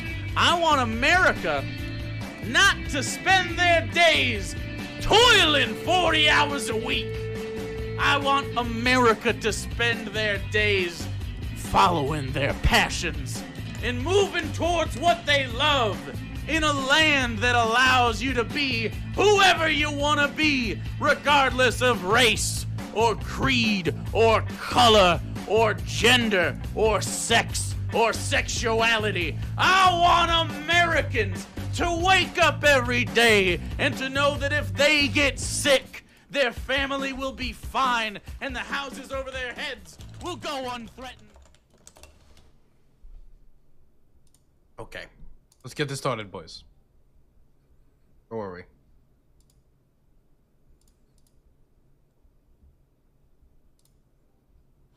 Oh, shit. That's wonderful.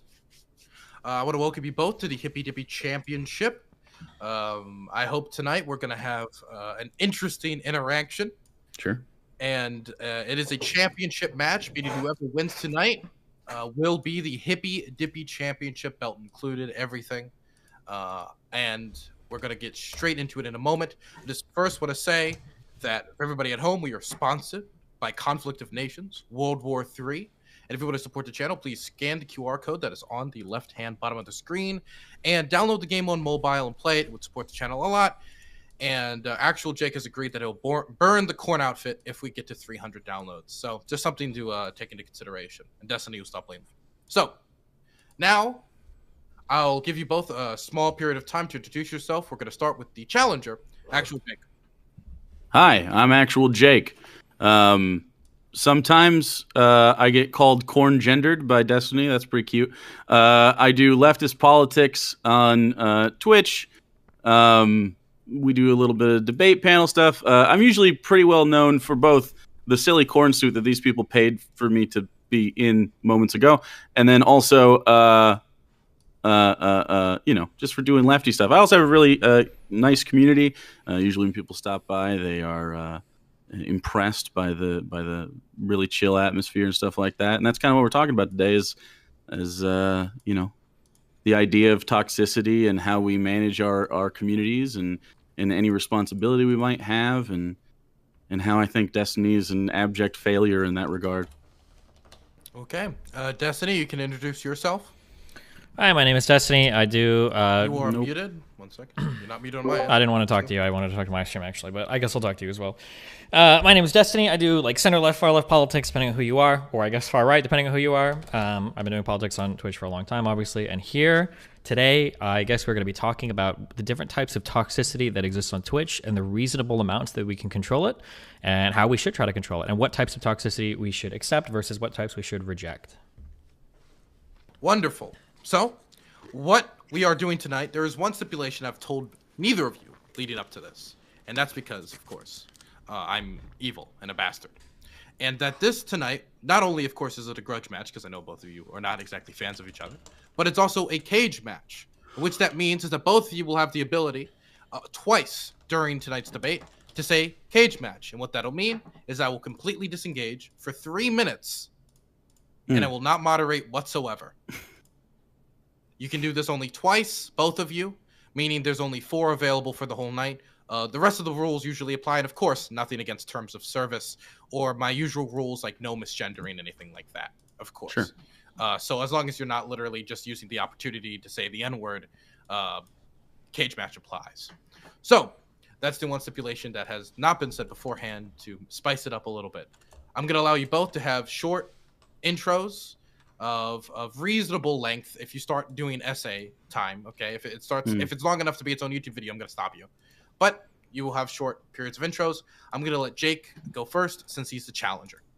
Sure. I don't really have much for an intro because I'd rather just get into the topics and start talking. But pretty much, I think it's, if you experience Twitch in any capacity or even political Twitter and often political YouTube, you'll find that Destiny and his community are there. And often the reports that come back from that are not, a terribly glowing review. I think DGG and Destiny himself have a pretty well documented history of being both people and the community itself just a group you don't want to engage with because there's too much bullshit that goes along with it. Like right now, in my mentions on Twitter, and I'm sure at some point during the stream, unless DGG gets smart, I'll have people in here that are going to violate my chat terms. People on Twitter are often a little rabid, a little weird, and I that's not bad in and of itself. The point is that it's very consistent within this community, within specifically DGG, and it's an example of the types of toxicity that these spaces often have to fight against. And where Destiny fails and where DGG fails because of him is because he doesn't offer any sort of like reasonable way to interact with people that don't devolve into kind of yelling and stuff. And I know that there's clicks in that, and I understand that there's sort of the grind of the internet debater to be a certain sort of way, especially in regards to Destiny, who likes to drum up a little controversy now and then. But basically the idea here is Destiny's not a very good person. Am I getting like, in general? It just doesn't seem like he fosters a group of people that you'd want to be around, and that's pretty evident by the people that have basically just said, I don't really want to interact with Destiny anymore. So, okay, Destiny. Yeah, I guess we'll hop into the back and forth. Yeah, I could respond to everything. I guess to broadly speak, I think that when people identify problems with my community, are you giving up your intro? No. I was thinking of an intro, but I didn't want to just respond to all those points. So it's essentially back and forth. So let me just give a macro level overview. I think that people have rightly identified that when you engage with me, that there is a large chance of receiving some sort of hate online. I just wish that people would recognize that door opens both ways, that I am also the recipient of an unbelievable amount of hate. The only difference between me and those other communities is that I, at the very least, take pretty strong stances to stop it in my community. I have received so many times, and unfortunately, I hope it doesn't result in the debate ending this way, but it might sound like Jake just doesn't know any of my policies or how I've dealt with any of these things in the past. But as far as I'm aware, I was one of the only people, if not still the only person, that will enforce cross-platform bans for people that go into other people's chat rooms and harass them, or that will go onto Twitter or other forms of social media and harass people. I'm one of the only streamers that I know of that has that policy on the books. I have incredibly strict community moderation. I have over 1 million followers between all of my platforms, maybe more than that. Obviously, I can't police every single person, and it's incredibly disheartening to me that when you receive 1 or 2 negative comments on Twitter, all of a sudden my entire community gets impugned because I can't control every single random person that happens to come out and shit on somebody that I argue with. I also think it's pretty disappointing that people oftentimes will levy these criticisms that my community is so toxic, and then either me or my moderators will directly reach out to that person and say, hey, who's being toxic to you, only to receive absolutely no response whatsoever. And the few times that we do receive responses, overwhelmingly it's some random idiot that follows 2 people people that's just on Twitter shitposting. These aren't like long-standing members of my community that are like going into other communities and harassing people. It's always just like the random riffraff that happens to be on Twitter that's going to be there no matter what. So, yeah, I mean, we'll get into this. We'll get into the back and forth. I'm excited to talk about how we can hold communities accountable, and I'm very curious why it seems like on the other end, these communities are never held accountable, and why there's so many excuses for people that I deal with, but I can't make the very reasonable explanation that, like, hey, I can't control every single fuckwad on Twitter that you might or might not happen to engage with. Right, and I think there's a reasonable level to which you're not culpable in some other person's behavior. Of course, that makes sense, right? I don't think anybody would think that you or any other person can 100% clamp down on any sort of bad behavior. However, the way that you approach it is absolutely retroactive. It is reacting to bad behavior, air quotes. Rather than being proactive in fostering a community that wouldn't even engage in that behavior in general up front. And I know that you're going to make an appeal to your popularity, but there's, like, for instance, Hassan has a pretty humongous community, and it's not known notoriously for the community that you have, right? It's known for having some gamers and some dude bros in there, and he's not always about politics, but it's a pretty chill space, even though it's very hectic with 40,000 concurrent viewers or something like that. But I just don't think that the size of your community tends to matter that much in regards to per capita, like just the vibe and the general fucking nastiness that happens because of places like DGG. But specifically, it's your behavior I want to talk about, and not DGG in general, which only feeds on what you say. And that's the part that is important: is your behavior. Wait, here, let me respond to some of these things before we do the whole 4 million. Go for it. So first of all, you immediately begin by saying I can't 100% clamp down on bad behavior. That's good. Then you say that the way that you approach it is retroactive. Like it's reactive. So, yeah, I understand. I don't know if we have precog somewhere. If we're going to do the minority report game, I can't preemptively ban people that are going to be. Do you think I'm saying that you should be able to like predict bad behavior? What other proactive steps could I take besides telling people? Great wait, hold on. question. Wait. Let me just finish my thing. I know you're really excited. Let me just finish. What other proactive steps? Excited, yeah. What kind of proactive steps can I take beyond telling people, hey, which I've said a million times, and I'm sure even other content creators have heard me say this. Yeah. If I catch you guys harassing people in other communities or going on Twitter and typing transphobic, misogynist, whatever horrible shit, I'm going to ban you in every single community that I have. What other proactive steps can I take? Well, I mean, not engaging that behavior to begin with. So what do you mean by engaging in that behavior? Where I encourage my fans to go and harass people, or? Oh, yeah. Do you think that I encourage my fans to go and harass people? Do you think you don't encourage your fans to harass people? I think by asking you, the implication is I don't believe so, which is why I'm asking you to provide me an example. Yeah. Or you don't have to give me an example, a general feeling. Yeah. How do you feel like I encourage my fans to go harass people?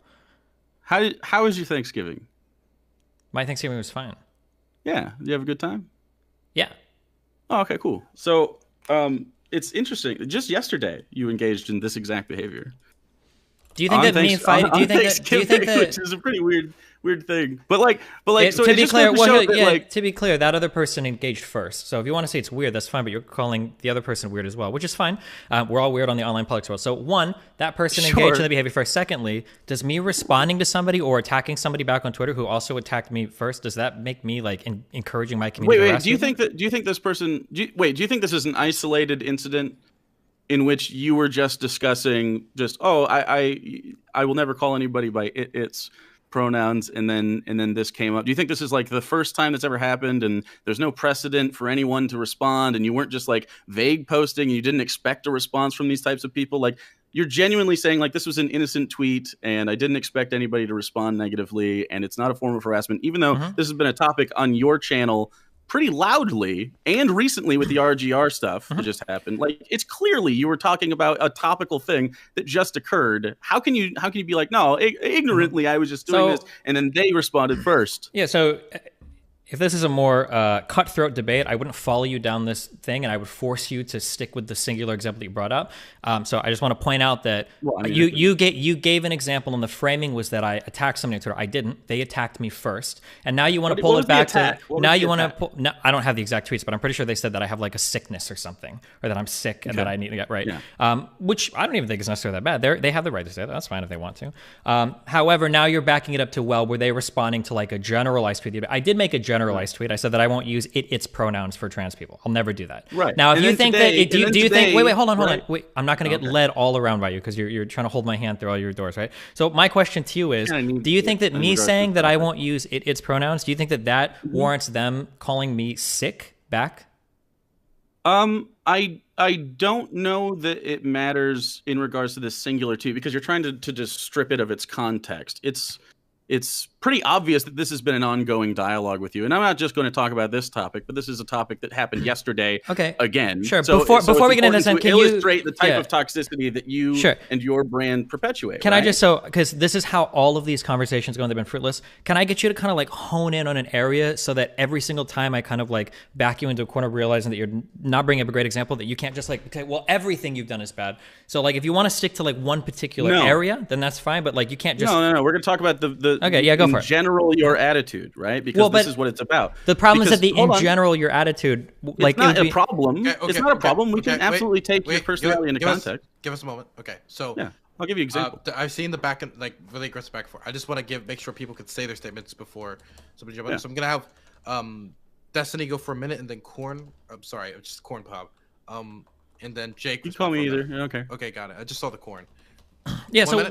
So I'm curious when people like bring up like, oh, you engage in a lot of harassment. Okay, well, like what kind of harassment? So like, do I engage in like, do I shitpost or do I attack people or am I toxic or rude to people sometimes? Yeah, absolutely am, of course. But like, this is usually back and forth. It's very rare that I just go in on somebody out of nowhere, right? I made a tweet saying that I'm not going to use its pronouns. I just don't want to. Now, this other person had me blocked on Twitter, so I didn't think that they would ever even engage with me. Twitter, come on. That doesn't change anything. You're not crying about me engaging with you on Twitter, right? So if that person is going to start taking screenshots of my tweets and from behind a block, they're going to say things and accuse me of like having a sickness and like abandoning my Thanksgiving or whatever, then of course I'm going to like rattle them back. Yeah, that's par for the course. Now, if you want to talk about me being toxic or setting some toxic attitude, or whatever, that's fine. But like, don't leave all the context out. Don't make it sound like I'm just out of nowhere shitting on this person. That's not the case. I didn't say you were out of nowhere shitting on a person. I literally said the opposite of out of nowhere. I said that this was an ongoing dialogue. What are you talking about? Okay, well, how do you want to do the ongoing dialogue then? Go for it. Thanks. Okay, so today, just for instance, you made a joke about me, which hilarious corn content. You said I was going to make a joke about how we eat corn in the Midwest, but I don't know if Jake is a trans vegetable, so I don't want to avoid any accidental death threats, which is a cute thing to say about me, right? That's cute. Okay. That's funny, right? Yeah. But you know what that is in reference to. Like, you only get the joke if you understand the other thing that you're a part of, right? And what would that be? The conversation. Sorry, I was going to answer. Don't let me interrupt your question with my answer. I'm sorry. Go ahead. I just didn't know if I asked. Did you want to grandstand some more? Or? No, I didn't know if I asked the question well. Okay. But go ahead. Because you're not railroading me down to the one answer you want me to give? Because the false answer... you can give whatever answer you want. What's the real answer? What context do you need for this joke to be actually funny to your audience? Sure thing. Okay. So the broader context of people that are trying to do these sexual identifications that exist outside of like binary or non-binary, to where they're including things like autism gender or these other types of exotic genders that we're seeing like wiki gender. I think that's what you need to understand the context of that joke. Do you think that's the context of the joke that you need to think this was funny, and not the death threats that Doe received after you made a funny haha about it identifying as a doe and people saying it's like open hunting season. If they want to be a deer, we should be allowed to hunt like in real life. And then Doe said, "Hey, I don't ever do this, but can everyone report this tweet?" Mm-hmm. And then that face when you get hate for respecting someone's identity, which is, again, I don't think you would consider that non-toxic behavior, right? Probably not. That's definitely aggressive. Yeah, we can use toxic if you want. But so one, that wasn't originally my tweet. I amplified it. I retweeted it, but it wasn't an issue of my tweet. I think it was Gammy's tweet. Number one. What does that have to do with anything? Number two, and maybe we just come from different areas of the internet.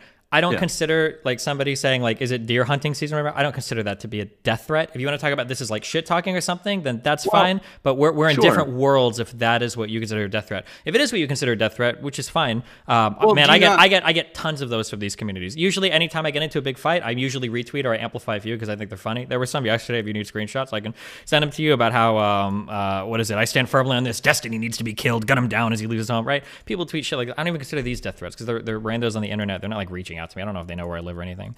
If you want to talk about like whether or not, do you think if say someone said that Destiny should be gunned down and then I retweeted it and tried to make a funny joke about it, do you think that you would be cool with that and you'd just be really calm? Destiny should be gunned down? Probably not. But if they said something like we need to do do you recognize there's a difference between saying Destiny should be gunned down versus like we need to purge the gamers?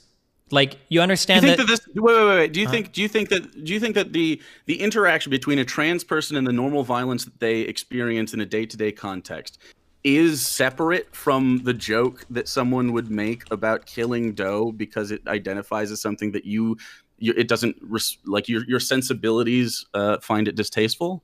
Like, do you not find any congruence between the normal trans experience? So I'm not going to link the normal day-to-day experience of a trans person. That's really interesting. Why wouldn't you do that? I was just about to say it. Do you want to keep grandstanding, or can I finish my answer? I would love for you to finish your answer. Okay, so I'm not going to link the day-to-day harassment or experience that a trans person receives with an otherkin. I don't think that these are in the same class of things, which is kind of the whole point of everything I've been arguing, which I think Gammy's tweet kind of got towards, right? Like, if you identify as a deer, can it be deer hunting season? Obviously, the concept of identifying as a deer is not only ridiculous, but I'm pretty sure that Doe themselves don't even identify as a deer. They even say, yeah, I'm not an otherkin. I don't identify as a deer. So the idea that was like a death threat is kind of silly to me. Was it like tasteless or maybe aggressive or toxic? Yeah, sure, you can argue that, sure. But I don't think that like people are seeing it and they're like, oh yeah, like it's deer hunting time, let's go. Like I don't believe that. I'm sorry. Okay, so what about the situation where, and we'll move on for this topic shortly after this. So what about the grand dismissal of like suicide attempts and all of this? Do you think that like that's not a toxic thing to do? That's not at all making your audience have less empathy for a person? Do you think that they taking any social cues from you at all? Do you feel no responsibility for anyone seeing something you do that's shitty to another person, and then do you not think that they'll take away that it's also not shitty for them to do it? Or normally you like to go on after I answer, so I was going to wait for you to finish. Cute. Okay, so I get the answer. Okay, so in terms of having empathy for people, I'm not going to sit here and infantilize somebody that is weaponizing their mental health issues to attack or fight with other people on Twitter. So if somebody says that on the weaponizing thing. No, I'd like to finish answering this, right? So if somebody says, for instance, that they like suicide attempted their life and then they post like a huge thing about it on Twitter and then they're back on Twitter like 2 weeks later, like back into the most toxic for your mental place ever. I mean, if they're not taking their mental health seriously, I'm not going to, why should I? Like that's not my responsibility to make those types of accommodations for people. And then I would go one step further. I'm almost done. I would go one step further and I would say that the types of accommodations that people like you and others are making for these people are actually incredibly harmful in these environments. The idea that it's funny because you have any evidence to support that. In fact, I think it goes in the exact opposite direction whenever you bring up studies about accommodating trans people's identities. Well, deer is not a trans person's identity, so that's not linked to this at all, number one. Okay. Number two, the idea, as I was saying before, the idea that we should infinitely accommodate people that have severe mental health issues, that are making suicide attempts and posting suicide notes on Twitter, it seems to me that the more empathetic or caring response is like, hey, you probably shouldn't be here right now, rather than continually validating these people as they engage past their own blocks in the most like toxic ways possible across the Twitter spectrum. You engage past your own blocks. It is very, I'm not going to like reach out and like actually super ultra harass somebody that's having mental issues if they are, if they've got me blocked. I generally won't do that. But they blocked you, like in this they scenario, blocked me, but then they started like taking pictures and responding to me, or I think you can even quote tweet through a block or whatever and responding to me. So at that case, and that point, of course, yeah, I'm going to respond. Yeah, obviously. Okay. So you think it's weaponizing to have a friend say, hey, here's the scenario. Just want you guys to know what's going on with me. You think that's weaponizing a suicide attack? I think that if you have severe mental health issues and then you get online and you start like attacking other people saying you have a sickness while you're kind of like shielded from that. That was later. I think, you're saying that this thing happened later. Where you have a sickness. That was yesterday. Yeah, that was yesterday. And then my response removed from the moment that you're talking about. So that isn't an answer to the question because you didn't have the context for yesterday when you tweeted it before. So this is the type of behavior I'm talking about. No, wait. Okay, I don't know which one you're talking about because you keep jumping around from everything. I thought that you opened this. No. You opened this conversation saying, what did you do with Thanksgiving? So I thought we were talking about what happened yesterday. If you want to jump back to tweets before then, I mean, you can show me that. But me mentioning yesterday, hey, why...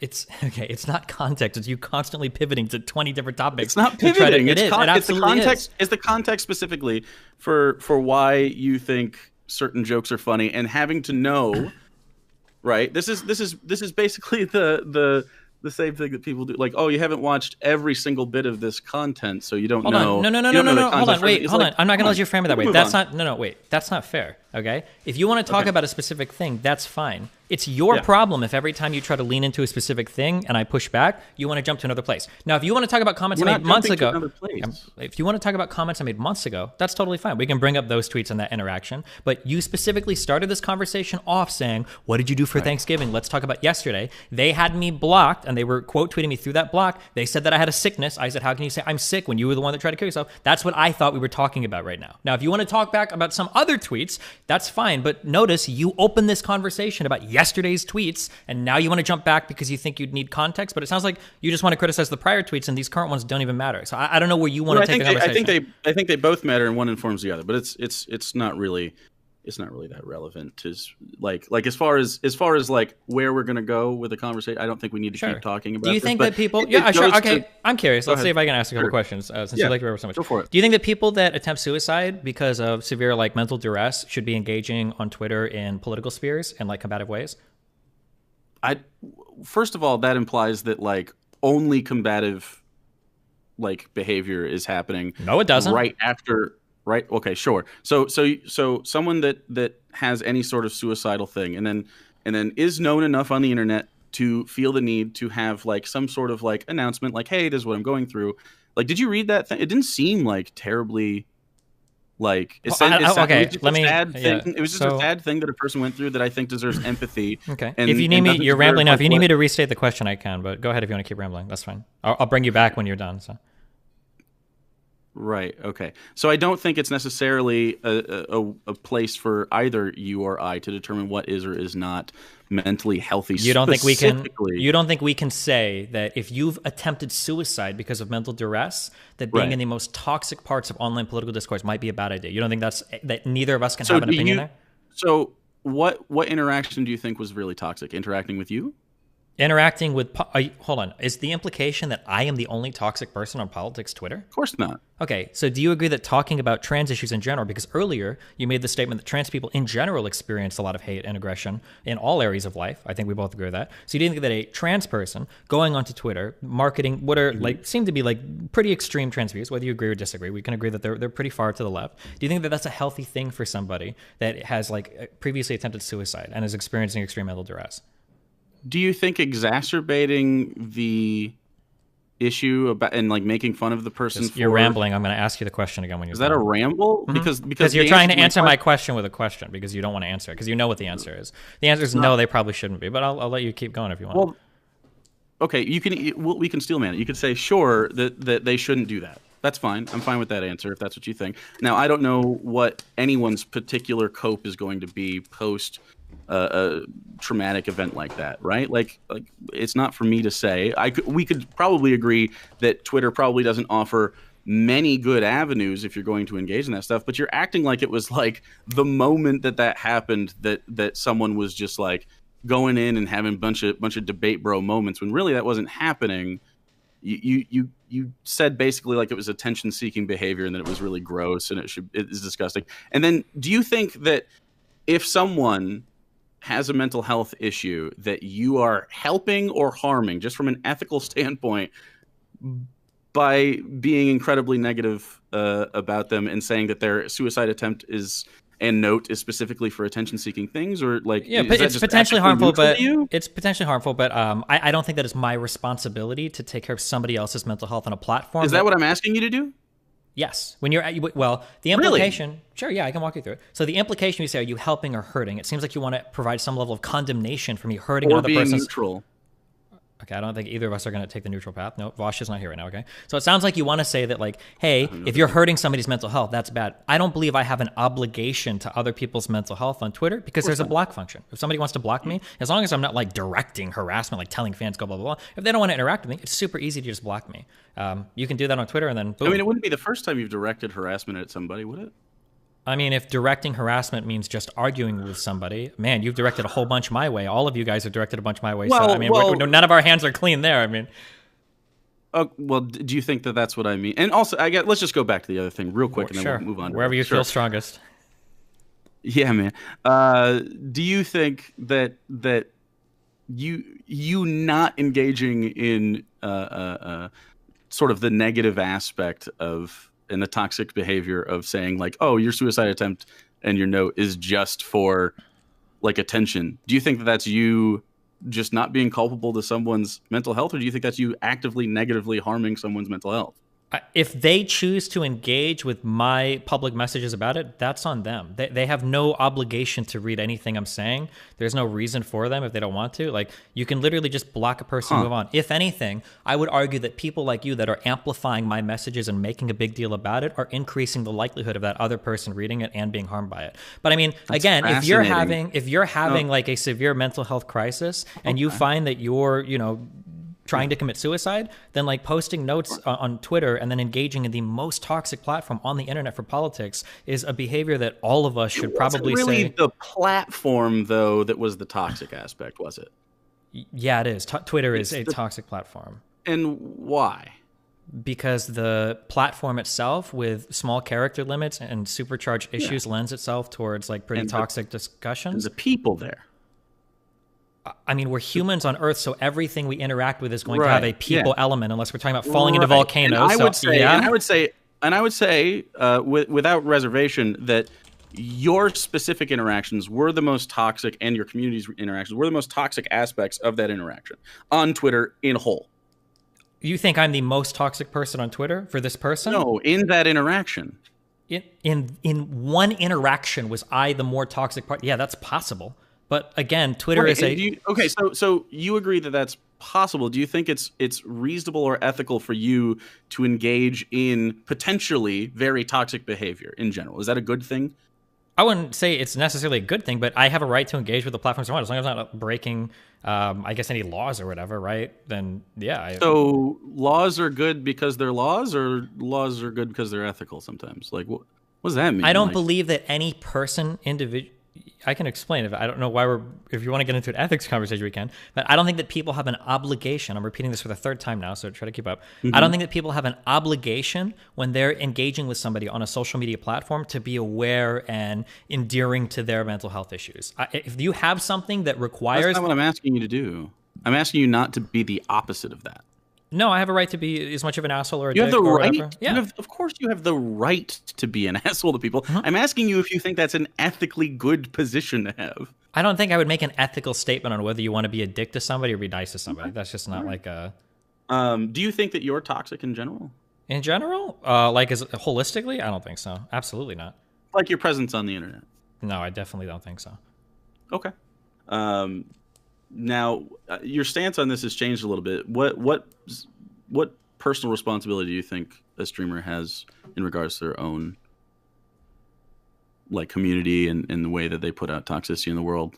Or is it just your opening statements? Do you have anything else to say on that? I mean, I think in general, I think that we have some obligation to hopefully make sure that our community carries forward the values that we have, and then to engage with people in, I guess, like reasonable ways to where you're taking at least like the base level reasonable precautions, or maybe even additional ones to make sure that your community isn't like being weaponized to just attack and harass somebody else. Like you guys have used your communities against me. Sure. And you said that you argue that it's a little bit more unethical for me to amplify you because I think that you're toxic, right? Not necessarily. That was I said in one specific example that like if I'm being toxic towards somebody else and you're saying that toxicity is bad, the only way that person can see it is if everybody's running around showing it to them. Like they don't have any obligation to interact with me on Twitter tweeting about them. That just seems kind of... Do you think people interact because of obligation? Like you keep using the term obligation as if our social interactions are, I don't know, like above that. Like, well, because you're making it sound, because you're making the mistake of assuming that if I say something mean to somebody on Twitter, they necessarily have to engage with it, mean or toxic or aggressive. We're talking about mean. We're talking about specifically toxicity. Do you have like a definition for toxicity that you'd? No, I don't think any of us do. That's going to be like a subjective. You can define it if you want. What do you think toxicity is? Well, I mean, it can be a lot of things, but I think it's particularly like insidious and damaging behavior, right? I mean, you could and I guess there's subjectivity to that, but I'm just saying like you're saying being mean to somebody basically, right? Yeah, I guess I agree. It's like I think being really mean, maybe, or being really mean, sure, sure, but being to the point of like that person might actually experience a level of harm that like just being mean and bancy isn't what we're talking about, right? Like when you made the creamed corn shit, that you could say if I was very sensitive about that, it'd be mean, I guess. But like, I don't think I'm going to have a mental health. Why can't you just? Why can't you just use the tools on the platform? Why can't you just block the person and move on? I guess it's just really interesting that you think just simply block it. It's like that Tyler the Creator tweet where it's like you can't get internet bullied, just log off, bro. Well, but for things like Twitter, obviously that's not true. Well, no, for Twitter that absolutely is true. You could it's not really true because then someone would have to blockchain your entire fan base because every time someone interacts with you in a negative way, your fan base just fucking descends on them and they say some of the most rancid shit ever. Yeah, I agree. So listen to what you just said. Every time somebody interacts with me in a negative way, why not just stop interacting with me? It's pretty easy. Just block me, move on, and then that's what we're talking about. Because but this person didn't. This person didn't, right? There are plenty of people, and I actually, now, if you want to talk about proactive, I've been proactive, and that I've just been auto-blocking like all of you guys when I see this shit on Twitter, because I don't want to get into these interactions anymore, because it's just, honestly, it's exhausting, and there's not much point, and I receive a fuck ton of harassment back from you guys, and you know what I do? When I see it, I just block it. What do you think, wait, have I harassed you specifically? Do you think your community has? Yeah, of course. What do you think is harassment, when they disagree with you? When your moderator, so like when your moderator is like reaching out and trying to sabotage like my canvassing efforts and stuff, I would say that that's a greater level of harassment than anything I've ever done. The Sushi Mom person? Sushi? Oh, she's not a moderator. Oh, okay. Members of your community then. I actually kicked her out because she was toxic, so, you know. Oh, nice. Good job. Too bad you didn't do that a little earlier, I guess. Should have been a little bit more proactive, I guess, huh? About you. Well, yeah, specifically, I think it's important to understand that is something that you don't tolerate, right? Yeah, I think that's a good thing. So, did you have any questions for me before I just asked you more stuff? You can. I don't even know if you were able to answer anyway. Do we agree that if people are having like severe mental health issues, they probably should just log off of Twitter? They probably shouldn't be using that platform until they've figured that stuff out in the real life. They don't have a need to do that. It really depends on what that is. Like, especially if your apparatus of friendships and stuff happens to be a lot online, which a lot of trans people do find community online because it's really hard to get physical. Yeah, so I'm going to run down on all of these because you're talking in circles because I think you realize that there's an answer, right? So when you say depends on what that is, I'll be clear. Let's say you've attempted to kill yourself because of like the mental duress that you get on online interactions, okay? Do you think that you should still be on Twitter? And then you also said you have an apparatus of friendships. Do you have to be publicly tweeting to access that? You could just private your account and use Twitter groups or like Twitter DMs. There's no need to be publicly engaging in political debate in order to access that friendship. So when did the political debate begin after this? Like, you're making it sound like it was like... So you're going to ramble, then I'm going to bring you back to the question again, but go ahead. Well, I'm just saying, specifically, you keep framing it as... Right, you keep framing it as suicide attempt into immediate political discourse on Twitter, which isn't the case. Okay, so do you think that if somebody attempts to kill themselves, right, because of extreme mental duress, because of stuff they've dealt with online, do you think that that person should jump back into the Twitter arena and get that's back right there. involved? That's the part that you just won't like you're not hearing me or something, like where they just jump back in. It makes it implies again a very specific, rapid, like re-entrenchment into the Twitter wars. Like, it's just weird stuff, but we can move on. Are we good? No, I'm gonna keep asking the question until you answer it. So do you think that somebody that has attempted to kill themselves because of the extreme mental duress that they've experienced online, right, do you think that in a week or two they should jump back in and be back into that arena of debating people online. Do I think in like a week or two?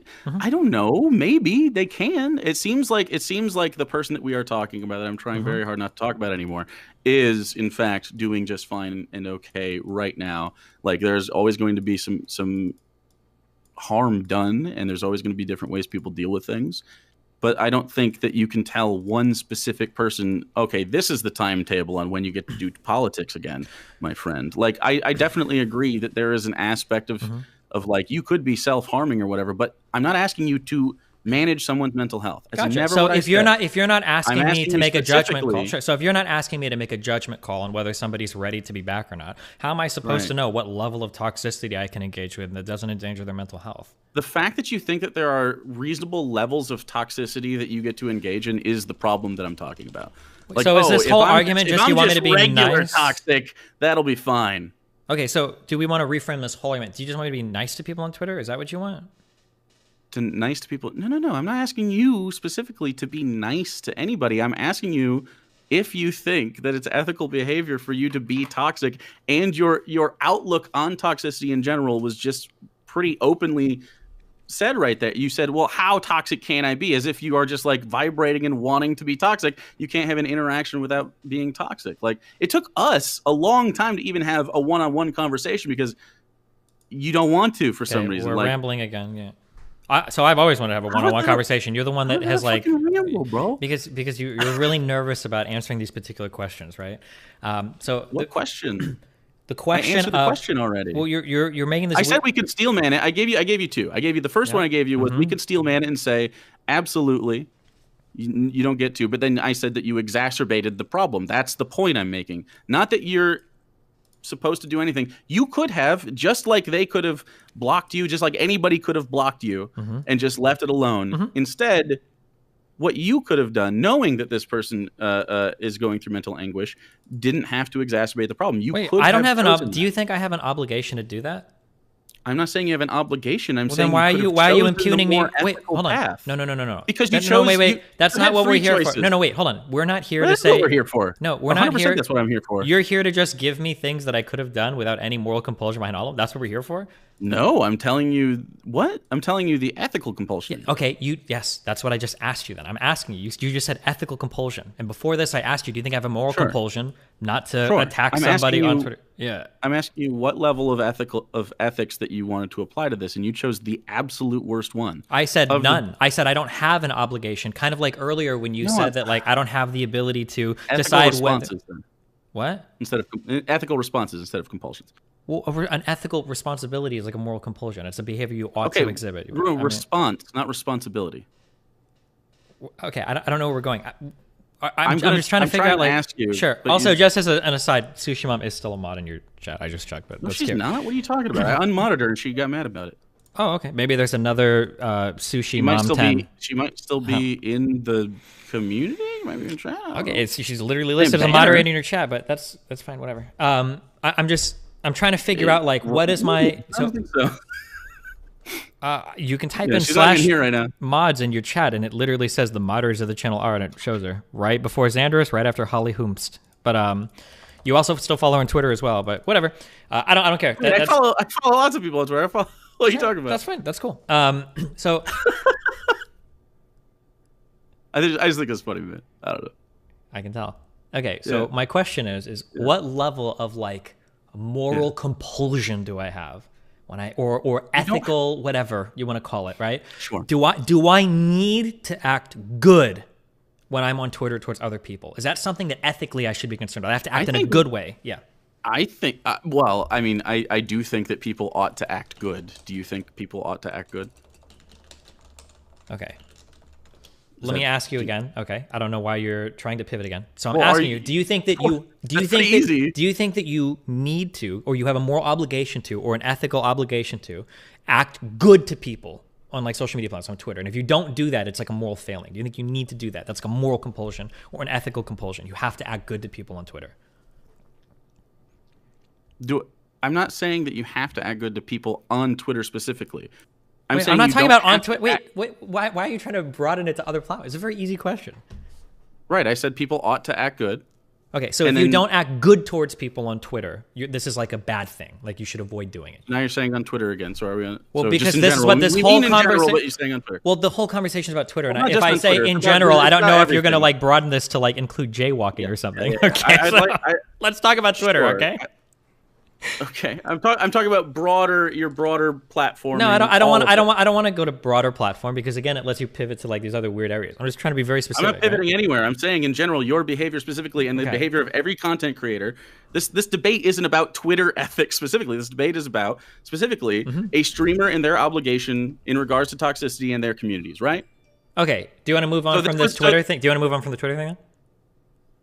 I was going to, but you wanted to go back to it. Gotcha. I'll just make my final statement on it then, okay? I think that Twitter provides enough tools. If you want to, you can block people if you want. You don't have to engage with somebody if you want in a public manner on Twitter.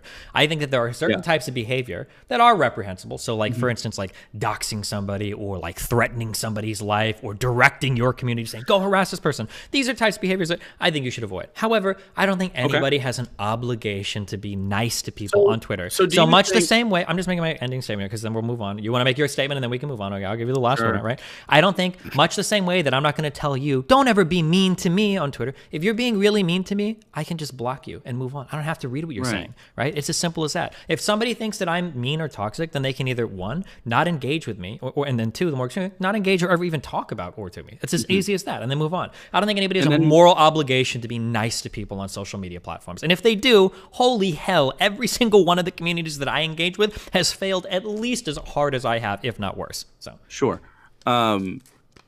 So do you not think, and this is what I was saying, like in regards to how your community reacts to things, if from behind a block you find a screenshot of something, or you talk about it on your stream or whatever, and you say some pretty fucked up stuff, in my opinion, you could think it's just bants or whatever, and then your community, what cues do you think the community takes from your behavior? In like, do you think that they're not going to do anything? Like, because you must know, everybody else knows. So I'm just wondering, do you know that when you tweet or when you say shitty things about people, like, you know that your community is going to take that to them, right? I think that anytime any of us, right? Sorry, you're doing the thing where after you have me answer, you like say something else to grandstand. So I'll give you an opportunity to do that again if you need to. Are you good? Okay. Yeah, buddy.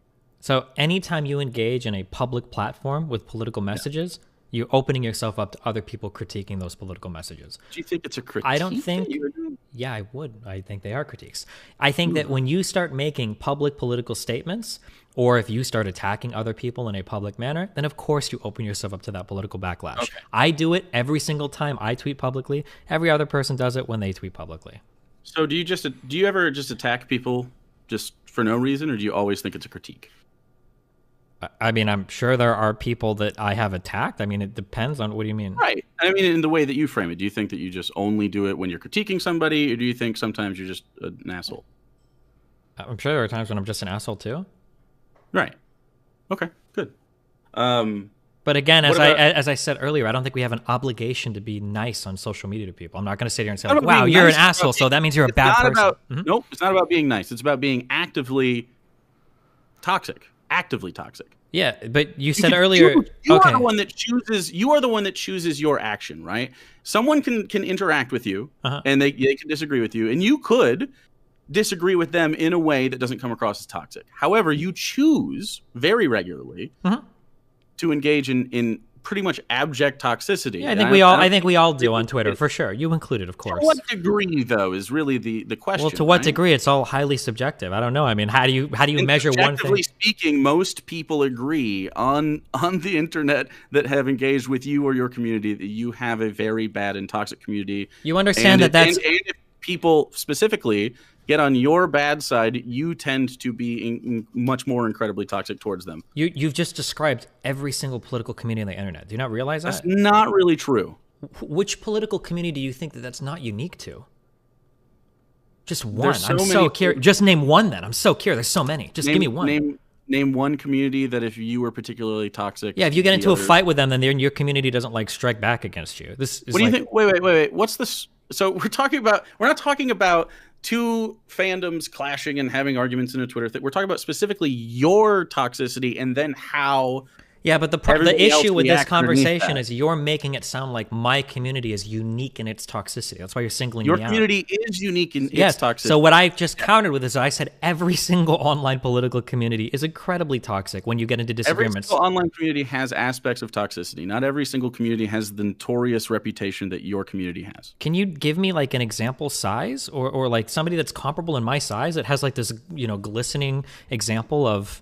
Well, yeah, again, I would say that Vosh and Hassan, while both have aspects of toxicity and toxic events in their histories, that they don't nearly have the notorious reputation that DGG does, and specifically. Okay, you understand that when you name Vosh, you're naming like probably the one other person that's as hated as me in most leftist communities. And I would like you understand that there are actually bots. I named him on purpose. Well, okay, but why would you name him on purpose when it helps my argument? It's helping my argument. It doesn't help your argument because even Vosh's community that has a bad, even Vosh's community with the reputation it does not have as low a reputation as your community. You're absolutely wrong. It just depends on who you talk to. It is. Vosh's community was literally trying to... Vosh's community was literally trying to get fucking Riley disbarred after the fucking Doe debate. How are you going to say that is like a lower level or a higher level than what my community does? Are you serious? Your girlfriend wanted to get one of your exes fucking fired from her job. What are you talking about? Wait, what? What? What do you mean? There's logs of Melina literally saying, "Hey, we should get this bitch fucking fired from her job." In the analogs. Okay, hold on. I'm gonna give you like 5 seconds to walk that back, or you're walking into a whole world where you actually lost so hard. Do you really want to go down that road? We don't have to go down that road if you're uncomfortable with I would like to, because it's an easy string of W's for me because you have no, hold on. When it goes to show, you have no idea what you're talking about, okay? So the other person that I was involved with is somebody that has been stalking and harassing me and my friends. I know that you say that. I know that you say that, and hey. Wait, hold on. Wait, what part of that do you think is not true? Well, specifically, I don't think anything isn't necessarily untrue here. What I am saying is how you engaged in that kind of behavior goes to show that even privately you have this very toxic behavior. Whoa, hold on. You're so out of, not even close to being remotely on point here, okay? So Riley disagreed with Doe over public sex shit, I guess. I haven't even gotten to this point yet, right? And Vosh's community, from that disagreement, has tried, now, I'll be nice because you're not. I'll be intellectually honest here. Okay. Demon Mama was liking tweets saying thank you for giving me the Maryland info or whatever. I don't believe Vosh was, but I don't know, and I'm not gonna give him that credit, so I don't actually know. But at the very least, I know that Vosh's and Demon Mama's community was trying to like actively communicate with the Maryland bar to see if they could get her to prevent her from becoming an attorney, okay? The person that I'm dealing with is in my private life has been stalking me, harassing me, messaging multiple people, and I have tried every single avenue to get this person to quit, and one of the only recourse I had left was potentially contacting their school to see if they would want to talk with them. How do you think that these two situations are comparable? They don't have to be comparable to like in exact. But you compared them. I didn't say they had to be exactly 1-to-1. That's why I asked you, how are they comparable? How are they comparable in going after someone's employment? Do you think that wait, hold on. I can't let you walk away because you said something that's so obviously stupid, okay?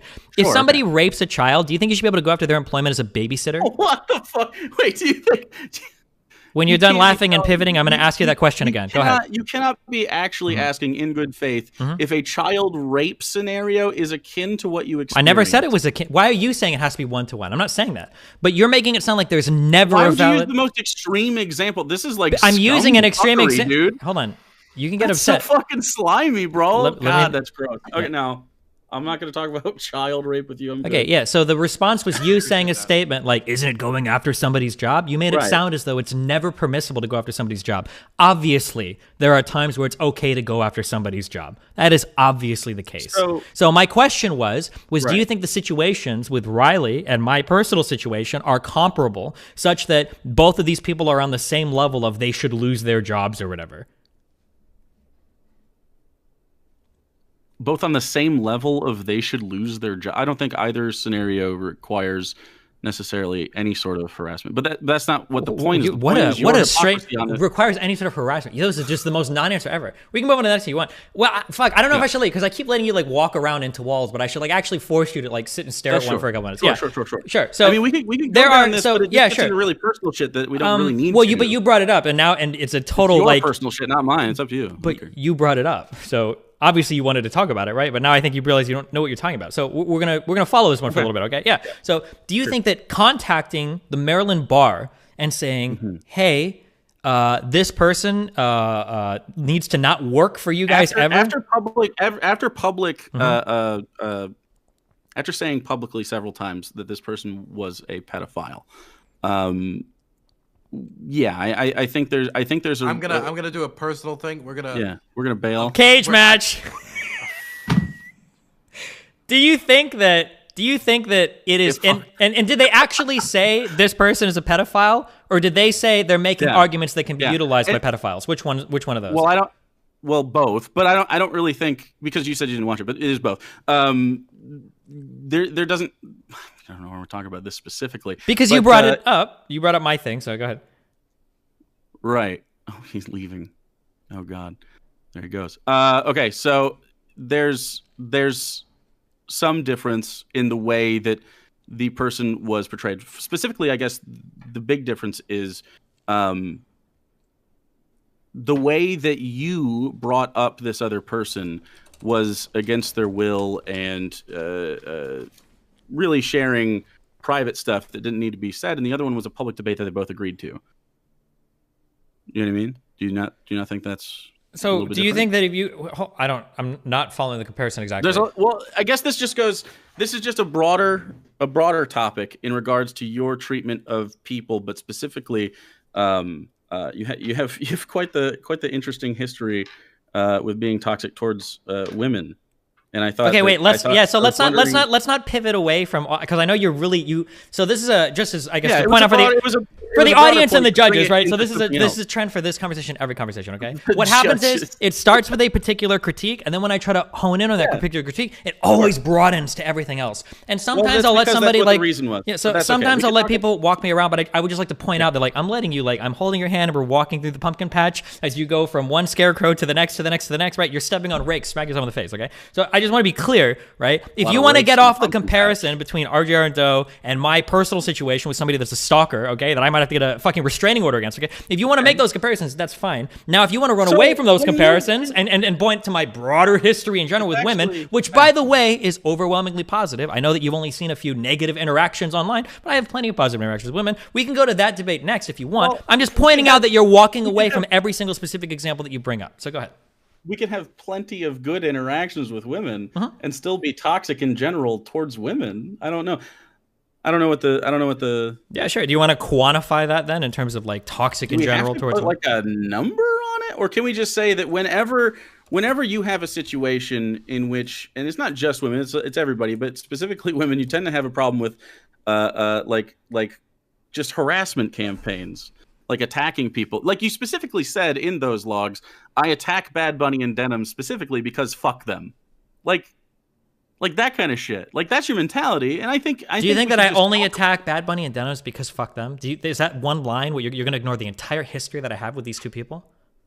Just so you know, you're wandering into like another huge minefield that you obviously don't know anything about. It's really not that big of a minefield. Yeah. Okay. Sure. Well, which one do you want to tackle with first? You want to tackle Denims or do you want to tackle Bad Bunny? Do we have to tackle either of them? And you brought them up. So let me just pause quick. Yeah? Pause quick. Okay. Second cage match. I get two. Burning them. You brought up two examples, okay, to impeach my character. So I would but we could do more that you didn't try to fuck. I don't know what the implication is, but we all know the implication. So again, I think that specifically was because it was like relationshipy stuff. So okay, on a macro level, I was excited to have this conversation because you always say like such broad, stupid shit about me on Twitter, and I thought it'd be interesting to have stupid thing I've said about you on Twitter. Like the fact that I'd be a Republican next election cycle, like stupid shit like this, that was right? a joke. I'm sorry we can't. Oh, that was a joke. But me saying, you know, I don't like them because fuck I them, wouldn't be that wasn't a surprised. joke. That was super. Do you want to know my actual take on this? Do you want to know my No, actual not really, because you're not going to give me any, right? So my issue I'm was gonna- what did I just offer to? What are you talking about? My issue is that you always like speak in such. Everybody always has these broad things, and I'm like, wow, I get These to aren't confront. very- I get to confront somebody on like actual harassment issues with my community. Right. Maybe it'll be an interesting conversation. I'm not even here to like wonder. I'm actually curious. Like, what are things you think that I could do to better my community, better my behavior? But instead, it's always like this leaping from scenario to scenario to scenario. And the thing is, you don't even have all the context here. You actually thought that you could bring up Anna to impeach my character, or that you could bring up Bad Bunny and Denims, two people that have been abjectly horrible to me for years as a way to like impeach my character. You don't know because you don't know because you don't know. You have no idea. That's the problem. But if you want, again, now when I say if you want to go down these roads, you can, because I am fully justified in hating both of these people, and they both hate me, and they wouldn't even deny that. They go, yeah, he hates me for good reasons, and I say, yeah, I hate them for good reasons. Absolutely. I really disagree. Really, with which one? With the part where you said that they would think it's reasonable for the way that you interact with them. In terms of me hating them, absolutely, sure. But which one? Which one do you think is? Which one do you think? Where do you want to go? Which direction? I don't want to drag up either of their personal. Then why did you bring both of them up to try to get like easy points in a debate, and then imply that like I try to fuck every woman I talk? Why would you bring these up for like? Well, I didn't say you tried to fuck every woman you talked to. What did you? What was the last? We can thing talk you about said? people you don't try to fuck. Okay, what do you want to talk about? Who Which do you is want to fine, talk by the way. I think promiscuity is good. Okay, well, it kind of sounded like you brought it up earlier as like a quick dunk, but so who would you like to talk about? Well, then? it's because of the specific way that you interact with these types of people, right? Sure, give me a specific. What is a specific? Because every single specific example, Sure. Anna, Bad Bunny, and then Marwa, you ran away from all of these. So I'm curious, what is one you actually want to stick on? Well, I think we could just try, hopefully, to not involve super personal stuff about other people while still talking about the topic. You don't general. get to, that's fine. We can do that, but you can't take the moral high ground there when you're the one that brought Not really a moral high you ground. brought all of these up. Believe So- me, I've talked to some people. It's fine. So, I'm sure you have. Yeah, go ahead. It's my life, so I've lived it, so I have a pretty good understanding of what happens. Well, but go ahead. Yeah, it's their life too. So specifically in regards to the way that you handle, like, I guess a good example of this would be just like continuing to go in on someone like Denims, in regards to the entire debacle when there was like the meetup and shit like that. Like why go after that? Why do something like that? Typically when I go after that, it's because we're Right. arguing about 'Cause something. We're I'm- disagreeing with something. So Well, for 'cause instance, I'm getting because fuck them.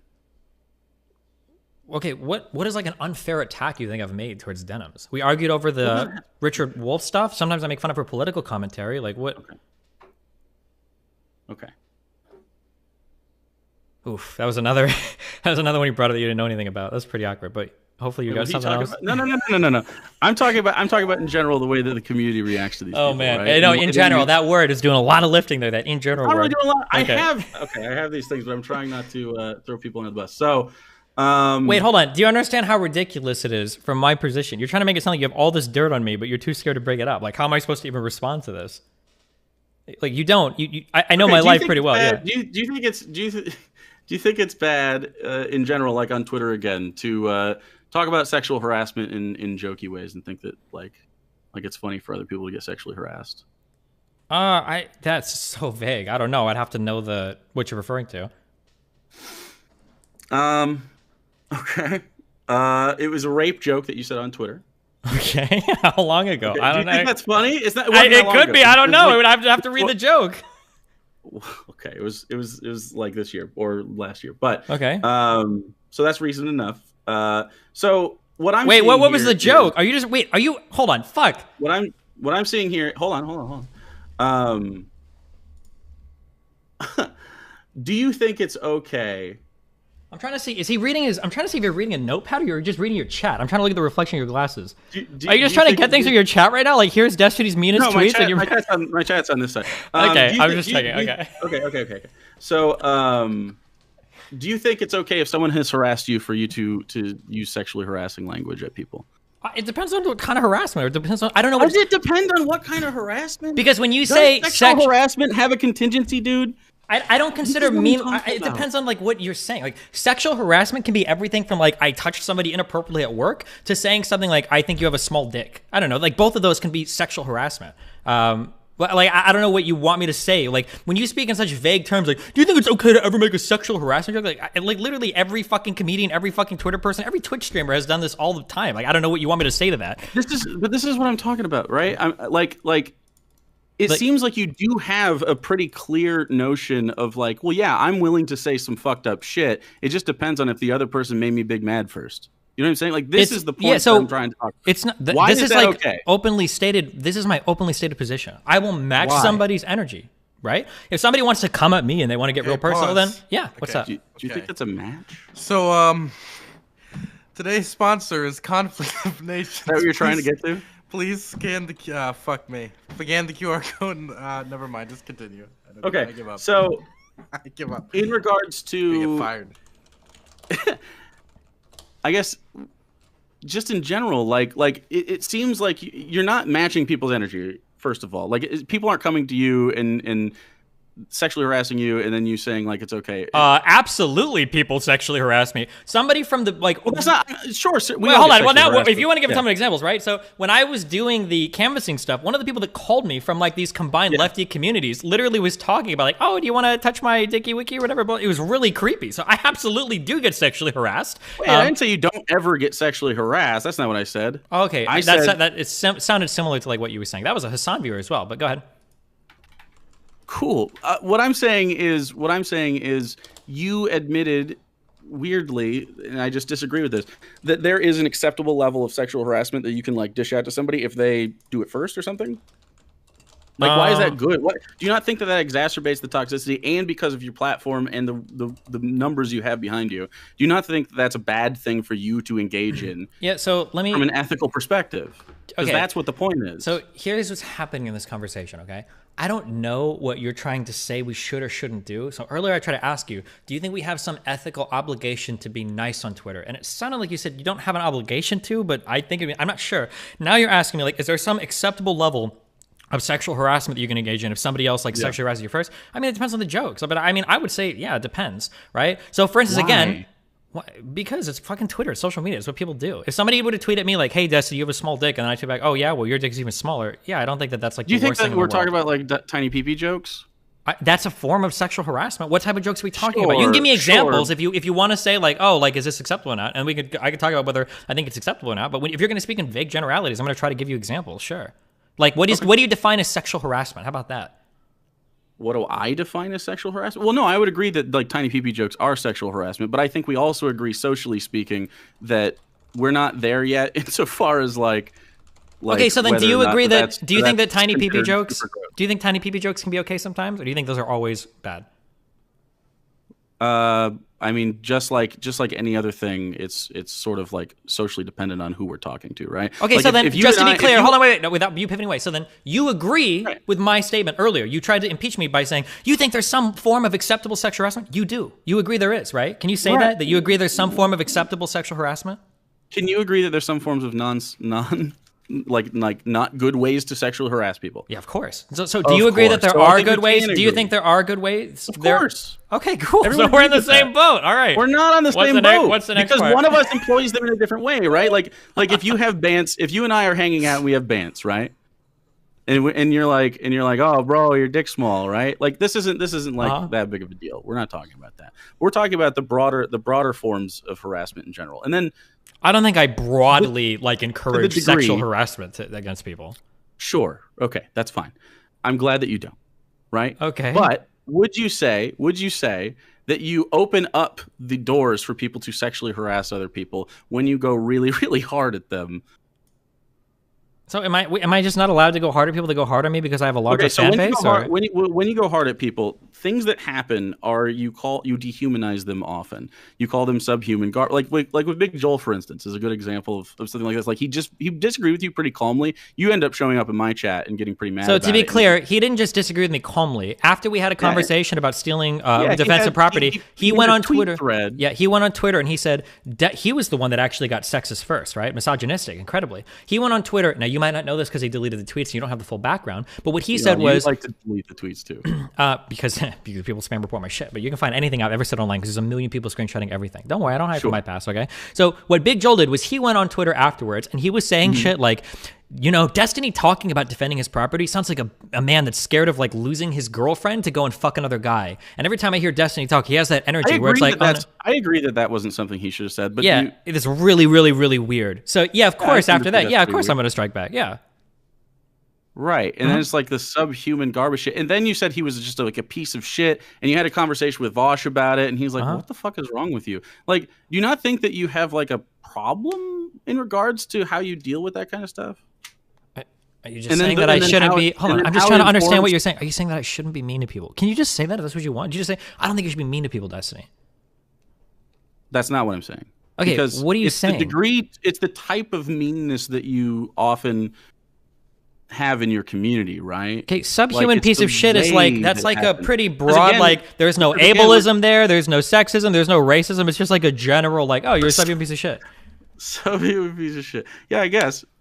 If you want, you can send me like a list of insults that you think I should use instead. I'm trying to get off of using like autistic and retarded. List of insults, dude. What is it about then? Because nobody knows what you're talking about right now. That's the problem. I don't think anybody has any idea.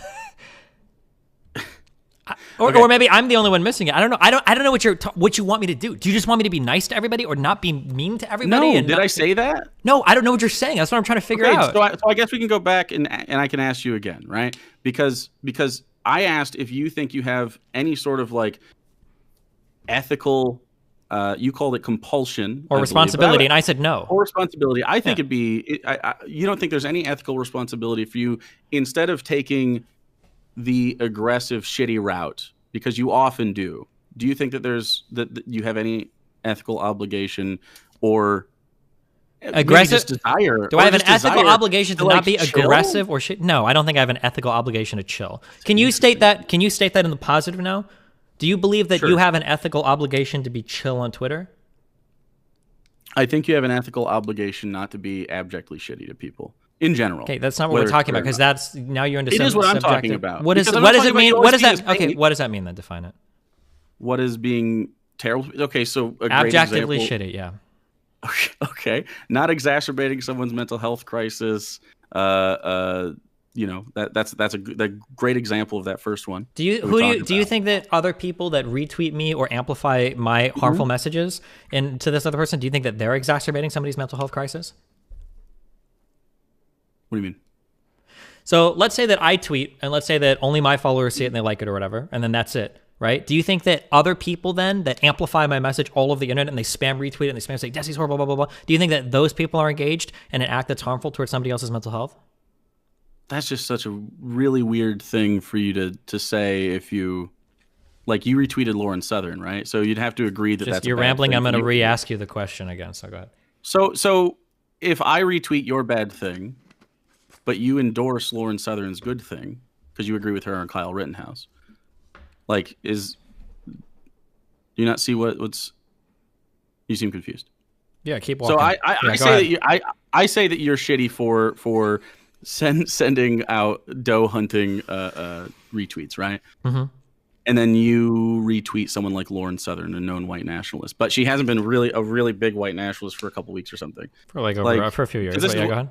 It's not been a few years. You debated her this year on stuff. On being a white nationalist?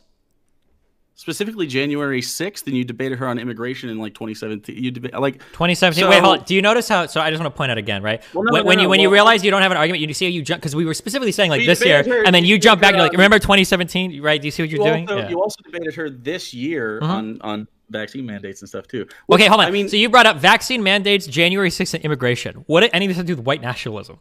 Well, January 6th, I think, definitely does, and it shows that she supports the January 6th stuff. What does January 6th have to do with white nationalism? Really?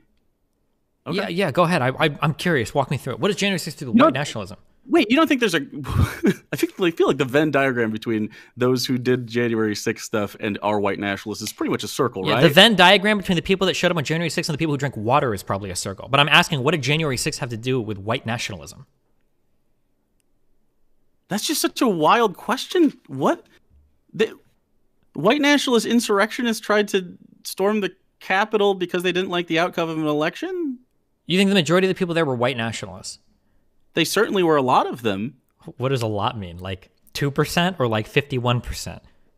I would say, I mean, it's pretty like when you just look at the roster of people that were arrested and that are on the books, like all of them have links. How many people were arrested out of all the people that were there? We're talking about hundreds versus thousands. Yeah, so to be clear, January 6th, I don't think that those people were all white nationalists. A lot of them were just mad Trump voters that thought the election was stolen, right? I don't know why you're calling them white nationalists. Sure, and you don't think there's any link between white nationalism and January 6th though? Like just enough we can just disregard it. Like it's not a white nationalist. We're not arguing whether or not there's a link there. We're the head of that. Yeah, so there wasn't. I don't think there were people like the head of that directing the whole thing. Okay, and the FBI agreed with my assertion. But go ahead. Okay, do you think that white nationalists agree or disagree with January 6th? Like insofar, like do they support it or do they probably support it? I imagine there's a lot of people. That's not surprising, and I agree with that. But saying that a group of people, Lauren Southern with strong white nationalist ties also agrees with it. And now you are endorsing her. Do you think that people agreeing with something means that thing that they agree with also agrees with the people agreeing with them? Like, do you think that X group supporting some event means that that event supports X group, or is that group? Do I think that the January 6th insurrectionists support? No. Hold on. We're going to use all our brain here. Okay, we're working hypotheticals now, right? So my question is, if X group supports some event, does that mean that event is necessarily like wholly supportive of X group? Is that what I'm saying? Yes. That was what you think. I think it's necessarily supportive of that group. You said that's what I'm saying. Well, if there are other parts of your argument, you haven't laid them out yet, but you said, do white nationalists support January 6th? And I said, yeah, probably. And you said, well, there you go. That's not an argument for anything. I'm sure there's tons of different groups. Evangelicals probably supported January 6th. White people in like rural. Okay. I don't have any more cage matches. Go ahead. Yeah. Okay. So you got me. We have to bring it back to the original. Now, how integral is the Lauren Southern point to toxicity on Twitch? Or can we bring it back? I guess we won't know until he gets back to do a corner again. So sometimes, it's integral because of the. It's integral. So retweet in defense of Lauren Southern, which is I don't retweet in defense of Lauren Southern. I never did that. But go ahead. We retweeted recently what she just said about the Kyle Rittenhouse thing because you agreed with her. Because I agreed with that video. Yeah, I thought it was. Do you think that if I retweet somebody, it's a wholesale endorsement of every part of their character? Do I think that you, Destiny specifically, retweeting Lauren Southern is bad? Yes. Okay. Why did you take over my question and change it? Wait, what?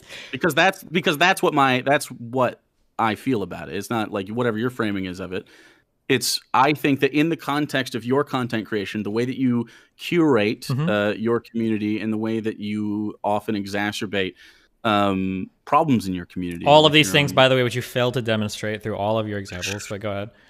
Sure, I guess, but you're just no matter what examples I give you, it's frustrating, right? When you have to actually bring up a specific and you realize all of them are indefensible. Trust me, I know how frustrating that is because I have to deal with them on the other end where people like you will bring it up in generalities all the time. And then when I try to say, well, what about this or that or that? You're like, well, I don't know. But then you still walk away thinking the same thing that you thought at the beginning of this debate. It's frustrating as fuck. Sure. When you're a person on that streams as much as you do, right? There's going to be a large log of like a large backlog of content that you have to parse through in order to get to your toxic behavior, right? The thing is that people on Twitch and on YouTube and on Twitter, I mean, they know you for toxicity, and I don't know. You realize though that the perception of people outside of your community is one of negativity towards you, regardless of whether or not they tend to agree with you politically or not, right? Yeah. Do you think does it bother you? Does it bother you? Does it bother you at all that you have such a strong conception of the types of harassment that me or my community engages in, but it seems like you can't think of any examples? Do you ever think that maybe you're like falling victim a little bit to kind of like the group think that you don't actually have any examples and maybe like, oh, well, hating Destiny is popular and that's just kind of what people do in this community? So do you not think that it's a bad thing for you, who has been, you've been vocally anti-leftist a lot, which is, a thing you can do, right? You do that a lot, and with the context of that, you have gotten a great topic, punching left. you have gotten because this sort of incorporates that a little bit. You have gotten a reputation on the right for starting to be someone that they like to watch. That's awesome. If I could like take people from the right and like try to convert them into more moderate positions, that's literally how I got my start. Yeah. But that doesn't seem to be what's happening. What seems to be happening is you seem to be taking liberals and making them, or well, not really making them, I guess, but convincing them to agree with certain aspects of right-wing thought. No, not at all. What I am taking are socialists and communists and getting them to agree with ideas related to liberalism. That's generally what I'm doing. Yeah. If you have some evidence that you think large portion of my fan base is being converted further to the right, I'd be interested to see it. But I mean, like, I see the emails that I get, I see how my community interacts with things. So the evidence for that kind of thing will be something that you reject, because it'll be tweets of people, it'll be comments in people, it'll be examples of chat, and you'll be like, you can just go like, oh, well, that's a portion of my community that's not the intended effect. I'm trying to I like to IP ban people. So do you think it's impossible to get it? If you think it's impossible to get a general feel for how a community is, then why are you accusing me of what my community is? I'm not saying it's impossible to get a general. Then who do you think is like best in the position to understand the direction their community might be leaning? Do you think it's going to be the people that argue with me from the left? Don't you think all of them necessarily are going to assume that my community is going far right because my whole community is probably farther right than most socialists or communists on the internet? Why would I trust their evaluation of my community? What do you think your evaluation is of your community? Like, if you had to say, like, my community shows like this level of toxicity, like where do you think your community is in regards to the internet political spectrum as far as toxicity and what you put out into the I'm incredibly proud of my community. I think my community is one of the least toxic. Yes, I absolutely am. I think my community is one of the least toxic communities, given the size that it is, that exists on the internet. You can smile all you want, but you haven't made your case at all for any of the arguments you brought up. You tried to bring up other people that supported my argument. You brought up Hassan. I gave you one example of a member of his communicating with me, sexually harassing me on stream, and another guy that tried to get my whole canvassing shit thrown out. I've given you examples of an ex-mod of yours that you lied about demodding, who was still a moderator of yours. I didn't lie about demodding. I've given you examples of your own example. Your own example, Vosh, that you brought up, is actually so hated by people on the left. There are other leftist subreddits that have bots that spam anti-Vosh messages. Right? And so when it comes to a community of my size, I think that they do a pretty good job. I've got a huge, healthy trans community. I've got a lot of cis women, and I've got a lot of men, and I've got a lot of people that do like a bunch of crazy shit in my community. I'm really proud of all the things that they've done. We're doing identity politics about it? Seems interesting. Okay, the first whole part of this conversation was related to identity, but okay. So yeah, I am pretty proud of my community in terms of events. Like, if you can find me other communities that have like 5,000 or 10,000 like active people, like you're not going to be able to find one where nobody harasses someone on Twitter, where no one says anything. That's just not possible. Yeah, go ahead. You can what? We can absolutely just like, as people that engage in the internet with you, we can absolutely say like, oh, my general experience with this group or this group is better or worse, right? And routinely, if people are asked about you, like, it just doesn't. You say routinely, but it depends on who you ask. If you go and ask other, you can ask most people. Yeah, most people in your friend group aren't members of. Take a step outside.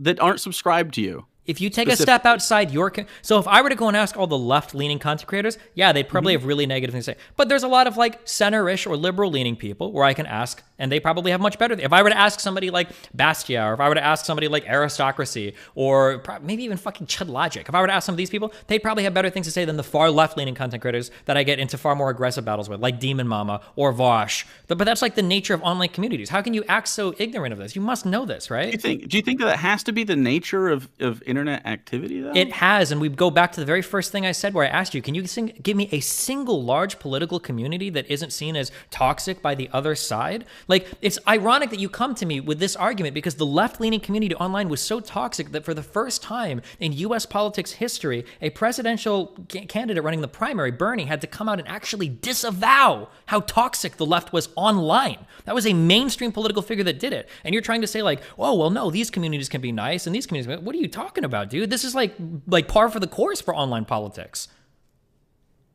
I just disagree that it has to be par for the course for this stuff, and you exacerbate the problem by engaging in the negative behavior. Yeah. So again, I don't know if you just don't understand or if you don't understand what you're doing. So you just hold on. So your response to that was, I disagree that this is what it has to be. I'm not telling you how it has to be. I'm telling you how it is.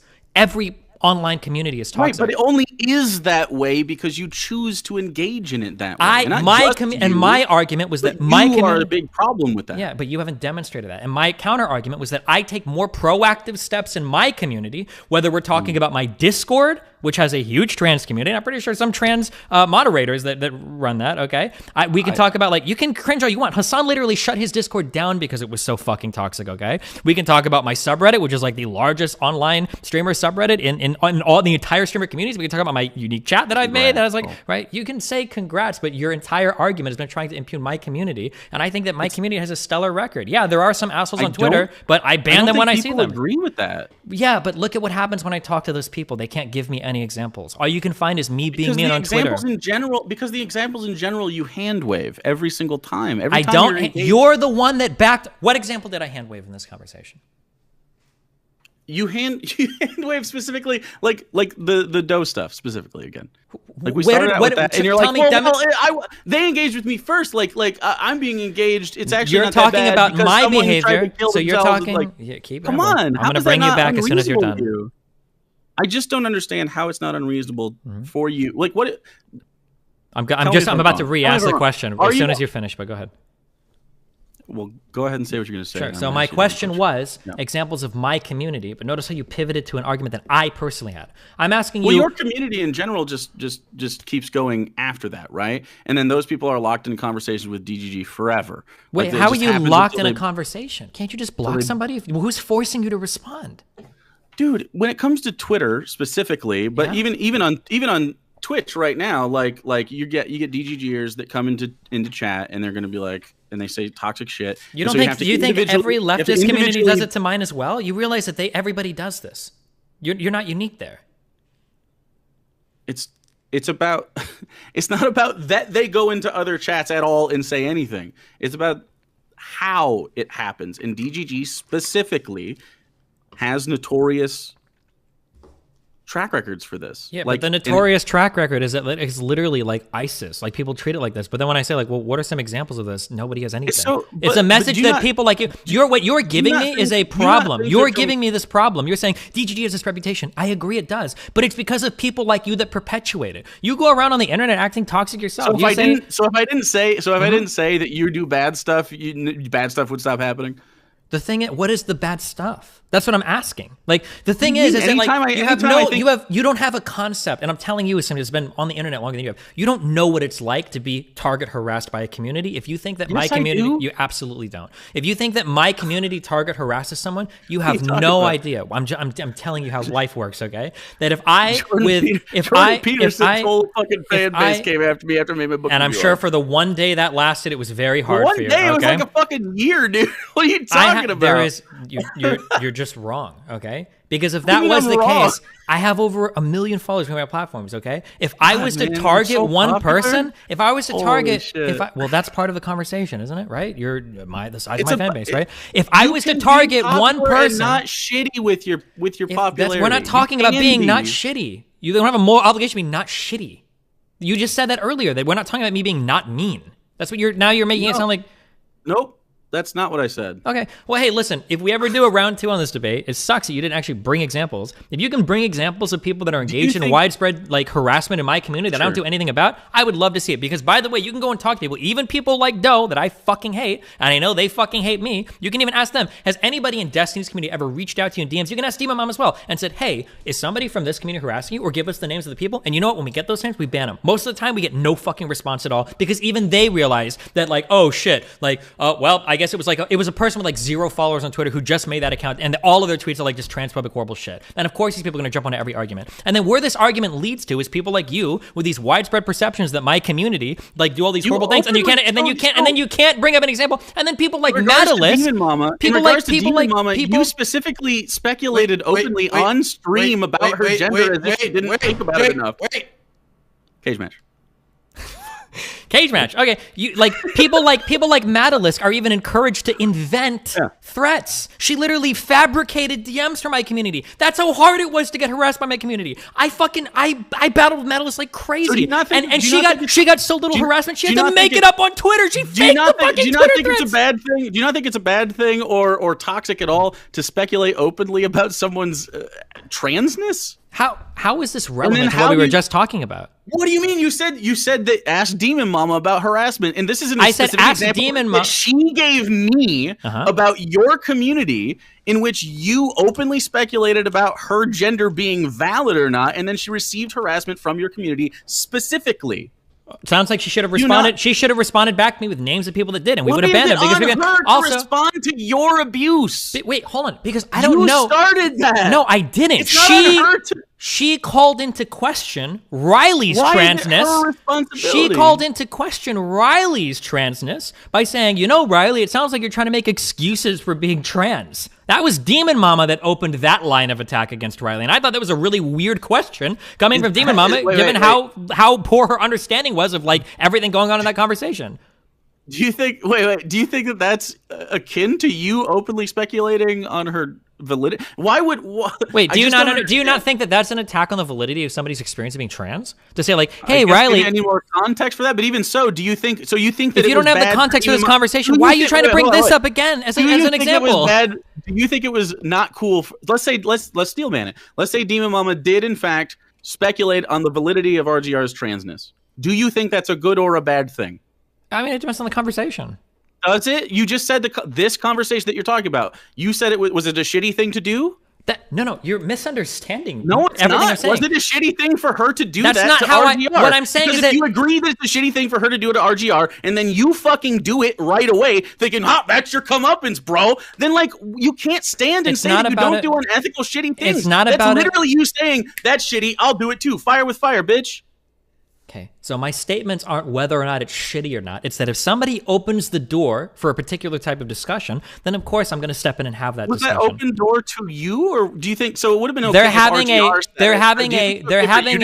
They're having a public debate on a public platform. So yeah, it invites public people to step into the conversation. So now it's public, and now it's okay to be really shitty to somebody, even though it's not about being really shitty. Why do you keep mischaracterizing that? It's not about being really shitty. It's that Demon Mama specifically said, Riley, it sounds like you're trying to justify your existence as a trans person. And my weird thing was that during that conversation, Riley was asking on her validity, though.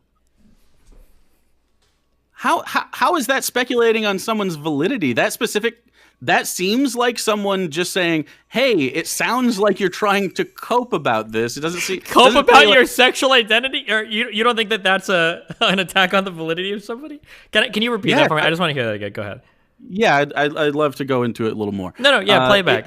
So you saying and openly speculating on whether or not someone is validly No, play back trans, the other thing where you were saying that like It's not the same thing. Is not the same thing as someone going, "Hey, do you think you're handling this in a healthy manner?" I'm not here to babysit other people's mental. Different statements being said. Demon Mama is saying one thing. What do you think Demon Mama is saying? Experience. Talk about what Demon experience. Demon Mama. It sounds like Demon Mama is saying, and I think she would probably agree to some extent, at least in part. But I didn't watch this part of the conversation. But from what you're saying specifically, just that quote, right? That quote sounds like someone saying, "Hey, the trans experience is a interesting and tough thing to deal with." It sounds like the way that you are going about this is a cope in regards to like the. You don't think calling your sexual identity a cope? No, not the sexual identity a cope. The way that you're interacting with somebody else about the broad conversation. About justifying your sex. When you say it sounds like you're trying to justify your existence, you don't think that's what I'm saying. I didn't say that. That's what Demon Mama said to RGR. You don't think that you're saying that like it sounds like you use. What's the exact quote that Demon Mama used? But either way, it doesn't matter because it kind of does matter because now you're making it sound like you're responsible to be different. You agree. Okay. Let's say Demon Mama said that 100%. Do you agree that's bad or good? Right? It's not about it being bad or good. It just depends. No, because I don't view it as being bad or good. It's just it's a conversation topic about a social issue. She's opening that door for that conversation topic. So of course other people are going to step in. That door was not open to you to speculate on someone's gender. It's a public conversation. Do you agree that public debates invite public conversation and public speculation and public commentary? Do you think that was commentary? Well, okay, let me try this again. Do you agree that a public debate invites public commentary? Do you think that when you have a public debate with somebody that you're inviting some level of like public speculation, commentary, critique? Do you think you have any responsibility to like... I'm going to repeat the question again, so let me know when you're done.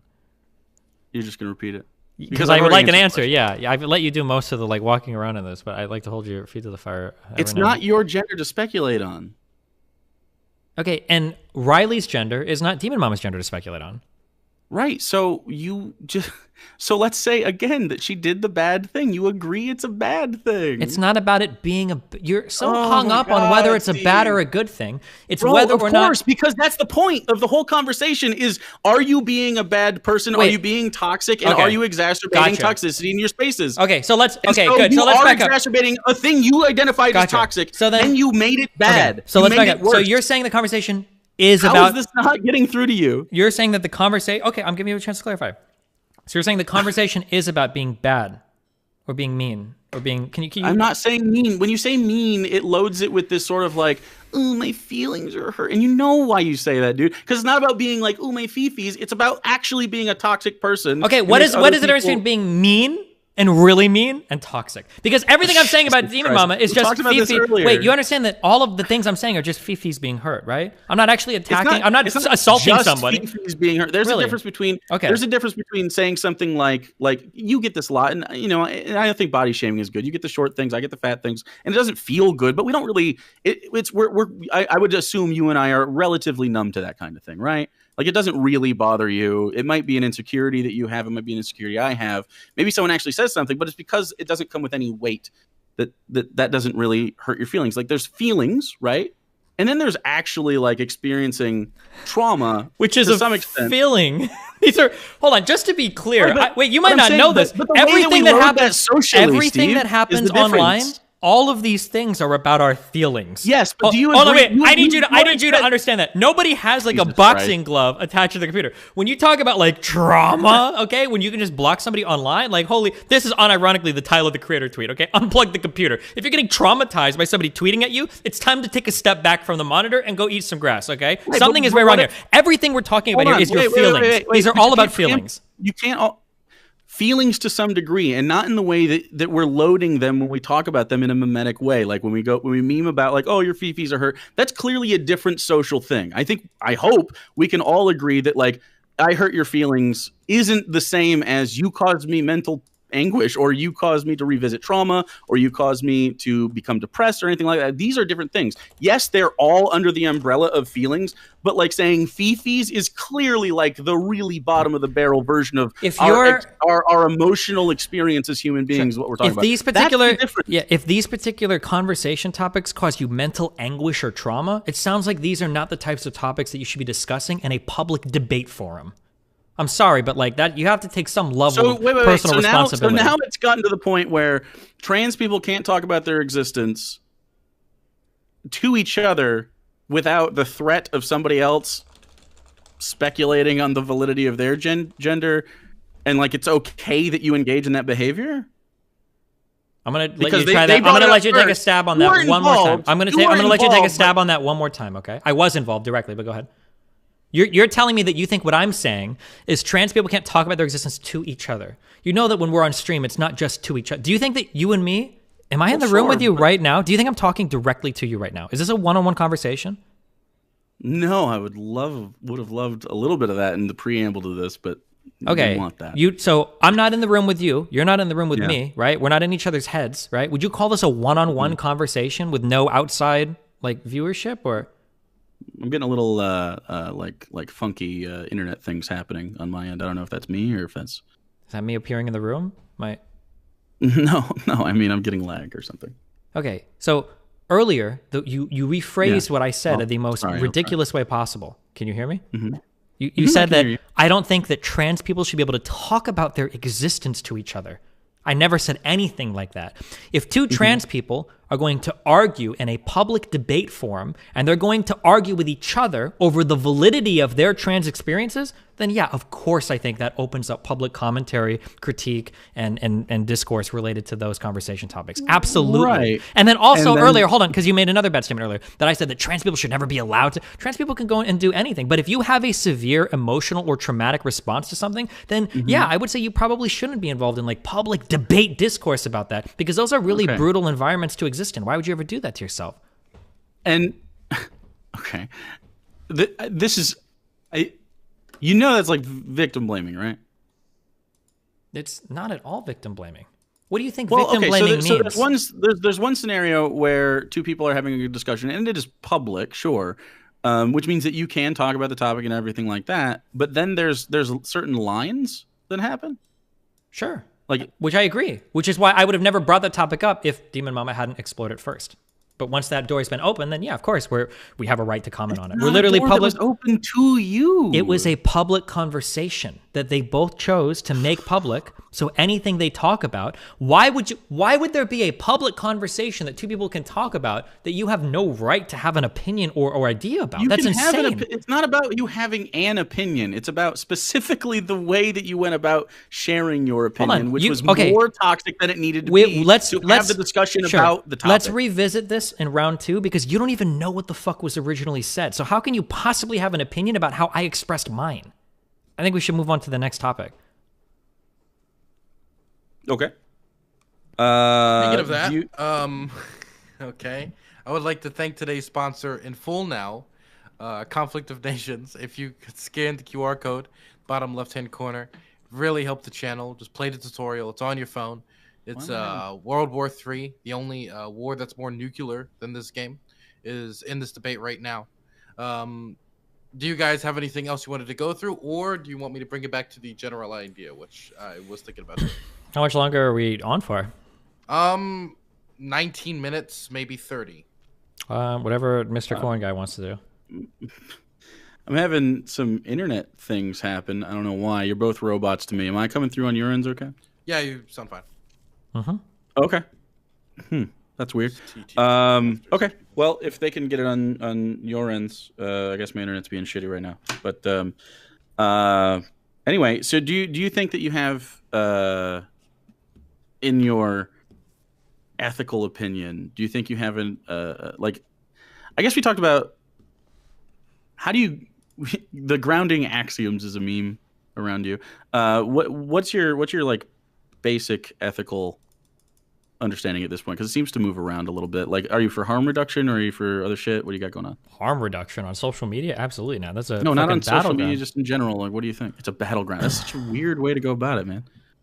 But it is, and I've already demonstrated it as such. If you want to revisit that topic, we can, but I think I'm already, the record shows that I'm absolutely correct. When you have mainstream political candidates that are out there trying to disavow the toxic elements of their fan base on Twitter. Okay, that you implied that, wow, what do you mean it's toxic? It absolutely is. I don't know what else you want me to say about that. It completely is. Moving on, so what I don't think you have an ethical obligation to be nice to people on social media. That's all I would say. If people want to be dicks or assholes or whatever, I think they can do that. That's fine. It's social media. If you don't like it, you don't have to be on that platform, or you can block people. I think it's super easy to do. I guess, do you think that there's an ethical obligation, not necessarily to be nice, but to not be shitty to people? On social media, no. In any scenario. Do you understand? You think social media is specifically different? As far as what's the why do you make the distinction? Because and also it's not just on social media, it's also on Twitch. And do you think you have an ethical obligation to be nice to opponents in a League of Legends game? Wait, I think you have an ethical obligation not to say slurs in all chat. We're not talking about. Notice. Do you see how quickly you're moving away? So I'm sorry. Hold on. Wait. I got to talk through everything because I just realized you have no idea what I just did. Oh, Jesus fuck. Okay. So you're asking me this rhetorical question, saying that do you think that in some areas you can be mean to people and other areas you can't? It's some kind of own. You're saying oh well we should be nice in every scenario. But what I'm telling you is obviously that is absolutely what you're implying. You just don't understand it, but that's fine. But there are absolutely different environments in our lives where in some cases you can be kind of mean to people, and in other cases you can't. So for instance, if I'm walking down the street and I see somebody and I'm like, fuck you, I hate you, motherfucker, I think that's a pretty shitty thing to do. But on social media, that's kind of what we all get there for. We get on social media, we all get there to shit on each other. That's what these environments are for. That's what they happen on Twitter. It's literally 180 characters. Do you think it's there to write your fucking novel? Do you think it's there to share high quality political discourse? Absolutely not. It's all fucking shit posting. I wouldn't expect anybody to be nice to me on Twitter. I wouldn't expect anybody to be in 4chan or in a League of Legends match. In other scenarios I would, but no, I disagree with this blanket assertion that we have to be nice to everybody or not nice to everybody across every single platform we interact with. So yeah, nice to everybody or not nice to everybody in every single way. I'm not saying that there's no scenario in which you can be shitty to another person. What I'm saying is about the unique shittiness that people like you and yourself tend to engage in specifically. Do you think what do you mean unique shittiness? You're not just being not nice. You're not just being neutral. You're specifically being genuinely shitty to people. Like, and you don't think there's like an ethical obligation at all not to be shitty to people? No, I don't. I've already told you that like 4 times. Wild. Do you think they're like asking the same Well, question just- I over and just- over again? I guess it. Well, let me. It's So weird I'll to ask. me that, like, you smile and you say that. Okay, like, so let me it's flip. almost like I'll like ask you. that Okay, I'll ask about you. Let's do the contrapositive. Okay, so you're saying to me that I am saying that you don't have an obligation to like not be mean to people. Okay, are you saying that you have an obligation to be nice to people? Then do you believe in that? Okay, so what are you arguing for? What? You don't. So there's a difference between being nice and being a dick to people. So are you saying there's certain levels of dickness that's okay, or? Well, do you? Oh wait, do you disagree that we have certain levels of being an asshole to one another, or no? Like, what? Yeah, sure. I'm just curious where you draw the line then, because now it sounds like we Well, both I agree. think- Now it sounds like I we think agree the- completely. We just draw the line in different areas. So does that mean I'm worthy of moral condemnation because you draw the line a little bit closer to neutral than I do, or? It's not even.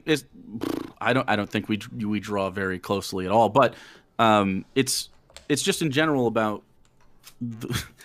I guess it's just odd to me that you smile and go, yeah, of course I don't think that we shouldn't be shitty to one another. It's just, that's so weird. Because that's not how these platforms work right now. If they were different, then I'd say otherwise. What do you mean if they were different? Because they are platforms that exist in a vacuum, and only through your interaction do they become toxic. Okay, I'm gonna Not go. your Okay, sure. specific We're gonna interaction, run but through. you- I'm gonna run this. Okay, I have a lot of mushroom experience. Well, we can loop again on this. So you keep implying that I'm the one that makes Twitter toxic. I've already given you an example of a mainstream political figure disavowing the toxicity on the left that I have nothing to do with. Why are you pretending like I am uniquely contributing to this environment when it's par for the course? Wait, why do you think that the Bernie thing is like that's the example that you can think of? Because that's a mainstream political figure that is disavowing toxic activity on the internet, that is specifically the types of people that I fight against. Because you say that I go after leftists all the time. So when not I just about act, going after so leftists, when I'm I, just saying- hold on, wait, I don't know why you're blowing that up to be more vague. Okay, so when you ask me why are you so toxic when you go after leftists, and I say, bro, those same leftists are so fucking toxic that Bernie Sanders, the nicest guy on the internet, was out there saying y'all need to chill. Okay, how are you going to claim that I'm uniquely contributing in a toxic way to that environment? Did I say it was unique? Oh, hold on. I'm going to ask for a judge input. Did he not use the word unique? I thought I might heard that have. word exactly. But maybe I you're. don't remember. Okay, I thought he almost verbatim said I can- uniquely I'll- toxic. I'll- wait, as wait, if you're let me the ask- o- let me ask the judges. Let me ask. Okay, so well, if I did say that, I misspoke, and that's fine. Okay, that's fine, then I'll take it so back. I wouldn't say that you are the most uniquely shitty person on Twitter. I'm saying that your specific brand and what people know you for. Do you know what specific is another word for unique? I guess in some ways it is. That's not really how synonyms work.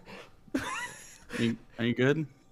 I'm not saying unique. I'm saying only. The You. I'm not judge saying only. said- I'm just saying specifically. I'm not saying Give me a second. specifically. I just Well, mean like because you Wait, implied that stop, you were stop, alone on an stop, island there, and I'm stop. not saying that. Stop. Okay.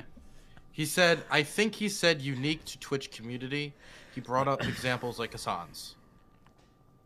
Okay. So, it's not about you alone being the sole shitty nexus point on the internet. That's not what I'm saying. What I am saying is when people interact with you, they get a uniquely like Yeah, we're toxic looping. engagement. Right. Okay. So why I asked you if you have an ethical responsibility to be nice to maybe people, just be not just- mean to people. Yeah. Just not be specifically shitty to people. Specifically shitty is what we're using now. Okay, which is way different than mean. But go ahead. It is way different than me. I don't know why you're. Well, I do know why. I understand why you're comfortable with. You could with totally saying, own me right now if can't you just be say a like big meanie on the internet, which is not what I'm saying. You could totally own me If right now. you Be like, wanna here, misrepresent- I'm gonna help you. that way. You can just say like Destiny. You're actually so bad faith. When I say being really shitty, I'm talking about this exactly, and you know that's what I'm saying. If you want to go ahead and do that right now, you could totally own me. But you're using these words in the most like amorphous way possible. I don't know what the fuck you're talking about. You are. It's a debate. Of course you're trying to own me. We're literally being judged on our performance. Dude, I have no illusions of how any debate with you is gonna go, bro. Like I'm not trying. So now we're hedging our bets. Now we back off. It's like, oh, I always knew it was gonna be a debate. Blah blah. Okay, whatever, dude. What are you talking about? I'm not trying to own. I'm not trying to dunk on you, dude. Are you serious? Bro, you literally bring up 3 personal examples from my life, one of which is a person I almost have a restraining order against, and you say you're not trying to dunk on me? What are you talking about? Specifically brought those up because you bring them up on stream to your massive audience. But you didn't establish any points for why that was bad or wrong. Okay, so it's bad or wrong to specifically bring up these things to your massive audience because of the way that they react when you engage in a negative behavior towards people. These other people are constantly attacking me. I don't have a right to attack them back, or I don't have a right to be negative back.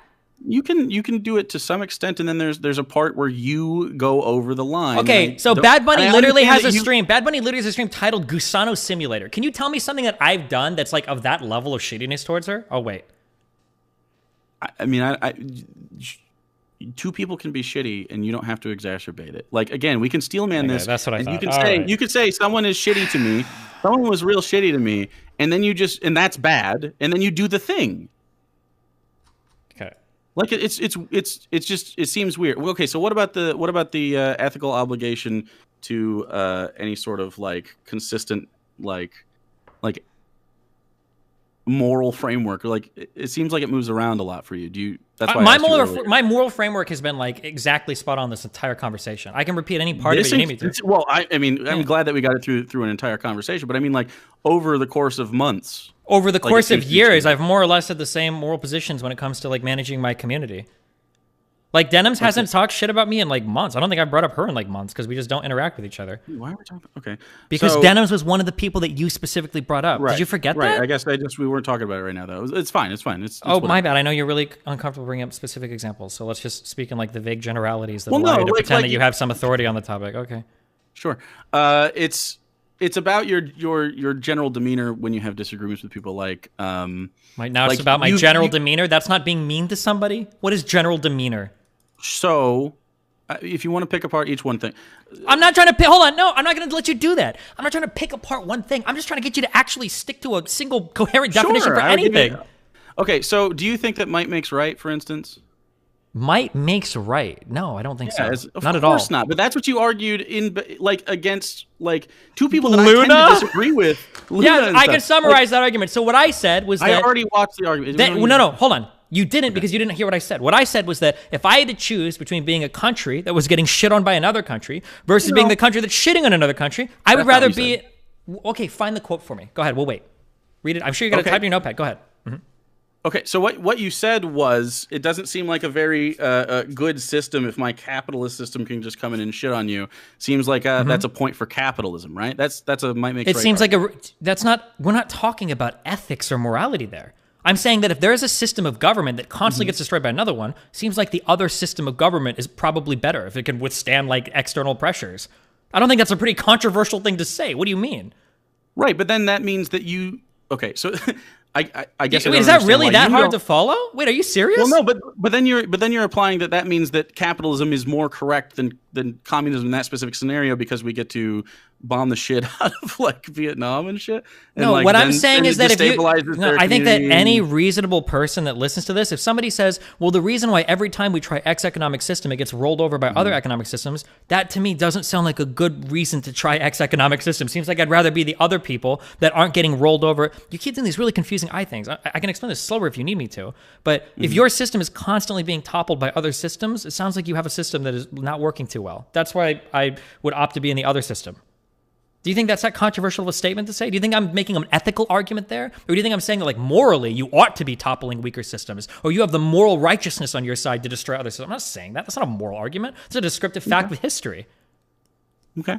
And so why is it that you don't think that comes across? You don't think that comes across to people at all that like Vietnam was like a good thing to do? I've never said that Vietnam was a good thing. Sure, but I'm just saying like do you don't see how that clip could appeal to right wingers? That clip is not my creation. And that conversation. That clip is not my creation. If somebody else wants to create a 30-second clip of a 50-minute argument that I have somebody... It was just the debate in general, but yeah. No, it wasn't the debate in general. It was clips shared on Twitter. You're either wrong or you're uninformed. Well, no, I just watched the debate itself. It was just the debate that I was coming from. Okay, the debate, if you watch the whole debate... I didn't mean clip in the Twitch sense. I meant just that whole debate, if you watch it, You're not going to come away thinking like, oh, Destiny thinks that bombing Vietnam was really cool. I never said that. I'm pretty sure, and I don't remember because it's been years since I had this, but I'm pretty sure even afterwards when she tried to attack me and say, oh, you think that might make sense? I'm pretty sure I even said, no, I don't think that. I'm just saying that I wouldn't want to be in a system that's constantly top of another one. I don't know if you watched the debate or not. Why is it that, do you think that, I'm curious, when it comes to being an asshole on Twitter, do you have things that you've done on Twitter that you regret that you think you should have done? An asshole on Twitter? Absolutely. Okay. Do you disavow like saying that like you should be shitty towards like kids or whatever that wear MAGA hats? Shitty towards kids, like counter-bullying. I believe the tweet is something like, kids bully your oppressors. Yeah. In response to somebody saying, bro, these are fucking children. Do you think that like, I'm curious because you're actually, in these tweets, now you're directing people towards real life behavior that you can't just block. You're talking about going into real life and harassing people where they can't just like block your account. I would say that you would agree that there's a situation where political action is necessary, right? In regards to your for kids? No, not really. No. For kids? I mean, these were just high school students fighting. I think it was the. I would consider high school students kids. Yeah, I don't think that I would encourage them to be like harassing each other. Yeah, sure, but like it's not like a bunch of 6-year-olds and stuff doing that. But that's so since they're 16, it's okay to encourage them to bully other people for their political differences. So I understand that like if you want to frame it that way, that's cool. That's definitely a thing you can do. Would I say that today, right this second? Probably not, because I've kind of changed on that. I was a little more aggressive, and I would disagree with that version of me today because I don't think that's fine. However, I would say you probably should have just led with that instead of justifying it. Like three different ways. In regards to just in general, the concept of bully your oppressors. There's a reason there's oppression. You just said before that you think it's okay to do certain things in response when they open the gate. But I think we agree on political action specifically. We're not talking about Twitter beef. This is a little bit different. No. Hold on. So when I'm saying things are okay when other people have opened the gate, I'm specifically having a conversation with you in the context of Twitter beef, okay? That doesn't extend. That doesn't extend necessarily to real life. You know what I mean? If somebody tries to like pit me when I'm driving down the highway, I don't think that you should like try to get behind them and do the same thing. I don't apply that. Okay. So on the topic of hypocrisy, like the NFT thing came up, and I think that's important now since we're doing a hypocrisy thing. So you recently said that NFTs were, scams. Do you have the full quote? I do have the full quote. Yeah, go for it. Somewhere, probably. Yeah.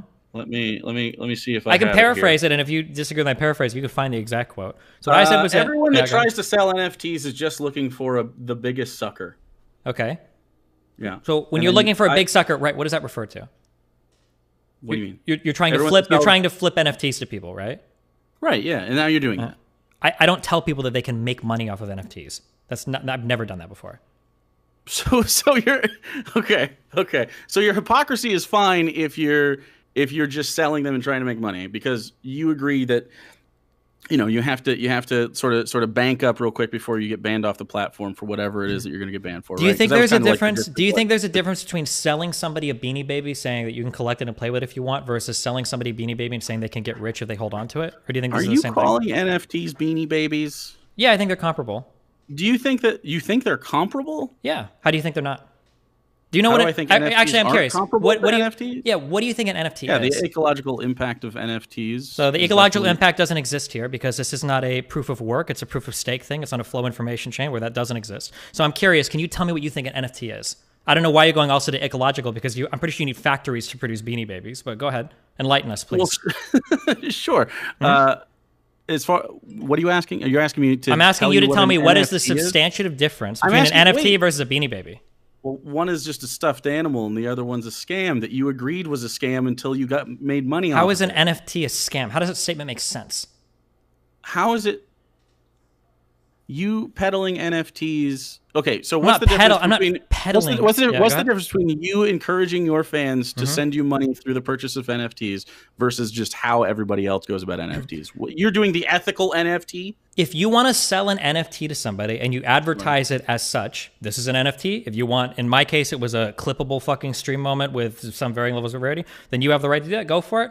But if you're trying to sell somebody an NFT and say like, bro, buy this fucking NFT in like 2 months, you're gonna get rich. Okay, I'm selling this now for 10K. You can. So it's just it's just the lack of prosperity gospel attached to it. You understand this is, so I'll go back to the Beanie Baby example. Do you think there's a difference between selling somebody a Beanie Baby saying, hey, here you go, have fun with it, collect it, whatever, versus selling somebody a Beanie Baby saying, hey, keep this, in like 5 years it'll be worth 3x its value? Princess Diana Beanie Baby, dude, it's gonna blow up. In fact, I think it did, but like, I'm going to ask you the same question when you finish rambling, so go ahead. I just think it's interesting. I don't know, man. I'm going to repeat the same question, so think about it. I know you're rambling right out of things, so go for it. When you said before that it was a big scam and then you were just looking for suckers to buy NFTs, like, you think that now you're justified in doing that because you're not telling them that they can make money off of it? First of all, I'm not directly selling them the NFTs. Secondly, I'm not flipping it onto them. Third party that you're sponsored by. It's not like I hold the NFTs and I'm trying to unload it onto a bigger sucker. I'm pretty sure the first party origination is the total site. The problem is I don't even think you know what NFTs are. So I'm going to ask you the question again. What is the difference between an NFT and a Beanie Baby? Or do you think there's a difference between selling somebody a Beanie Baby and saying, hey, here you go, collect it, maybe sell in the future, versus selling somebody a Beanie Baby and saying, hey, in like 5 years, this will be 3x its value? Do you think there's a difference between that? Well, I think one is when you tell someone that there's an ability for them to invest in something and then they do or do not make money on it, that could be a bad thing. True, sure. I agree. 1,000,000%. Yeah. Yeah, yeah. And I think that a lot of people that sell NFTs do exactly that. They say, bro, buy this shit, it's going to be worth... Okay, but so do you find the sale of NFTs at all ethical? Yeah, sure. An NFT is a thing. You can buy and sell it if you want. Wild. Well, why do you think buying or selling an NFT? Wait, hold on. Okay. I need to hear you. I need to hear you explain this to me. Why do you think buying or selling an NFT is unethical? Why do I think buying or selling an NFT is unethical? Yeah. Because it's not a real thing. It's like a scam product that. How is it not a real thing? Can you expand on that? What do you mean it's not a real thing? You know that a CS:GO skin is not a real thing. What do you mean by that? Right, a CS:GO thing, I think you agree, is like a gamble loot box, though, that you disagree with and you wouldn't take on sponsorship for, right? Do you think there's a difference between CS:GO? Do you think there's a difference between CS:GO skin gambling versus like a CS:GO skin? I mean, it's the result of the other. So that's what I'm saying. Like, no, well, hold on. I just also, by the way, for reference for my chat, I told you guys, if anybody tried to bring this up, nobody even knows what the fucking NFT is. This is why this is not the slam dunk that people think. No one has any fucking idea what any of this technology even is. You don't. Can you? Why do you think an NFT is different than like a CS:GO skin? Why do I think it's different? Yeah, I don't think they're ethically that different. I think. So you think that CS:GO skins are unethical? I think. Wait. You specifically have said that CS:GO skins are scummy and it's gambling. It's not a good thing. That's not true. Yes, you did. No, I did not. Did I just misunderstand your entire clip? Okay, go ahead and find another one. What are you talking about? The sponsors that I haven't taken in the past are for like every single person on the internet are for CS:GO lotto shit. So like gambling skins. But gambling skins and telling people they can make money. You think loot boxes aren't unethical? A loot box is different than trying to flip a skin onto somebody. Wow. Do you think that a loot box and somebody's selling you a skin saying that it'll appreciate in value is the same thing? Do people sell appreciating value CS:GO skins? I don't CS:GO. Yeah, they can, I guess. Is that a thing? I've never heard of anyone playing CS:GO and going like, bro, get my red dragon camo skin. It will appreciate in value, and then you can flip that on some loser later. Like, what? And so do you think? Okay, this isn't fair. I'm handicapped because he doesn't even know any of the topics that he's fucking bringing up. This isn't fair. I can't even argue about it. He has literally no idea. Yeah, you can buy and sell. Yeah, you can buy and sell CS:GO skins. Of course you can. Okay, so do you think that's scummy behavior? No, but it depends on how you do it. For instance, the CS:GO skin itself, like the NFT, is not necessarily a scam or inherently unethical. But as soon as you start engaging in a practice where you're buying and selling these things, telling other suckers, hey, you can get 3x your value off this, just buy it and hold, trust me, it's going to be worth a lot, I think that's the unethical part. Yeah. So do you think selling NFTs in like current day with the context of how NFTs work and what people know about them and that you buy them and you're trying to sell them off, but really it's just people sort of like, it's like sharing the same $20 bill to fabricate value.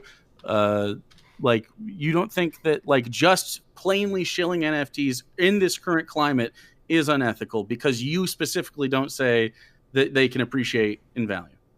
No, of course not. An NFT is a valid digital entity, of course. If you want to sell NFTs, go for it. That's fine. Yeah, but as soon as you start telling... It's what? I said you're sponsored. I would expect you to. First of all, I'm not currently sponsored by them. That was a one-time activation. It was 2 hours. I meant you were sponsored. Yeah. Do you think I won't shit talk prior sponsors? You have no idea who you're talking to. Why would you believe that? Number one, okay. Number two, you still haven't explained to me what is the substantial difference between an NFT or a Beanie Baby or a fucking CS:GO skin. So does the website that you You're getting talking points from chat now. Does the website that I was sponsored by, do they use talking points? Probably. That's probably true. But I don't endorse the messages on every single website from every... I know, because your chat is probably feeding you lines on, because clearly you don't know what you're talking about. The chat's feeding me lines, man.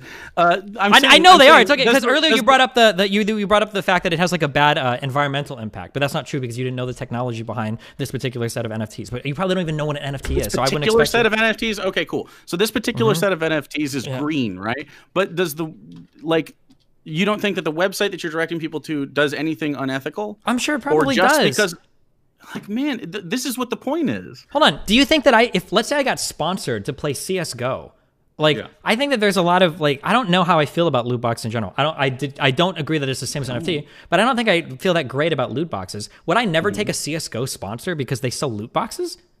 Or what about Twitch? What about when I solicit advertisements on Twitch and I run ads for them or I get subscribers? That money's going to Bezos at the end of the day. If I was a big union guy, am I betraying my principles? This is actually an interesting thing. Well, I mean, we have to survive under capitalism, and I think we agree with that. But do you think it's a very robust system? Capitalism is a good system if we have to violate our own personal ethics in order to succeed in it? I don't know if that's a violation of my personal ethics. I don't know if I say that somebody taking a deal from some company necessarily endorses and supports every single statement that company makes. I don't know if I agree with that.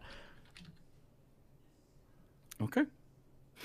I guess I just don't find it to be a terribly compelling argument in the... Nothing is going to compel you because you don't have a solid stance on any of this shit because you don't know what any of it is, of course. Okay. So what this conversation By the way, is we're just doing this for 10, maybe 10 more minutes. This has gone on. That's fine. That's fine. I'm good whenever you are, man. The entire thing is basically just me asking, hey, do you think that this is shitty behavior? Do you think that you have any obligation to not be a shitty person? And your responses pretty much every time are, no, being shitty's fine. And that's sad, man. That's okay though. Okay. Well, your argument of don't be mean to people, I just didn't find very compelling, Again, and I'll try not to. Why are you framing it like that, bro? Why is it just because it's too hard to actually engage with what I'm saying? Tell me what I'm wrong about. It shouldn't be. You said it was very easy, and it should be easy. This is not a hard topic. What is the moral obligation? Being real mean to people? You think I'm talking about being What's the difference between being real mean and being shitty, or being shitty and being toxic, or being real mean and kind of toxic? I think it's. Do you? I can't tell. Oh, okay, you know what's really fascinating about that is because that See is how you're still not answering the question? Because that is a hard question to answer, because it doesn't take into account a lot of variables in regards to how we socialize with one another, who we're talking to, what the rapport is, etc., what the forum is. That's why it can't be just one answer. Again, if I said you have a small peepee, haha, and we were just joking around and we're friends or whatever, that's one thing. But saying you have a small peepee to someone that's maybe they're a trans mask person and they just got they just got sexual reassignment or something like that. That would be a more shitty thing to say, irrespective of your bants necessarily. It's just because of the different variables that go on there. And so when you frame it as just being a meanie, I know you're doing that on purpose. Why not just engage with what I'm actually talking about, which is because you don't have any. I can try to give you better talking points if we ever revisit this argument, because you just don't understand. Better. Well, but you're not really giving me anything to engage with.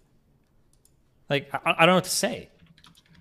I don't know what you're. I don't know what you're telling me to do. I don't know what your compulsion is. I don't know what you're saying I'm doing is bad or wrong. I don't know where you even come. I'm not asking you for a specific line. I draw the line right between autistic and total Neanderthal. This is where the line. I'm not asking you for something that specific. I don't know that. What part of that didn't you understand? Autistic and total Neanderthal? What does that mean? I'm not telling you to give me a specific line between everything over here is okay and everything here isn't okay. Does that make sense? Sure. I guess I'm just caught up on what autism and Neanderthal people. They were just two random insults, and I said you draw the line between. They were insults. Okay. So calling someone autistic or calling someone a Neanderthal. I see. Okay. Do you think that calling somebody That's a autistic in an argument is not an insult? No, it is. I just didn't realize you were listing insults. I didn't really know what you were doing. That's why I was What are confused. the other commonalities between autistic people and Neanderthals besides being an insult? Exactly. I thought you were just being shitty to autistic people, which for a second because of the way that came across. That's why I was asking. It's not a big deal. Okay. So yeah. Okay. Well, I'm curious. After this conversation, are you going to do anything about all the people in your chat calling me a gusano, or is that a cool thing in your chat? In my chat, calling you, what are you talking about? Was that a no? I'm just curious. It's an easy thing to say. Like, are there people in my chat saying things like that? I mean, your mod is in chat saying like Gusano's not a slur. So I was just curious if you had a strong opinion on it. But that's cool. Is Sorry. it? I've never. You've never, no idea. It's crazy how you guys like your minds go blank sometimes. What do you depending on the topic. mean? What is that? Yeah, is that a thing? Who's saying it? And what does it mean? Okay. I don't know. I'm sorry. I'm not up on my slur game. Is that a thing? It means meanie pants in Cuban. Don't worry about it. Yeah. Okay, it's all good. Okay. All right. Okay. So you're just gonna go with you think I'm saying don't be a big meanie. That's what you're coming with. Until you've provided me a more specific definition. Right. Yeah, it seems like. Right. Yeah, I've never heard of it either. Is it a?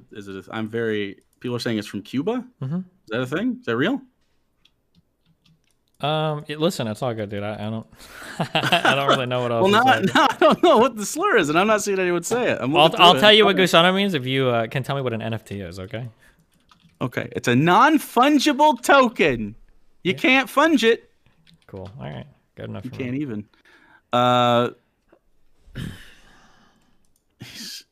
Okay. Is it an anti-Cuban thing? I don't know. Is it?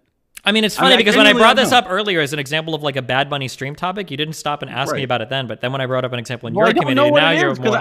I think if you go back and go there, I said, well, I don't know what that is, but we could steelman it, and you could say like, hey, I shouldn't also engage in that behavior. So we agree it's bad when someone else does it, but it's not bad when you do it. Is like the point. And then wait, do you think I'm engaged in racial slurs against people? Wait, what? Well, I mean, privately, yeah. What is? Wait, this is a totally different conversation. Come on. And no, I don't call people slurs privately. No. Okay. If you have evidence of me calling an individual a private slur, I'm curious, but okay. Why would I have evidence? Well, you said it on your own stream, bro. That you use the N-word privately. I think you meant in rap songs. Do you think that using slurs, like in a private joke or whatever, do you think that's the same thing as calling somebody a slur? Do you think that's the same thing? Don't think it's the same, but I do think that you had a good conversation. Well, one person had a good conversation. You had a good conversation with a former friend of yours that explained it pretty thoroughly that I don't have. Why are you saying former friend of mine? Me and Triax are fine right now. But that's cool. Are you fine right now? But like, well, he seemed very upset about that, and like, and you have conversations with crazy. One of my maybe friends if you take a second and do a little bit of introspection, maybe you could figure out the problems aren't necessarily as simple as you seem to think they are sometimes. But all right. Okay, so I'm gonna. Okay, wait. Okay, so you both will get like a minute to do ending things before the judges send me their results. Okay, so Okay. let let him go. I was supposed to call you Cornflake again. I gotta stop. I let Jake do the intro, so let Dusty do the first outro. Yeah, I mean, like, this whole conversation has been, like, him, like, sliding down a building, like, desperately trying to find a ledge. He's brought up, like, random people that I have, like, incredibly personal interactions with, but then every single time we dip into anything, it seems like he's unwilling to explode a little bit further because he realizes that none of the examples that he's bringing up is either necessary nor sufficient to justify any of the arguments that he's making. This happened over and over and over and over and over again. I can't even keep track of every example that he brought up, where every time he brings up a personal example of some moral failing of mine, he says, well, I'm not talking about morality, or he says, well, I don't want to talk about a specific thing, let's be more general. He just did it again, like at the very end of this conversation here, trying to bring up like an argument that I had with somebody else to try to get another point. I truly don't have a closing statement. I don't actually know what this argument was about. I'm actually looping. I feel like I'm in a drug-induced psychosis. I don't know if this is about being not toxic or mean, but I don't know what toxic is, and apparently that's way different than being mean. And I guess it's not about like what we should do. It's just what it would be nice to do. Maybe we're using a little bit of Vosh language here. We're not talking about compulsion. We're talking about like supererogatory or whatever, maybe. maybe. I truly am lost at the end of this. I hope that the best parts of this debate make it as NFT clippable moments on my apparently ongoing sponsor, who is now a title sponsor of me. Welcome to EternalDestiny.gg. Welcome, guys, to the brand new NFT all day, every day website. And I actually have live footage of all of the forests that are burning down with the servers in the background that are churning through the information to make these NFTs possible. So thank you so much for the opportunity to do this. Yep. Sure. Jake.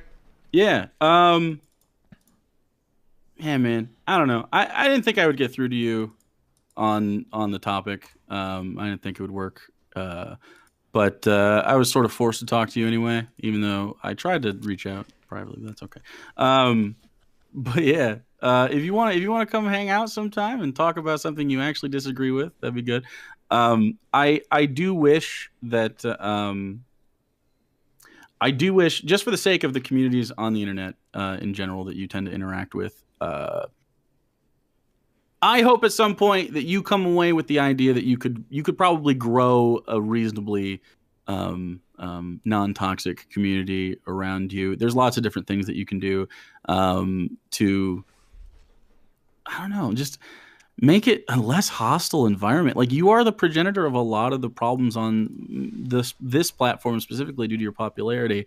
And I guess I wish that you were aware of that, or you gave a shit about that. And I realized that, like, part of your worldview is like, I'm gonna get mine, I'm gonna succeed where I can. Like, the NFT thing is a good example of that, where you're like, I'm just gonna make my bag and try to get the fuck out of here.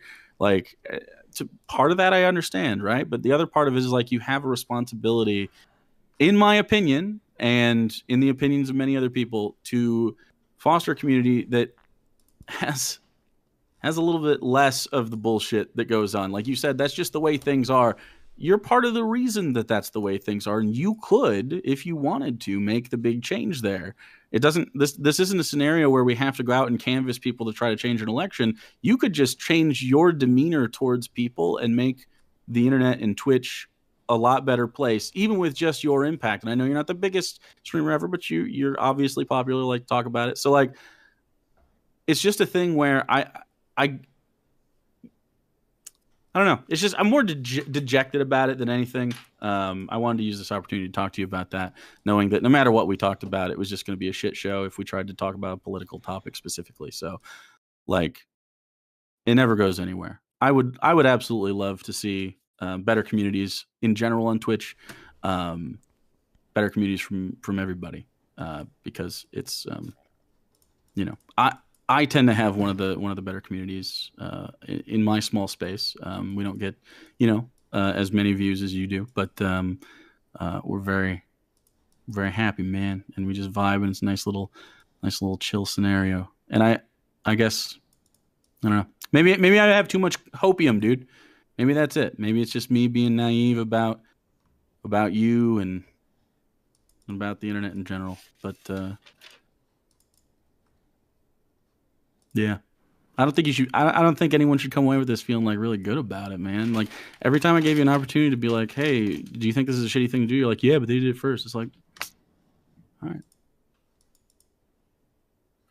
Okay, wonderful. I'm now going to ask the judges for their votes and get them, and then return to you this answer.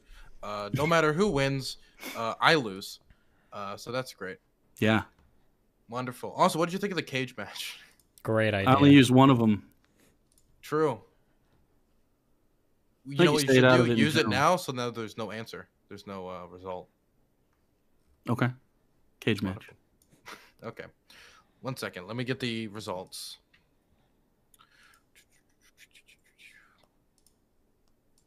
Okay.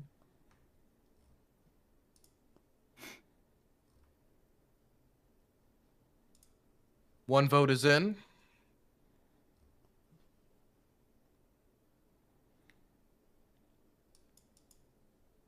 Second vote is in. Ah, fuck.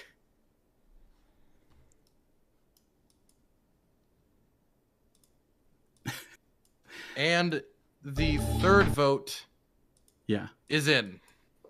Okay, wonderful. So I do want to say, though, just for the record, I didn't force anyone to have a debate. At the end of the Rumble, I did give you a choice if you wanted to have the championship match or not.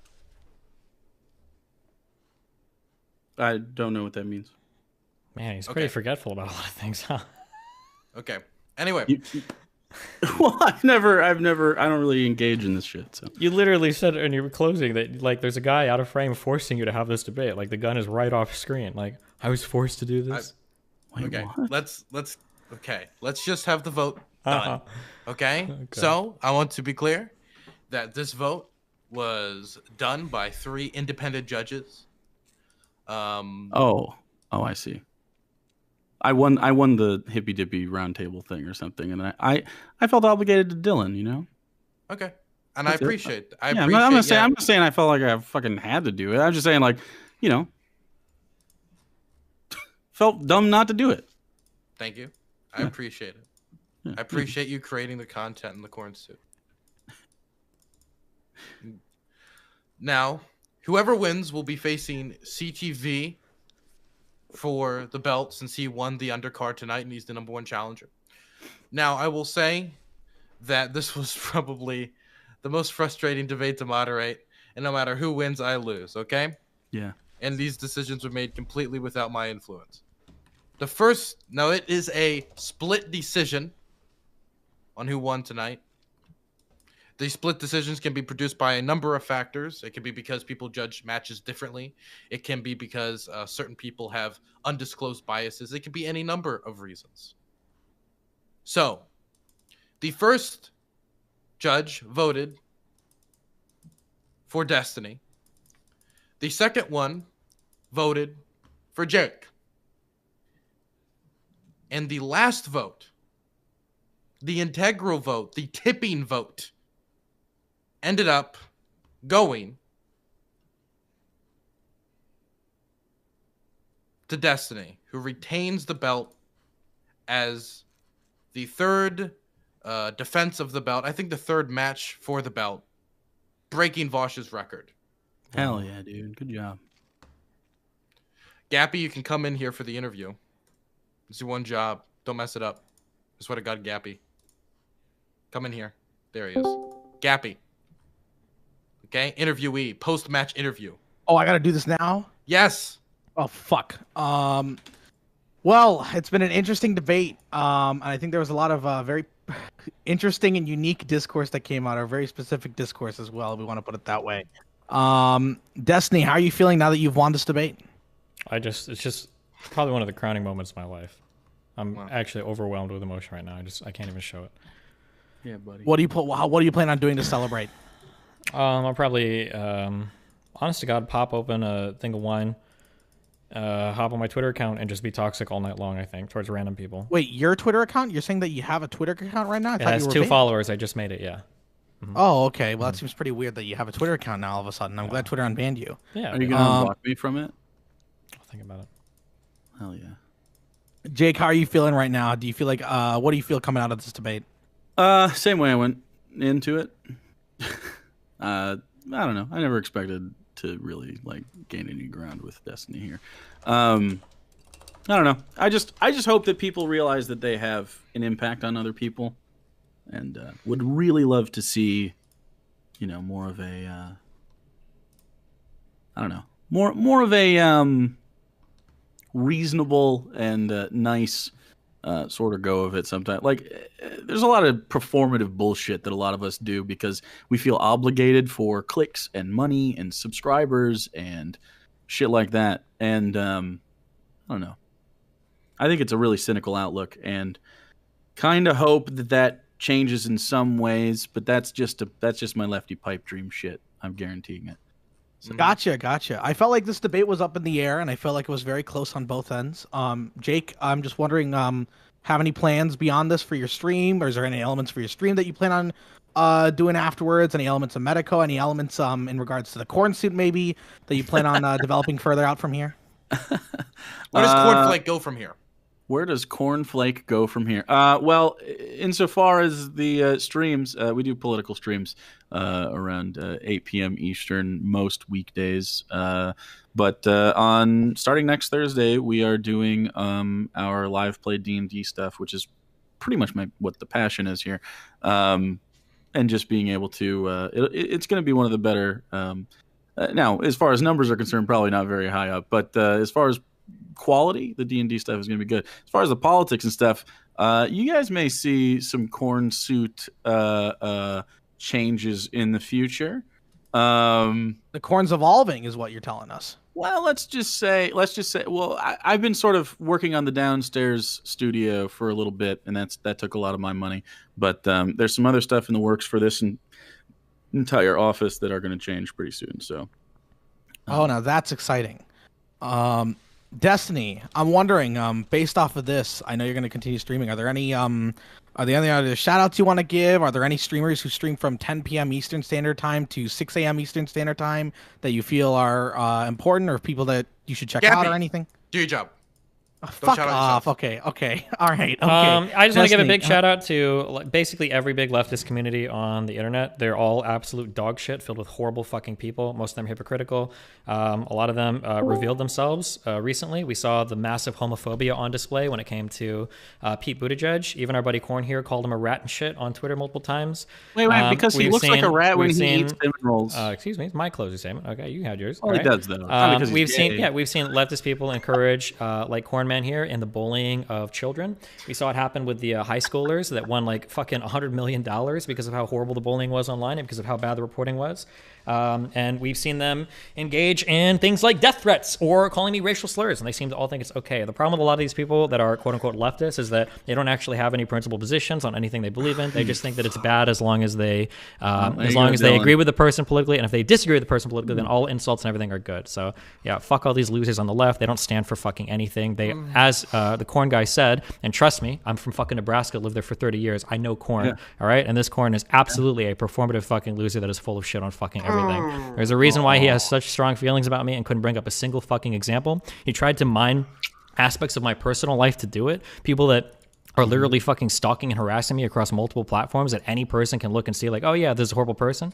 But again, when you're far left, literally everything is okay as long as you don't like the person. Ironically enough, you engage in the same dehumanization that you claim me. You know what I think was really smart is to wait for your meltdown till after the vote. So it's like, well, I can't take it back. I don't think I'm not having a meltdown. I'm literally just stating what happened in this conversation. You seem very mad, but that's okay. There were parts of this debate where I was trying to search for better arguments in your glasses, okay? Because you literally had nothing to say. Well, okay. Yeah, if you want to interpret it as a meltdown, that's fine. But yeah. Yeah, I mean, well, so it's your version of meltdown because you can't just be like, I'm fucking big man, because you know that you're on the internet right now and you can't just like do that. But I wouldn't be surprised if, there was a little bit more of your general toxicity happening after the fact. So so after you play dumb and act like a dumb fuck for the entire conversation and somebody goes into your channel like, wow, you sure were stupid. I can't wait for you to be crying on Twitter afterwards. I actually didn't know that was actually you asked a very important question. And the important question. What are you doing? Question. Interview here. You're not even You're not asking the important question. Why is he not muted? You're not asking the important question. What if I mute him? You know what the question is? Shit. Now I can't hear. The question is, are you ready for CTV? That's right. The question. That's right. That's exactly right. The question that you got to ask, right? That got asked by Jake, or actually, correction, it got asked by Dylan. Where does the Corn go from here? Well, I mean, I would like to say CTV. I would like to say CTV. Congratulations on the undercard win. And second of all, thank you, Destiny, for proving my point right after the fucking conversation about don't be a fucking toxic loser. Just couldn't not be a toxic loser, dude. Wait, hold on. Can I ask one final time? So what I just said was toxic. What part of that was toxic and why? What part of it was toxic and why? Bro, you come on. That nervous laugh at the end, and that nervous laugh in response to my question was the entire debate. Thank you for proving my point. Thank you. Cornflake, look. Wait, why do you guys think it's nervous laughter when I laugh at you guys? I'm not nervous. Look right at me. Cornflake, look right at me. Cornflake, you see me? Do you see me? What is your name? Look. Here's the deal. Wait. What's your name? What can I call you? What's my name? Motherfucking daddy. Just ask your mama, right? So look, here's the deal. Well, he's dead. Here's the deal. Well, that's your. I don't know what to tell you about that. So here's the deal. This is what you do. This is where Cornflake goes from here. Cornflake goes back to the motherfucking field, back to Nebraska, where Destiny is motherfucking familiar, right? He tilts your ass up all and down the motherfucking road tonight. So what you do, right, is you take that seed and you plant it in the ground, right? And then once it comes into the ground, right, and it starts to sprout up. And then once it sprouts up and it starts to actually produce some corn worth motherfucking ingesting, right? Then you take that corn and you turn that sumbitch sideways and you stuff it straight up your candy ass, because that's what happened tonight. Sideways. CDV. What? Exactly. No. Sideways. What made you think that anybody fucking asked for your dumb opinion, all right? You already won one debate. We're not here for a second debate right now, okay? No, I gotta go against you because I can go against anybody. You being called the interviewer here, okay? I'm the one being paid an exposure here, okay? You're the announcer, right? So I tell you what, Jim Ross, once you go and sit over in the corner and just try to act like you're commentating the event, but the reality is that CTV stole the motherfucking show. Destiny was kicking it off on the highlight. That's CTV stole the show, so you have to come in at the last second in order to get a little bit more attention, all right? Because I think that right now, I think our big focus should be what Destiny plans on doing to prepare for the next debate. It's true. That's true. Absolutely. Right? And if we could get the corn moved off the screen and get back to sprouting over some new ideas, that'd be exactly the way that we need to go.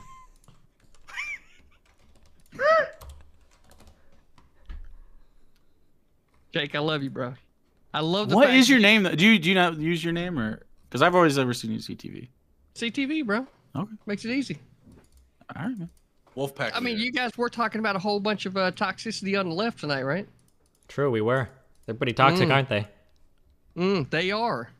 So why the fuck should I open myself up to that whenever ever since I've been on the fucking platform, all I've encountered is toxicity on the fucking left. True. And the fact of the matter I wonder why, bro. Every single time I've come into interaction with Destiny's community has been exactly what he fucking said tonight. Look, I am not surprised that Destiny's community embraced a right winger. So congratulations. Oh, so you're saying it's okay that the left wingers were toxic against the right winger? I'm not surprised. I think CTV's forgetting the fact that he's about to debate Destiny, not try to date Destiny. Unlike you're not trying to go for an E-date here. I'm trying to understand how you guys plan on combating each other in the next round. The reality is here is that look, there is no reason for Destiny not to want CTV. Oh, I just want to say hi, Vosh. I hope you enjoyed my show tonight. I hope you found some cool arguments to co-op for me in the future when your community gets accused of harassment. And don't worry, man, I got your back. So? Yeah, or listen. Why? Is that just because you can't afford your own stream now at this point? You got to come off. What are you talking about? I'm doing pretty okay. Well, no, it sounds like you're trying to control my speech through this side of line of logic. Wait, what was that mean? Well, the reality of the situation is, Destiny, CTV's your next challenger. CTV, do you have anything you want to say to Destiny? Yeah, Destiny, look, great argument tonight. I really enjoyed the show. But I got to be honest with you, bro. Yeah. Cornflake, at a few times, you could have absolutely decimated this fool, and you didn't take the advantage. I'm trying to be more. The problem is that like I have to match tone, right? So he has like a disaffected kind of like blunt effect, right? So I can't like jump on him because then it makes me look unhinged. So I think the most effective tactic is usually people like him will kind of like wander around in circles when they don't have an answer. As long as I can identify that and then tell you, hey, you're gonna ramble, I'm gonna ask the question again. I think that that's like the most like type of like owning I can do in terms of the conversation, because then I can demonstrate like, look, he's incapable of answering this question, and then I point out that we're moving on to the next only if I do it. Yeah. So like, there were a couple of times during, and I don't want to get into. Wait, hold on, real quick, CDV. So an example of what he just said. So he said, so he made fun of that. He just said, "Is it okay to do a bad thing? Well, only if I do it." Earlier, CTV. That's what you said. That was your defense of your bad shit, bro. Earlier, you did it 3 times. Earlier, CTV, when you said I've been harassed a ton on the left, what Jake said under his breath was, "That doesn't surprise me." Almost like what? You deserve it because you're right-leaning? Like, you literally said the exact same shit earlier. You can go back and watch the clip while you sit here and pretend you don't remember what you said. It doesn't surprise me. It doesn't surprise me. Yeah, it doesn't surprise you because that is how the internet is. Exactly. As I've said the entire time. CTV is, and he interacts with people. I am not surprised that people go, will you shut the fuck up, dude? Oh, that's toxicity? That's toxicity? Just telling someone to shut the fuck up? That's toxicity to you? See, look, Destiny, this is where you got to recognize beta behavior when you see it. Right, and when you see beta behavior, if you feed the beta behavior, right, that's when it's going to only become way more toxic because. Wait, are you an alpha? It does not understand where. I think he's a sigma. He's actually a sigma, not an alpha. Is he a sigma or an alpha? No, he's an alpha. He's the leader of the pack. He's an alpha. Last time we talked, he drank too much and wept on his floor. No, I was actually laughing at the poor performance that you had and how you actually had enough followers to be able to pull off. No, we were genuinely concerned. I'm still genuinely concerned about you. Look, Are you okay? Are you good? Next time there's some shit going down, I absolutely expect every single one of Destiny's community to come out and crush this vote, especially when it's against actual Jake, right? There's no reason why he shouldn't be coming out to support CTV in that kind of debate again, right? But the reality Is it here, going to be a fan vote? no. I mean, that's what it came down for you. That's what was the most surprising. I've been a conservative. I've been in the underdog in this community for over a fucking year, right? Over a year, I've been the underdog, having to fight every single fucking inch that I've fucking gotten, right? And you know what? I've been happy to be Some a part of the bootstrap community. shit, bro. You're damn right it's some bootstrap shit. I live my own fucking ideology. I traveled the fucking country, me and my wife. We got a motherfucking 2006 F-150 and we got a 2019 Ford Mustang. And I got a motherfucking suit that'll make your motherfucking wife want me, all right? I don't know what to tell you, but that's how it is. So, all right, Jake, sometime if you'd like to have a rational conversation about why you can stop by literally we don't have to schedule this. You can stop by anytime you want. Okay, all of you can do that. This has always been the case. You can stop by and you can say, hey, do you want to talk about this? And I'll either say yes or no, and that's the whole thing. You know, you say that, and yet I stopped by your chat one day, and you completely ghosted me. Yeah. Also, why do you keep saying this when you actually dodge? You dodge so hard. We almost set up a conversation in the past, and you're like, "Oh, I just baited him. I'm never talking to him." Do you say I baited you? Yes. Where? Oh, wait, hold on. Before I have people like dig this up. So you're telling me that there was never a point. There was never a point where you and me were about to have a conversation. I think you even got to the point where you like unblocked me on Twitter or something, and then when I did, you were like, "Haha, just kidding. I would never talk to you." You don't remember that? No, I do remember you wanting to talk specifically about trans panic that I didn't want to talk about in Rittenhouse, and I didn't want to talk about that. Oh, okay. All right. Well, hey, if linkers in chat can find it, it'd be funny to link it before this ends. But okay. Okay, go ahead and find it where I said I baited Destiny. Go for it. But I mean, if you unblocked me, you could DM me and you could be like, "Hey, this is." Why would I do it a second time after you've already shown that you're too dumb. afraid to talk about things that you challenged me on Twitter in the past? You take shots at Twitter and then you run and hide. I'm blocked. I don't take any shots on Twitter. You snipe me, bro. You don't think you literally made like a 15-minute video about like a tweet that I made about a 15-minute. It's. About a tweet I did. About a retweet I did, I think. Yeah, I want to give you something actual to respond to, right? So as I look up your Twitter account here, it's not following CTV. You say these things, and yet the action. My DMs are open. I don't give a fuck about that. Are you following? Are you following? Right? Why would I ever remember to follow you? Is he not worthy of your follow? That's not yet. What do you mean not yet? Well, I don't know. You have to make me want to see you in my feed. See you in your feed. What makes you think that I give two flies of a fuck about whether or not I appear? You just asked me to follow you. That's why. What do you mean? Yeah, of course you would, right? Because the reality is that's the only way you're going to get any based arguments to be able to try to take on somebody like fucking Destiny, right? That's why you're in B category. That's exactly why you should be following CTV. Like, what the fuck are you thinking right now? It was an S category last time. Like, your whole logic works against you in this situation. So you don't want to see CTV's content in your feed, but you do want to see Destiny and get unblocked there. Or he does want to see the person that he said he had to ban from his community because they were so toxic that he lied about still being a moderator there. Yikes. Interesting. Dude, she's not part of the community. I don't know what you're talking about. She's probably in chat, but she's not a mod. I don't know. I don't know. You seem to forget me, where you ghosted me in your fucking chat. Your chat started When were you in chat? He's in the chat. It was when was that? What? Like a fucking week ago? Matter of fact, I was sick with COVID and your ass fucking ignored me, right? I don't was remember. Just like, hey, Jake, if you want to talk, we can talk. And you were like, fucking ghosted me, bro. And I was like, and you want to just not see you? How the fuck am I supposed to know what it is that you fucking I don't remember saw? that. Jesus Christ. Can you think through the questions that you're asking somebody before you, what their perspective would be before you bother asking the question? Well, do you think that I saw you? I would. Did you see anybody else in the chat? Did you see the one above and below? Yeah, you saw that. You addressed that shit, but you don't fucking address me? What do you fucking think that says? Are you okay? I'm sorry I hurt you. I'm just pointing out facts of the case. I don't feel either way about it, but the fact of the matter is, anytime that I bother speaking, I do so with passion. Why? Because it should probably be fucking listened to. Just saying. You think if you are really passionate, your words mean more stuff? I'm saying that if I'm speaking, it's passionate. Yeah. And because I don't choose to speak unless there's something actually to be said, which is really? That's not my experience with you. Okay, that's fine. Yeah, you repeated yourself. Come by some other time when we're not doing I whatever wish this you is. Come by the Wolf's Den. Show the Well, actual I'm not gonna effort. come by you. I don't watch Twitch Why? like that.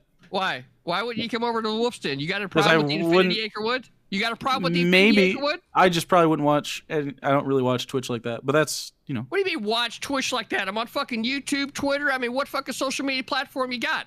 What do you want? Wolfpack's expanding. Okay. The fuck you want? Oh, we're yeah. going all over the internet now. As a matter of fact, I got to say, Destiny, that is quite a nice website you got set up. But besides that, we're heading in that same fucking direction, right? We're setting up camp. We're here, right? You got to deal with me whether you like it or not. So you might as well go ahead and come by the Infinity Acre Wood because I ain't fucking going nowhere. Right? Also, the okay, so I'll make sure we get I you to zoned get by. out. You'll be coming over. I was reading chat.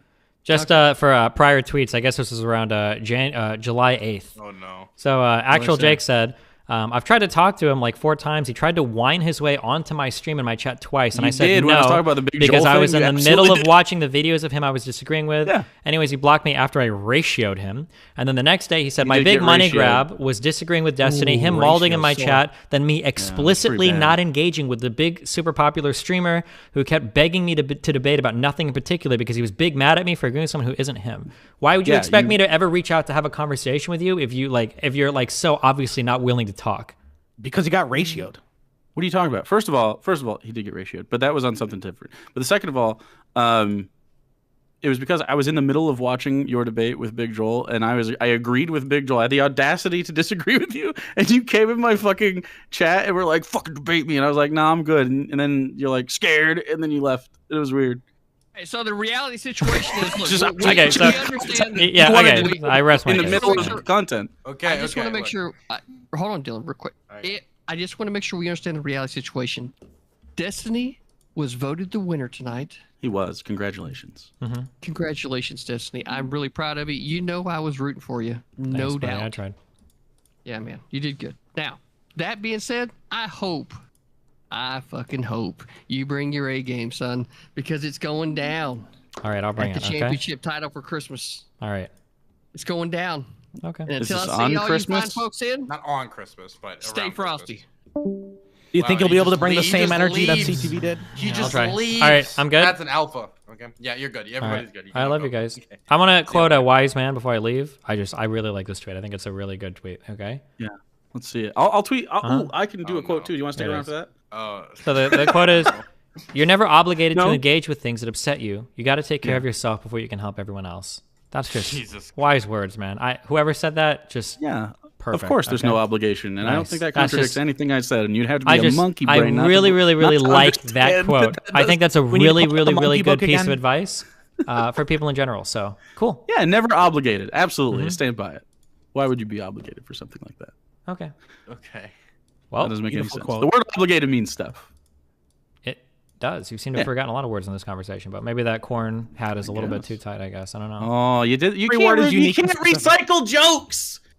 Please, you can't recycle jokes. You said that before we were talking. Oh, I mean- corn hat's a little too tight. Come on. I think I'd You rather better than that. recycle jokes and recycle the entirety of this debate from like basically shit that's been said in the past with nothing specific brought up. So, okay, cool. Keep I did popping, bring- dude. It's okay. Okay. Jesus.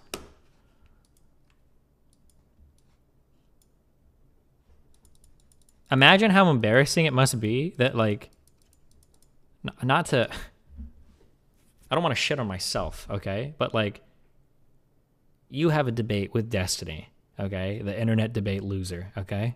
How are we going to win this debate? We're going to need what topic could it possibly be on? On whether or not he's too toxic on the internet. Imagine getting that topic and fumbling that hard. Like, I don't know if you can ever. Man, I feel like if I ever wanted to debate me, I feel like I would go in that direction.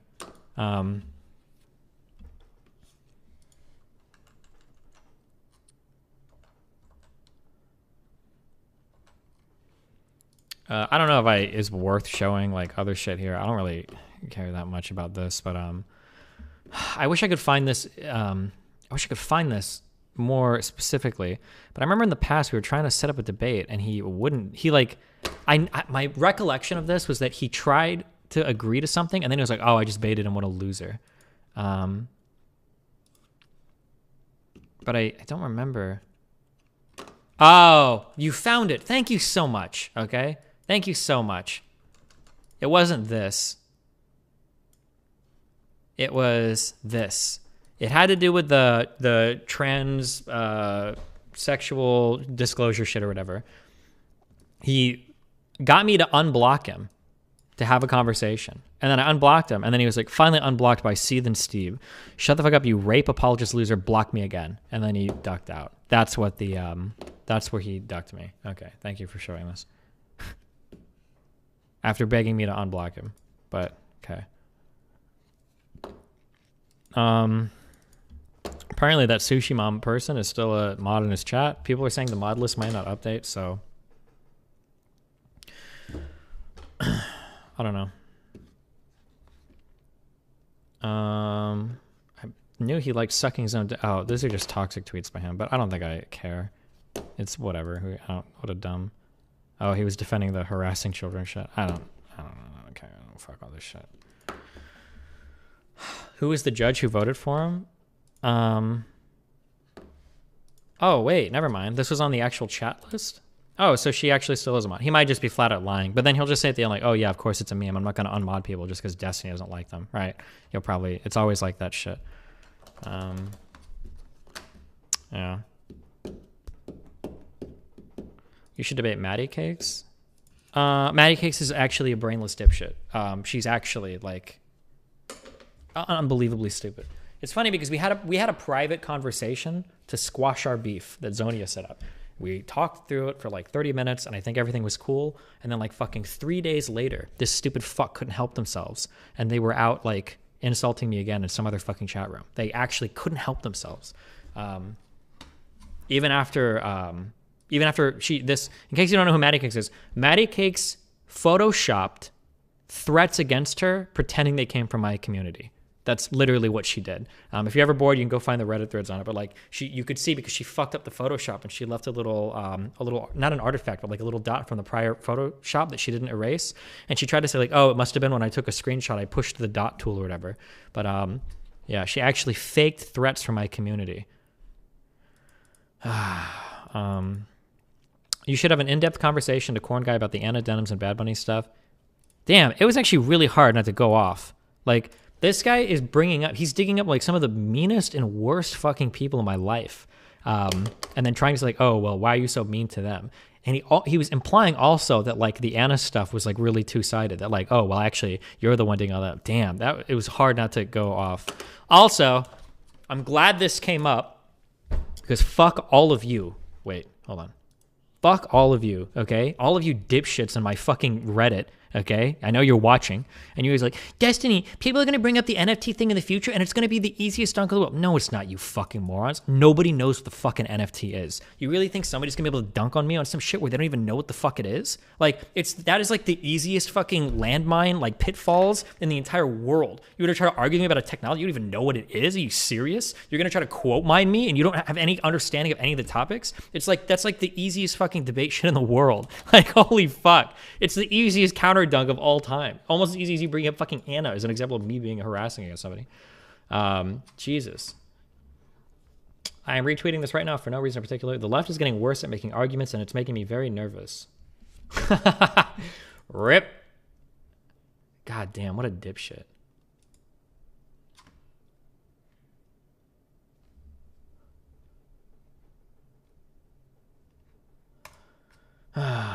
Why my son is like DMing me such memey shit. It's just so weird. I don't understand. But he wants me to tell you guys that he said hi. I don't know how you can watch this. It's got to be so boring.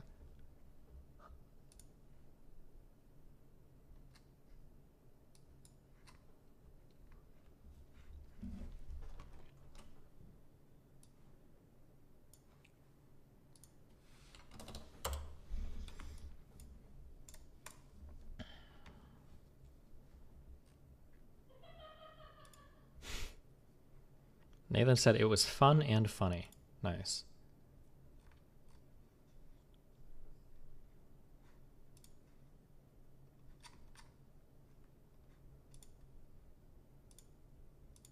Maddie is still mad as fuck. Oh, is this fucking degenerate dipshit actually watching this? Pretty forgetful about a lot of things, huh? Good one, Steven. I don't really. Oh, fucking got him. You literally got him.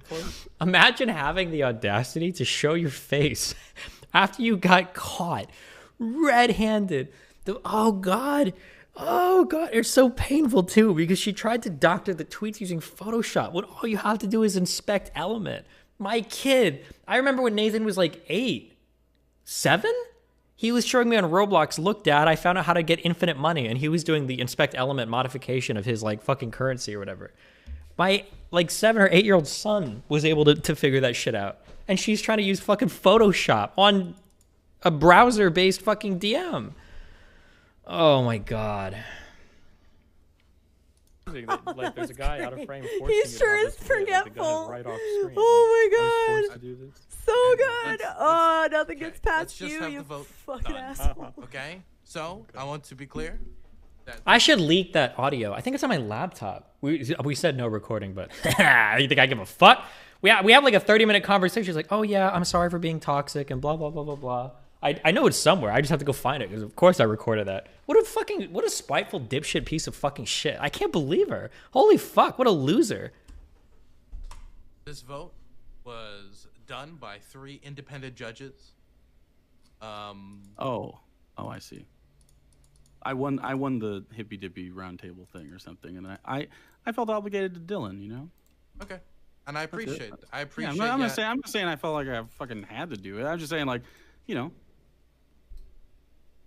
felt dumb not to do it. Right, Fluff. Well, they were, or they're like, well, if these were content real accounts, why is one gone? I'm like, now, whoever wins will... Oh yeah, because she's still trying to pretend. Because when she faked the DMs, one of the accounts that she faked the DMs didn't even exist because she changed the name. Somebody actually made the account, and she was able to make the account. Oh no. Will be facing CTV. First of all, don't know how I know for the belt since he won. If I could ask the person, hey, so what happened now, at I will account? say that this was that probably message me like the I most would love to frustrating know. debate to moderate. I don't know how the fuck I'd know. Okay?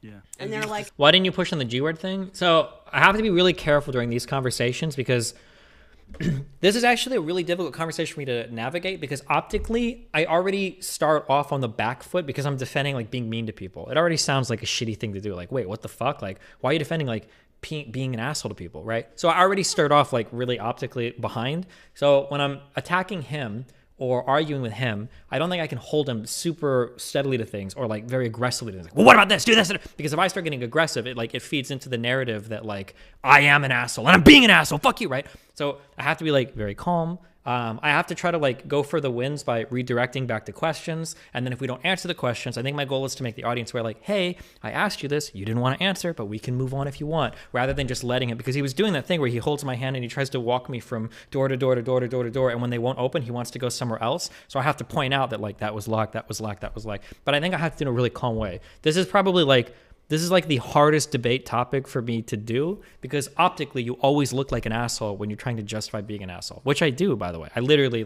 I think you should be able to. If somebody is going to be an asshole to you first, then yeah, I think you should be able to be an asshole back. I will always defend that. But that is an unpopular position and most people don't like that. Most people don't like that defense. But that's just the time. That's the era of the internet I come from. I was born in '88. That's how it goes for me. I'm sorry.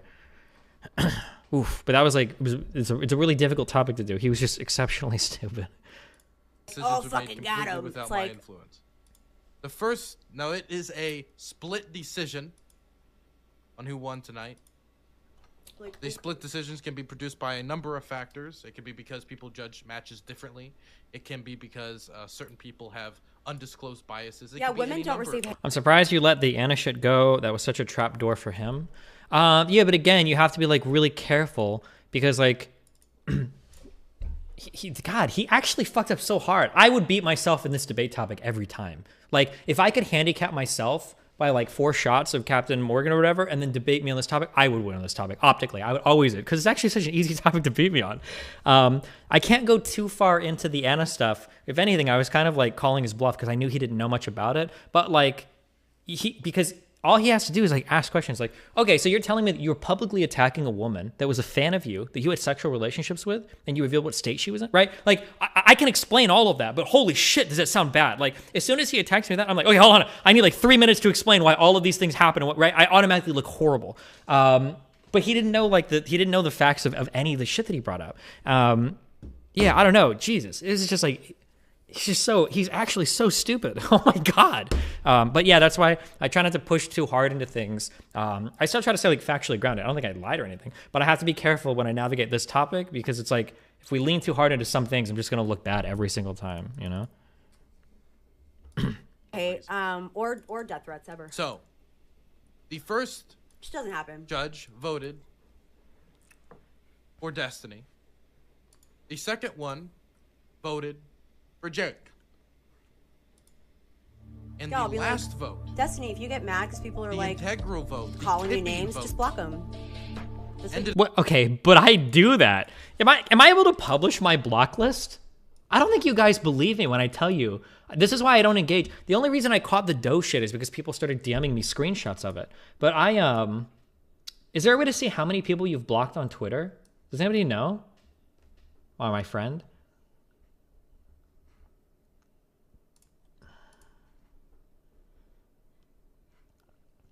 This service provides information on how many accounts are blocking your account. That's how many accounts are blocking your account. Corn just read the Anifesto. I think it's actually so fucking disgusting that there were people that side with Anna just because they hate me so much. It's actually insane to me. Holy fuck. No, it shows how many you've blocked too. Oh, does it? Okay. In before, it's only like 20 people. Fuck. Hold on. Log in with Twitter. Authorize the app to see tweets in your timeline, see your Twitter profile information, see accounts you follow, mute, and block. Hold on.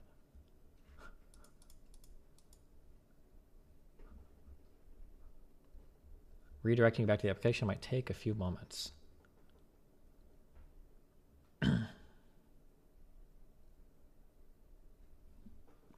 Wait, this says accounts you blocked 0.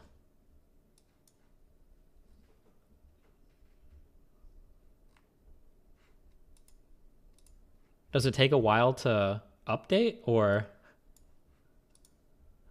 Destiny, more settings of privacy, safety mutes, and blocks. Do this on Twitter. Nero, does it tell you the number of accounts you blocked? I'm not going to scroll through and count them.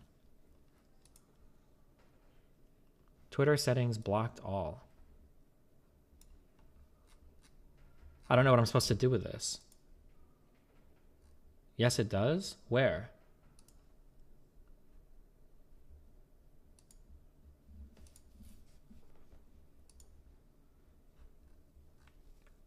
Did you click this? Twitter settings. It does on mobile.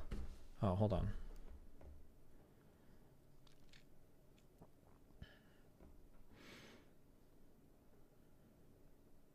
How stupid. It works for me on PC? Where does it show it on PC?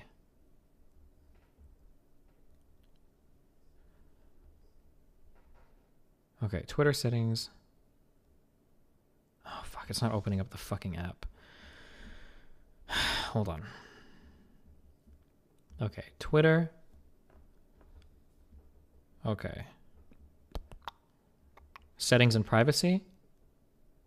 Privacy and safety. Mute and block. Oh, fuck. Okay. It's not as many as that. But I'm blocking right now 448 accounts on my Twitter. Anytime I see somebody that says some crazy shit, where it's like, this guy's just going to bait me on some shit, I just block. So, yeah, I think that's a decent number of people block. Yeah.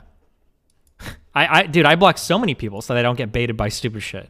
I've been like actively trying to stay out of these dumb fuck. Like, I think that Doe account, I literally think all they try to do is bait you on Twitter. I don't even know if they believe in half the shit they say. It's just bait.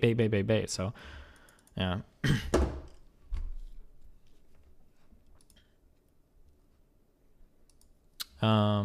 It's all identity, right? Going. Come on, Jake. It's gonna be Destiny. Yeah. Who retains the belt as the third. She's actually like invested in the outcome of this.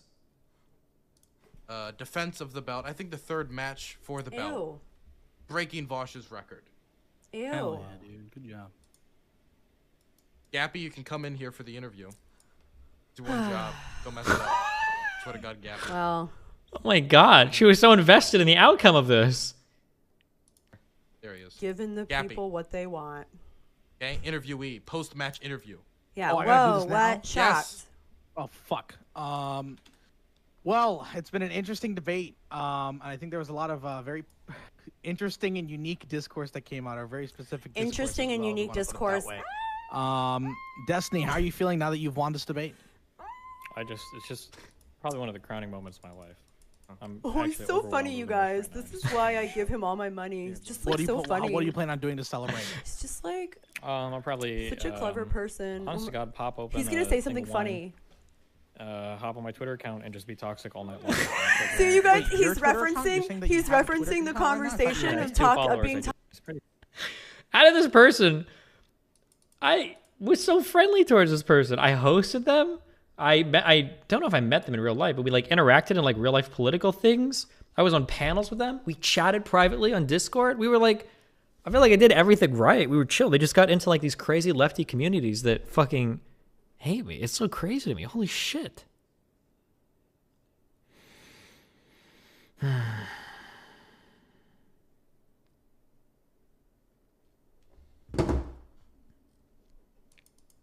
Anna is a VIP in her chat. Yeah, like in Bad Bunny's chat too. That shit is wild.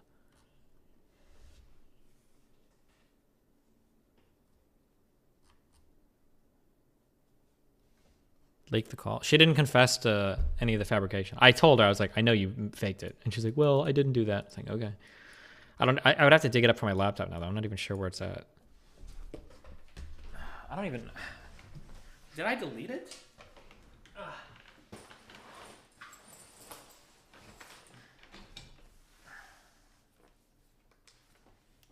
I don't remember.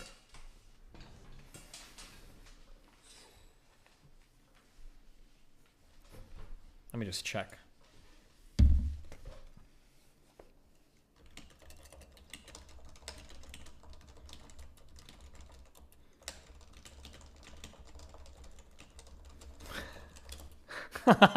Sorry. Okay, hold on. I had to talk to my legal counsel. We're Gucci.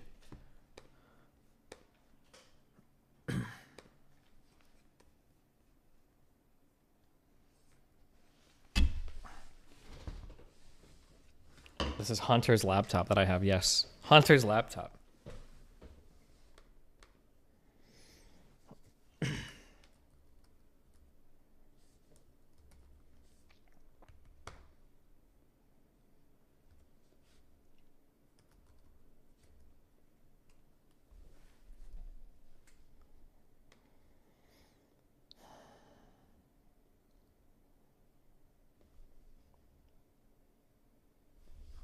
I don't even know if I'm going to play it. I'm just curious if I still have it. I should, right? What does OBS, like, by default save recordings to?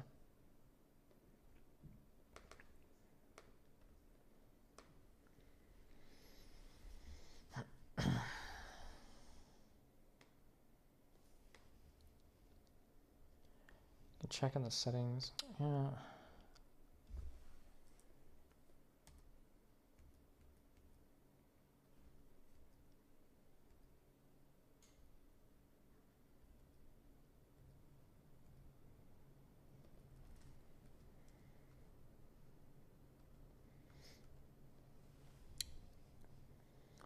Search the drive. Do I have search everything on this laptop? Nope.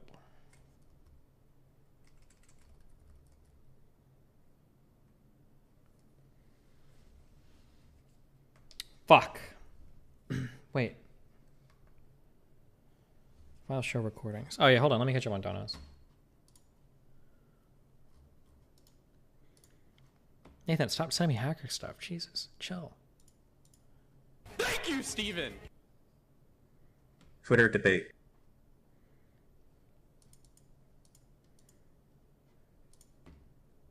You're a fucking statistician. Isn't Maddie Kicks the person who interviewed you here? Yes. I initially. Yes. She's like real, or was real life friends with Abrasabi. Yeah, I don't. In a while. I feel like I've outpaced him intellectually. Oh shit! Hold on. Let me do something real quick. 1 second. But the Malarkey this banana peel was a douche nozzle.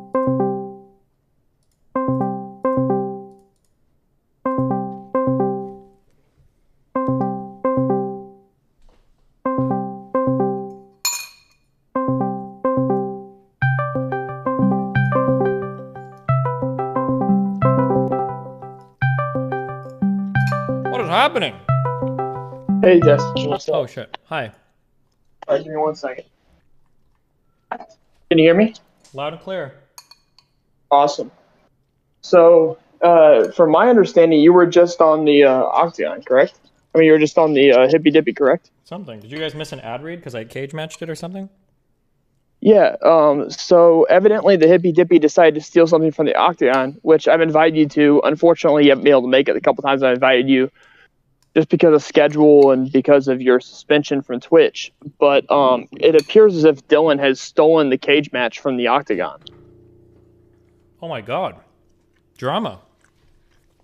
So, I mean, I just want to make that very public that the Octagon came up with the cage match, not the Hippy Dippy.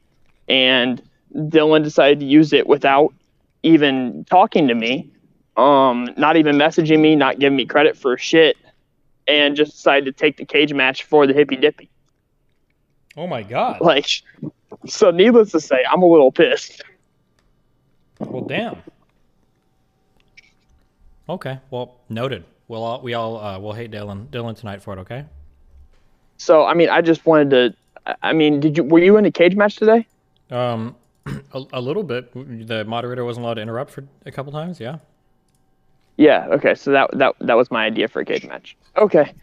All right, I just wanted to talk to you to make sure that it actually happened, but yeah, the cage match is from the American Octagon. Okay. So, yeah, but it's a little bit of understatement to say that I'm a little bit mad about a bigger creator stealing from a smaller creator while I'm unable to stream because I'm deployed. So. Wait, where are you deployed to? Where are you? I'm in Wisconsin. I'm helping out with the Afghan refugees. So there's a bunch of refugees that were sent here from Afghanistan. So I'm helping out, making sure they get here and are equated to American life. Jesus. All right, well, we'll chastise Dylan, okay? Don't worry.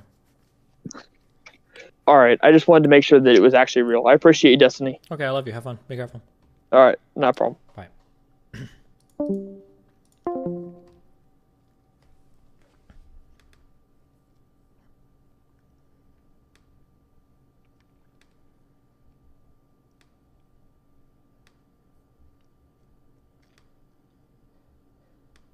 And be cordial with each other. Oh, I do have it. Cool. All right.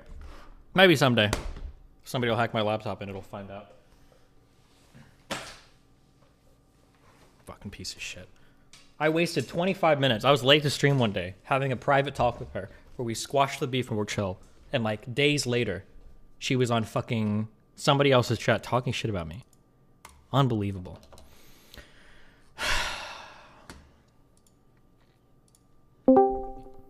Nathan. Unbelievable.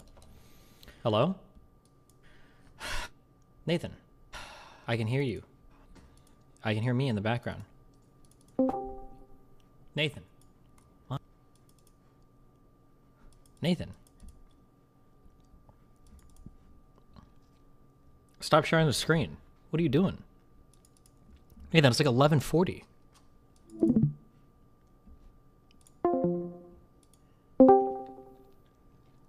Hello? Oh wait, do you not have a microphone? Or is it not set up correctly? Do you know where to go into user settings, voice and audio, all that shit?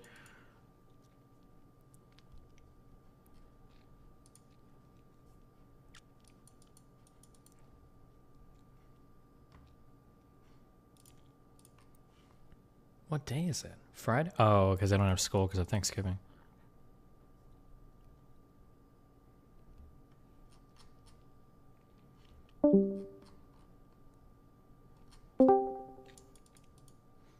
Hello?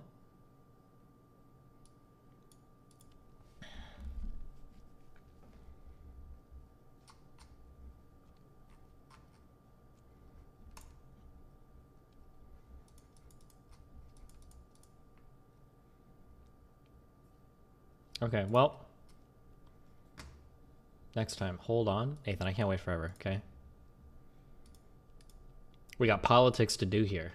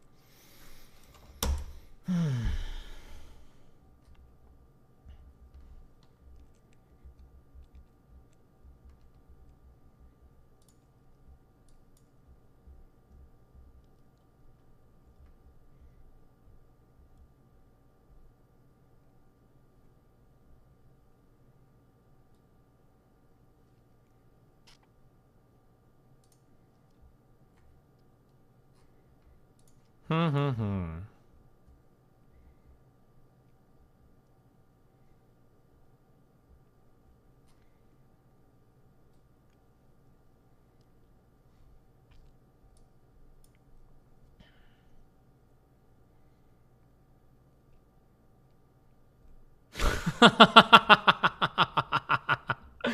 don't even know who that tweet is insulting.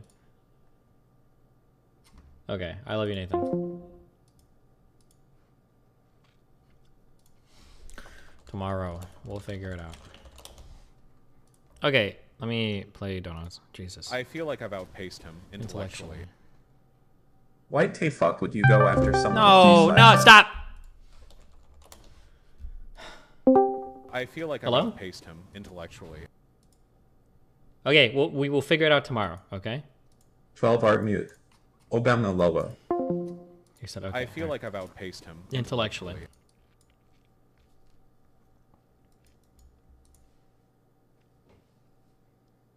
Is the yellow triangle I feel dumber like than I've Tonk outpaced Saw? him intellectually.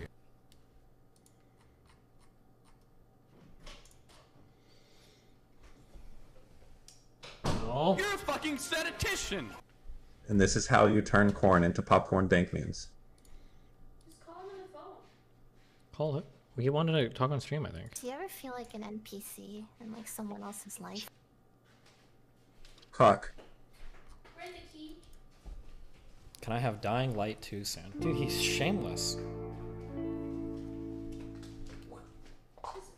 Oh. Be nice. Yeet yeet. Which who rated Shut me? the Thank fuck you so up, much for the raid. alright? It's a stupid fucking meme. It was probably the Hippy Dippy people, huh? Or no, wait, that was earlier. Fuck, I don't know who that You're was. a fucking statistician. Statistician. This at Shay's entertaining.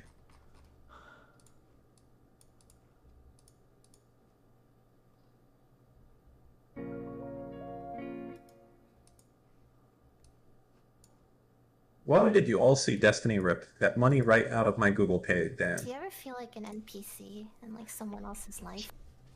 What? I feel like there were 2 times in that debate where he said something exactly, and then I asked him why he said it, and he was like, I didn't say that. It was the Destiny, unique you laugh thing. when he said you're the progenitor of a lot of the problems on this platform. It was the You know, he's right. Yeah, you're the because of reason Vosh we and have Hassan. CRTL plus V, Yeah. Hassan, Bad Bunny, Dark Trad. Anyways, I feel like I've in down outpaced bad, him I need you to intellectually. spot me some NFT to sell. He did the unique thing, and he was like, I didn't mean unique, I meant you specific. White people happy, man. This could have. And then he been did like DMD. the force thing. Also, I white didn't say I was people happy forced. Always wins. Oh man.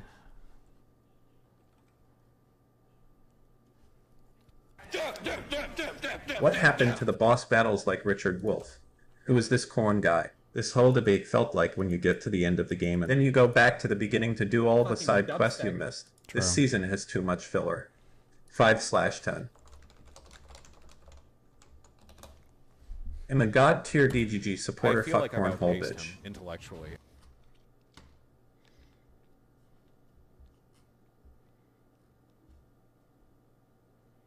Because I'm putting 100%. Destiny. That's a woman's name. You were raised by your mother and father. That makes you half man and half woman. Stop stuffing your fat fucking mouth.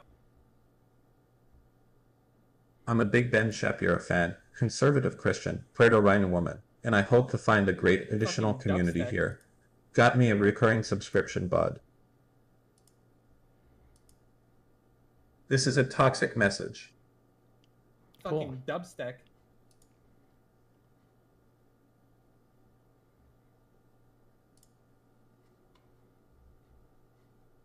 Shut the fuck up. He man, wants you alright? to It's a die for the stupid sins of fucking Twitch, meme. because you engage in the same behavior as others and have such a passionate following. You have more responsibility to live up to his expectations for Fucking what he thinks dubstep. the community should be. Ash Savior Stindy. Excellent content. Next month makes it 3 years. Do you ever feel like DGGL. an NPC Thanks, buddy. in like someone else's life? Okay. I Alert. feel like I've outpaced Alert. him Alert. intellectually. Alert. Are we doing the RGR Pepe stuff? wins. Maybe. Hold on. Jesus. Why are you focusing on Pippin? I don't know. Meow. Hold on. I'll be right back. 1 second.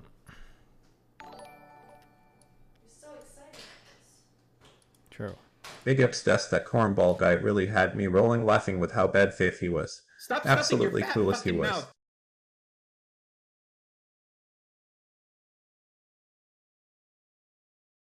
Would you mind debating PSA Sitch on CRT? If you don't know who he is or are not interested in the topic, it's understandable. Also, GG on the debate. He's gonna kill me again. DGG has eyes everywhere.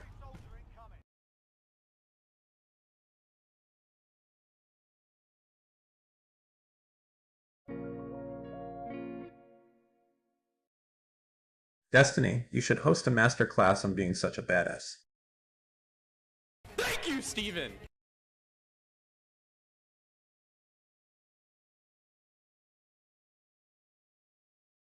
I swear, the people who constantly talk about Twitter being a toxic cesspool are the ones that use it the most. Like, come on. Do you ever feel like an NPC X. in like someone else's life?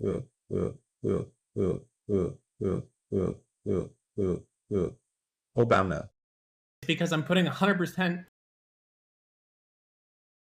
I just want you to imagine the people who don't touch grass creaming their pants over this prank. OMG, people get along with each other. You're a fucking statistician!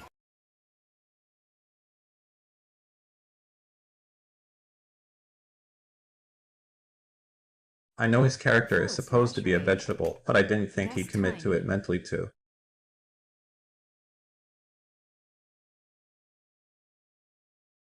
You're a genius, dude! DGGL.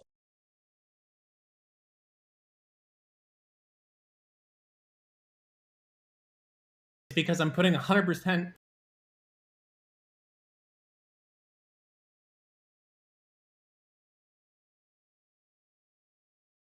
Thank you, Steven!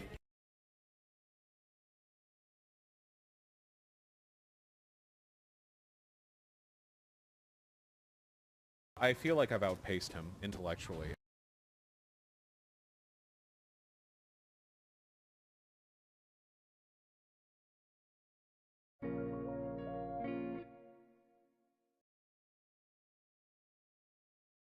LLL.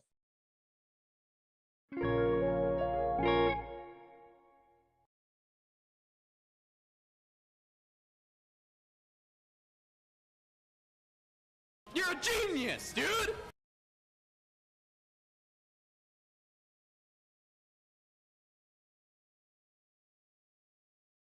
I feel like I've outpaced him intellectually.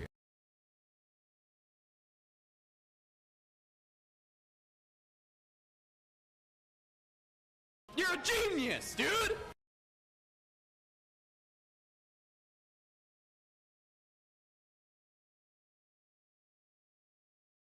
/raid. That's tiny.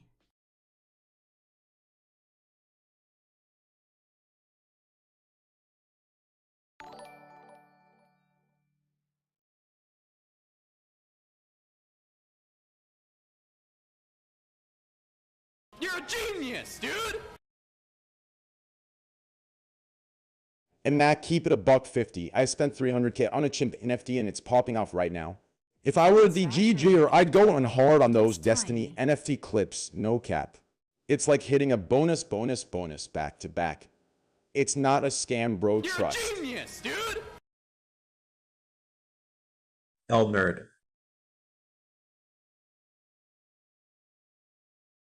Shut the fuck up, movement, alright? It's a stupid fucking meme.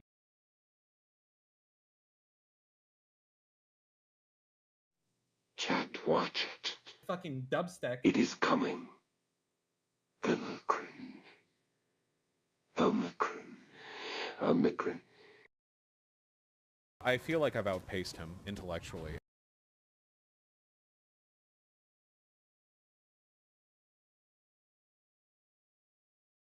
I feel like I've outpaced him intellectually.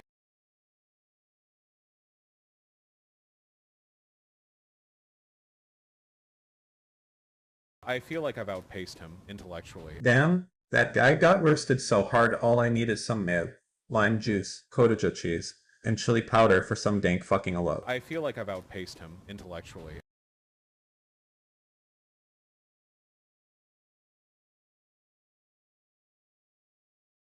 I feel like I've outpaced him intellectually.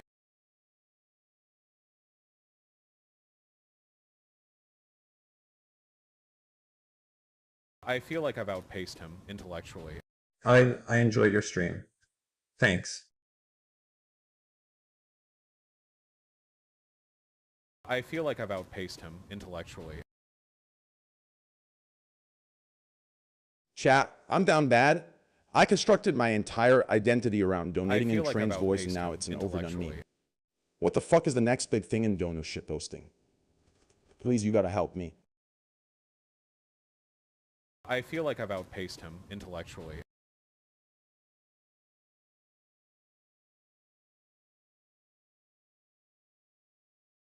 I feel like I've outpaced him intellectually.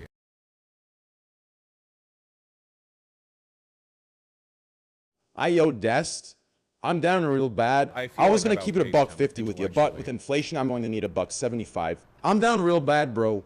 Real bad. Okay, hey guys. Shut the fuck up, movement, alright? It's a stupid fucking meme.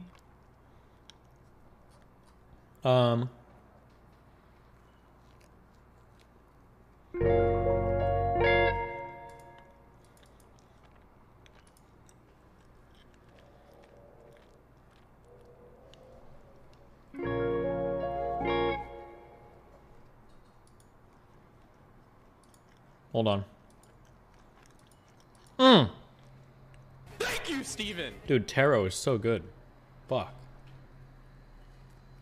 Subscribe to my YouTube if you're watching right now. You fucking losers. I know not all of you are subscribed. Doesn't cost you any money, okay? Subscribe and ring the bell, whatever the fuck that means. Thank you. Remember, every time you subscribe, you make Vosh a little bit madder. Okay.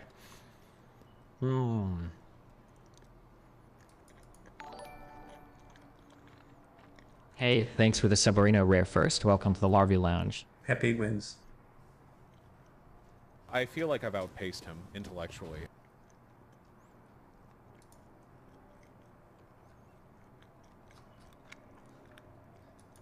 I feel like Fine, it's up to you. Okay. But you brought it up, so obviously you wanted to talk about it, right? But now I think you realize you don't know what you're talking about. So we're gonna follow this one for a little bit, okay? Yeah. So do you think that contacting the Maryland bar and saying, "Hey, this person needs to not work," this was such a good idea. It actually worked so perfectly. Holy shit! Are you guys after saying publicly several times that this person was a pedophile? I feel like I've outpaced him intellectually. Yeah, I think there's. I think Well, there's. I'm gonna do a personal thing. We're gonna bail. Cage match. I feel like. Do you think that it is? And did they actually say this person is a pedophile, or did they say they're? Fuck, I didn't know the answers because I haven't listened to it yet. Fuck. But apparently, I've been told by 2 people that DM me that she didn't actually call her a pedophile. She just said that she made pedophile-like arguments or something. Now, maybe we could say that's quibbling, or that her arguments could be used to justify pedophilia. Maybe we could argue that's the same thing, I guess, maybe, but I don't know. Time to listen to it? Okay, listen. That's gonna be... I think that has to be tomorrow, okay? I literally flew in this morning at 8 a.m. Because I'm putting 100%. I woke up at 4 a.m. to catch my flight. We streamed for 11 hours today. You got a lot of content today, okay? Stop. Let's talk about something important, okay? Let's talk about something important, okay?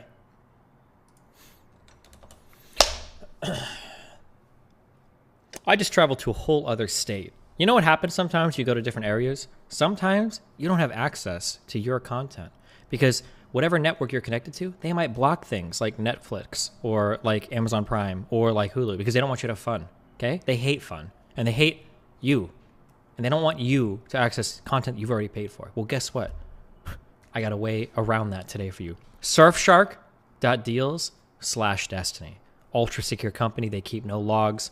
Surfshark will work across all your devices. You can integrate it into your browser. You can have an iPhone, Android, whatever you want. Access and watch your content from anywhere in the world. Okay? Surfshark.deals/destiny. They got a Black Friday deal going on. Okay? It's like 84% off. 4 months free. Check that out. Oh my God.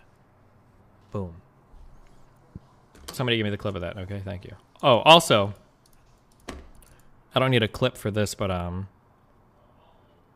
oh, that Stellaris mod is cool. Okay, I didn't build an army soon enough, so those people killed my shit. But yeah, exclamation mark Stellaris. Make a new aquatic people. Okay, cool. A new civic, a new whatever the fuck they're called. I forget the names of all the individual things, okay? But check it out. The new Ascendant thing for the aquatic worlds, oceanic worlds. There you go, okay? Bam. Okay. Go buy it, use my link. There you go.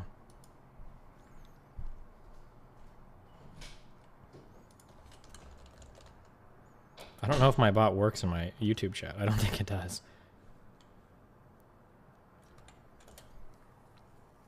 Is there a way to hit parity or to get a bot that is in the YouTube chat? It sounds like it'd be complicated. Huh.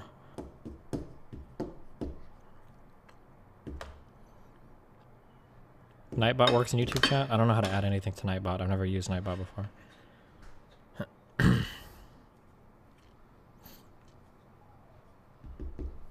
I have to start like working around the house. Like I need to start packing stuff because like theoretically in like a week I need to be like driving out of here. So off to my new abode in Miami.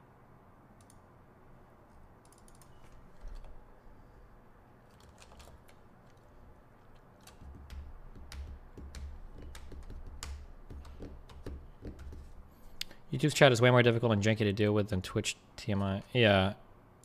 I don't know what the TMI means, but technically, yeah, I think they are. You're getting more views on YouTube now than Twitch. Yeah, I noticed that that's been that way for a month or more. Or if I start to build viewership, more of it is on YouTube than Twitch. Which I guess is fine. I think I had around 13,000 tonight, but I have like 4,000 or 5,000 at the most on Twitch. Which is whatever, I guess. That's cool. Dual streaming.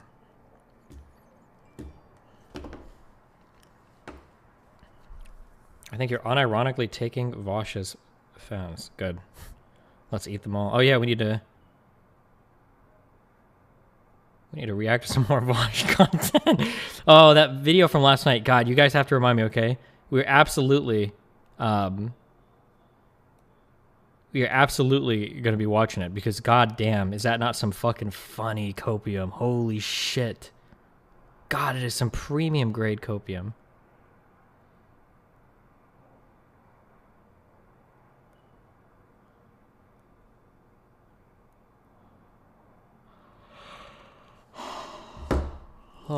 Just for clarification, RGR said that the Doe's arguments were directly or indirectly endorsing pedophilia talking points. Gotcha, okay. Destiny, getting unpartnered was a blessing in disguise. You landed me and dual streaming. Shut the fuck up. I feel like committed fans are just gradually realizing that the YouTube player is way better. It is nice.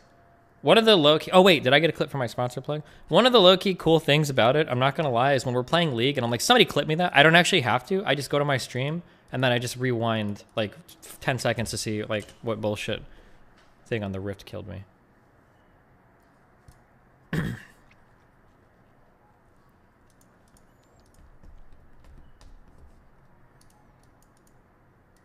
It works now. How?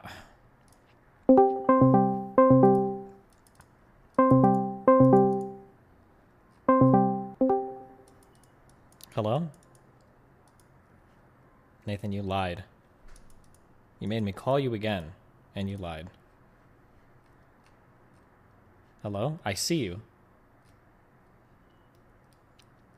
But I can't hear you. I don't even know if that's a microphone you're talking into.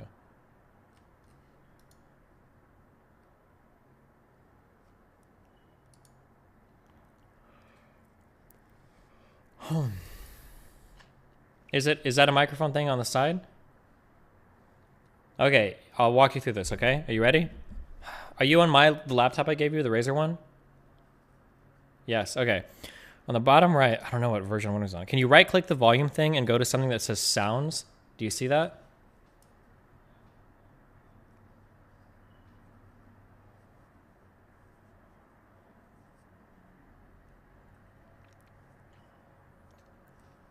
Yes or no? I don't know why you're trying to talk to me when we're trying to figure out how to make you... Okay, you can't find it? I don't read lips. I don't know why you're mouthing at me. You have to type at me. I can't hear what you're saying.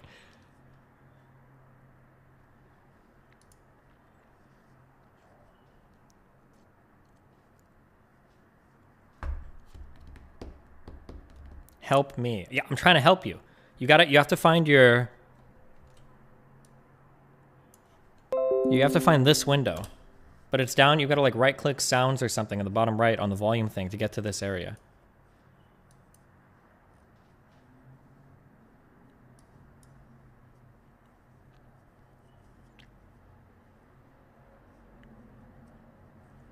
If you look into the camera and you speak a little bit slower, I'm still not going to be able to understand you because I don't know why the fuck you're trying to talk to me when your microphone is not working at all. It's not helping you. Find user settings. No, there is a speaker thing in the bottom right on the taskbar. There's a speaker thing. Right click it. Right click the speaker thing and then click sounds. Can you share a screen with me on Discord? Click share your screen instead of this camera.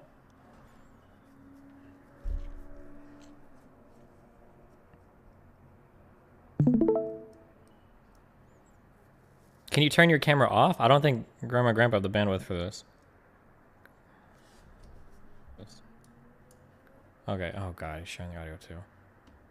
Okay, oh god, he's showing the audio too. Wait, can you talk now, Nathan? Wait, can you talk now, Nathan? No. Okay, no. I can see what's happening on the screen at least. Wait, I can see what's happening. Okay. On the bottom right of the computer,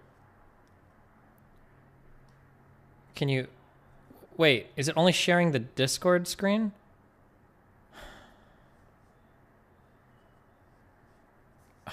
Oh god, Nathan, you're testing me. I'm tired. I'm tired. Is it FFN? I don't know what that means.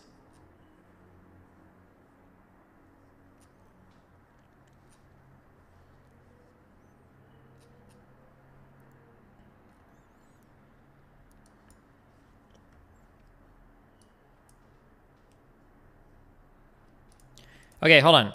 Turn off the camera. Go to the camera and turn off the camera. Go to the camera and turn off the camera. No, you turn off your... Okay, now on share screen, left click share screen, and then click on screens and click screen 1.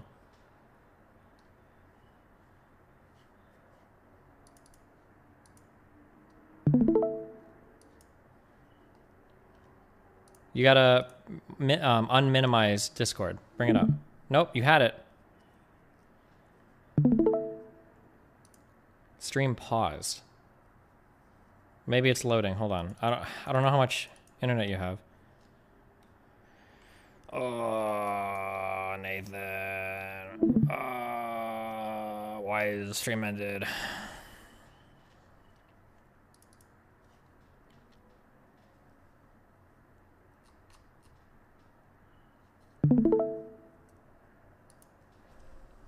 It says Nathaniel has minimized their application. Sit tight. Okay, Nathan, can I share my screen?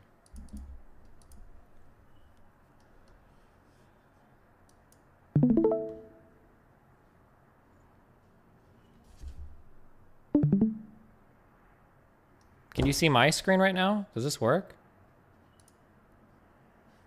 Nathan. Yes, okay. Look at me down here. Do you see this sound thing? The speakers thing? I'm right-clicking that, and I'm clicking sounds. Do you see that? Can you get to that? Yes, now click recording. Do you see when you talk, is there a microphone in here where the volume is going up and down? Blah, blah, blah, blah, blah. Where you see the volume going up and down.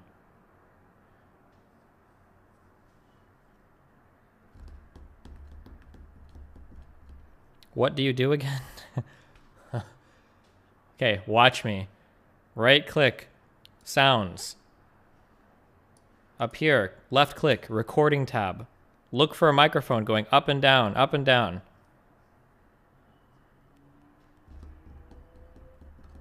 Do you see a microphone going up and down? I don't have sounds. If you right click on the speakers, you don't see sounds anywhere. Right click on the speaker thing. You don't see sounds? Why were you saying I can look in settings? No, I don't know. Okay. I don't even know what your settings will look like. I don't know if we have the same settings.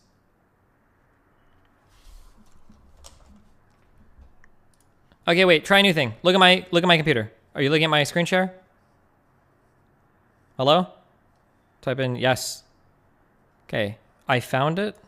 Okay, do you see a microphone going up and down when you talk there?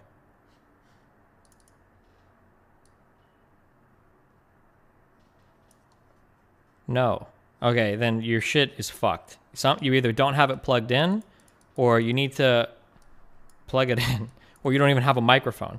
If nothing is going up and down on that computer and that sound panel, make sure you're under sounds, like make sure you're under recording, not playback. If nothing is going up and down when you're talking, then you don't have like a microphone connected. It's either not plugged in right or something else is going on.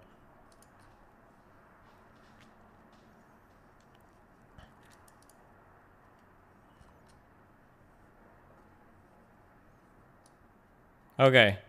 Tomorrow, Nathan, maybe we'll try to troubleshoot this, okay?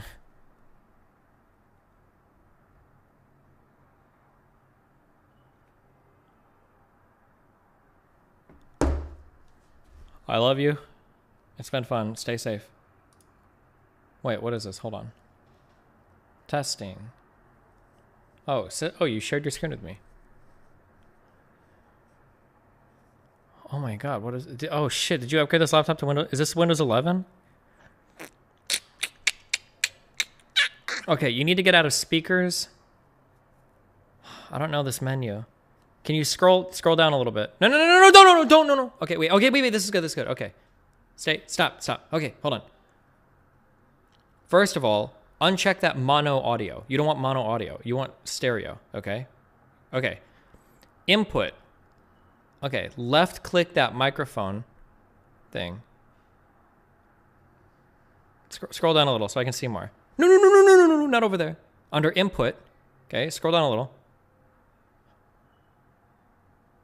Nathan, scroll down, or we're gonna start doing math problems. What do I search? No, you don't have to search. I don't hear you? Oh, fuck, oh, it's all over.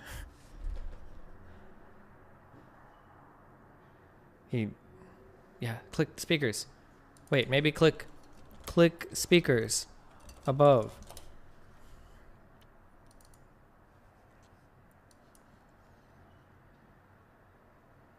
Scroll up. No.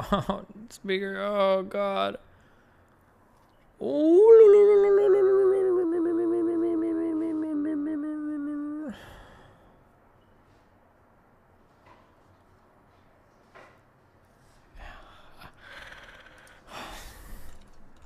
Good luck, my child.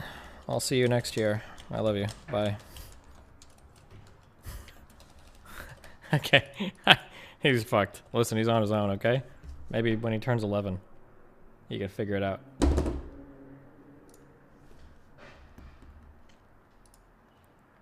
Where are these paused? /raid. That's tiny. I don't watch live anymore because I work a normal job. I mostly rewatch on YouTube on my way to work and on my way home from work, which both ways is about 35/45 minutes respectively. Also, when I go get Taco Bell, I stay late on my break to watch. Yeah? Huh. Yo, Des. Yo. Stop stuffing your fat fucking mouth. Hassan gets debated by chat. I'm tired, guys. I gotta leave. Favorite drug? And why?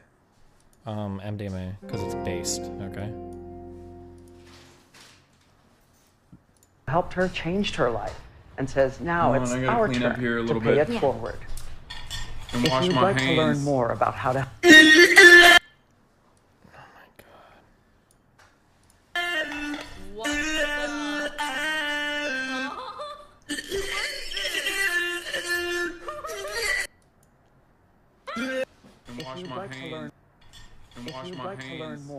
Jesus. Also, hold on. When can I have Dying Light too? Check Moon's stream at the moment. Does he deserve it? I don't even know if he's... Twitch.tv/moon. The Adventure of Billy Kenshi. Kenshi's an awesome game. Go watch Moon, guys. Alright, I love you guys. It's been fun. Ripperino, cappuccino, pappuccino, hoppuccino, moppuccino, cappuccino, cappuccino, appuccino, alpuccino, my Deuterinos. I will be back tomorrow, Reno. Be careful, guys, okay? No! Which one's the trading backpack? Be careful, guys. Oh wait, fuck! Somebody clip me my sponsor ad. Fuck. Bye. Buy some cheap maps.